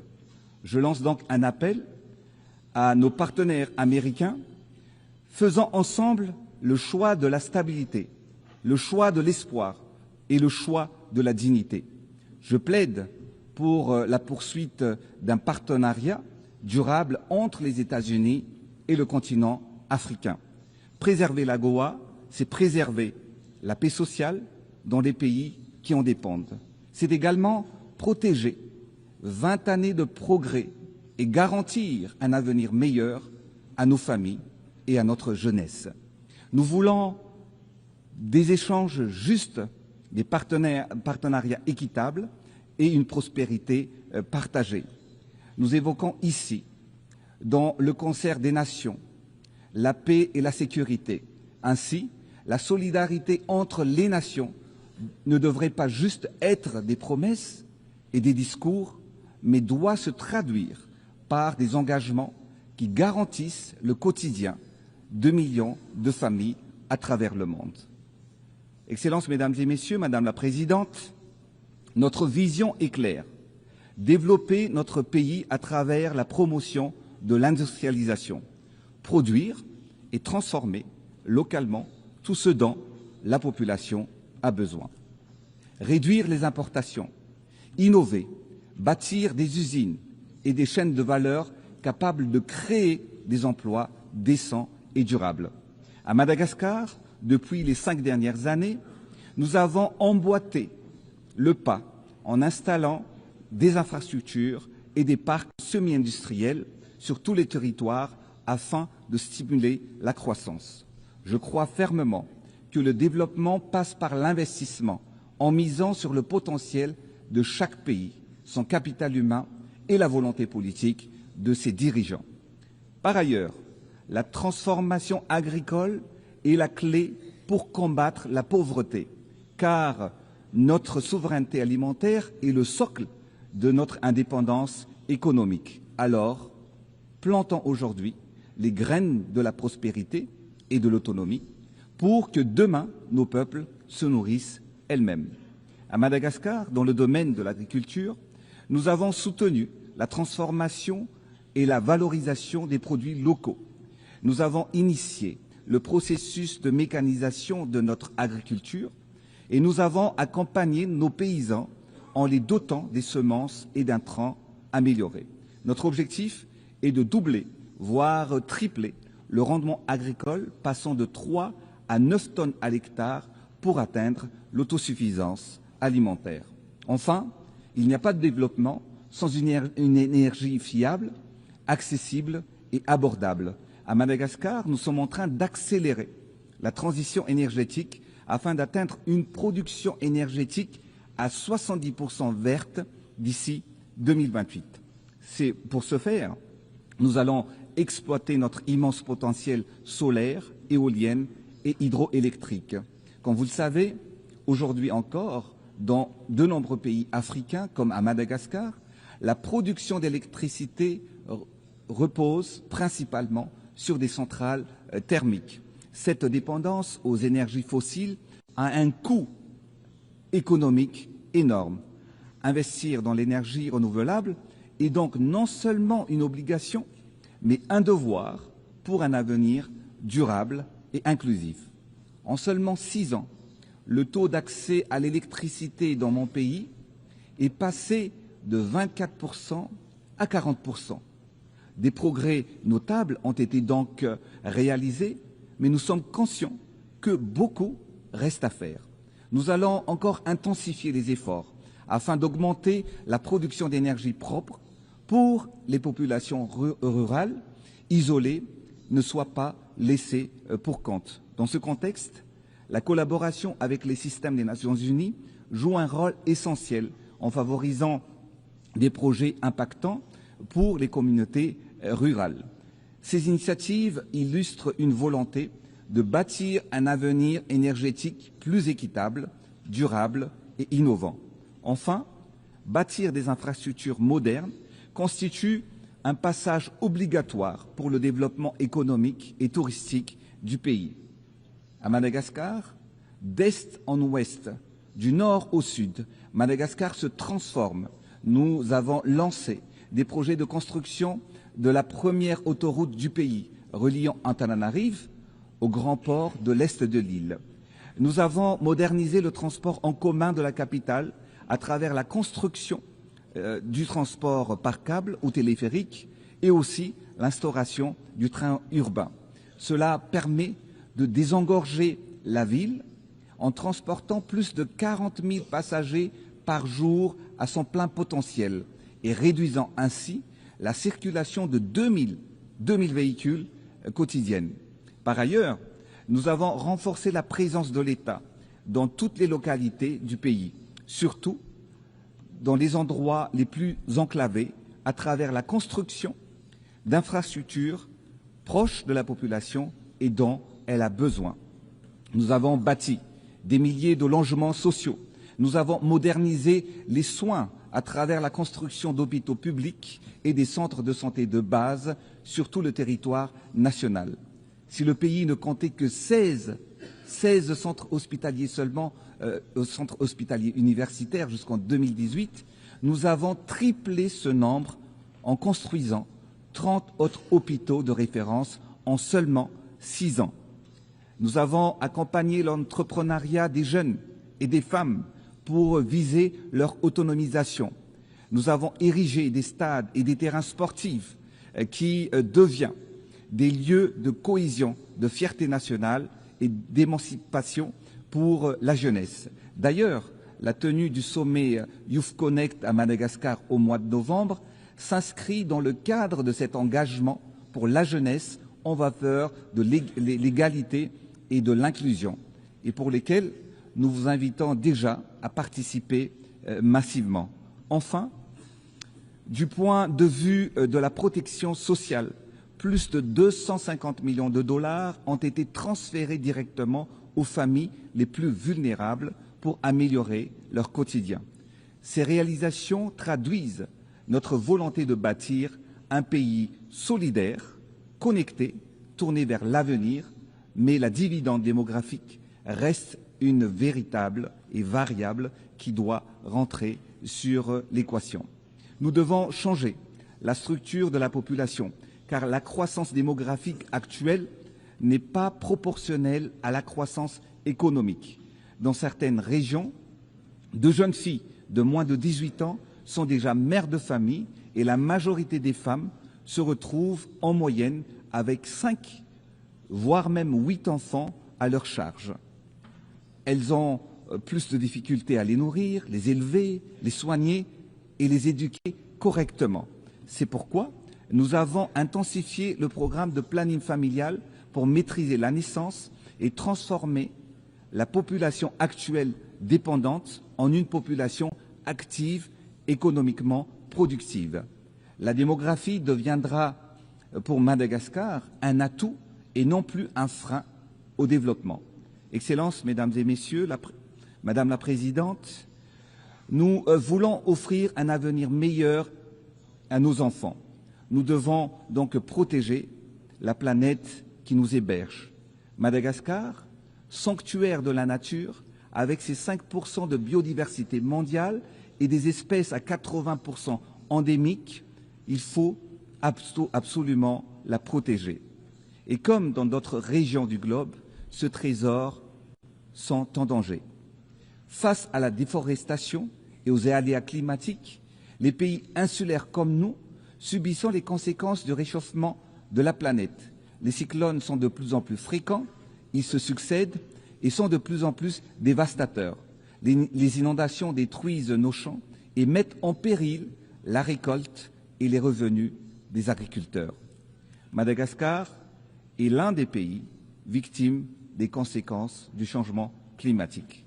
Notre planète brûle, nos écosystèmes se dégradent alors que les actions et les financements ne suivent pas. Alors il est grand temps de passer à l'action. Les constats, nous les avons faits. Maintenant, agissons ensemble. C'est pourquoi nous appelons encore une fois à une justice climatique pour que les pays pollueurs assument leurs responsabilités et que les financements promis par l'adaptation soient réellement tenus. Nous avons déjà affirmé notre engagement dans la préservation de cet héritage commun avec un programme de reboisement massif en plantant des millions d'arbres chaque année. Ainsi, Madagascar a rejoint la coalition des pays à neutralité carbone G0 et se positionne comme un acteur modèle. Nous avons également renforcé la protection de nos aires protégées. Nous ambitionnons de restaurer nos forêts, développer l'économie verte et bleue. Excellences, chers leaders, Mesdames et Messieurs, Madame la Présidente, ici et maintenant, à cette auguste tribune, j'appelle à l'unité et à l'action. L'heure n'est plus à la réflexion, mais aux stratégies concertées. L'heure n'est plus à la dépendance, mais à l'affirmation souveraine. L'heure n'est plus à la lenteur, mais à l'accélération, à l'audace et à l'efficacité. Notre mission, c'est notre raison d'être. Notre destinée, une destinée qui vise à améliorer le quotidien des citoyens et qui touche chaque vie, chaque enfant et chaque mère. Alors, posons-nous la question. Quel monde choisissons-nous pour nos enfants et pour l'avenir de la génération future? Pour mon peuple, pour le progrès, je ne cesserai jamais de déployer tous les voies et moyens pour accélérer la transformation de mon pays. Aller plus vite, aller plus loin, avec courage et avec espoir. Oui, la tâche est immense et l'attente de la population est grande. Mais nous savons une chose, la division n'est pas une solution. L'affrontement engendre l'instabilité. Alors, choisissons l'unité, choisissons la solidarité, choisissons de bâtir plutôt que détruire, car chaque enfant a le droit de rêver et que chaque peuple a le droit d'espérer. Alors, avançons unis, debout, ensemble, avançons vers le monde que nous voulons. Je rêve pour mon pays, pour Madagascar, pour l'Afrique australe, pour le continent africain et pour toutes les voix encore peu entendues d'un avenir où la paix l'emporte sur la guerre, où le développement profite à chaque être humain, où les droits fondamentaux ne soient jamais négociables et où la nature soit préservée comme notre héritage le plus sacré. Ainsi, oui, nous serons mieux ensemble pour la paix, pour le développement et pour les générations futures, car l'histoire nous a appris que lorsque nous choisissons l'unité, nous faisons reculer l'instabilité. Lorsque nous cultivons la solidarité, nous faisons germer la prospérité, pour que les 8 prochaines décennies soient marquées par une gouvernance mondiale plus juste, plus inclusive et plus efficace. Vive les Nations Unies, vive la coopération entre les peuples, vive Madagascar, Sami Sikareta Utaina de Manta, que Dieu nous bénisse. Merci de votre attention. On behalf of the Assembly, I wish to thank the President of the Republic of Madagascar. We shall now continue the general debate.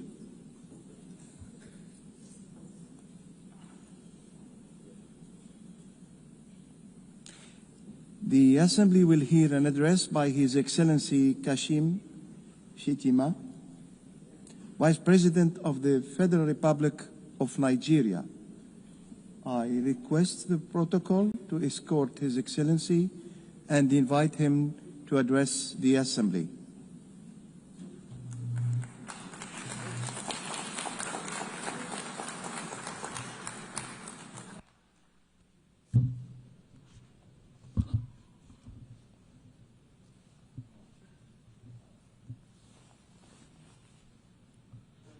Madam President, Mr. Secretary General, Excellencies, Heads of State and Government, distinguished delegates.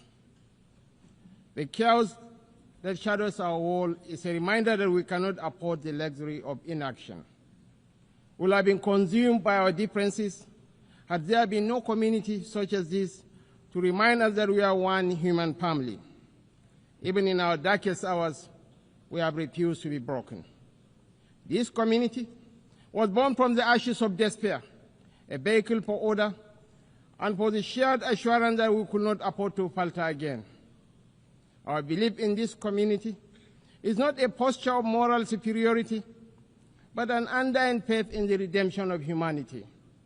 It is, therefore, with profound humility that I stand before you today as Vice President of the Federal Republic of Nigeria on behalf of President Bola Ahmed Tinubu to renew this pledge on behalf of my country. Madam President, Nigeria joins the Committee of Nations in congratulating you on your election as the President of the General Assembly for the 88th session, and assure you of our unalloyed support during your tenure. I commend your predecessor, my brother, His Excellency Philemon Yang, and the Secretary General, His Excellency Antonio Guterres, for their outstanding stewardship and unifying leadership during these extraordinary times. This anniversary must not be a sentimental retreat into nostalgia. It must be a moment of truth, a pause to measure where we have stumbled and how we might have done better in turning our values into action that meets the demands of today. We are here to deliver a world of peace and development where the respect for human rights is paramount. We must recalibrate the delicate balance between our roles as sovereign governments and our duties as collective partners to renew multilateralism in a world that has evolved far beyond what it was in 1945. The pace of change across borders is a force without pause. It manifests in the tools of technology, in the movements of information and finance, in the corrosive ideologies that preach violence and division, in the gathering storm of the climate emergency, and in the tide of irregular migration. We must own this process of change. When we speak of nuclear disarmament, the proliferation of small weapons, Security Council reform, fair access to trade and finance, and the conflicts and human suffering across the world, we must recognize the truth. These are stains on our collective humanity. For all our careful diplomatic language, the slow pace of progress on these hardy perennials of the UN General Assembly debate has led some to look away from the multilateral model. Some years ago, I noticed a shift at this gathering. Key events were beginning to take place outside this hall, and the most sought-after voices were no longer heads of state. These are indeed troubling times. Nigeria remains firmly convinced of the merits of multilateralism. But to sustain that conviction, we must show that existing structures are not set in stone. We must make real change, change that works, and change that is seen to work. If we fail, the direction of travel is already predictable. We are here to strengthen the prospects for peace, development, and human rights. Madam President, I want to make 4 points today to outline how we can do this. 1, Nigeria must have a permanent seat at the UN Security Council. This should take place. This should take place as part of a wider process of institutional reform. 2, we need urgent action to promote sovereign debt relief and access to trade and financing. 3, countries that host minerals must benefit from those minerals. And 4th, the digital divide must close. As our friend the Secretary General has said, AI must stand for Africa included. On my first point, the United Nations will recover its relevance only when it reflects the world as it is, not as it was. Nigeria's journey tells this story with clarity. When the UN was founded, we were a colony of 20 million people, absent from the tables where decisions about our fate were taken. Today, we are a sovereign nation of 236 million people, projected to be the third most populous country in the world, with one of the youngest and most dynamic populations on earth, a stabilizing force in regional security, and a consistent partner in global peacemaking. Our case for permanent seat at the Security Council is a demand for fairness, for representation, and for reform that restores credibility to the very institution upon which the hope of multilateralism rests. This is why Nigeria stands firmly behind the UN-80 initiative of the UN Secretary General and the resolution adopted by this Assembly on 18 July 2025, a bold step to reform the wider United Nations system for greater relevance, efficiency, and effectiveness in the face of unprecedented financial strain.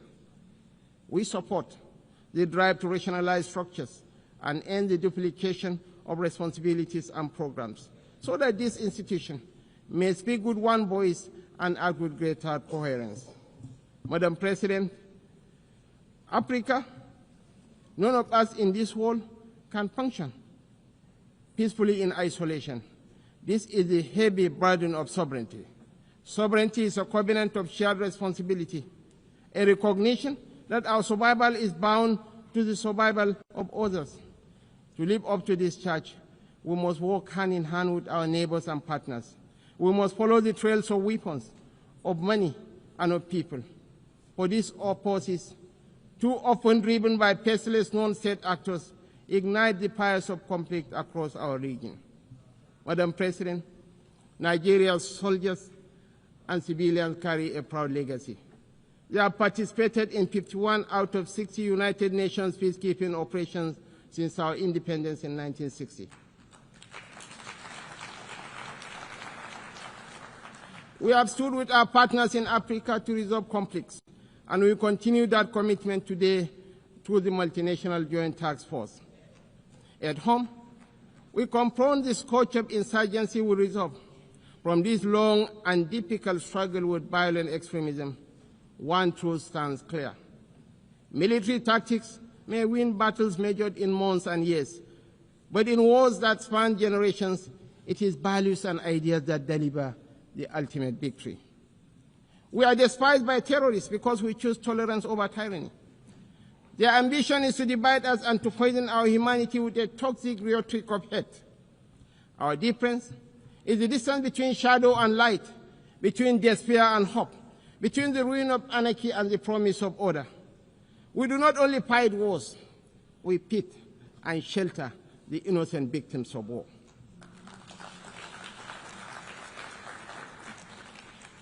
This is why we are not indifferent to the devastations of our neighbors near and distant. This is why we speak of the violence and aggression visited upon innocent civilians in Gaza, the illegal attack on Qatar, and the tensions that scar the wider region. It is not only because of the culture of impunity that makes such acts intolerable, but because our own bitter experience has taught us that such violence never ends where it begins. We do not believe that the sanctity of human life should be trapped in the corridors of endless debate.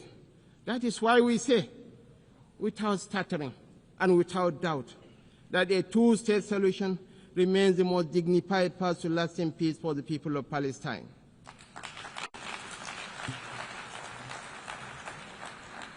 For too long, this community has borne the weight of moral conflict. For too long, we have been caught in the crossfire of violence that offends the conscience of humanity. We come not as partisans, but as peacemakers. We come as brothers and sisters of a shared wall, a wall that must never reduce the right to live into the currency of devious politics. The people of Palestine are not collateral damage in a civilization searching for order. They are human beings, equal in worth, entitled to the same freedoms and dignities that the rest of us take for granted. We want to make the choice crystal clear. Civilized values over fear. Civilized values over vengeance. Civilized values over bloodshed. We show the opportunities that peace brings, just as the extremists hope to drive apart rival communities and different religions. We work through multilateral platforms within the rule of law to build the consensus and support that makes this immensely difficult and dangerous task that much easier. This is how we deny our enemies the space they crave to fuel tension and despair. It is our experience that this offers the best, perhaps only hope for peace, reconciliation, and victory for the civilized values of a shared humanity. Nigeria is a diverse country, also recognizes the variable geometry of democracy in different forms and spheres. For this reason, we are working with the United Nations to strengthen democratic institutions in our region and beyond through the Regional Partnership for Democracy. Madam President, point 2. The price of peace is eternal vigilance. The increasingly difficult security outlook has prompted many member states to count the cost of the emerging world order. We in Nigeria are already familiar with so difficult choices: infrastructure renewal or defense platforms, schools or tanks. Our view is that the path to sustainable peace lies in growth and prosperity. The government has taken difficult but necessary steps to restructure our economy and remove distortions, including subsidies and currency controls that benefited the few at the expense of the many. I believe in the power of the market to transform. Our task is to enable and facilitate and to trust in the ingenuity and enterprise of the people. But the process of transition is difficult and brings unavoidable hardship. This year, we held the inaugural West African Economic Summit in Abuja to bring investors and opportunities together. The results far exceeded our expectations and are a clear indication of what innovation can deliver. It is in that same spirit of dynamic review that I invite the United Nations to re-examine the best use of scarce resources. One critical area is climate change. It is not an abstract issue about an indeterminate fate to be settled at some distant point in the future. It is not even solely an environmental issue. It is about national, regional, and international security. It is about irregular migration. Truly, this is an everyone issue. We are all stakeholders, and we are all beneficiaries of the best outcomes. Madam President, this is why relevant ministers have been instructed to work with the UN to make the best use of climate funds.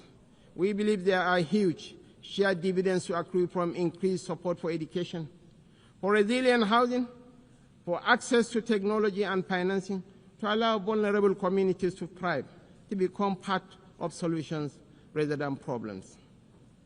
Nigeria and Africa have made significant strides in recent years to put our affairs in order. We can take that progress to the next level, a level that presents new opportunities for trade, investment, and profit, if we can assess reforms to strengthen the international financial architecture.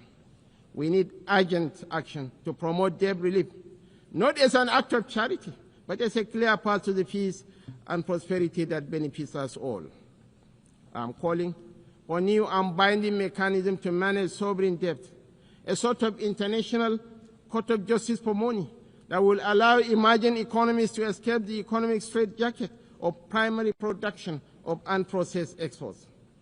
It has been over 4 decades since the Lagos Plan of Action outlined a route away from debt and dependence that highlighted opportunities that today should still be explored for local added value for processing and manufacturing in everything from agriculture to solid minerals and petrochemicals. The African Continental Free Trade Area is a remarkable achievement of cooperation. We remain fully committed to the achievement of the SDGs and are convinced that this can be best delivered by focusing principally on our primary mission of growth and prosperity. Madam President, on our third point, we welcome steps to move towards peace in the Democratic Republic of Congo. We agree that international investment and engagement offer a way out of the cycle of decay and violence. Access to strategic minerals from Sierra Leone in the 1990s and Sudan today has for too long been a source of conflict rather than prosperity. Africa, and I must include Nigeria, has in abundance the critical minerals that will derive and drive the technologies of the future. Investments in exploration, development and processing of these minerals in Africa will diversify supply to the international market, reduce tensions between major economies, and help shape the architecture for peace and prosperity on a continent that too often in the past has been left behind by the rivalries and competition between different power blocs. We know in Nigeria that we are more stable when those communities that have access to key resources are able to benefit from these resources. This has been our journey in the oil-producing region of the Niger Delta. I believe that will strengthen the international order when those countries that produce strategic minerals benefit fairly from those minerals in terms of investment, partnership, local processing, and jobs. When we export raw materials, as we have been doing, tension, inequality, and instability fester.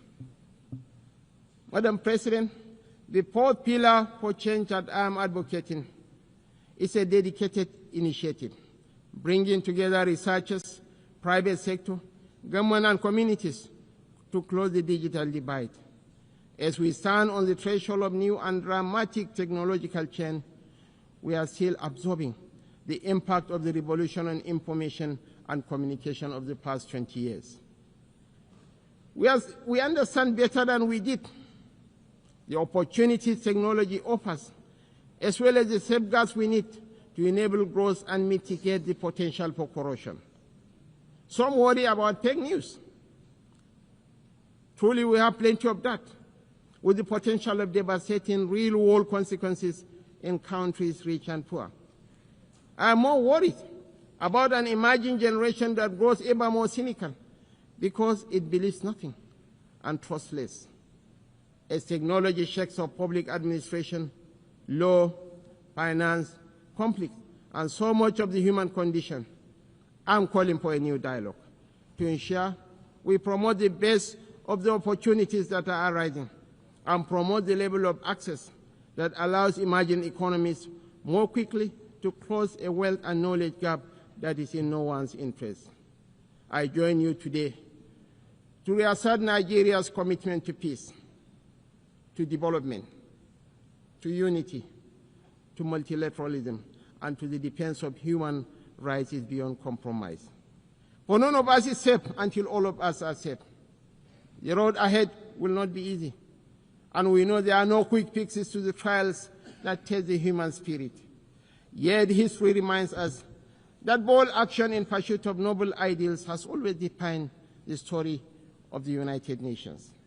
Time and again, we have found the wisdom to balance sovereign rights with collective responsibility. That balance is once again in question.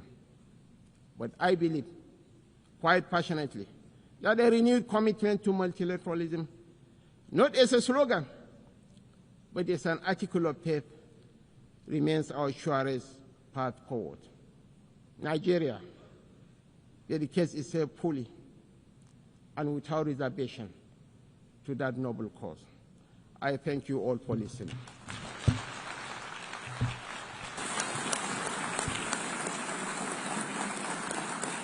On behalf of the Assembly, I wish to thank the Vice President of the Federal Republic of Nigeria.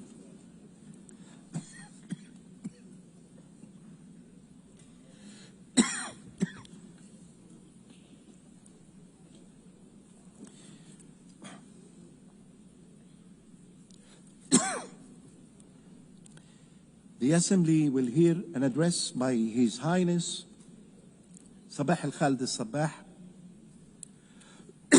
Crown Prince of the State of Kuwait. I request the protocol to escort His Highness and invite him to address the Assembly.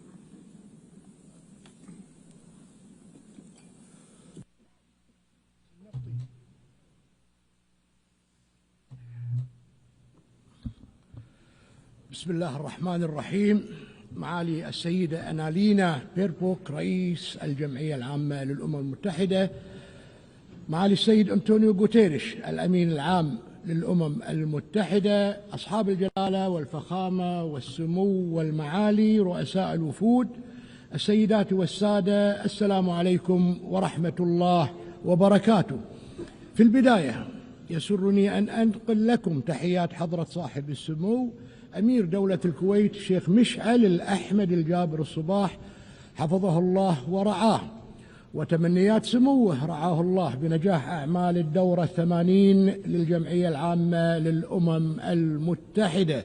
وتقدم إليكم السيد الرئيس وبلدكم الصديق بالتهنئة لانتخابكم رئيسا للجمعية العامة للأمم المتحدة، كما أشيد بالجهود التي بذلها سلفكم السيد فيلمون يانغ خلال رئاسته للدورة السابقة لأعمال الجمعية العامة.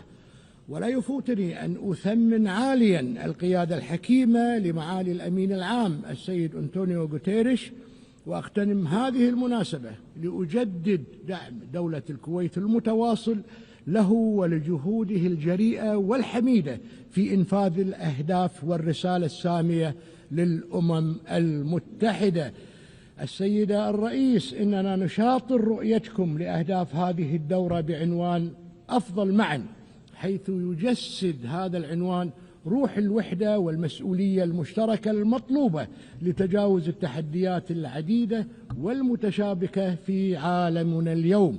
ومن الواجب على الدول الأعضاء أن تعمل معا للحفاظ على هذه المنظمة، حجر الزاوية لتعددية الأطراف، والملاذ الدولي الآمن الذي تتجه إليه الدول والشعوب لمعالجة وحل خلافاتها ومشاكلها، والاستكشاف مستقبل وسبل تحقيق المزيد من التنمية الاقتصادية والاجتماعية والإنسانية في العالم.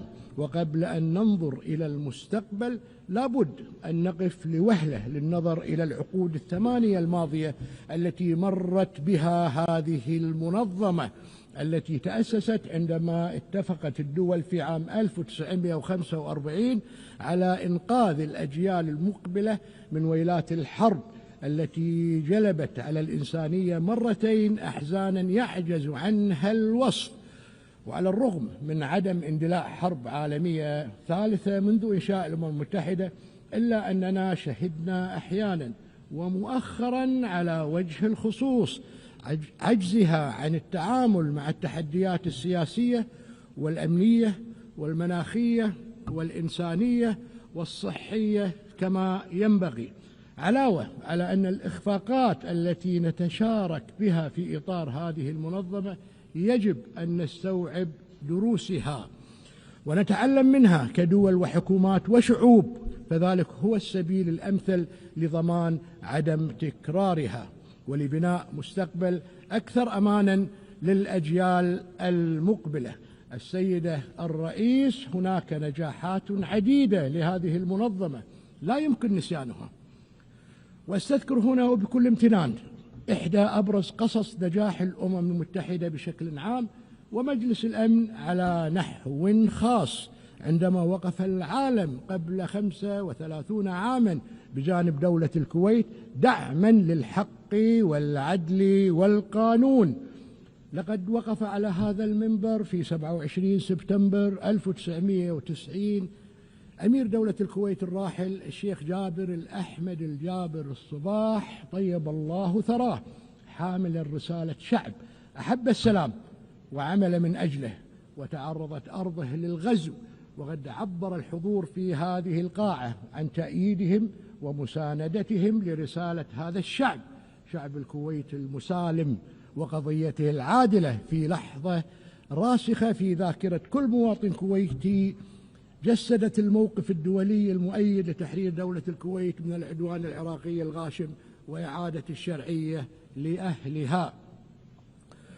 وقد أثبت مجلس الأمن آنذاك قدرته على الاطلاع بمسؤولياته في حفظ السلم والأمن الدوليين، حيث طبق نموذجا رائعا لما ارتأى الآباء المؤسسون لميثاق المنظمة، فتدرج حينها المجلس في تطبيق صلاحياته وصولا إلى اتخاذ قراره التاريخي باستخدام جميع الوسائل اللازمة لتحرير دولة الكويت، وهو موقف مخلد في وجدان الشعب الكويتي وشعوب العالم.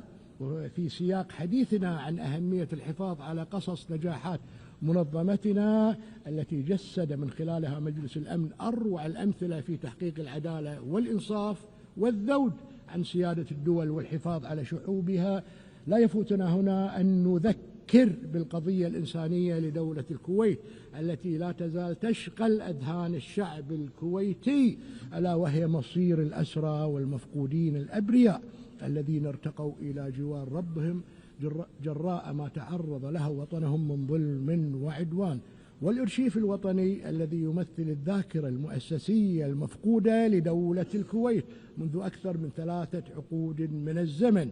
هذه القضية ذات الأبعاد المتعددة الإنسانية والأخلاقية والأممية تتطلب توافر النوايا الصادقة والإرادة الصلبة لمعالجتها على النحو الأمثل بمتابعة حثيثة من قبل مجلس الأمن، ونأمل في تضميد جراح ذوي الأسرى والمفقودين الذين لا تزال أفئدتهم تعتصر ألما لغيابهم وقلوبهم تمتلئ أملا بدفن رفات أحبتهم على أرض الوطن. ونرحب في هذا الصدد باعتماد مجلس الأمن القرار 2792 لعام 2025 بالإجماع، والذي نص على تعيين ممثل أممي رفيع المستوى لمتابعة تلك الملفات على وجه الخصوص. وعليه ونظرا لعمق تأثيرها وأبعادها الإنسانية والوطنية، فلا بد أن تسخر ولاية هذا الممثل الأممي رفيع المستوى لإنهاء هذه الملفات العالقة بشكل عادل ونهائي بما يتسق مع التطلعات المشروعة لدولة الكويت والمجتمع الدولي، وهو الأمر الذي سيسهم بلا أدنى شك في تعزيز مناخ التعاون المشترك بين دولة الكويت وجمهورية العراق الشقيق. السيد الرئيس، لقد أطلق معالي الأمين العام مبادرة الأمم المتحدة UN80 Initiative، والتي تأتي متوافقة مع الجهود الإصلاحية التي تسعى إلى تعزيز فاعلية الأمم المتحدة وكفاءتها لجعلها قادرة على مواجهة التهديدات والتحديات المستقبلية. وعندما نتحدث عن الإصلاحات في إطار النظام الدولي المتعدد الأطراف فلا بد أن يكون إصلاح جهاز مجلس الأمن على سلم الأولويات، وإننا على قناعة تامة بأن هناك حاجة ملحة لإجراء إصلاحات ترسخ مبادئ العدالة والشفافية والمصداقية وعدم الازدواجية في المعايير، لجعل مجلس الأمن أكثر قدرة على التصدي للتهديدات المعاصرة، ولتكون تركيبته أكثر انعكاسا للعالم الذي نعيشه اليوم. السيد الرئيس، تتشرف دولة الكويت برئاسة الدورة الحالية 45 للمجلس الأعلى لمجلس التعاون لدول الخليج العربية، وعبر مرور الزمن أثبت هذا المجلس أنه بات ركيزة أساسية للاستقرار والازدهار في منطقتنا. وقد دأبت بلادي من خلال رئاستها لهذا المجلس على مواصلة مسيرة العمل الخليجي المشترك وتعزيز الشراكة الاستراتيجية مع المنظمات الإقليمية والدولية. وتعتز دولة الكويت بتقديمها نيابة عن كافة الأشقاء في دول المجلس القرار الذي اعتمد بتوافق الآراء في هذه الجمعية المعني بالتعاون بين مجلس التعاون لدول الخليج العربية ومنظمة الأمم المتحدة. ويتطلع هذا الكيان المبارك والدول الأعضاء فيه إلى أخذ زمام الريادة والقيادة في مختلف المجالات، فنحن شعوب الخليج لا نعرف المستحيل، وسنبحر في خضم أمواج المستقبل بعزيمة لا تلين، ومؤمنين قولا وفعلا بوحدة المصير. السيد الرئيس، لقد شهدت منطقتنا في الآونة الأخيرة تصعيدا عسكريا خطيرا واتساعا لرقة النزاع، وهو الأمر الذي سبق أن حذرنا من خطورته وتبعاته على أمن واستقرار المنطقة.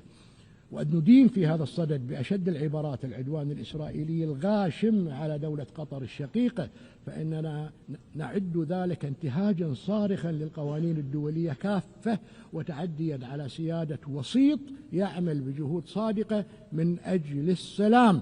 وتجدد دولة الكويت تضامنها الكامل مع الأشقاء في دولة قطر، مؤكدة أن أي تهديد أو عدوان تتعرض له دولة عضو في مجلس التعاون لدول الخليج العربية يمثل تهديدا وعدوانا مباشرا على جميع دول المجلس. وقبل أيام معدودة عقدت قمتان استثنائيتان، الأولى للمجلس الأعلى لمجلس التعاون لدول الخليج العربية، والثانية القمة العربية الإسلامية الطارئة لبحث العدوان الإسرائيلي على دولة قطر الشقيقة. ونشدد على كافة المضامين التي وردت في البيانين الختاميين الصادرين عنهما.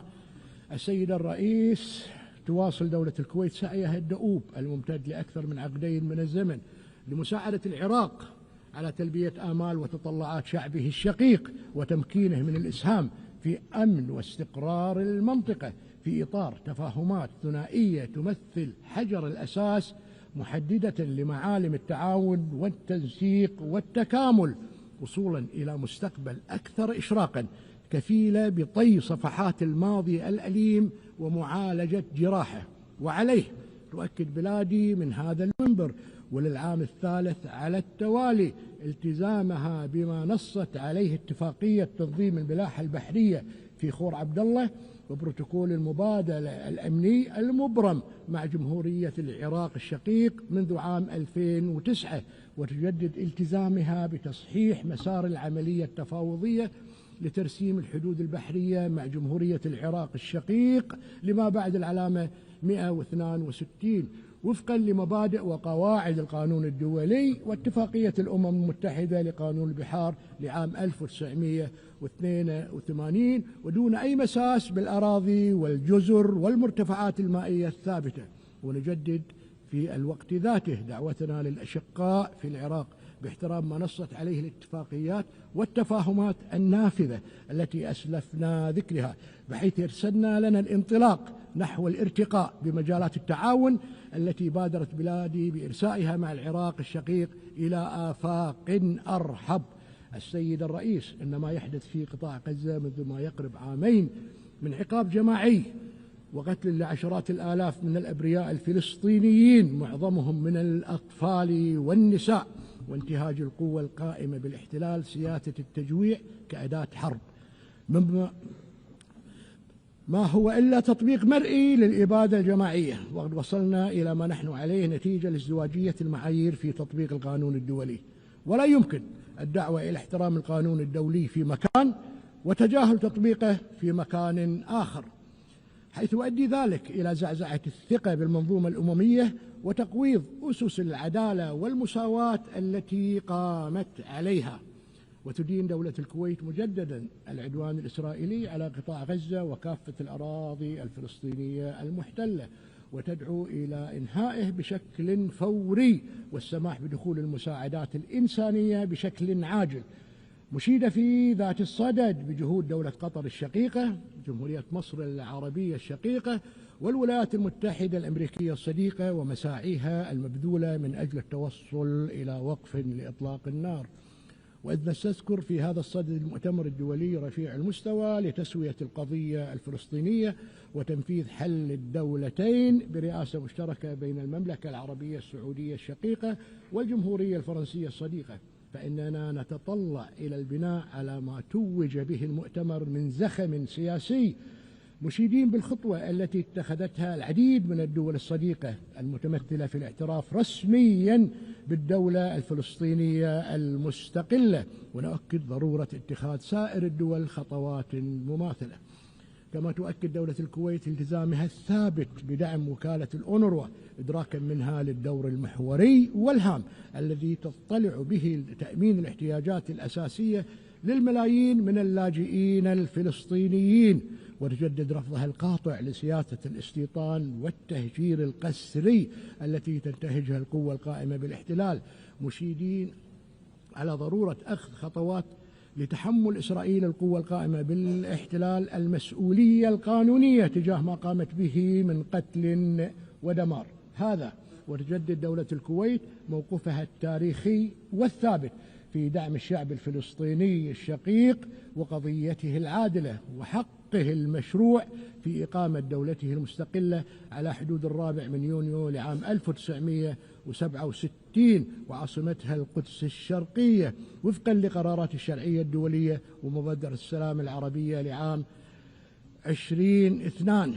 السيدة الرئيس، تقف دولة الكويت إلى جانب الجمهورية العربية السورية والجمهورية اللبنانية في مساعيهما لبناء مستقبل مزدهر وآمن يحقق تطلعات شعبيهما، مؤكدة ضرورة احترام سلامة وسيادة ووحدة أراضي البلدين الشقيقين. كما نتابع ببالغ القلق ما تشهده كل من الجمهورية اليمنية وجمهورية السودان وجمهورية الصومال الفيدرالية ودولة ليبيا، وندعو إلى تغليب صوت الحكمة والعقل والانخراط بالحوار السياسي لحل الخلافات وفقا لقرارات مجلس الأمن ذات الصلة وقواعد القانون الدولي، بما يضمن وحدة وسلامة واستقرار وسيادة هذه الدول الشقيقة.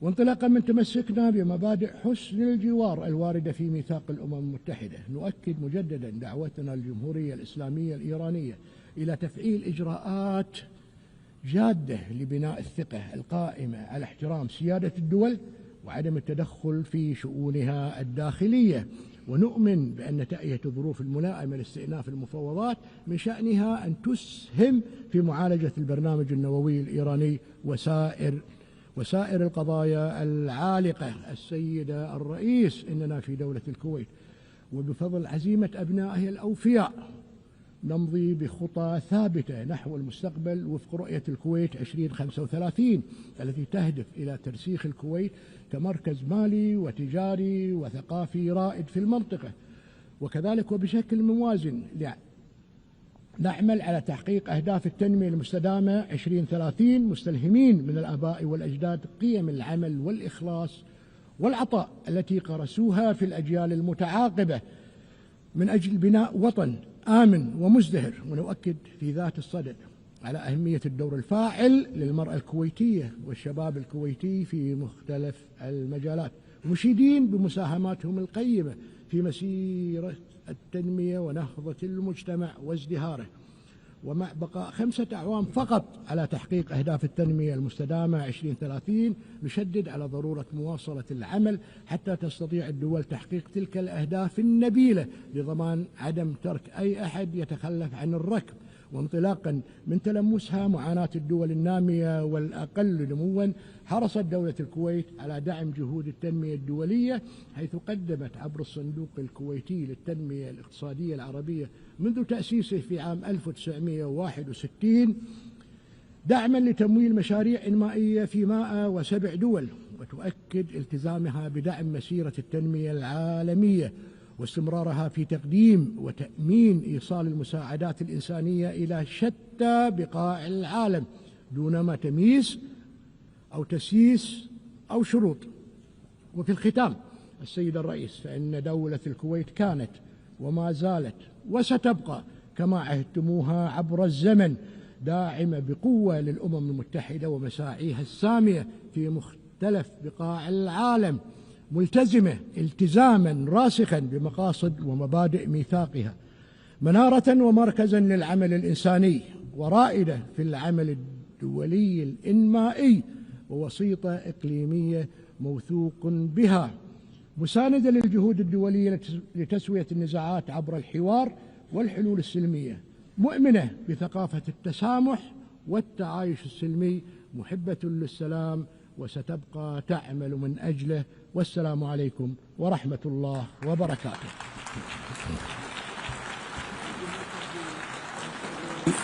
I wish to thank the Crown Prince of the State of Kuwait, Sheikh Sabah Al Khalid Al Sabah.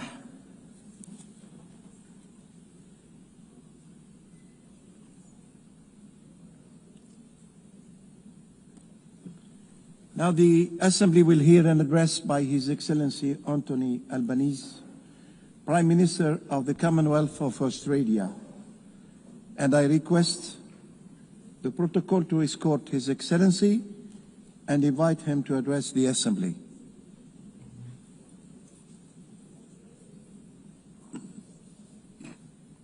Years ago, the people of our nations came together and put their trust in each other's humanity.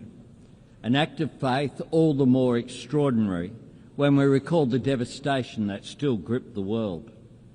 Yet, out of the grief and ruin of war, that generation found the courage, the wisdom and the compassion to work together for a better peace, to build a world governed by rights and rules, not fear or force, where the sovereignty of every nation is respected, the essential dignity and equality of every man, woman and child upheld, and where the shared mission and purpose of the United Nations is not merely to contain the threat of war, it is to create the conditions for peace, to provide a framework for settling our disputes, to foster the dialogue that enables us to manage our differences and deepen our understanding, and to nourish the opportunity, build the prosperity and deliver the economic justice on which true and enduring security always depends. If 80 years ago this task had been entrusted to the great powers alone, then in all likelihood we would not be gathering here today. Instead, history would note the United Nations as little more than a noble experiment. The reason this institution has endured is because it belongs to all of us, because it has been built and shaped by all of us. And it is up to all of us to bring new strength to the United Nations' enduring mission, to renew our commitment to the principle that peace is both our common cause and our collective responsibility. The creation of the International Rules-Based Order owes much to the post-war leadership of the United States of America. For the region Australia calls home, that stability has underpinned a generational economic transformation. But we cannot ask and should not expect any one nation to uphold the rules or guarantee the security on which all of us depend. We all have a role in making sure that the system, which has enabled the rise of new powers, safeguards the rights and aspiration of every nation, big and small. For Australia, this means investing in our capabilities and investing in our relationships, investing in development, in defence and in diplomacy, to strengthen the security of our region, to support the sovereignty of our neighbours and to contribute to the cause of peace beyond the Indo-Pacific. We promote unity in the Pacific Islands Forum. We are deepening our engagement with ASEAN and elevating our partnerships with Indonesia, India, the Republic of Korea and Japan. And we are breaking new ground with old friends in the United Kingdom, the European Union and our principal ally, the United States, because we see mutual understanding, shared prosperity and economic cooperation as the most powerful counterpoints to confrontation, to isolation or conflict. Wars are often started by countries who imagine there is something to gain. The more we can do to reinforce the architecture of peace and prosperity, the more we remind nations of everything they stand to lose. Colleagues, whenever a head of government speaks to this Assembly about prosperity or security, they will always be met with calls for that work to begin at home.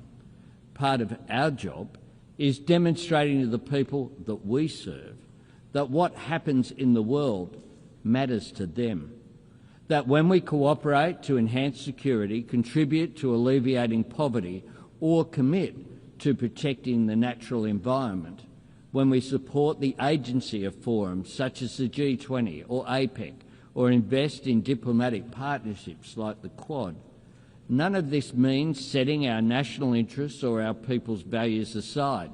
It means working to fulfil them. The United Nations is much more than an arena for the great powers to veto each other's ambitions. This is a platform for middle powers and small nations to voice and achieve our aspirations. And that is why Australia is seeking a place on the UN Security Council in 2029-30. And it is why we are bidding to co-host the 31st Conference of the Parties with our Pacific family, nations for whom climate change is more than an environmental challenge, it is an existential threat. This is a place for the global spotlight to shine on suffering and struggles that might otherwise be forgotten, and for the international community to work together to advance our shared interests and to tackle challenges we cannot meet alone. In 2025, we are confronted by all manner of these challenges in old forms and new. Dictators whose hold on power derives solely from their capacity for cruelty to their own citizens. Tyrants who invade sovereign nations to further their own ambitions. Regimes willing to crush their own people beneath the weight of oppression. Autocracies deploying new technology to undermine our trust in democracy, institutions and each other. Intimidation and coercion on the seas and in the skies, endangering lives and risking escalation. Terrorists and states which sponsor terrorism spreading hatred. And if ever we had the luxury of imagining that breaches of international law were not our concern, or that conflict and turmoil in another part of the world could not affect us, those days are long gone. Just last month, Australian security agencies confirmed that the Iranian regime orchestrated the firebombing of a synagogue in Melbourne and a Jewish restaurant in Sydney. Criminal acts of cowardice aimed at spreading fear. We expelled the Iranian ambassador from Australia, the first time since the Second World War that our country has taken such a step. And here at the United Nations, we repeat to the world, there is no place for anti-Semitism. Colleagues, It is not the Australian way to try and impose our values on other nations. But when we deal with the world, we bring our values with us, and we strive to back our words with actions. Australia helped to draft the United Nations Charter, and we were part of the first peacekeeping operation under UN authority, proudly supporting independence for Indonesia. As an economy engaged in the fastest-growing region of the world in human history, Australia champions the benefits of free and fair trade, and we work to strengthen it by advocating for working people to share in the prosperity that trade creates through better wages, safer workplaces, and the elimination of exploitation and modern slavery, and by supporting the security of communications and maritime travel that make trade possible through the United Nations Convention on the Law of the Sea, including in our region and the South China Sea. And as a proud member of the Pacific family, as a continent home to some of the greatest natural treasures on the planet, and as a nation blessed with the traditional resources, critical minerals, skills and sunlight and space to power the global shift to net zero, Australia is acting to meet the environmental challenge of climate change while working to seize and share the economic opportunities of renewable energy. We will meet our 2030 target of 43% emissions reduction on 2005 levels. And last week, we set our target for 2035, cutting emissions by 62 to 70%. We are honouring our commitment to the Paris Agreement and its goal of keeping global temperatures below dangerous levels. Our target is ambitious, but importantly, it is achievable. And more than anything else, Australia's embrace of clean, renewable energy will get us there. Clean energy can carry the world beyond the false choice between economic growth and environmental responsibility, because clean energy enables the rapidly growing economies of the Indo-Pacific to industrialise and decarbonise at the same time, and to continue lifting their people's living standards while lowering their nation's emissions. Colleagues, as one of the world's oldest democracies, and one of the first where women could vote in elections and stand for Parliament, Australia knows societies and economies are stronger when they draw on the talents of all of their citizens. Indeed, it was a great Australian, Jessie Street, one of just 8 women among the 850 delegates who gathered in San Francisco in 1945, who insisted that the UN Charter make specific mention of sexual discrimination. Because, she said, where the rules are silent, women are not usually considered.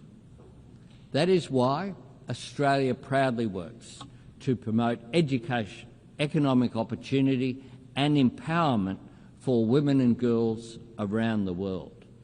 As the home of the world's oldest continuous culture, we honour the knowledge and resilience of Indigenous people everywhere.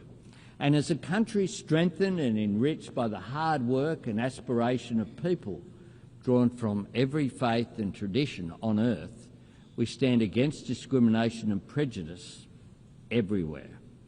As a people who believe that kindness is an act of courage, we want to see aid workers delivering food, water and medicine to conflict zones protected. And this week, Australia and our partners launched the Declaration for the Protection of Humanitarian Personnel.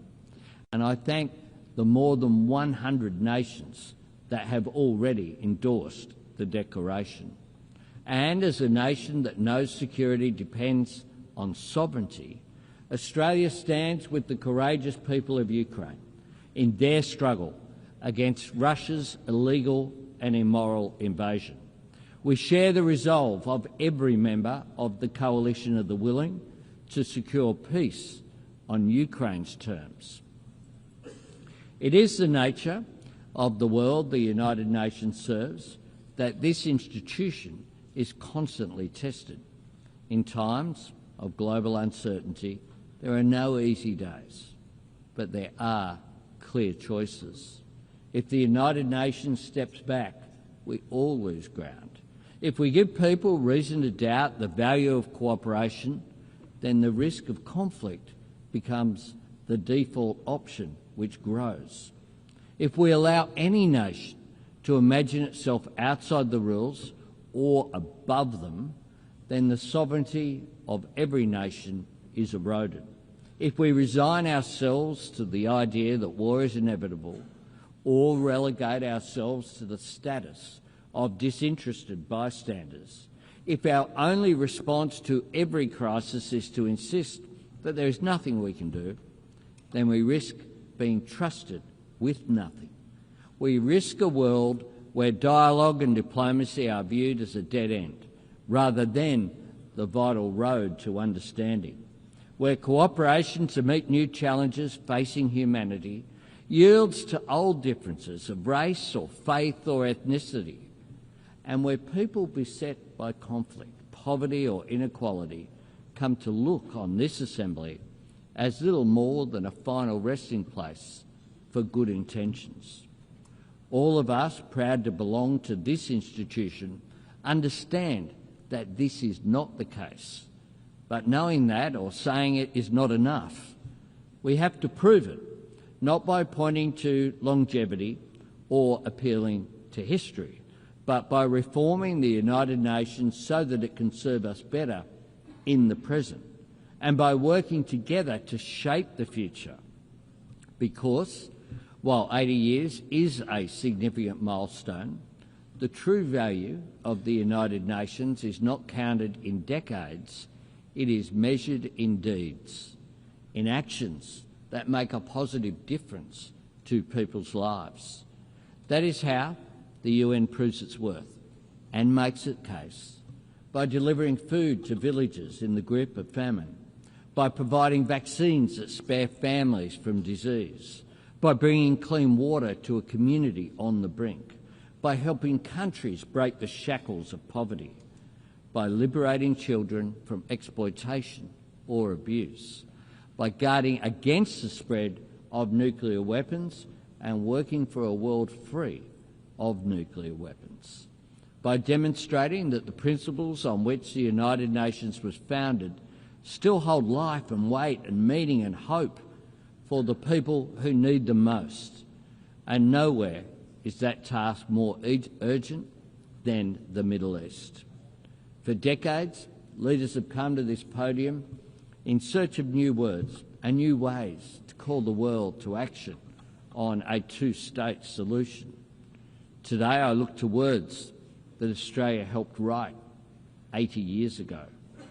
Australia is calling for a ceasefire, for the immediate release of the hostages, for aid to flow to those in desperate need, and for the terrorists of Hamas to have no role in Gaza's future. And this week, Australia recognised the state of Palestine because, to quote from the Charter, that forms the very foundations of this institution and reflects the very best of its idealism, we are determined, quote, to save succeeding generations from the scourge of war, to reaffirm faith in fundamental human rights, to promote social progress and better standards of life in larger freedom, and for these ends to practice tolerance and live together in peace with one another as good neighbours. That was right 80 years ago and it's right today. Every nation that takes a seat in this room has put its name to those principles. Peacekeepers and aid workers from all over the world have risked and lost their lives in the service of those ideals. So we must ask ourselves, when can those words hold meaning if not now? Where can those words apply if they do not apply to the Middle East.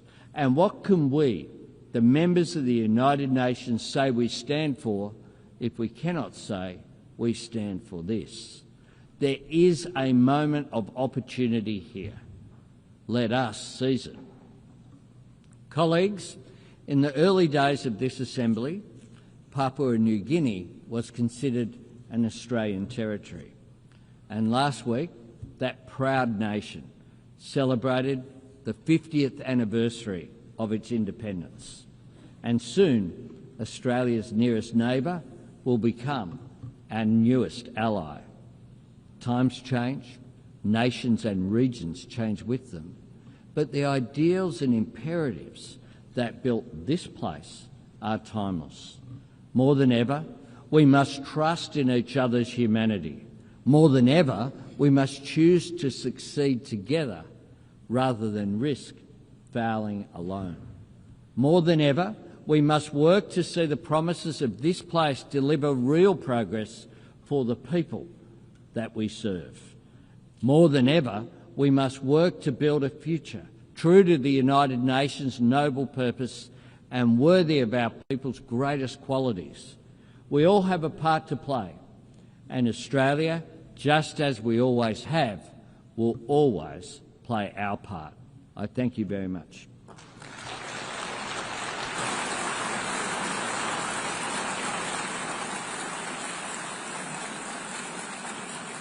On behalf of the Assembly, I wish to thank the Prime Minister of the Commonwealth of Australia.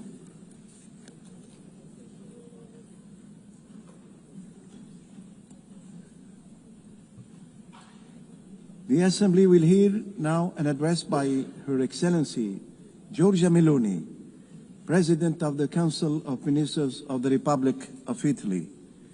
I request the protocol to escort Her Excellency and invite her to address the Assembly.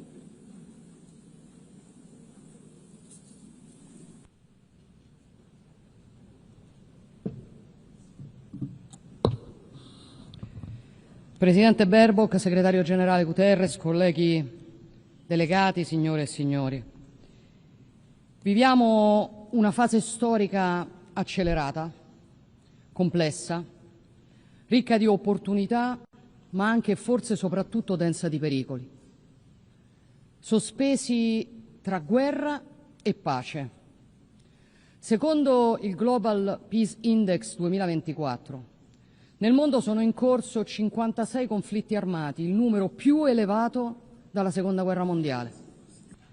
Viviamo cioè in un mondo profondamente diverso da quello in cui sono nate le Nazioni Unite, quando nel 1945 51 nazioni, che oggi sono diventate la quasi totalità, decisero di unirsi per fondare un'organizzazione internazionale che avesse come scopo principale quello di evitare la guerra. La domanda che dobbiamo farci 80 anni dopo e guardandoci attorno è: ci siamo riusciti? La risposta la conoscete tutti, perché è nella cronaca ed è impietosa. Pace, dialogo, diplomazia sembrano non riuscire più a convincere e a vincere. L'uso della forza prevale in troppe occasioni e lo scenario che ci troviamo di fronte è quello che Papa Francesco descrisse con rara efficacia: una terza guerra mondiale combattuta a pezzi. Ovviamente tra i principali conflitti in corso c'è la guerra d'aggressione su larga scala della Federazione Russa contro l'Ucraina. 3 anni e mezzo fa, il 24 febbraio del 2022, Mosca ha deciso di attaccare Kiev. E io penso che non si sia riflettuto abbastanza sulle conseguenze di quella scelta e su un punto che considero fondamentale.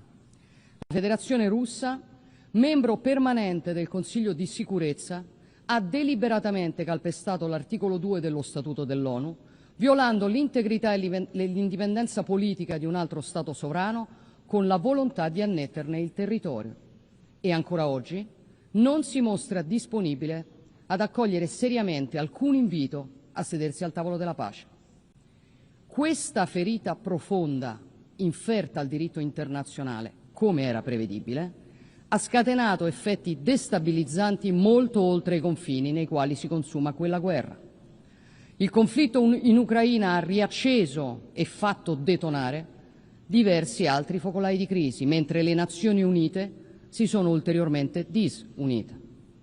Non è un caso che Hamas abbia approfittato dell'indebolirsi di questa architettura per sferrare il 7 ottobre del 2023 il suo attacco contro Israele.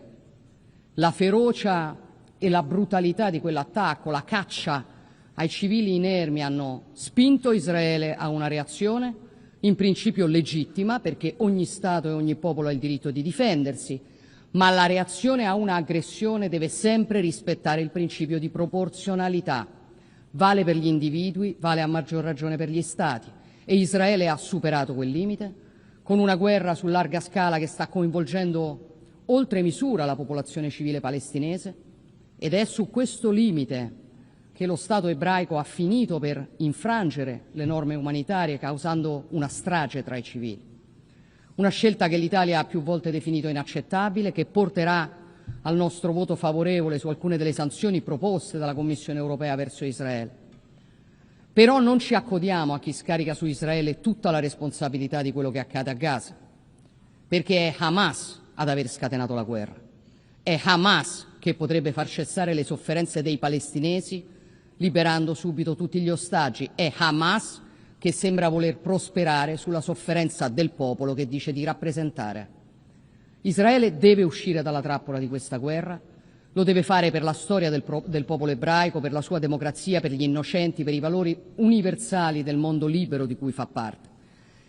E per chiudere una guerra servono soluzioni concrete, perché la pace non si costruisce solo con gli appelli o con i proclami ideologici accolti da chi la pace non la vuole. La pace si costruisce con pazienza, con coraggio, con ragionevolezza. I bambini di Gaza, come quelli che l'Italia sta orgogliosamente accogliendo e curando nei propri ospedali, chiedono risposte che possano migliorare la loro condizione, e su quello siamo impegnati. L'Italia c'è e ci sarà per chiunque sia disposto a lavorare a un piano serio per il rilascio degli ostaggi, un cessate il fuoco permanente, l'esclusione di Hamas da ogni dinamica di governo in Palestina, il graduale ritiro di Israele da Gaza, l'impegno della comunità internazionale nella gestione della fase successiva al cessate il fuoco fino alla realizzazione della prospettiva dei due Stati. Consideriamo in questo senso molto interessanti le proposte che il Presidente degli Stati Uniti ha discusso in queste ore con i paesi arabi e siamo pronti ovviamente a dare una mano. Riteniamo che Israele non abbia il diritto di impedire che domani nasca uno Stato palestinese, né di costruire nuovi insediamenti in Cisgiordania al fine di impedirlo. Per questo abbiamo sottoscritto la dichiarazione di New York sulla soluzione dei due Stati e la storica posizione dell'Italia sulla questione palestinese, una posizione che non è mai cambiata. Riteniamo allo stesso tempo che il riconoscimento della Palestina debba avere due precondizioni irrinunciabili: il rilascio di tutti gli ostaggi israeliani e la rinuncia da parte di Hamas ad avere qualsiasi ruolo nel governo della Palestina, perché chi ha scatenato il conflitto non può essere premiato. E torniamo così al punto di partenza: le regole, la forza del diritto in Ucraina, in Medio Oriente, in ogni scenario nel quale la guerra domina e la ragione sembra persa. Non si scappa, colleghi, dalla domanda più importante, che è la ragione per la quale siamo tutti qui insieme oggi. L'architettura delle Nazioni Unite che abbiamo costruito 80 anni fa è all'altezza delle sfide che la nostra epoca ci impone oggi? Non lo è. E il multilateralismo, dialogo, la diplomazia, senza istituzioni che funzionano come dovrebbero, sono parole vuote. Dobbiamo riconoscere i nostri limiti, dobbiamo riconoscere che è necessaria e urgente una riforma profonda delle Nazioni Unite, una riforma non ideologica ma pragmatica e realista, che rispetti la sovranità delle nazioni, che apra a soluzioni condivise. Abbiamo bisogno di un'istituzione agile, efficiente, in grado di rispondere velocemente alle crisi, trasparente nella missione, trasparente nei costi, capace di ridurre al minimo la burocrazia, gli sprechi, le duplicazioni. Il palazzo di vetro deve essere anche una casa di vetro. La riforma che ha in mente l'Italia, a partire dal Consiglio di sicurezza, deve rispettare i principi di uguaglianza, democraticità, rappresentatività, responsabilità. Non servono nuove gerarchie, non servono nuovi seggi permanenti, semplicemente perché non risolverebbero la paralisi decisionale che ha minato la credibilità di questa istituzione. Siamo aperti a discutere la riforma senza alcun pregiudizio, anche in forza delle proposte che sono state avanzate dal gruppo Uniting for Consensus, ma vogliamo una riforma che serva a rappresentare meglio tutti, non a rappresentare di più alcuni. E per essere efficace non sono solo le istituzioni che dobbiamo riformare, perché siamo di fronte a un cambio d'epoca e questo impone una revisione profonda di tutti gli strumenti che abbiamo per regolare i rapporti tra le nazioni e difendere i diritti delle persone, comprese le convenzioni internazionali. Penso ad esempio alle convenzioni che regolano la migrazione e l'asilo. Sono regole sancite in un'epoca nella quale non esistevano le migrazioni irregolari di massa e non esistevano i trafficanti di esseri umani. Convenzioni quindi non più attuali in questo contesto, che quando vengono interpretate in modo ideologico e unidirezionale da magistrature politicizzate finiscono per calpestare il diritto invece che affermarlo. Con altri Stati europei abbiamo sollevato questo tema, intendiamo portarlo avanti, non ovviamente per abbassare il livello delle garanzie o dei diritti, ma per costruire un sistema che sia al passo con i tempi e che sia capace di tutelare i diritti umani fondamentali, insieme però alla sacrosanta prerogativa di ogni nazione di proteggere i propri cittadini e i propri confini, esercitare la propria sovranità, governare il tema della migrazione che impatta sulle persone e particolarmente su quelle più fragili. La comunità internazionale deve unirsi nel contrastare il fenomeno del traffico di esseri umani. Le Nazioni Unite, al pari di altre istituzioni internazionali come l'Unione Europea, non possono voltarsi dall'altra parte o finire per tutelare i criminali nel nome di presunti diritti civili. Allo stesso modo, le Nazioni Unite non possono ipocritamente considerare alcuni diritti umani meno meritevoli di essere tutelati rispetto ad altri.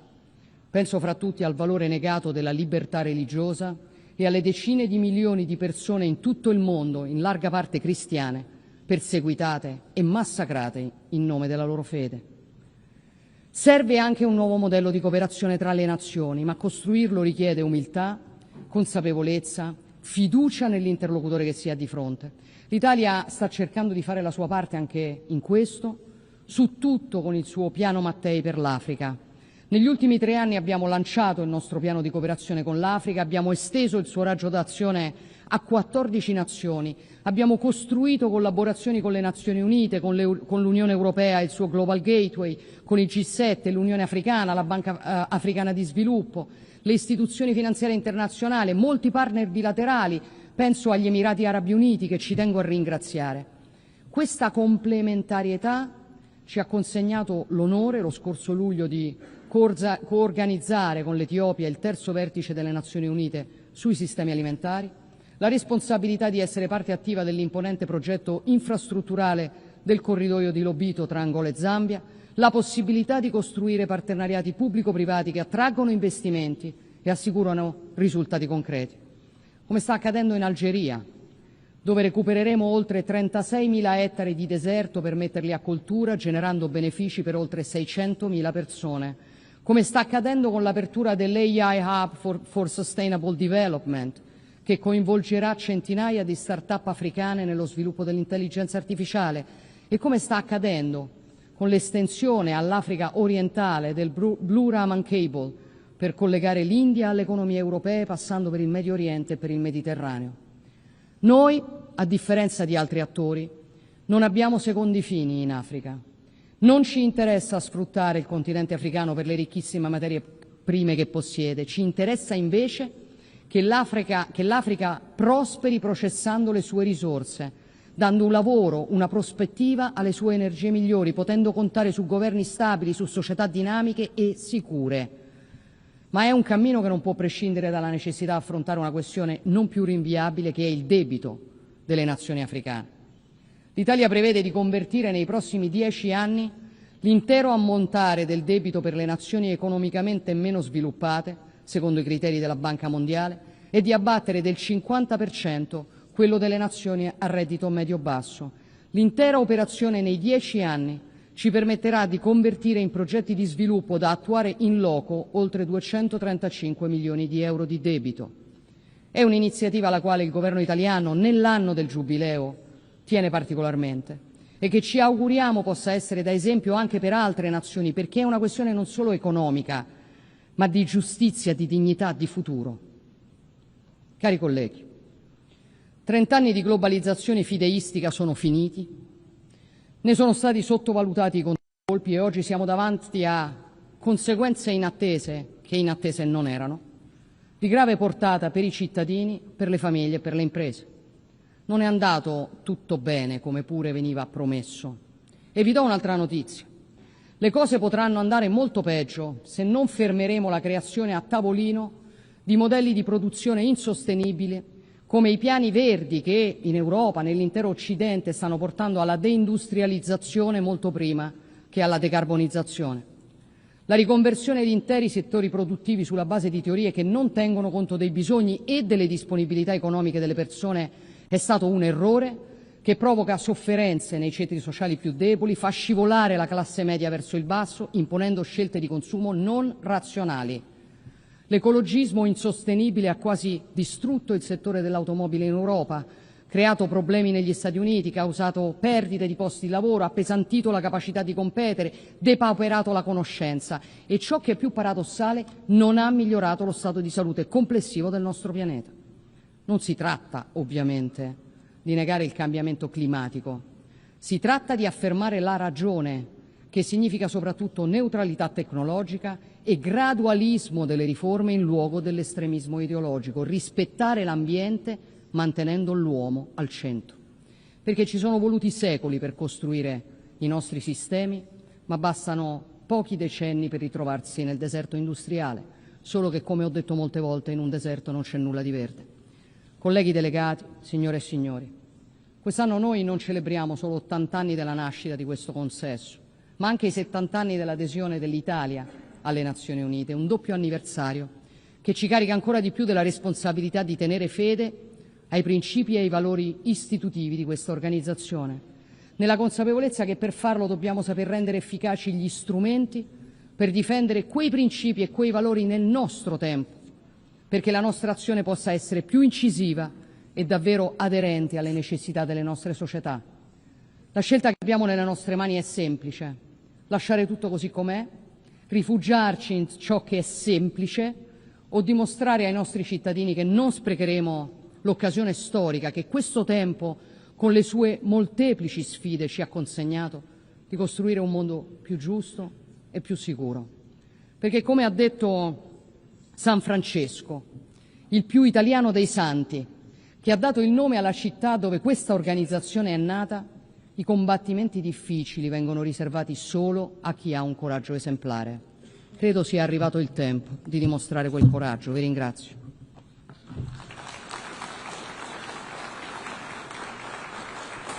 On behalf of the Assembly, I wish to thank the President of the Council of Ministers of the Republic of Italy.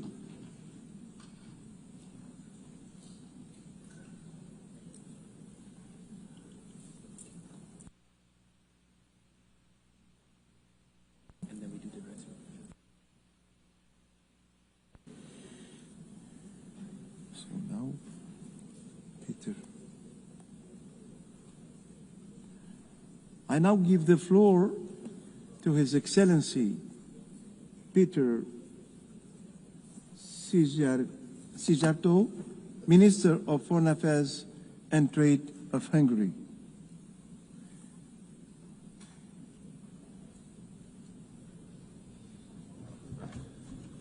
Mr. President, dear colleagues, unfortunately, it is not an exaggeration to state that we are now living in the age of dangers, and it's not an exaggeration either to say that since the conclusion of the Second World War, currently we are experiencing the global security being in its worst shape ever.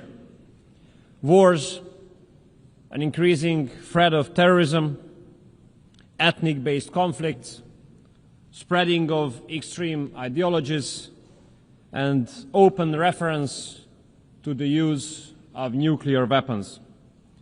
This is the age of dangers, a period when the world has been faced with the risk of the outbreak of the Third World War. All these conflicts, unfortunately, are pointing to the same direction. The direction that the world will be divided into blocks again. And this would be a very dangerous phenomenon. We Hungarians know it from our historic experience.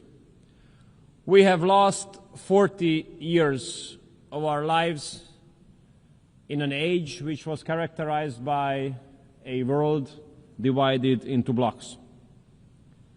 This is against our national interest. But what is in line with our national interest? It is connectivity.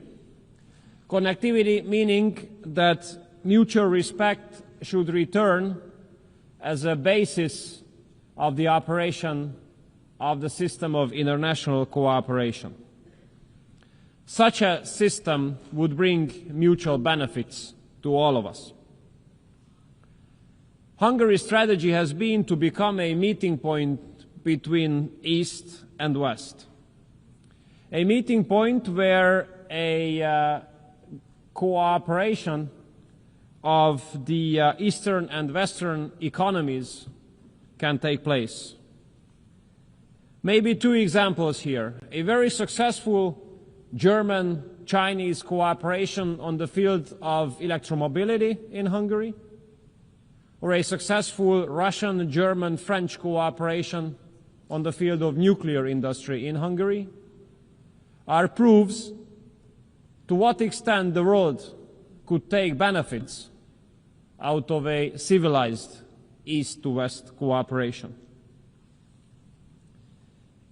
If I want to summarize the approach of Hungary nowadays, how we address the major challenges of the world, I would do it in the following way. No war, no migration, no gender. Let me emphasize these 3 points. No war. Hungary stands up for peace. We are proud members of the pro-peace majority of this organization. And we do hope that this year's General Assembly will help us to find solutions to bring peace to parts of the world which are suffering from wars. And we do hope that this time, this hope of ours will not be transformed into an illusion at the end of this week. Hungary has been living for more than 3.5 years now in the neighborhood of the war in Ukraine. We have been confronted with the consequences of this war on a daily basis. A huge wave of refugees, 1.3 million. Imagine, we are a country of less than 10 million inhabitants. The war inflation, skyrocketing energy prices, skyrocketing food prices. We do have to make daily efforts in order to be able to stay out of this war.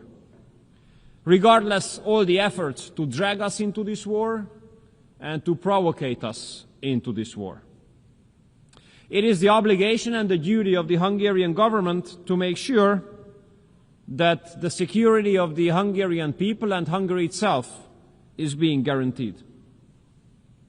Mr. President, since the outbreak of the war in Ukraine, Hungary has been standing up for ceasefire and peace talks. Unfortunately, we used to be under serious attacks, serious political attacks, accusations, and stigmatization for this position of ours. Very rude accusation by those who are now speaking about the importance of ceasefire and peace talks, by the same countries in Europe. And I have to tell you that if these countries who used to stigmatize us for this position of ours had not attacked us for this position, but